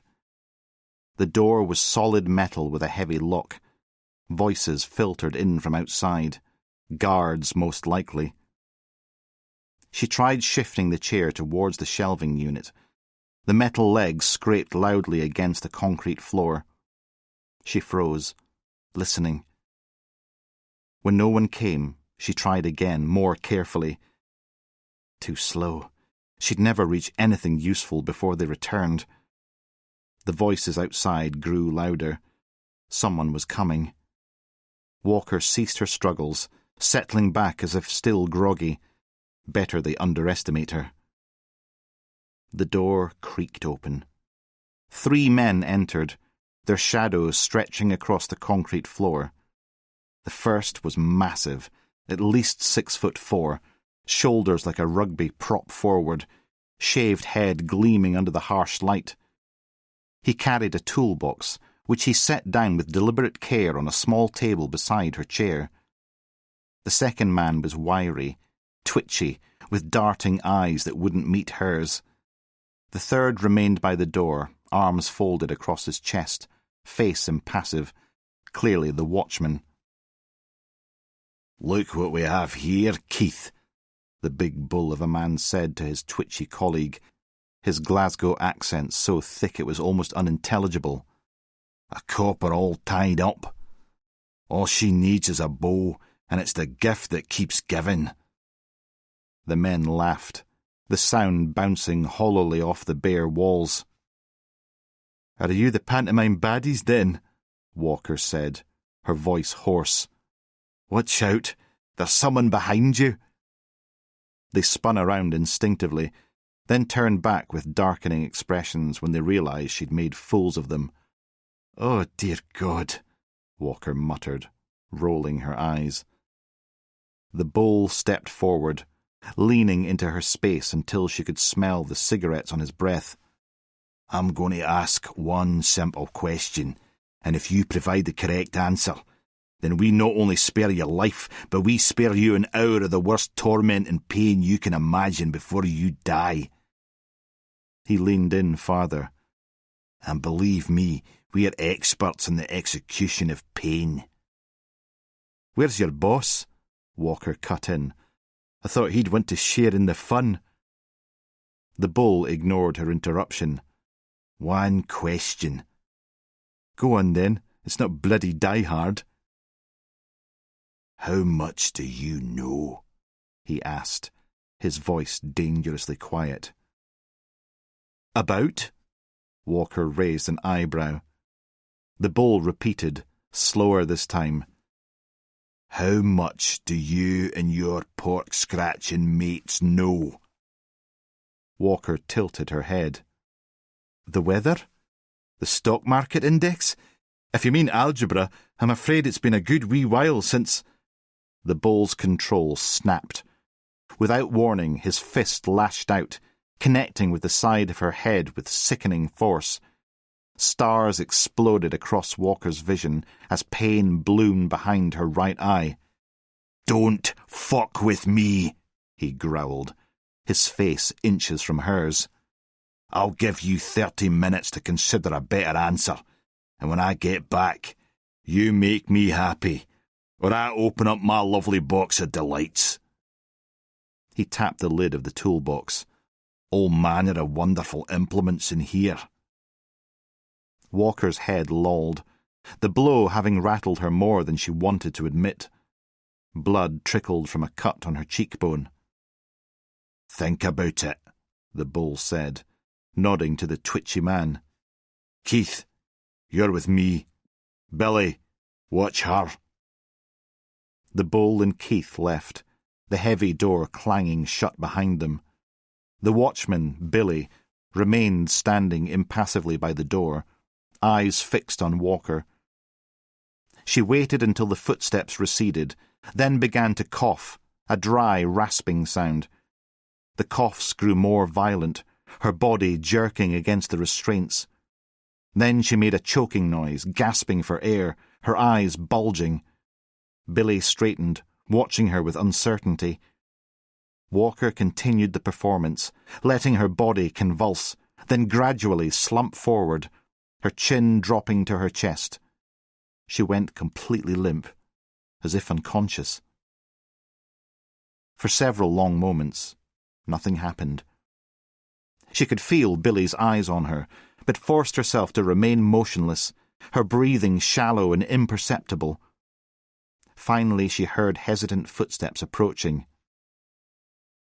"Hey!" Billy's voice came, closer now. "Hey! Wake up!" Walker didn't move.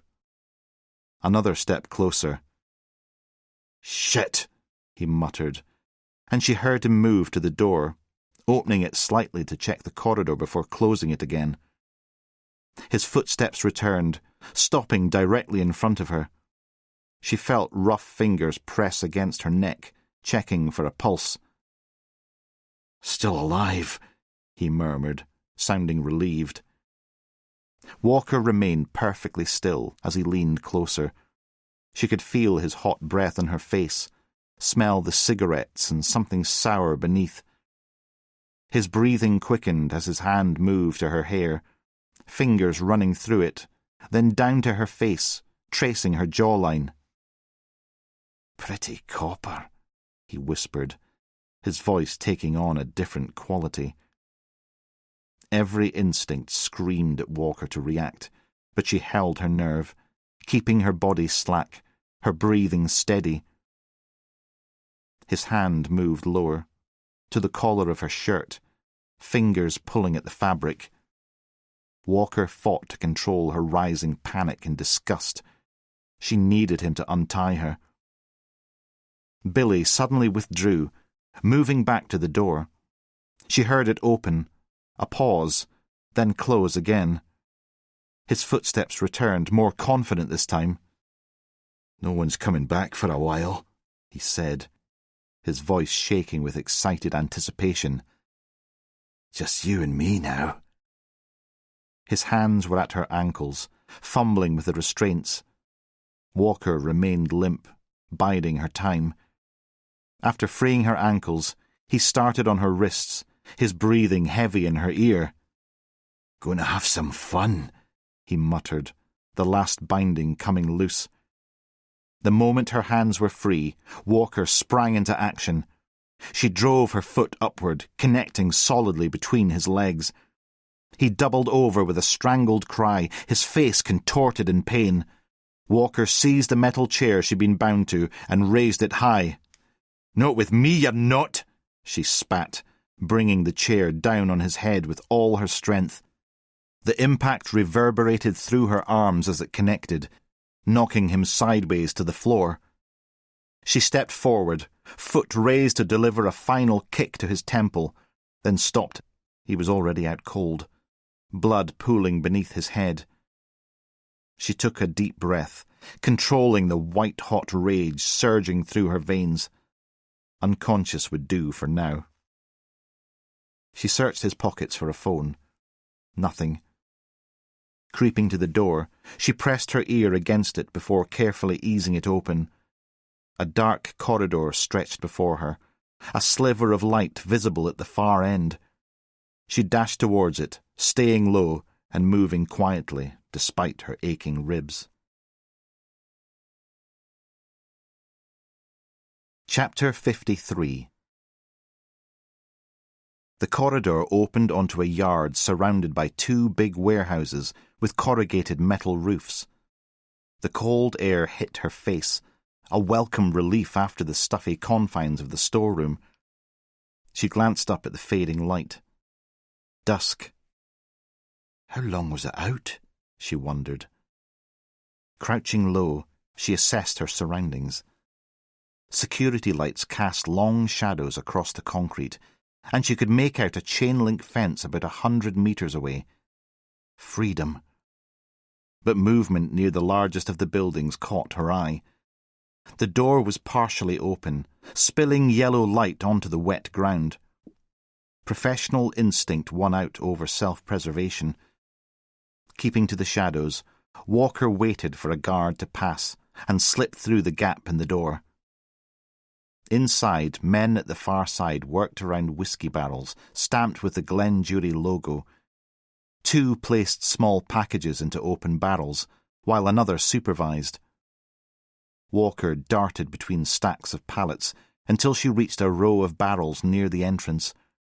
Each barrel bore the familiar Glenjury distillery logo. She peered inside one. A cylindrical plastic tube ran through the centre, creating a hollow cavity while leaving space for whiskey around it. Walker's eyes narrowed. She understood the system's ingenuity. Fill the barrels with actual whiskey while hiding heroin in waterproof containers inside the tubes. "He's smarter than I thought," she whispered, examining another barrel with the same modification. Voices approached, and she froze. Two men walked directly towards her position, deep in conversation. "Customs won't check these ones. They're part of the regular shipment," one was saying. "And what if they do?" the other asked. "Even a routine inspection?" "They won't. The boss has got someone on the inside. Been greasing palms for months." Walker slipped around the side of the nearest crate, pressing herself into darkness. The men stopped to examine the very barrels she'd just been investigating. "These ready for loading?" the first man called out to someone deeper in the warehouse. "Aye, just waiting on the plastic inserts," came the reply. When they moved away, Walker edged back outside. The compound was coming alive for night operations, more men going around to the farthest side. She hugged the warehouse wall, darting across an exposed section when a lorry rumbled through the gate, bearing the Glenjury logo. Industrial scale right enough. The chain-link fence was now less than 30 metres away, escape so tantalisingly close. But as she darted from cover, two security guards rounded the corner directly in front of her. She froze, caught in the open like a deer in the half-light of dusk. Time seemed to slow to a crawl.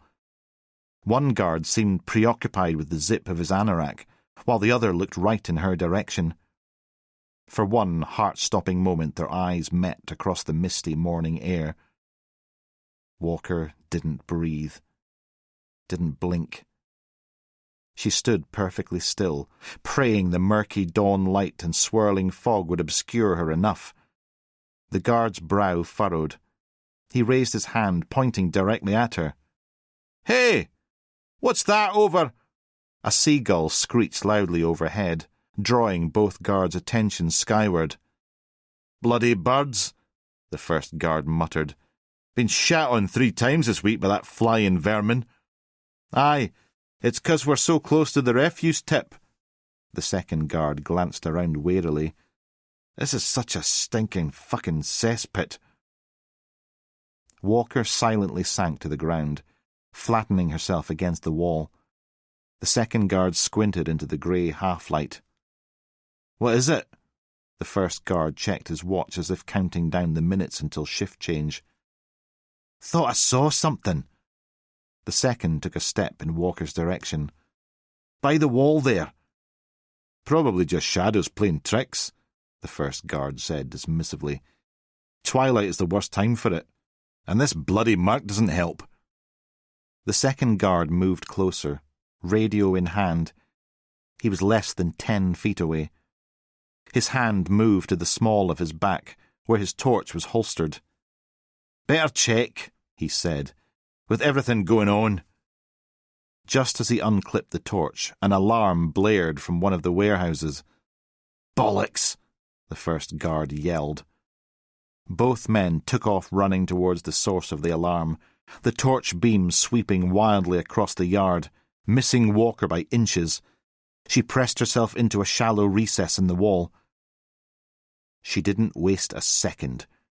The moment they disappeared, she sprinted for the fence, lungs burning, every step sending sharp pains through her injured ribs. She found the gap, barely wide enough for her shoulders, and forced herself through, the metal edges tearing at her clothes and scratching deep welts across her back. Then she was free, sprinting across the open field towards the distant woodland. Behind her, the compound erupted with activity, shouts echoing across the field, powerful floodlights sweeping the area. The darkness of the tree line came within reach, and a new sound cut through the murk, the deep, hungry baying of dogs. Walker's blood turned to ice. Behind her, men were shouting commands, heavy boots trampling through undergrowth, gaining ground with every second. "Get the dogs on our trail," someone bellowed. "Alive if possible, but I don't give a fuck either way." The barking intensified, more frenzied, accompanied by the crashing of bodies through the field. Walker plunged into the woods, her police training screaming at her that running in a straight line was suicide. Water. She needed water to break the scent trail. Her lungs felt ready to burst, her ribs throbbing with each ragged breath, but the sound of those dogs closing in drove her deeper into the forest. Chapter 54. Walker's lungs burned. She crashed through the trees, branches whipping across her face, tearing at her clothes. The dogs' barks were getting louder.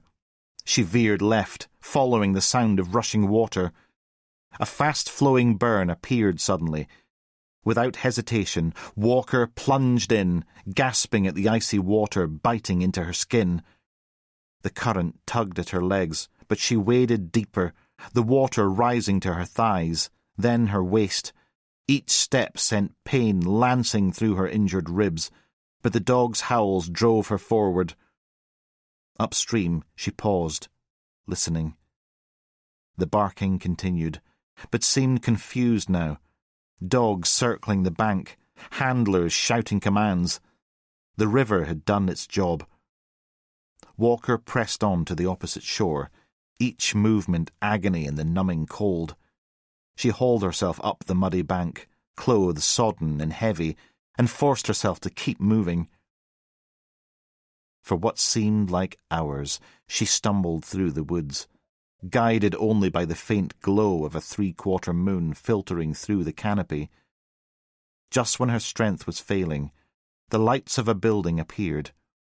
A farmhouse, nestled in a small clearing. Walker approached cautiously, her instincts still screaming danger, but the distant sound of dogs, though not as loud now, made the decision for her. She needed shelter, warmth, a phone. Summoning her last reserves of energy, she staggered to the weathered wooden door and knocked. Long seconds passed. Walker knocked again, harder, more desperate. Finally, light flooded through the side window, and the door cracked open, secured by a chain. A woman's face appeared, lined with age and weariness. "Who's there?" she demanded, her voice surprisingly deep. "Please," Walker gasped. "I need help. I'm a police officer. I was taken captive, escaped. There are men searching for me." The woman's eyes narrowed. "Police? Let's see some identification, then." "I don't have any. They took everything." The chain rattled as the woman closed the door slightly. Murmured voices came from inside, the woman conversing with someone else. Then a man's voice, gruff and suspicious, called through the door. "What's your name, then? What station?" "Detective Inspector Rona Walker, Rural Crimes Unit, Kilwinnock. Please, I don't have much time." More murmuring. The door closed completely, and for a terrible moment Walker thought they'd abandoned her. Then came the sound of the chain sliding free, and the door swung open. An elderly man stood there wearing striped pyjamas. Behind him, the woman hovered anxiously, clutching a dressing gown around herself. The man studied Walker's face, then nodded and stepped aside. "Get yourself in, lass. You look half drowned." Walker stumbled into the farmhouse hall, its raw beams overhead and walls lined with faded photos. The kitchen beyond offered welcome warmth. An aga radiating heat, copper pots hanging above a worn wooden table. The simple domesticity nearly broke her. As she stepped into the kitchen light, the farmer's wife gasped, her hand flying to her mouth. "Good Lord, your face!" Walker touched her cheek, wincing at the unexpected tenderness. She moved to a small mirror hanging by the door and caught her reflection for the first time since the escape. A large purple bruise spread from her temple down the side of her face, her right eye swollen and ringed with deep blue-black discoloration. Dried blood crusted along her hairline, where her head had hit the door during the crash. "It's nothing," Walker said, turning away from her reflection. "Looks worse than it is." The old woman didn't seem convinced. "You need a hospital." "I'm fine, really." Walker attempted a brief smile. "Thank you. I'm sorry to bring trouble to your door." Trouble finds its way regardless," the farmer said. "I'm Angus MacLeod. This is my wife, Moira." "Do you have a phone? I need to contact my colleagues," Walker asked urgently. Angus scratched his head. "Aye, but the signal's terrible here in Crovey. Mobile coverage comes and goes like the tide." Walker's head snapped up. "Crovey? I'm on the east coast." "Just north of Banff," Moira confirmed. "Why, where did you think you were?" "Bastards," Walker mumbled. They'd transported her much farther than she'd realised, over 100 miles from where she'd been taken. Had Phelan got wind of the operation and switched the landing site? That would explain why she'd been moved clear across the country. No wonder no one had found her. "It doesn't matter about the signal. If you hit the emergency button, 999, it should connect regardless." Angus nodded, shuffling to an overcoat hanging by the door. He rummaged through the pockets and produced an ancient Nokia. "Battery's low, but it should do." He fiddled for a moment and looked up. "Done." Moira, seeming to finally register Walker's bedraggled state, clicked her tongue. "You'll catch your death in those wet clothes. Let me fetch you a towel." She hurried from the room, returning seconds later with a thick bath towel. "Some of my daughter's clothes are upstairs in our wardrobe. You look about the same size. I'll fetch some." "Is your daughter here?" Walker took the towel gratefully. "No," Angus replied. "She lives in Aberdeen now. Works for an oil company." Walker patted her hair dry, wincing as the towel brushed against the cut on her temple. "Thank you, both of you." A sudden banging at the door froze them all. From outside came the sound of dogs barking, closer now, no longer distant. Walker's blood ran cold. "That would be the men who were holding me," she whispered. "They're dangerous. Armed." To her surprise, neither Angus nor Moira seemed particularly alarmed. They exchanged a glance, one Walker couldn't quite interpret, and Moira nodded. "You'd best hide upstairs," she said calmly. "When the coast is clear, we'll come get you." Walker hesitated, instinct warning her of potential trouble, but the pounding at the door grew more insistent. "Police! Open up!" a voice shouted, too familiar, too menacing to be genuine. "Go!" Angus gestured towards the narrow staircase. "Second door on the right. We'll handle this." Feeling cornered, Walker had no choice but to comply. She climbed the stairs, every muscle screaming in protest, and slipped into their daughter's bedroom. Chapter 55. Hiding in the shadows of the upstairs bedroom, Walker inched the door open a crack, just enough to hear what was going on below. Moira's footsteps approached the front door, followed by the creak of hinges. "Can I help you?" Moira's voice carried up the stairs, steady and unafraid. "Police officers, ma'am." The bull's Glasgow accent was unmistakable. "We're searching for an escaped prisoner. Dangerous woman. Have you seen anyone suspicious tonight?" There was a brief silence. Walker pictured the men flashing fake identification. "It's such a late hour. We haven't seen anyone," Moira replied. "Just you." "Mind if we take a look around?" The second voice was new but equally threatening. "Do you have a warrant?" Angus called from inside. "We don't need a warrant if we have reasonable suspicion, sir." "Of what?" Moira countered. Walker pressed herself against the wall, heart hammering. She scanned the room for a weapon, an escape route, anything. The window overlooked a sheer drop to a stone courtyard. No help there. A flash of headlights swept across the room as another vehicle pulled up outside. Down below, Moira's voice remained unnervingly calm. "Well, if you're the police, you'll know the proper procedure. I'll need to see formal identification." "Look, lady," the bull began, his tone darkening. "No, you look," Moira interrupted. "My husband's brother is the chief constable in Aberdeen. I know what police ID looks like." There was a moment of tense silence. Then Moira's footsteps retreated, and the door slammed shut. The bolt slid into place with a heavy clunk.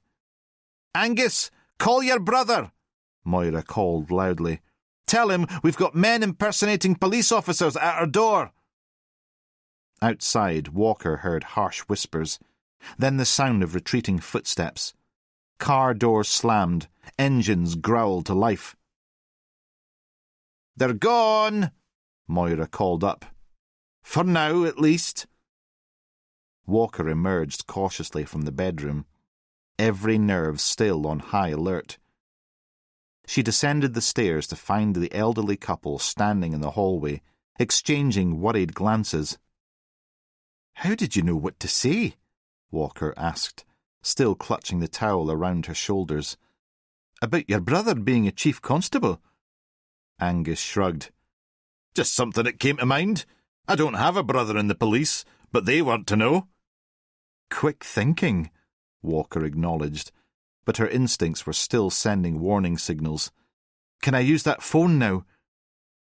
Before Angus could respond, a muffled sound came from outside.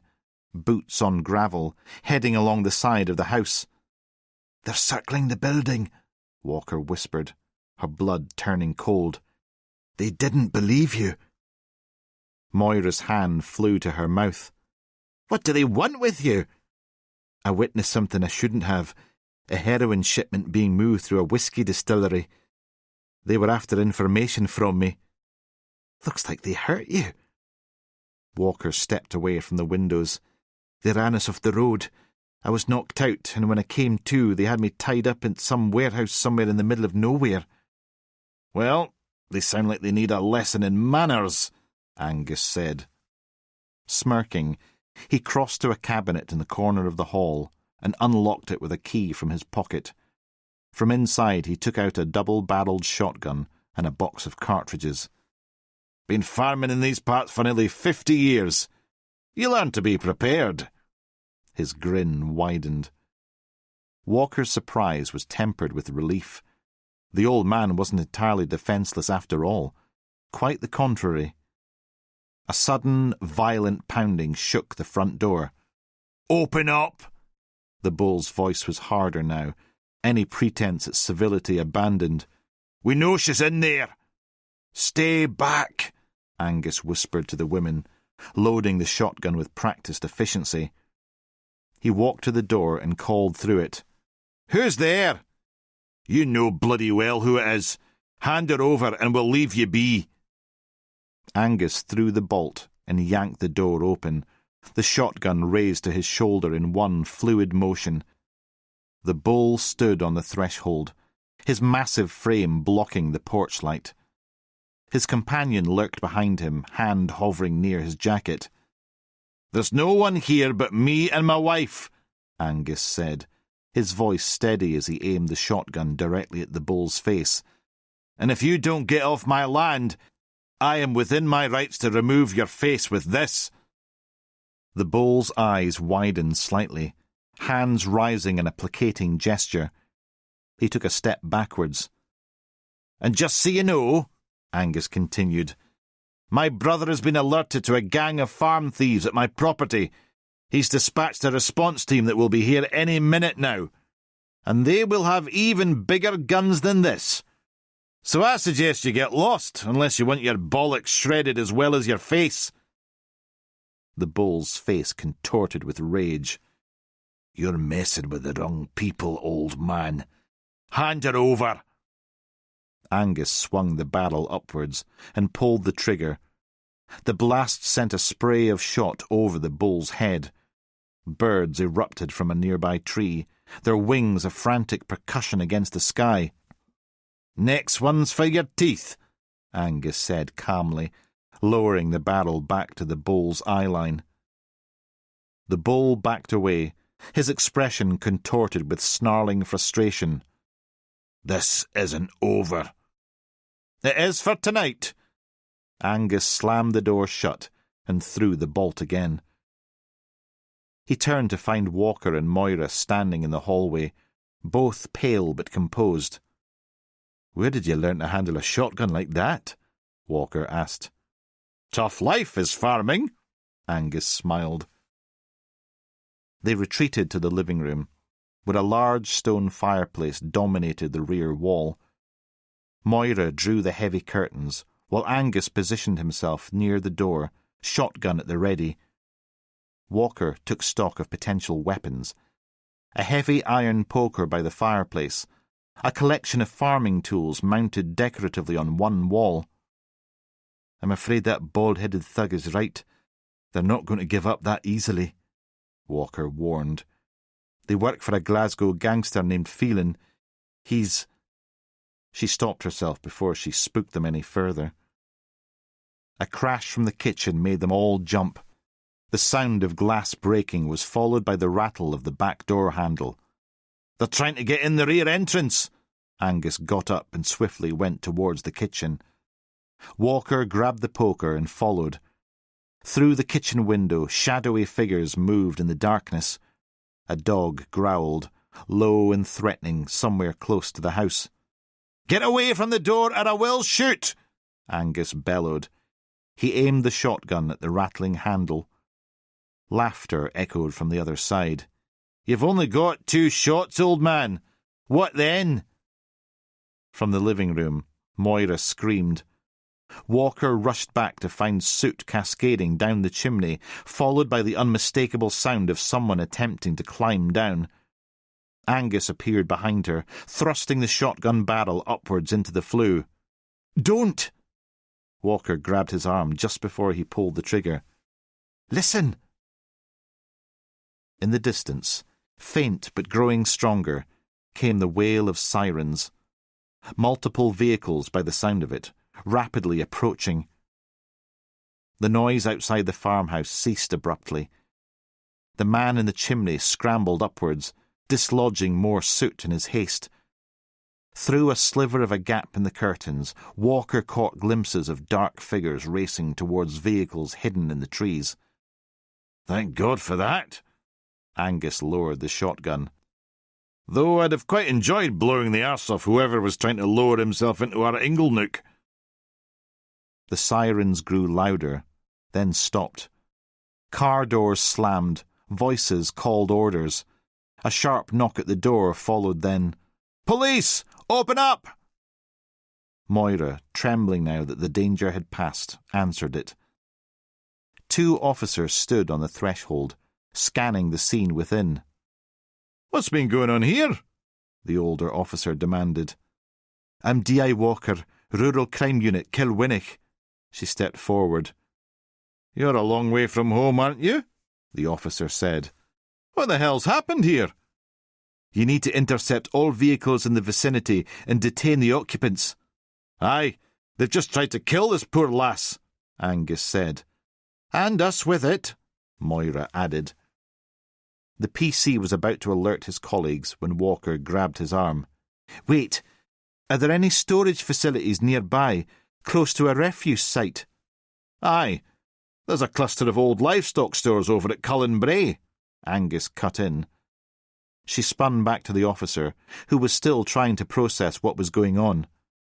"I'll need a precise location, and your radio," she ordered. Chapter 56. The incident room was a pressure cooker of tension. After hours of waiting with no word from Walker, Bone found himself staring at Mullins. He'd methodically emptied the nearby corner shop of its entire confectionery inventory. Wrappers littered his desk like casualties of war. Mars bars, dairy milk, Yorkie, Whisper, and an alarming number of iron brew cans. Bone was about to suggest a break and the dentist for Mullins when Laverty burst through the door, her usually stern face split by an uncharacteristic smile. "Walker's made contact," she announced, drawing every eye in the room. "She managed to escape from captivity and get to a secure phone." Bone rose from his chair. "Is she hurt?" "She's okay," Laverty confirmed. "She's with OC now. They've given us the green light for the operation." The collective exhale in the room was audible. Bone turned to Mullins, who was already on his feet, hastily brushing chocolate crumbs from his shirt. "I knew it," Baxter said with a sigh of relief. "There was no way anyone was going to get the better of our D.I. Walker." "Mark, I want you with the team arresting Frank Phelan." Mullins' fist bumped the air, his eyes glinting with anticipation. "It'll be my absolute pleasure, sir." "I'll go with the first unit to the jury estate," Bone said, checking his watch. "I'm coming too," Laverty interjected. "Even if it means they make me the super of the RCU, I'm willing to take that hit." Bone raised an eyebrow, genuinely surprised. "Was that a joke, Detective Superintendent Laverty?" "I'm afraid so," she replied, already gathering her coat. "The tactical teams are assembling at the rendezvous point in 30 minutes. Outside, the sun had set, leaving only the faintest purple glow behind the Oakhill Hills. Bone pulled up alongside the organised crime vans, Laverty in the passenger seat beside him, her slight frame somehow filling the car with restless energy. Bone had to admit, grudgingly, that despite her years behind a desk, she looked perfectly at home as they stepped out among the tactical officers in their armoured bulk. "Just in time," she murmured to Bone, her eyes glittering with barely suppressed excitement. They approached the group. She lowered her voice, practically vibrating with anticipation. "God, I can't tell you how good it feels to be back on the front line, getting the adrenaline pumping again." She scanned the scene eagerly. "After years stuck behind a desk reviewing other officers' work, I've missed this. The real police work." Bone studied her face, noting the flush of her cheeks, the slightly too wide smile. "You need to be careful," he cautioned. "This isn't some training exercise, and once we corner them, God knows what they might do." "I can handle myself," she said, her smile hardening a tad. "I didn't survive 20 years of frontline policing without exercising care, Detective Chief Inspector." "Just remember we're 2 officers down already," Bone said, voice quiet. "I don't want to make it 3. These operations have a way of going sideways fast." Laverty's expression softened for a fraction of a second. "Worried about me, Bone? I'm touched." Before he could respond, the OCD team leader, a grizzled man with a face like weathered granite, stepped forward. "Superintendent Ross McIntyre," he said. "Glad you could make it." "Wouldn't miss it," Bone said dryly, taking in the arsenal of equipment being distributed. "Though I wasn't aware we were invading Poland." McIntyre's laugh was a short, sharp bark. "Standard issue for high-risk entries. Speaking of which..." He thrust a protective vest towards Bone. "Get kitted up." Bone fastened the straps. Laverty sidled up to him, already fully equipped, chest camera blinking red. All set? Bone nodded and checked his radio. McIntyre gathered them for a final briefing, his voice clipped and precise. Intel suggests both sisters are at their estate. Approach will be silent until we hit the perimeter. Then rapid entry. Teams of 2, room by room. Any questions? Just one, Bones said. How many guards are we expecting? At least 4, possibly 6. All ex-military, according to our surveillance. Armed? Laverty asked. McIntyre's face darkened. Assume yes. And remember, Intel has identified only one of the sisters' involvement, so act with restraint at all times. The convoy moved silently through the night, headlights extinguished for the final approach. They rounded the last bend, and the menacing towers of the jury mansion loomed before them, lights glowing from scattered windows like malevolent eyes. At the wrought iron gates, 2 uniformed guards stepped out, hands hovering near their waistbands. McIntyre's team didn't hesitate. 4 officers emerged from the lead van, weapons raised. Police! On the ground now! The first guard reached for something in his jacket. Before he could complete the maneuver, 2 officers had him face down on the gravel, cuffs snapping shut with brutal efficiency. The second guard surrendered without resistance, his face slack with fear. Gates! McIntyre barked. An officer marched the second guard to an illuminated panel set into the gate pier. With another shove, the guard entered the security code, and the gate slowly swung open. The driveway curved through immaculate gardens, gravel crunching beneath their tires on their approach to the main house. No alarm had sounded. Either the guards hadn't triggered it, or someone inside was waiting for them. Formation Alpha! McIntyre ordered when they screeched to a halt before the imposing front doors. Bone, you're with Team 2. Laverty, you're with me. Bone found himself paired with an officer named Rollins, a human battering ram of a man whose expression suggested he was going to enjoy what he was about to do. They took the east wing, while McIntyre, Laverty, and 2 others continued to the main entrance. Bone stalked silently through cavernous rooms, each more ostentatious than the last. Crystal chandeliers, Persian carpets, artwork worth more than his annual salary adorning walls that had stood for centuries. Clear, Rollins called from an adjoining bathroom. Room after room, the same result. No resistance, no sisters, no staff. Just the hollow echo of their footsteps and the hum of the radios. They converged in the grand entrance hall 20 minutes later, all teams reporting the same. The house was empty. They can't have gone far, Laverty said, removing her helmet, her face flushed with exertion. The place still feels lived in. Bone nodded. The embers in the drawing-room fireplace had still been warm, a half-finished cup of tea cooling on an end table. McIntyre's radio crackled. Sir, we've got something.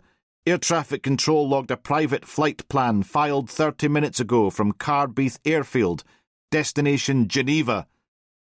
And we're just hearing about this now, McIntyre snapped. Systems were down, sir. Just came back online. That's 6 miles north of here, Bones said, already beelining towards the door. 1 step ahead of you, Laverty called, keys jingling in her hand. I'll drive. McIntyre barked orders into his radio as they sprinted for their vehicles. All units, converge on Carbeath Airfield. Possible suspects attempting to flee jurisdiction. Approach with extreme caution. Laverty drove like a woman possessed, the pool car's engine screaming in protest. She took corners at speeds that had Bone gripping the seat with his buttocks. Jesus Christ! He yelled when they narrowly missed a hedgerow. I'd like to live long enough to arrest them. She flashed him a wolfish grin. You can walk if you prefer. After what felt like the longest 12 minutes of Bone's life, the airfield finally appeared ahead. A small private strip with a single hangar and a cabin for a terminal building. On the runway, illuminated by floodlights, a sleek Learjet sat idling, stairs still extended from its fuselage. 3 OC vehicles had already formed a blockade across the tarmac, preventing takeoff. Laverty slammed on the brakes, the car fishtailing on the loose gravel of the approach road. They were about to exit when motion caught Bone's eye, a dark Audi emerging from the hangar, accelerating towards a service exit on the far side of the airfield. "There!" he shouted, pointing. Laverty wrenched the wheel, executing a perfect U-turn that left Bone pressed against the door. The tires spun, finding purchase, and they shot after the fleeing vehicle. The Audi driver had spotted them. The car careened onto a narrow track that cut through adjacent farmland, its powerful engine kicking up dirt as it swerved wildly. "They're heading for the B road." Bone gripped his seatbelt. Laverty took them over a ridge that had the suspension bottoming out with a sickening crunch. "Not if I can help it," she muttered, and cut across a field to intercept. The Audi appeared ahead, headlights bouncing erratically. It hit every rut in the uneven track. Laverty gunned the engine, pulling alongside. For a brief moment, Bone caught a glimpse of the driver, a broad-shouldered man in a dark suit, and a figure in the passenger seat. Then the Audi veered left sharply, plunging down an embankment towards a copse of trees. Laverty followed, but the heavier pool car wasn't built for off-road pursuit. They ploughed into marshy ground, wheels spinning uselessly in the soft earth. Ahead, the Audi suffered the same fate, bogging down 50 yards away. "Got you," Laverty breathed, already out of the car, stomping through the mire towards the stranded vehicle. Bone followed, heart hammering. The Audi driver's door flew open, and a burly security guard lunged out, fists clenched. He swung wildly at Bone, who ducked the first blow, but wasn't quick enough to avoid a glancing hit to his shoulder. Before Bone could retaliate, Laverty was there. She moved with astonishing grace, redirecting the guard's momentum and sending him face first into the mud with a well-executed takedown. In seconds, she had him cuffed, one knee planted firmly in the small of his back. "Standard Police Scotland training," she said, reacting to Bone's surprised expression. "You should try it sometime." The passenger door opened, and Agnes Jury emerged, stumbling in impractical heels. Designer luggage lay scattered in the back seat. She made a desperate dash across the field, but slipped on the treacherous ground, landing spectacularly in a muddy puddle. By the time Bone reached her, she was sobbing, her immaculate outfit now streaked with filth, her face a mess of running mascara smeared across a bruised and battered face, one eye almost closed completely. Agnes looked up. "It was all her. My sister. She's a monster. She made me do everything. I'm so sorry." "Who did that to your face?" "She did. When I told her I was going to turn myself in, put an end to it. She hit me over and over. I thought she was going to kill me." "Where is she?" Bone cut in. "I don't know. She said she had people on the payroll in prison who would end me if I talk." She wailed and threw herself to the ground. "She killed my beautiful brother. She's out of control." "When did you last see her?" "She just told me to meet her at the airfield." "When did she leave the mansion?" "About an hour ago." Agnes's eyes were wild with fear. "You have to believe me. I'm terrified of her. We both were. She's completely lost her mind." Blue lights flashed, OC vehicles converging on their position. McIntyre strode towards them, satisfaction evident in his squared shoulders. Agnes Jury, Bone said formally. I am arresting you on suspicion of money laundering, conspiracy to import controlled substances, and the murder of Hamish Jury. You do not have to say anything, but it may harm your defence if you fail to mention something which you later rely on in court. As she was led away, still protesting her innocence, McIntyre approached Bone. "We've just received a report of a disturbance at the distillery," he said, his expression grim. "ARU officers are on site, but communications are patchy." Bone looked to Laverty, who was wiping mud from her hands with fastidious precision. Then he glanced back at their car, its wheels sunk deep in the marshy ground. "We need a vehicle," Bone said to McIntyre. "Ours is stuck thanks to my new boss's off-road driving skills." Laverty shot him a withering glare. "Actually," McIntyre said, surveying the scene, "you got pretty far in that family saloon you civvy street officers ride about in." "Thank you, sir," Laverty replied with a hint of satisfaction. McIntyre pulled a set of keys from his pocket. "Take my 4x4.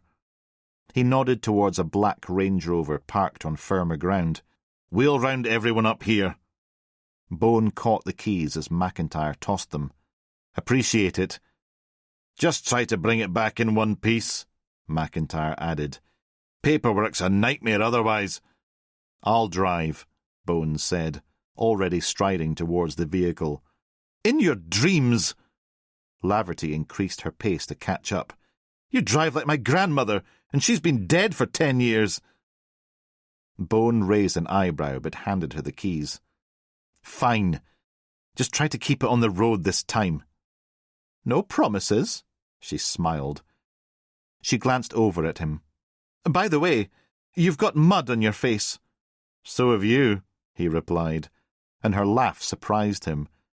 A genuine sound, devoid of its usual sharp edges.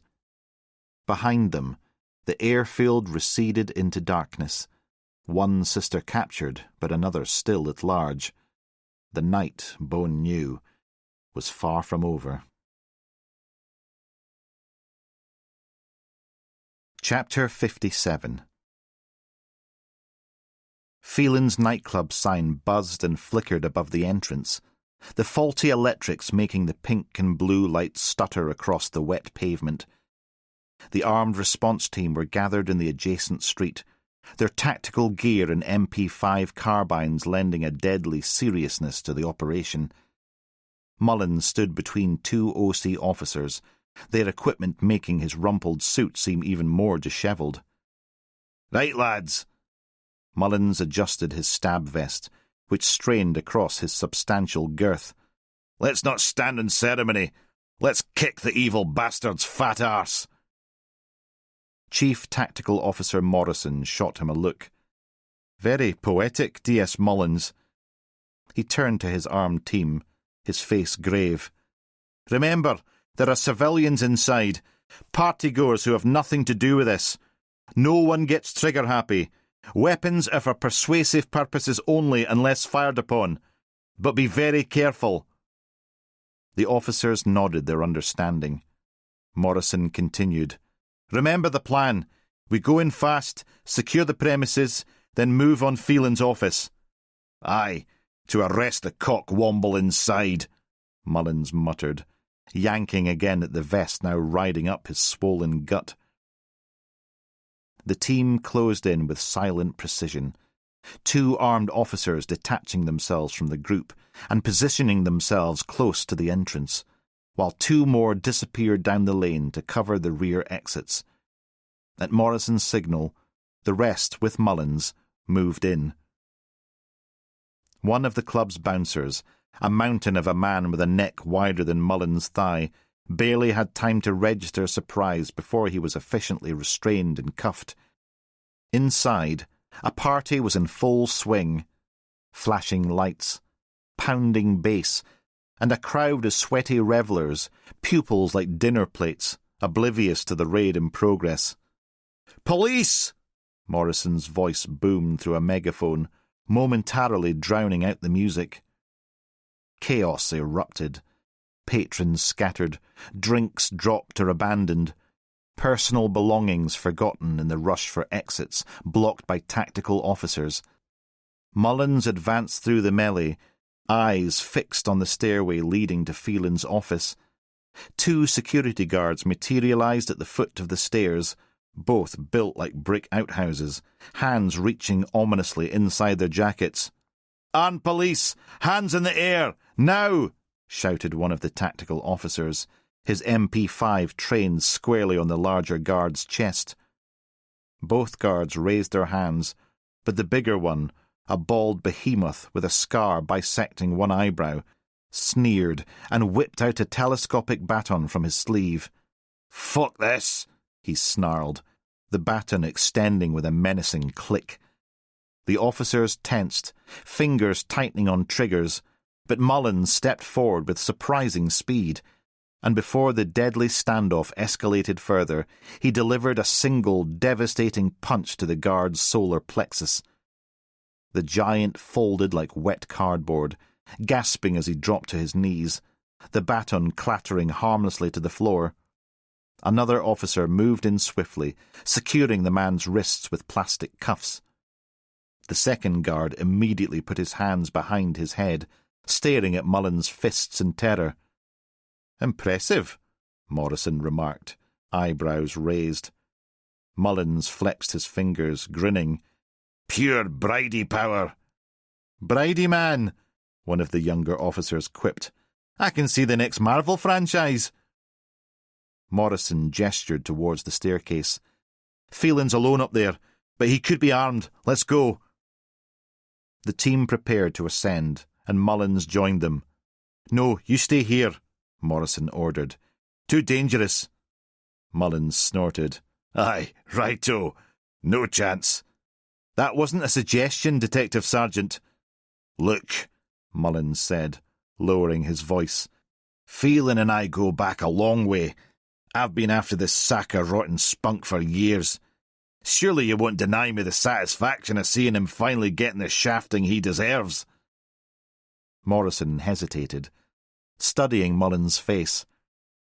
"Let me arrest him, please," Mullins added, his polite plea sounding strange coming from him. "Okay," Morrison said with a reluctant sigh. "But stay back, and no heroic bridey punches, understand? Let my team handle any resistance." "Crystal clear," Mullins agreed, not quite suppressing his grin. The armed officers took position, weapons ready. Morrison gave a curt nod to his point man, who positioned himself to breach the door. With a powerful kick, the door crashed open. Armed officers poured in, weapons trained on the desk. "Police! Hands up where we can see them!" Morrison shouted. Frank Phelan sat behind his enormous mahogany desk, looking for all the world like a legitimate businessman, interrupted during a normal evening's work. Spreadsheets were open on his computer, a calculator and a ledger book arranged neatly beside it. "Look who it is," Phelan drawled, barely glancing up from his papers. "The man who put the plod in PC. And I see you brought the village people to accompany you." "Hands where we can see them," Morrison repeated, his weapon unwavering. "Now!" Phelan sighed theatrically and slowly raised his hands. Something glinted in his left fist. "Gun!" someone shouted. The room erupted with the sounds of weapons being readied, safeties clicking off. "Whoa!" Mullins interjected, stepping forward cautiously. "Ciggies," Phelan said calmly, and opened his palm to reveal a pack of Marlboro Lights. "Terrible habit. Was just about to pop out for a puff, but hey, then I'd miss all the fun." "Frank Phelan," Mullins announced. He moved closer, the tension in the room fractionally decreasing. "We're executing a warrant for your arrest on suspicion of important controlled substances, money laundering, and conspiracy to murder. Your empire ends today." "That was quite a lot for you to remember there, Detective Sergeant Muppet," Sorry, Mullins. Looks like your recovery went well, though hard to tell when you have a head like a potato. Mullins smiled, knowing he had him now, and nothing he said mattered any more. He leaned forward, hands planted on the desk. That's rich, coming from someone who bears a remarkable resemblance to my scrotum. He leaned in farther, almost touching noses with the gang boss. The party's over, Frankie. We know you've been using the Glenjury distillery to ship heroin across the country. The vans, the cover story, it's all unravelling. OCD are all over your arse. Phelan's expression shifted, an expression of injured innocence replacing his earlier indignation. Oh, the juries? Is that what this is all about? He gave a theatrical sigh. I think you've got things wrong here, gentlemen. Hamish Jury, sadly no longer with us, was quite heavily in debt to my loans company. The Jury sister's accountant paid off his substantial loan more than once, I hasten to add. But I have explained that to you before, D.S. Mullins. Memory slipping, is it? Like your poor old man. Mullins continued to smile, ignoring the jibes. Phelan leaned back and straightened his tie, maintaining his composure. The juries then approached me to assist with security arrangements, both personal and property. That is the extent of my relationship with the distillery. And I suppose all those Glenjury vans entering and leaving a warehouse north of Aberdeen were just dropping off whisky samples? Mullins retorted. Oh, did I not tell you? My colleague, D.I. Walker, is on her way back from that wonderful time she had up at your facility. She's probably already filing her report to the Procurator Fiscal as I speak. A muscle twitched below Phelan's left eye, but his smile remained fixed. I'm an investor in Scottish businesses. I have a contract to store their whisky. I don't remember a law against that. Investor in flooding Scottish prisons with Class A narcotics, Mullins snarled. Phelan's twitching eye worsened. These are slanderous accusations. My lawyers will... Your lawyers can't help you this time, Morrison cut in. This is bollocks, Phelan spluttered, his face now a dangerous shade of purple. Save your breath. You're ours now. Mullins' smile widened. Something cold and calculating flashed in Phelan's eyes. You've made a grave mistake, muppet. His hand shot under the desk, and he whipped out a samurai sword from a concealed holder. He jumped up and pushed the desk over, the blade flashing in the light. Holy Mother of God! Mullins breathed. Phelan executed a perfect overhead slash that would have split him from crown to crotch if he hadn't stumbled backwards. Phelan swung the sword with practised precision, the weapon whistling through the air. He advanced, backing Mullins against the wall. Behind him, several officers had their weapons trained on Phelan, but the cramped office and Mullins' position made taking a shot very risky. Always wanted one of these, Phelan remarked conversationally, executing a flourish that nearly took off Mullins' ear. Trained with a master in Kyoto. Did you know that? Fascinating, Mullins replied, gaze fixed on the deadly arc of steel. Did you learn that before or after you became Glasgow's #1 skid mark? With a roar of fury, Phelan raised the sword high, preparing to bring it down in a killing blow. The blade glinted in the fluorescent light and began its deadly descent towards Mullins' head. Mullins swerved. A single gunshot cracked through the air. Phelan screamed. The bullet tore through his thigh. His leg buckled beneath him, and he crashed to the floor, the sword clattering beside him. Blood pooled around him, spurting rhythmically from the wound with every rapid heartbeat, crimson quickly soaking the office carpet. Phelan howled in agony, his face contorted in pain. 2 OC officers rushed forward, first kicking the sword well out of reach, before kneeling to apply pressure to the spurting wound. "Arterial bleed," one of them muttered. "Get the medkit, now!" Mullins stood over them, his breathing heavy, watching them work frantically to stem the flow of blood from Phelan's severed artery. "If it was me," Mullins said darkly, "I'd let the evil bastard bleed out." The officers glanced up at him, but continued their work. Mullins stepped back, straightening his rumpled suit. "But I suppose that would be against protocol," he added with reluctance. Morrison approached, holstering his weapon. "Good shot, Rennie," he said to one of his team, a stern-faced woman who was already documenting the discharge of her firearm. "Had to wait for the right moment, sir," she replied. Paramedics arrived minutes later, stabilizing Phelan before strapping him to a stretcher. Despite his injuries, Phelan managed to spit out threats when they carried him out.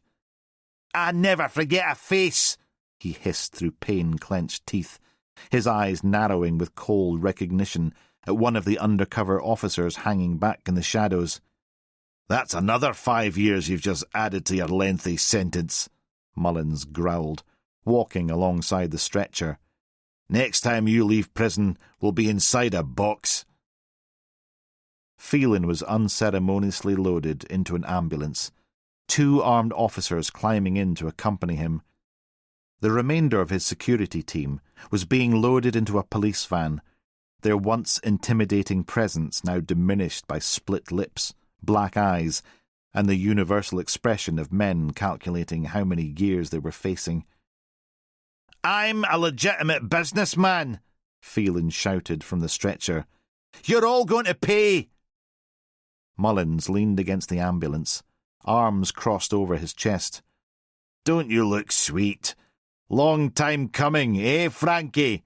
he shouted through the door. He gave a mocking wave just before the doors slammed shut. The sirens immediately wailed to life, and the ambulance sped off into the night. Mullins checked his watch and pulled out his phone. As he punched in a message to Bone, more lights flashed and engines roared to life. The convoy of police vehicles moved out, carrying Phelan's men away to a future of concrete walls and iron bars. He took a deep breath, shoulders finally relaxing slightly, thankful that his part of the operation had been casualty-free, on his side at least. Now he just had to hope that his boss would make it out in one piece too. Chapter 58. Blue lights strobed across the granite facade of Glenjury Distillery as Bone and Laverty pulled up. The car had barely stopped when Bone was out and striding towards the armed response commander, a stocky man whose tactical gear seemed moulded to his frame. "DCI Bone," he flashed his ID. "What's the situation?" The commander, Commander Phillips, according to his badge, looked Bone up and down. "One female suspect, identified as Elsbeth Jury, barricaded in the stillroom. She's got a hostage, General Manager, a Robert Banks." "Shit." Bone's stomach tightened. Phillips nodded grimly. "She's locked the door from the inside. My men are positioned, but we can't risk a dynamic entry." "Let me talk to her," Bone said. "Too dangerous." Phillips' voice was clipped, final. "The stillroom is volatile enough without adding a suicide bomber mentality to the mix." Laverty stepped forward. "At least let us see what we're dealing with." Phillips hesitated, then jerked his head towards a site building. "Security office. CCTV coverage." Inside, a bank of monitors showed multiple angles of the distillery. Phillips tapped one screen, showing the stillroom's interior. To Bone's surprise, Elsbeth Jury was standing beside a large copper vessel marked "Spirits Still," her wheelchair pushed to one side. Robert Banks stood a few feet away, face ashen with terror. Jury was holding something small in her right hand. "What's that?" Laverty leaned closer. "Lighter," Phillips replied. His face tautened. "Spirit at that stage is around 70% alcohol. One spark and the vapours ignite. Chain reaction through the copper piping. She could turn that place into a fireball that would consume half the complex, not to mention maybe a few nearby houses." Bones studied the monitor, noting the erratic twitching of Jury's hand, the wild, unfocused look in her eyes. "I've talked people down from worse. Let me try." "Not happening. I'm not risking more lives." "There's a tannoy system," Bone persisted. "We could link one of your radios to it." Phillips exchanged glances with his technical officer, who shrugged. "Possible." "Come on," Bone urged. "If I fail, your plan stays intact." Phillips relented. 3 minutes. Then we're going with Plan B. Bone didn't ask what Plan B entailed. He didn't need to. "I'll set it up," Phillips said, disappearing with his comms specialist. Laverty turned to Bone. "You think this is wise?" "Nothing about this case has been wise," Bone replied, attention still fixed on the screen. Banks' lips were moving rapidly, praying, pleading. It was impossible to tell. The jury's embezzling from their own company, partnering with a monster to smuggle heroin, killing their brother to keep it quiet. It's practically bloody Shakespearean. Only this is real. And we know what happened to you when you tried to talk the peekaboo killer down. "I can do this," Bone pleaded. Laverty nodded her approval. Phillips returned holding a radio handset. "We've patched this through the tannoy. Remember, she's unstable. One wrong word." He dragged a finger across his throat. "Where can I get closer to her?" Bone asked. "Absolutely not," Phillips countered. "You stay here where it's safe." Laverty surprised Bone by stepping in. "Let him approach slowly." She turned to Bone. "But not too close, okay? We can't have you blown to smithereens again now, can we?" Something in her tone, genuine concern beneath the professional exterior, caught Bone off guard. He nodded his thanks and took the radio. His pulse quickened. Armed officers flanked him as they went through the distillery. The air grew warm, heavy with the sweet smell of malt and the chemical tang of alcohol.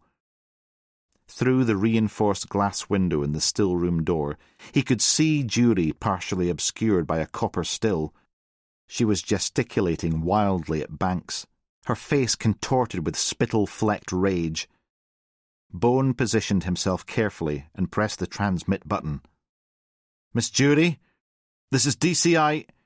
A piercing feedback screech cut through the air. Inside, Jury jerked violently, her hand with the lighter spasming upwards. The armed officers retreated several steps, weapons raised. Bone fumbled with the volume control, turning it down. His mouth was suddenly desert dry. "Miss Jury, this is DCI Bone. Can you hear me?" Her head swiveled towards the door, eyes narrowing as she spotted him. The look she gave him chilled him to his core. It wasn't just madness or desperation. There was calculation there, a cold intelligence watching from behind the chaos. "I just want to talk," Bone continued, keeping his voice steady despite the hammering of his heart. "About the distillery. About your family legacy." Through the glass, he saw her mouth moving, but couldn't hear her response. "Mr. Banks has been a loyal employee for many years," Bone pressed on.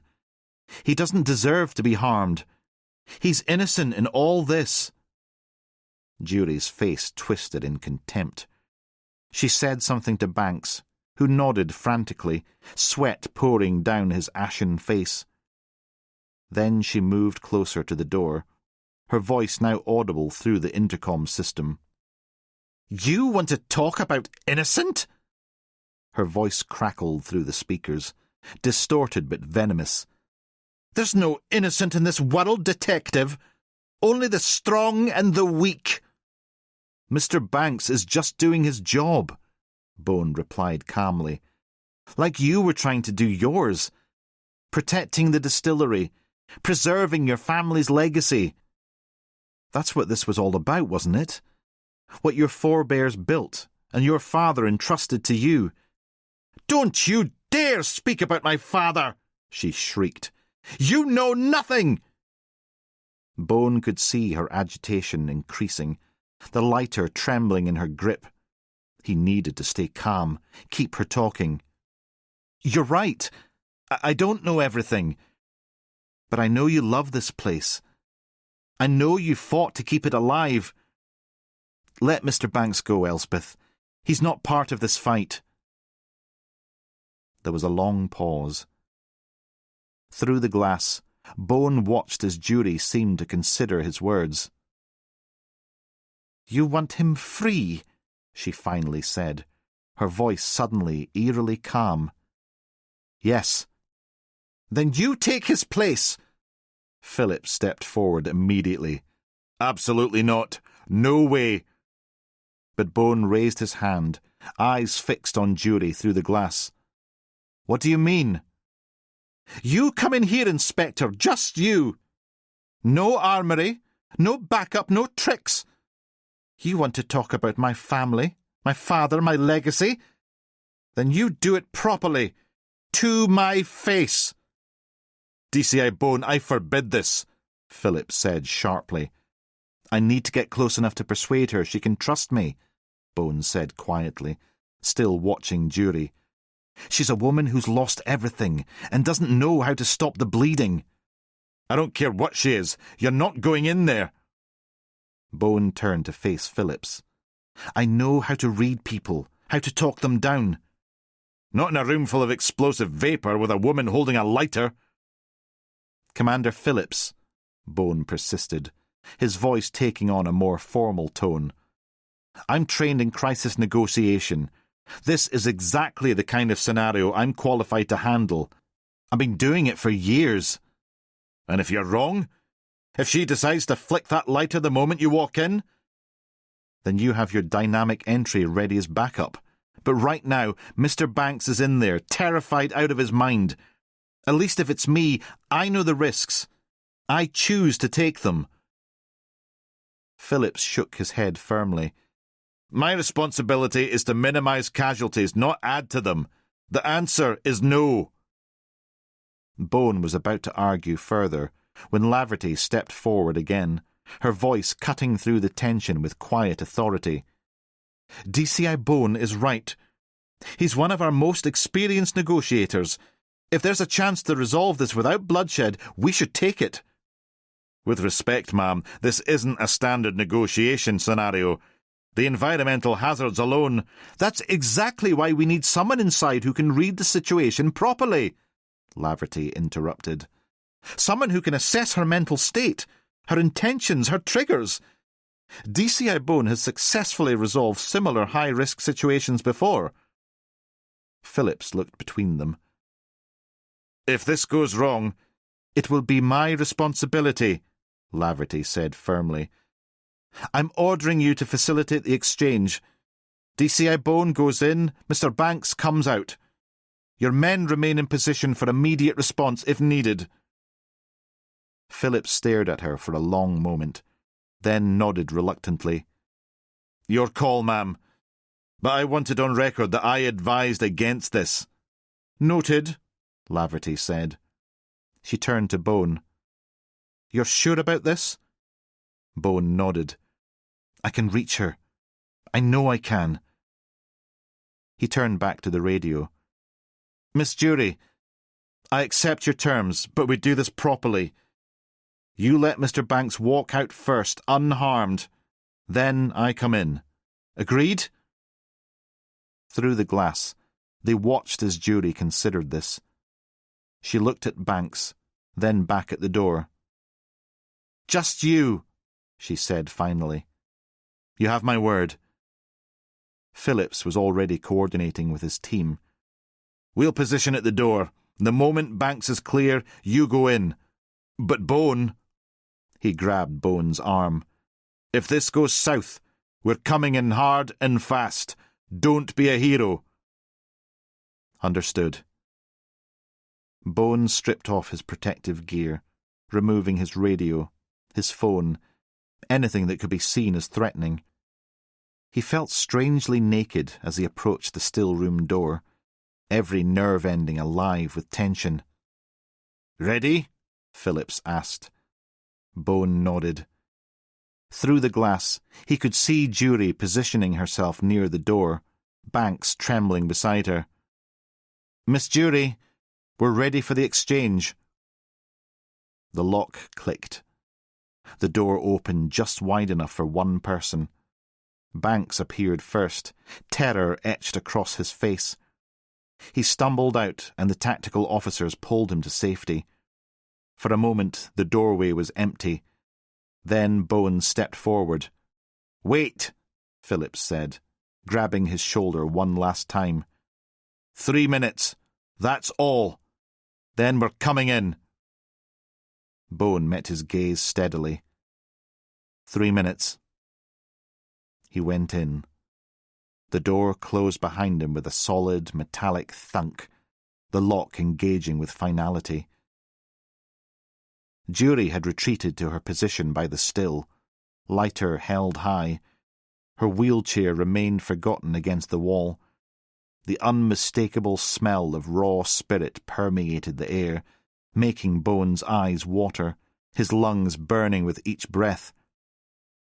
"Just me, as I promised," he said quietly. He stretched out his arms to show her he was unarmed. She glared at him, her eyes fever-bright, a toxic cocktail of fear, rage, and something more disturbing, a detachment from reality that made her unpredictable. "Look at you! You think you're so clever!" she spat, spittle flying from her lips. "Coming in here to save the day.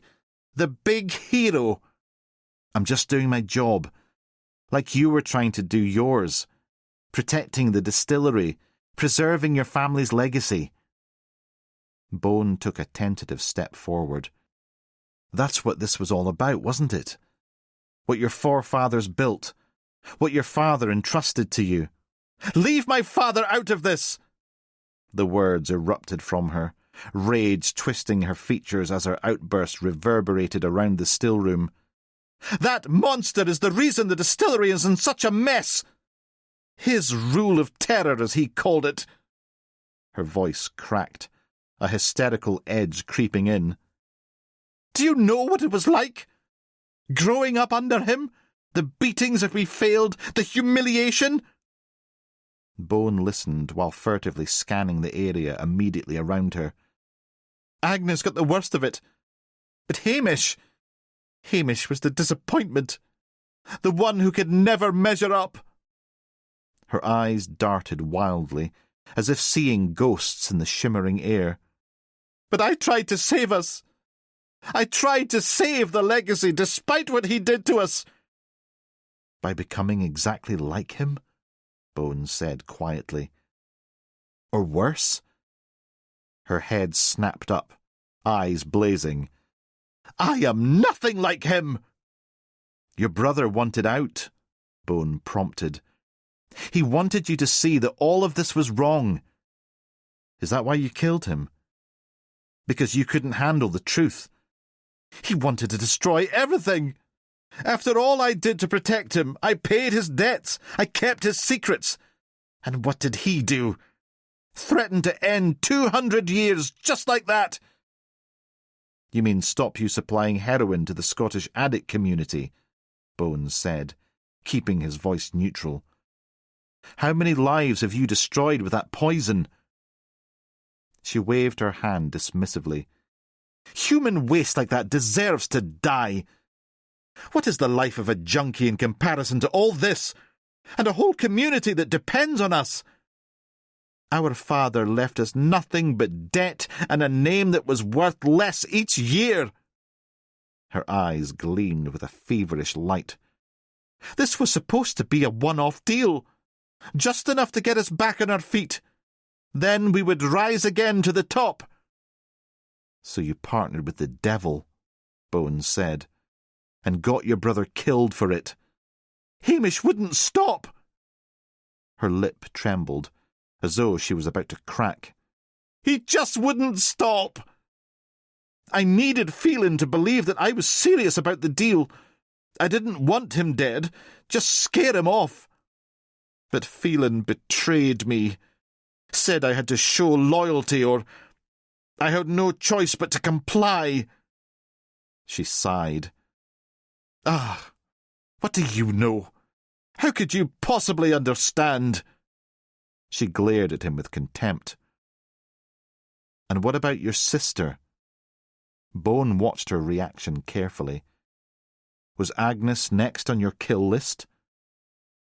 A ripple of rage flitted across Judy's face. That silly slut was always going to be a liability, obsessed with her own hedonistic pleasures and needs. That made her weak, malleable, happy to widen her legs for a bit of flattery and ego-stroking. It was a blessing that thing was aborted, because she is incapable of loving anyone but herself. She stood up to you, didn't she? Her? Ha! She couldn't stand up to her own shadow. Her fingers twitched on the lighter. But she started getting stupid ideas, questioning me, threatening everything I had built for her, just like Hamish. The same repulsive weakness in both of them that I can't abide. Turns my stomach. "So you beat her," Bones said. "Just like your father used to beat you." "She needed to understand!" Judy's voice rose to a screech. "I'm trying to save our family name, our legacy." "Ah, using the old sins of the father to explain away your crimes." Bones' voice hardened. "Miss Judy, if your father was as bad as you claim, then I'm afraid he's a Disney cuddly toy compared to you." Her face whitened with rage. "You know nothing about me, about what I've endured." "I know you become a killer," Bones said simply. "A drug trafficker. Everything your father built, you've destroyed." "It's all a mess," she screamed. "Of your making, Elsbeth." She seethed at him, spittle flying from the corners of her mouth. "I can't go on with this any longer." She leaned towards the still, thumb poised over the lighter. "It all has to end." "Listen to me." Bones' voice sharpened, his heart racing. "You blow this up, then it really is all gone forever. Your family heritage, the business, the whiskey, all of it. Is that what you want? To destroy what generations built? The distillery can be saved." "No, it's all gone," she whispered, her voice suddenly childlike. "Our name is obliterated." "You got into bed with a monster, and the monster has eaten you alive. How could you possibly think that running drugs for a man like Phelan would end in your favour?" His voice rose. "I'd say naive at best, cold-hearted killer at worst. That's how the press will portray you. The woman who killed her brother to save her business." "Hamish was weak!" she shrieked, her hysteria returning. "Like Agnes. Like all of them. I was the only one strong enough to do what needed to be done." "Strong?" Bones scoffed. "You call this strength? At least Phelan is what he is. But you just hide behind your money in some twisted notion of legacy and pride." "Stop!" she shrieked, rage consuming her features. "I am done with you. All of it." She flicked the lighter once, twice, but no flame appeared. Bone ducked instinctively, adrenaline coursing through his system. When no explosion came, he realized his opportunity and lunged. He tackled her with enough force to send her sprawling across the floor, both of them crashing to the floor. His shoulder hit the hard concrete, pain lancing through his arm, but he maintained his grip. Jury writhed beneath him like a wounded animal, her strength surprising for a woman her age. One arm somehow broke free of his grasp. She grabbed the fallen lighter, her face a rictus of hatred as her finger desperately worked the flint wheel.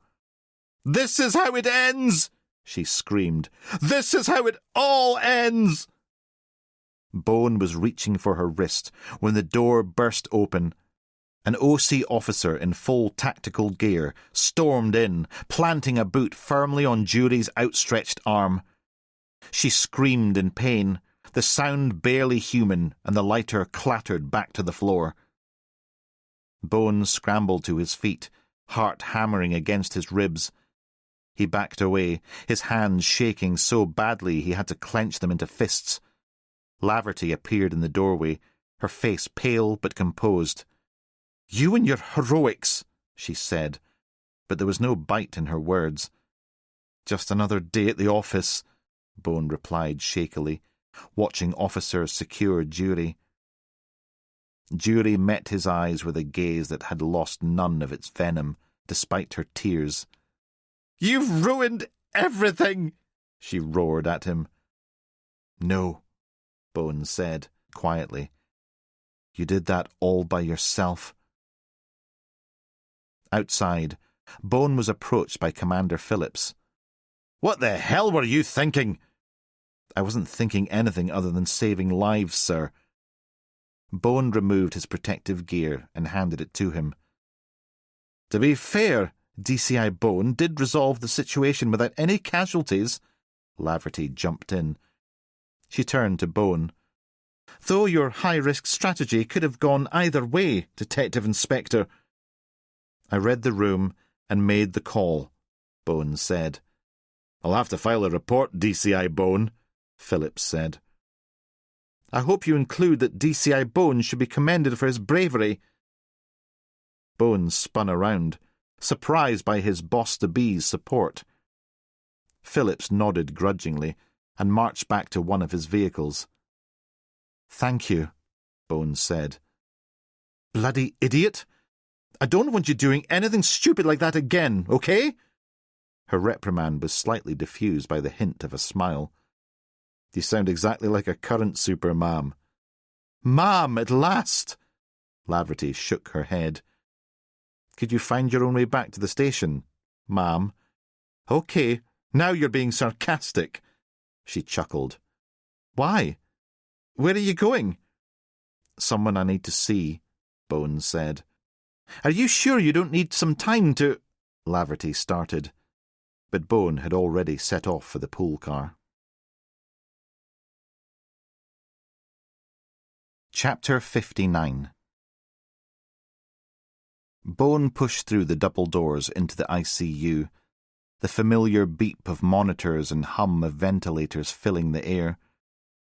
He scanned the room methodically, his eyes moving from bed to bed. An elderly patient lay motionless, tube snaking from his throat while a ventilator breathed for him. Another, pale and skeletal, was connected to what seemed like a dozen machines, their screens displaying jagged lines and blinking numbers. Bone continued his sweep of the unit, checking each bed, each face.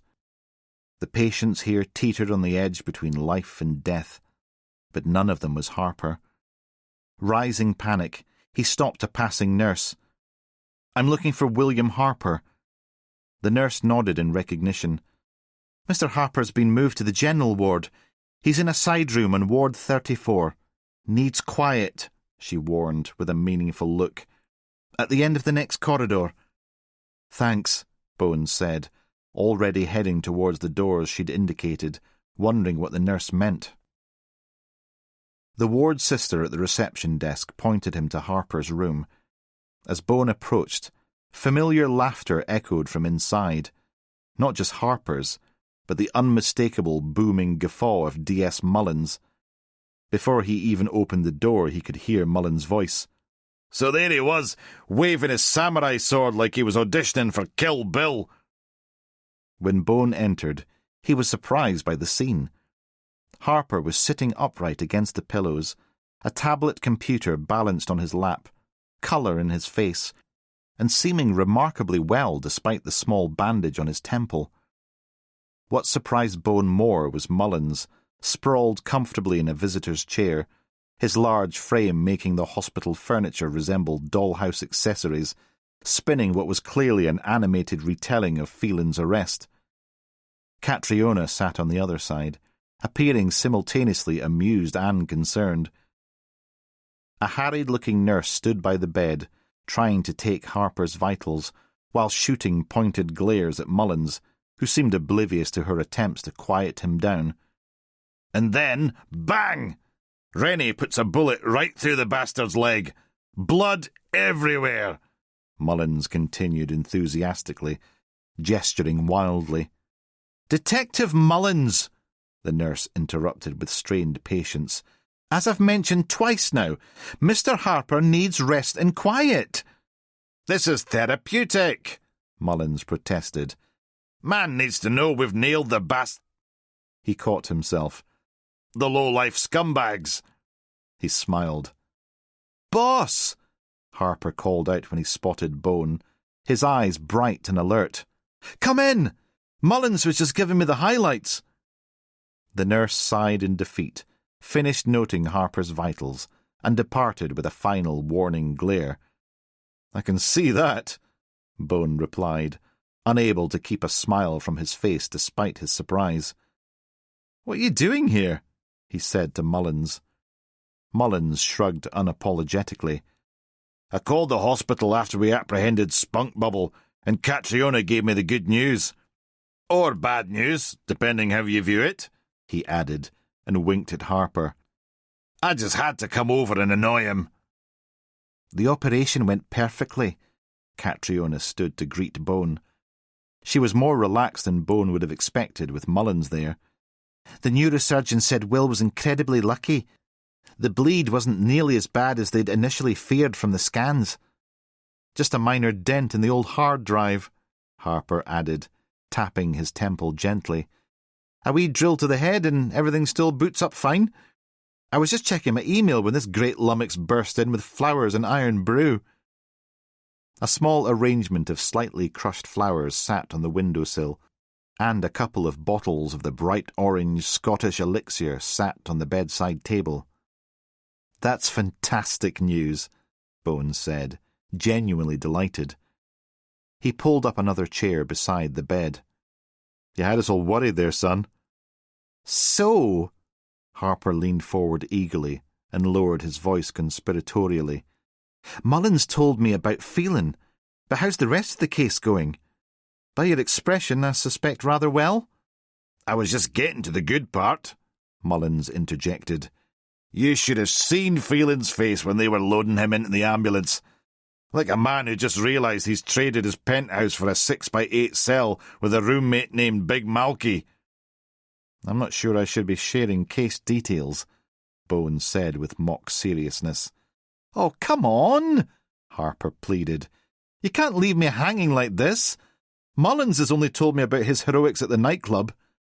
"Which were considerable." Mullins puffed out his chest. Catriona sighed. "Well, the doctor said—" "Just a quick summary," Harper begged. "I'll rest better knowing." Bone exchanged a glance with Catriona, who gave a resigned nod. "Fine. But the abridged version," Bone conceded. "We've closed the case. It turns out the Jury sisters, well, the older one, Elsbeth, has gone completely off her rocker and thought that going into money laundering and heroin trafficking was a better idea than seeing her family business go down the toilet." He shook his head. "Though, correction, she was probably always off her rocker." "The Juries? Seriously?" Harper's eyes widened in disbelief. "I knew something wasn't right with their books, but heroin trafficking? That's a bigger leap than I expected." "Mad as a March hare, that one," Mullins nodded sagely. Always thought there was something off about her. She'd roped or bribed her accountant into all of this mess as well, Bone continued. The evidence trail led exactly where we thought, and once we had retrieved the SIM from Hamish Jury's recovered phone, we had multiple recorded calls. We had everything we needed to nail the whole lot of them. What about Hamish? Harper asked. He was trying to do the right thing, put a stop to it. So he was a good guy after all? Harper shook his head. And that's how his sister rewarded him, Catriona said. Family, eh? Mullins snorted. Can't live with them, can't shoot them. Well, legally, anyway. Harper blew out his cheeks. I feel sorry for the village and all the workers. Will the distillery survive a scandal like this? O.C. are still rounding up everyone caught in Phelan's bribery and blackmail web, Bone added, including the prison governor. Harper's eyes widened. Wow, a massive operation then. Aye, way bigger than that wee pimple you had removed from your scone, Mullins joked, gesturing to Harper's bandaged head. Harper rolled his eyes, but couldn't suppress a small smile. Unlikely, Bone agreed grimly. 3 generations of family business down the drain, because mad as a March hare Elsbeth couldn't face failure. Bone ran a hand through his hair. And Walker had a close call with Phelan. Oh my God, is she okay? Catriona asked, alarm flashing across her face. Don't worry, she's safe and fine now, thank God, Bone assured her. But we were worried about her there for a while. He looked pointedly at Harper. And you. Takes more than a couple of moronic thugs to keep us lot down. Harper smiled and touched his head lightly. What about Will's attacker? Catriona asked. The man who did this to him. Bone nodded. We got him too. He's not going anywhere except to prison for a very long time. Good, Catriona said firmly. The rest of the team sends their best, Bone added. They wanted to come too, but I told them 1 visit from me was equivalent to 6 normal people, Mullins interrupted with a grin. Quality over quantity. Another nurse appeared at the door, wearing the same expression of strained patience as the previous one. Time for your medication, Mr. Harper. She glanced at Mullins.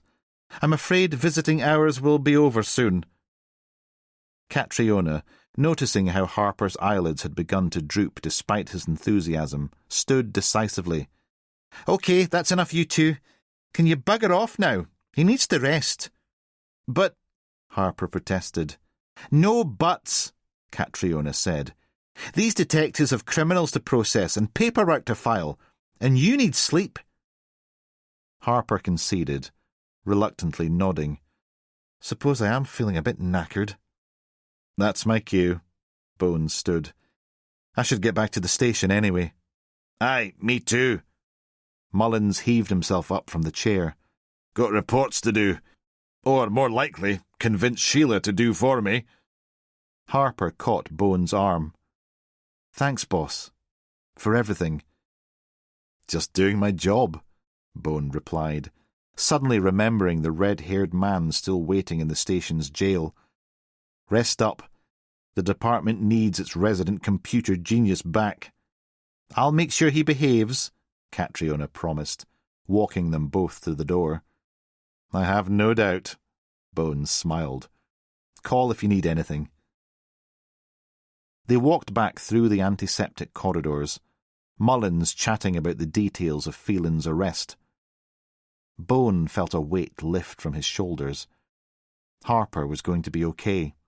The case was closed. All that remained was tying up the last loose end, still banged up at the station. Chapter 60. Bone's head throbbed as he pushed through the station doors. The adrenaline crash after the standoff at the distillery had left him hollow, limbs leaden with fatigue. Yet his mind wouldn't stop racing. Sergeant Brodie intercepted him in the corridor. "Sir, as you requested, the red-haired suspect is back in interview room 3. Should I—" "I'll handle it," Bones said, cutting him off.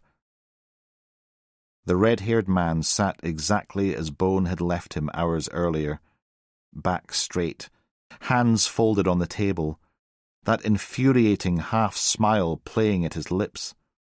The resemblance to someone Bone couldn't quite place still nagged at him. Bone quickly set up the recorder and recommenced the interview. "Let's try this again." He pulled his chair closer. "Your connection to Frank Phelan." "I told you, I don't know any Phelan." Redhead's voice remained level, but his face betrayed anger. "I'm tired of this now. You've held me for hours. Can you just open your eyes?" Bone withdrew the Meiklejohn family photo from a folder and slid it across the table. "Recognize anyone?" Redhead glanced down, examining the 3 figures lined up in front of a fireplace. "That's John Meiklejohn." Bone tapped the photo.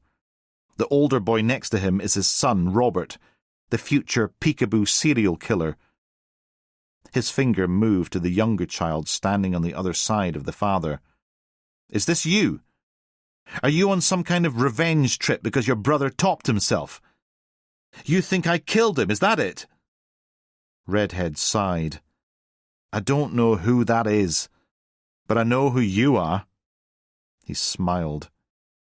Bone slammed his palm on the table. "For Christ's sake! I've had a day from hell. A woman nearly blew up a distillery with half of Police Scotland inside it.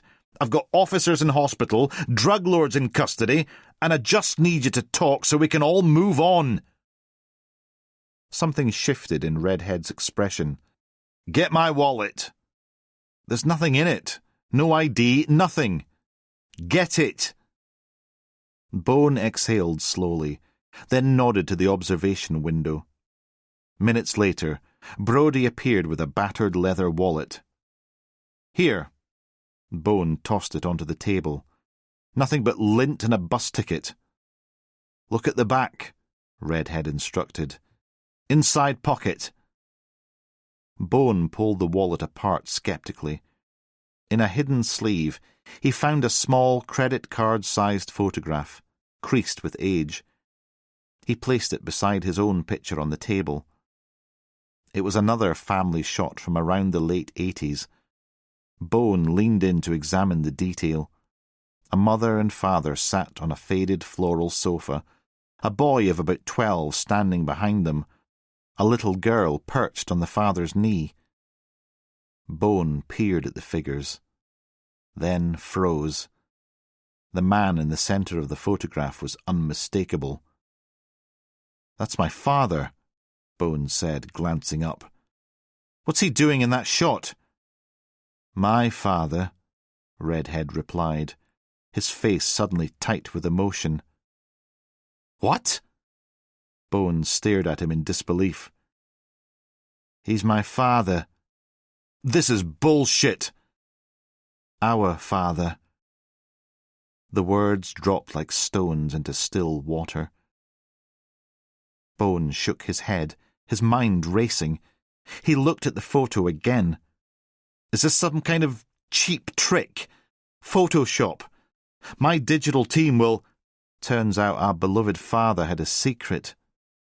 Redhead's voice was surprisingly gentle. "What are you saying? That my father had some kind of double life? He was a bigamist?" Bone shot to his feet. "Absolute garbage. I would have known. We all would have." "Well, I didn't." Redhead, Bone's alleged half-brother, tapped the picture. "My mother told me just before she died 8 months ago. She knew from the start, but chose to live with the lie because she loved him too much." "This is nonsense," Bones said, but the certainty had drained from his voice. "This was taken before—" Redhead paused. "Before he disappeared." "Disappeared?" "My mother told us he died on a trip abroad. body lost at sea. Bitterness crept into his voice. He left us with nothing. We lost our house.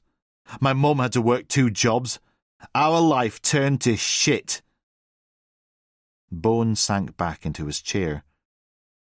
But still she didn't say anything to you. To anyone. Blind love? Stupidity? Coercion? I don't know. Redhead shrugged. Maybe he had some power over her. You tell me. His face hardened. He abandoned us for you, he snarled. The pieces clicked together in Bone's mind. So that's why you've been stalking me. Damaging my car. The stupid fucking happy family cards. You had it all. And you had him. We were left with nothing. The accusation hung in the air between them. Bone slumped back, dumbstruck. I'm afraid it's true. Bone studied Redhead's features anew, the shape of his eyes, the set of his jaw. Now he saw what his subconscious had been trying to tell him since their first encounter. The family resemblance was undeniable. This is, Bone began, a nightmare. Yes. Redhead sighed. I'm sorry that I damaged your car. When I found out who you were, where you lived, what you did, I was so angry. He abandoned us and gave you everything. Don't kid yourself, Bones said, his voice hollow. Aside from his salary, we got very little from him. We barely tolerated each other. He was never there half the... He stopped as realization dawned.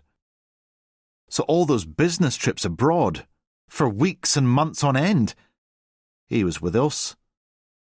But they carried on right up until he died, Bones said, a sick feeling spreading through his gut. He was the definition of an absent father. Maybe he had more women, more families. Who knows? Good God, Bone muttered. I knew he was a bit of a bastard, but this is another level. In the flurry of revelations, Bone realized he still didn't know Redhead's name. Wait, who are you? John Logan. My mother never took your surname. A bitter smile twisted his mouth. She said he insisted she keep hers. Sold it as some kind of feminist right or something. The irony. Bone took a deep breath, trying to regain his footing. I'm going to need more than your word on this. I have more photos at home, Logan offered. Old videos of us as kids with him. I can show you our life together. Bone stared at the stranger opposite, still unable to fully process what he'd just told him. I need a moment. He stood abruptly and left the room. He took the stairs to the roof 2 at a time, bursting through the fire door into the cool night air. The town spread out below him, lights glittering in the darkness.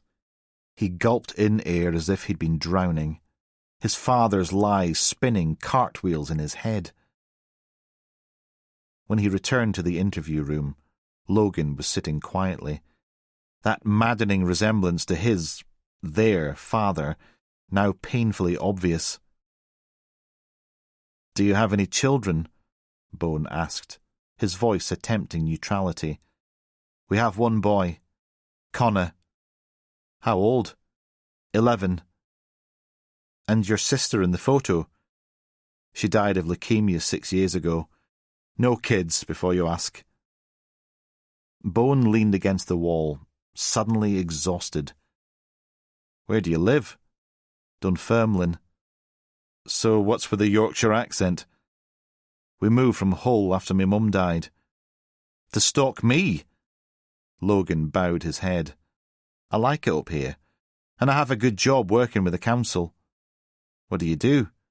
Refuse collection. It's hard graft, but the pay is okay.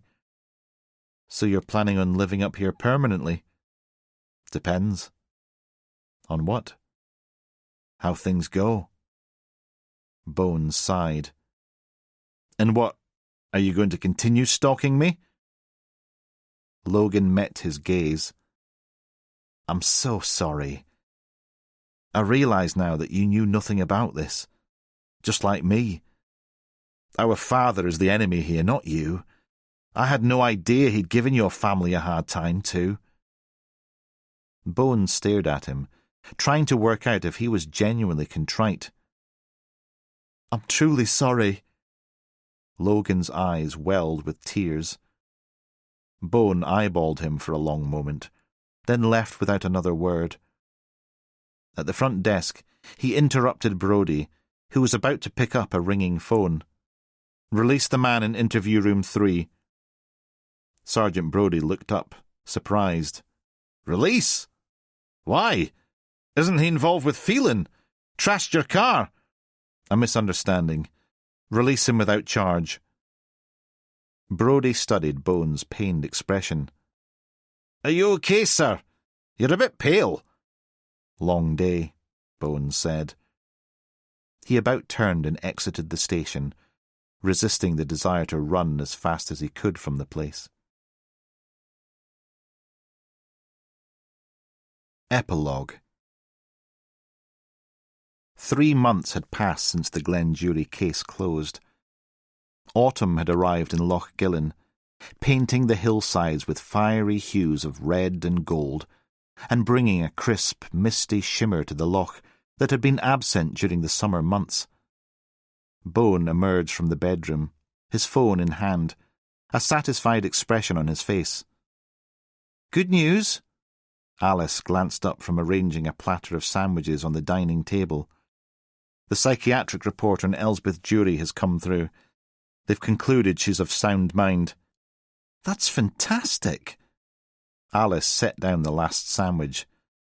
No chance of her claiming diminished responsibility, then? None, Bowen said with satisfaction. She'll be joining her sister and the other pond-life scum to rot in prison for the rest of their lives.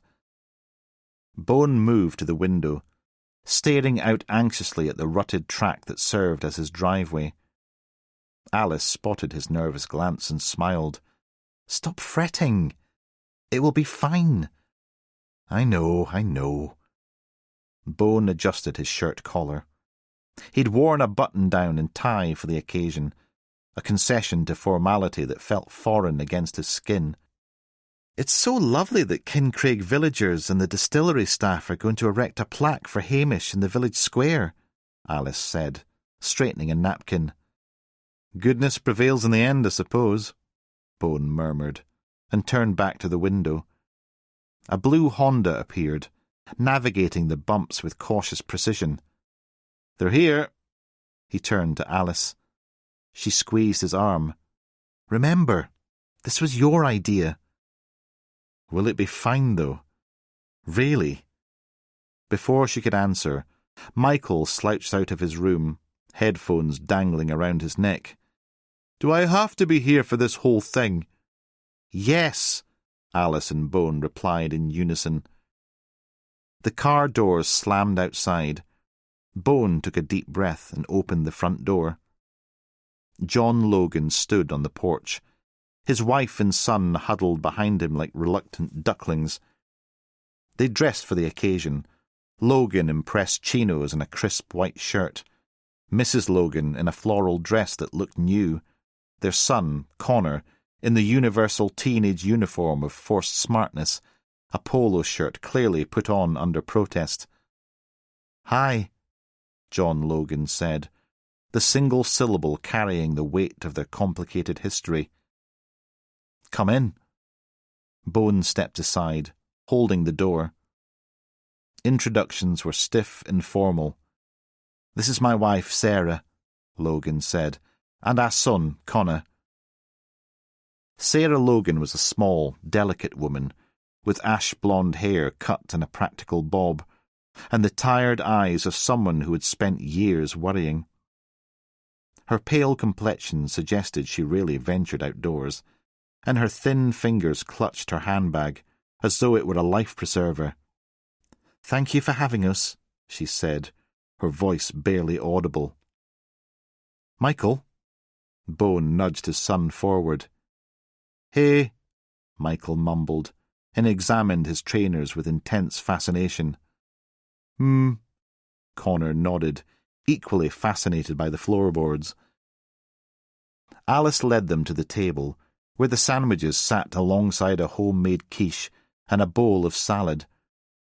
Bone pulled out chairs for Sarah and Connor, an old-fashioned gesture that only heightened the awkwardness.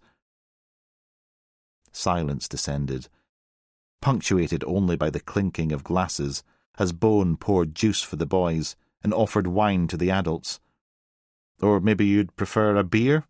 I have beer," he offered nervously. "No, wine is fine," John said, though his face suggested he never touched the stuff. "It's beautiful here," Sarah ventured, glancing towards the window where the loch stretched out like polished pewter beneath the sky. "The village, the location, everything." "We love it," Alice replied, seizing the conversational lifeline. "Though Duncan's more devoted to the landscape than I am. He goes wild swimming in the loch, even in winter." "Really?" John looked at Bone with newfound respect. "That takes commitment." "Or insanity," Alice added, and smiled. "Good job us blokes have retracting tackle, isn't it?" John blurted out, then immediately seemed mortified. There was a heartbeat of horrified silence before Michael snorted, trying to suppress his laughter. Connor's face reddened, but his shoulders shook with silent chuckles. "John!" Sarah hissed, but the tension had broken. Alice smiled. "Maybe Michael could show Connor his new video thingy. He just got the latest PlayStation." "It's called a game, Mum," Michael corrected with the weary impatience of a tech support specialist dealing with an elderly client. "And it's a console." "Whatever it is, I'm sure Connor would like to see it," Alice persisted. Connor looked at his father, who nodded almost imperceptibly. The boys exchanged an expression of shared suffering at the hands of clueless adults. "Grab those crisps," Bones suggested, and pointed to a bowl on the counter. The boys didn't need to be told twice, snatching the snacks and disappearing into Michael's room. The door closed, decisively clicking. The adults sat in renewed silence, listening to the muffled sounds of teenage conversation gradually growing animated behind the closed door. Sarah twisted her napkin in her lap, blinking rapidly. Her distress was palpable, hanging in the air like storm clouds. "How about I take John for a pint at the hotel?" Bones suggested suddenly. "If that's okay, Alice." Alice grimaced at the thought of being left alone with Sarah, but nodded. "That's fine." "Great idea," John agreed, with barely concealed enthusiasm. "But I'll pay for the drinks. It's the least I can do for damaging your car." "Don't be daft." Bone waved him off. "No need. One of the locals fixed it for free. You might meet him at the hotel, actually. You can buy him a drink. That can be your penance." He smiled. "I really hope he's not there," Alice muttered. Bone laughed, and John stared between them, confused. "Why not?" "What's funny?" The tension crept back into the room. "Oh, if you meet him, you'll see," Bones smiled. "Okay, come on then. Let's go and leave the women folk to it."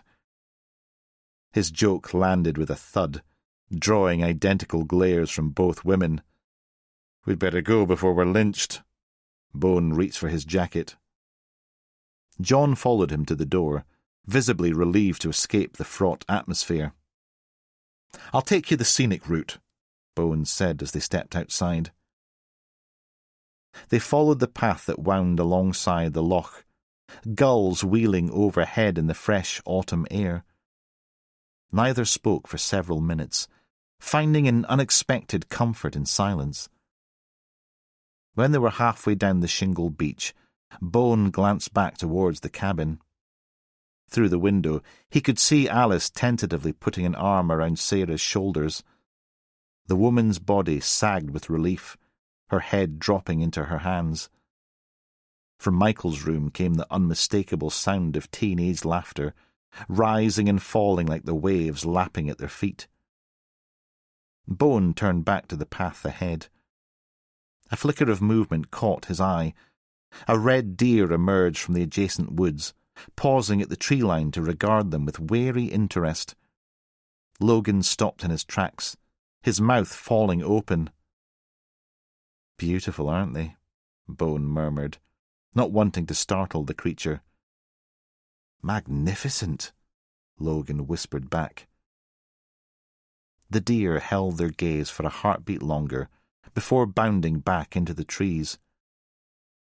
They resumed walking, their pace unhurried, the weight of unspoken histories between them. Fathers and sons, mistakes and regrets, the endless cycle of hurting and healing. "My father once told me that the hardest part of being a dad is knowing you'll inevitably disappoint your children," Bone said finally, surprising himself with the admission. "I didn't understand what he meant until I became one myself." Logan nodded slowly. "We all carry our fathers with us, don't we? The good and the bad." As they rounded the bend, the village harbour and hotel appeared. Bone thought about the stranger walking beside him, about the cabin behind them, with its tentative beginnings of reconciliation, and about their shared father, long gone, but never absent. Some wounds may never fully heal, but perhaps they could learn to carry them with more acceptance and grace. And maybe that was enough for now. You've been listening to A Devil's Share by T.G. Reid, narrated by Steve Worsley, produced by Alistair George of Canongate Studios, Edinburgh, published by Quest Audiobooks, an imprint of W.F. Howes Limited. This recording is copyrighted by W.F. Howes Limited.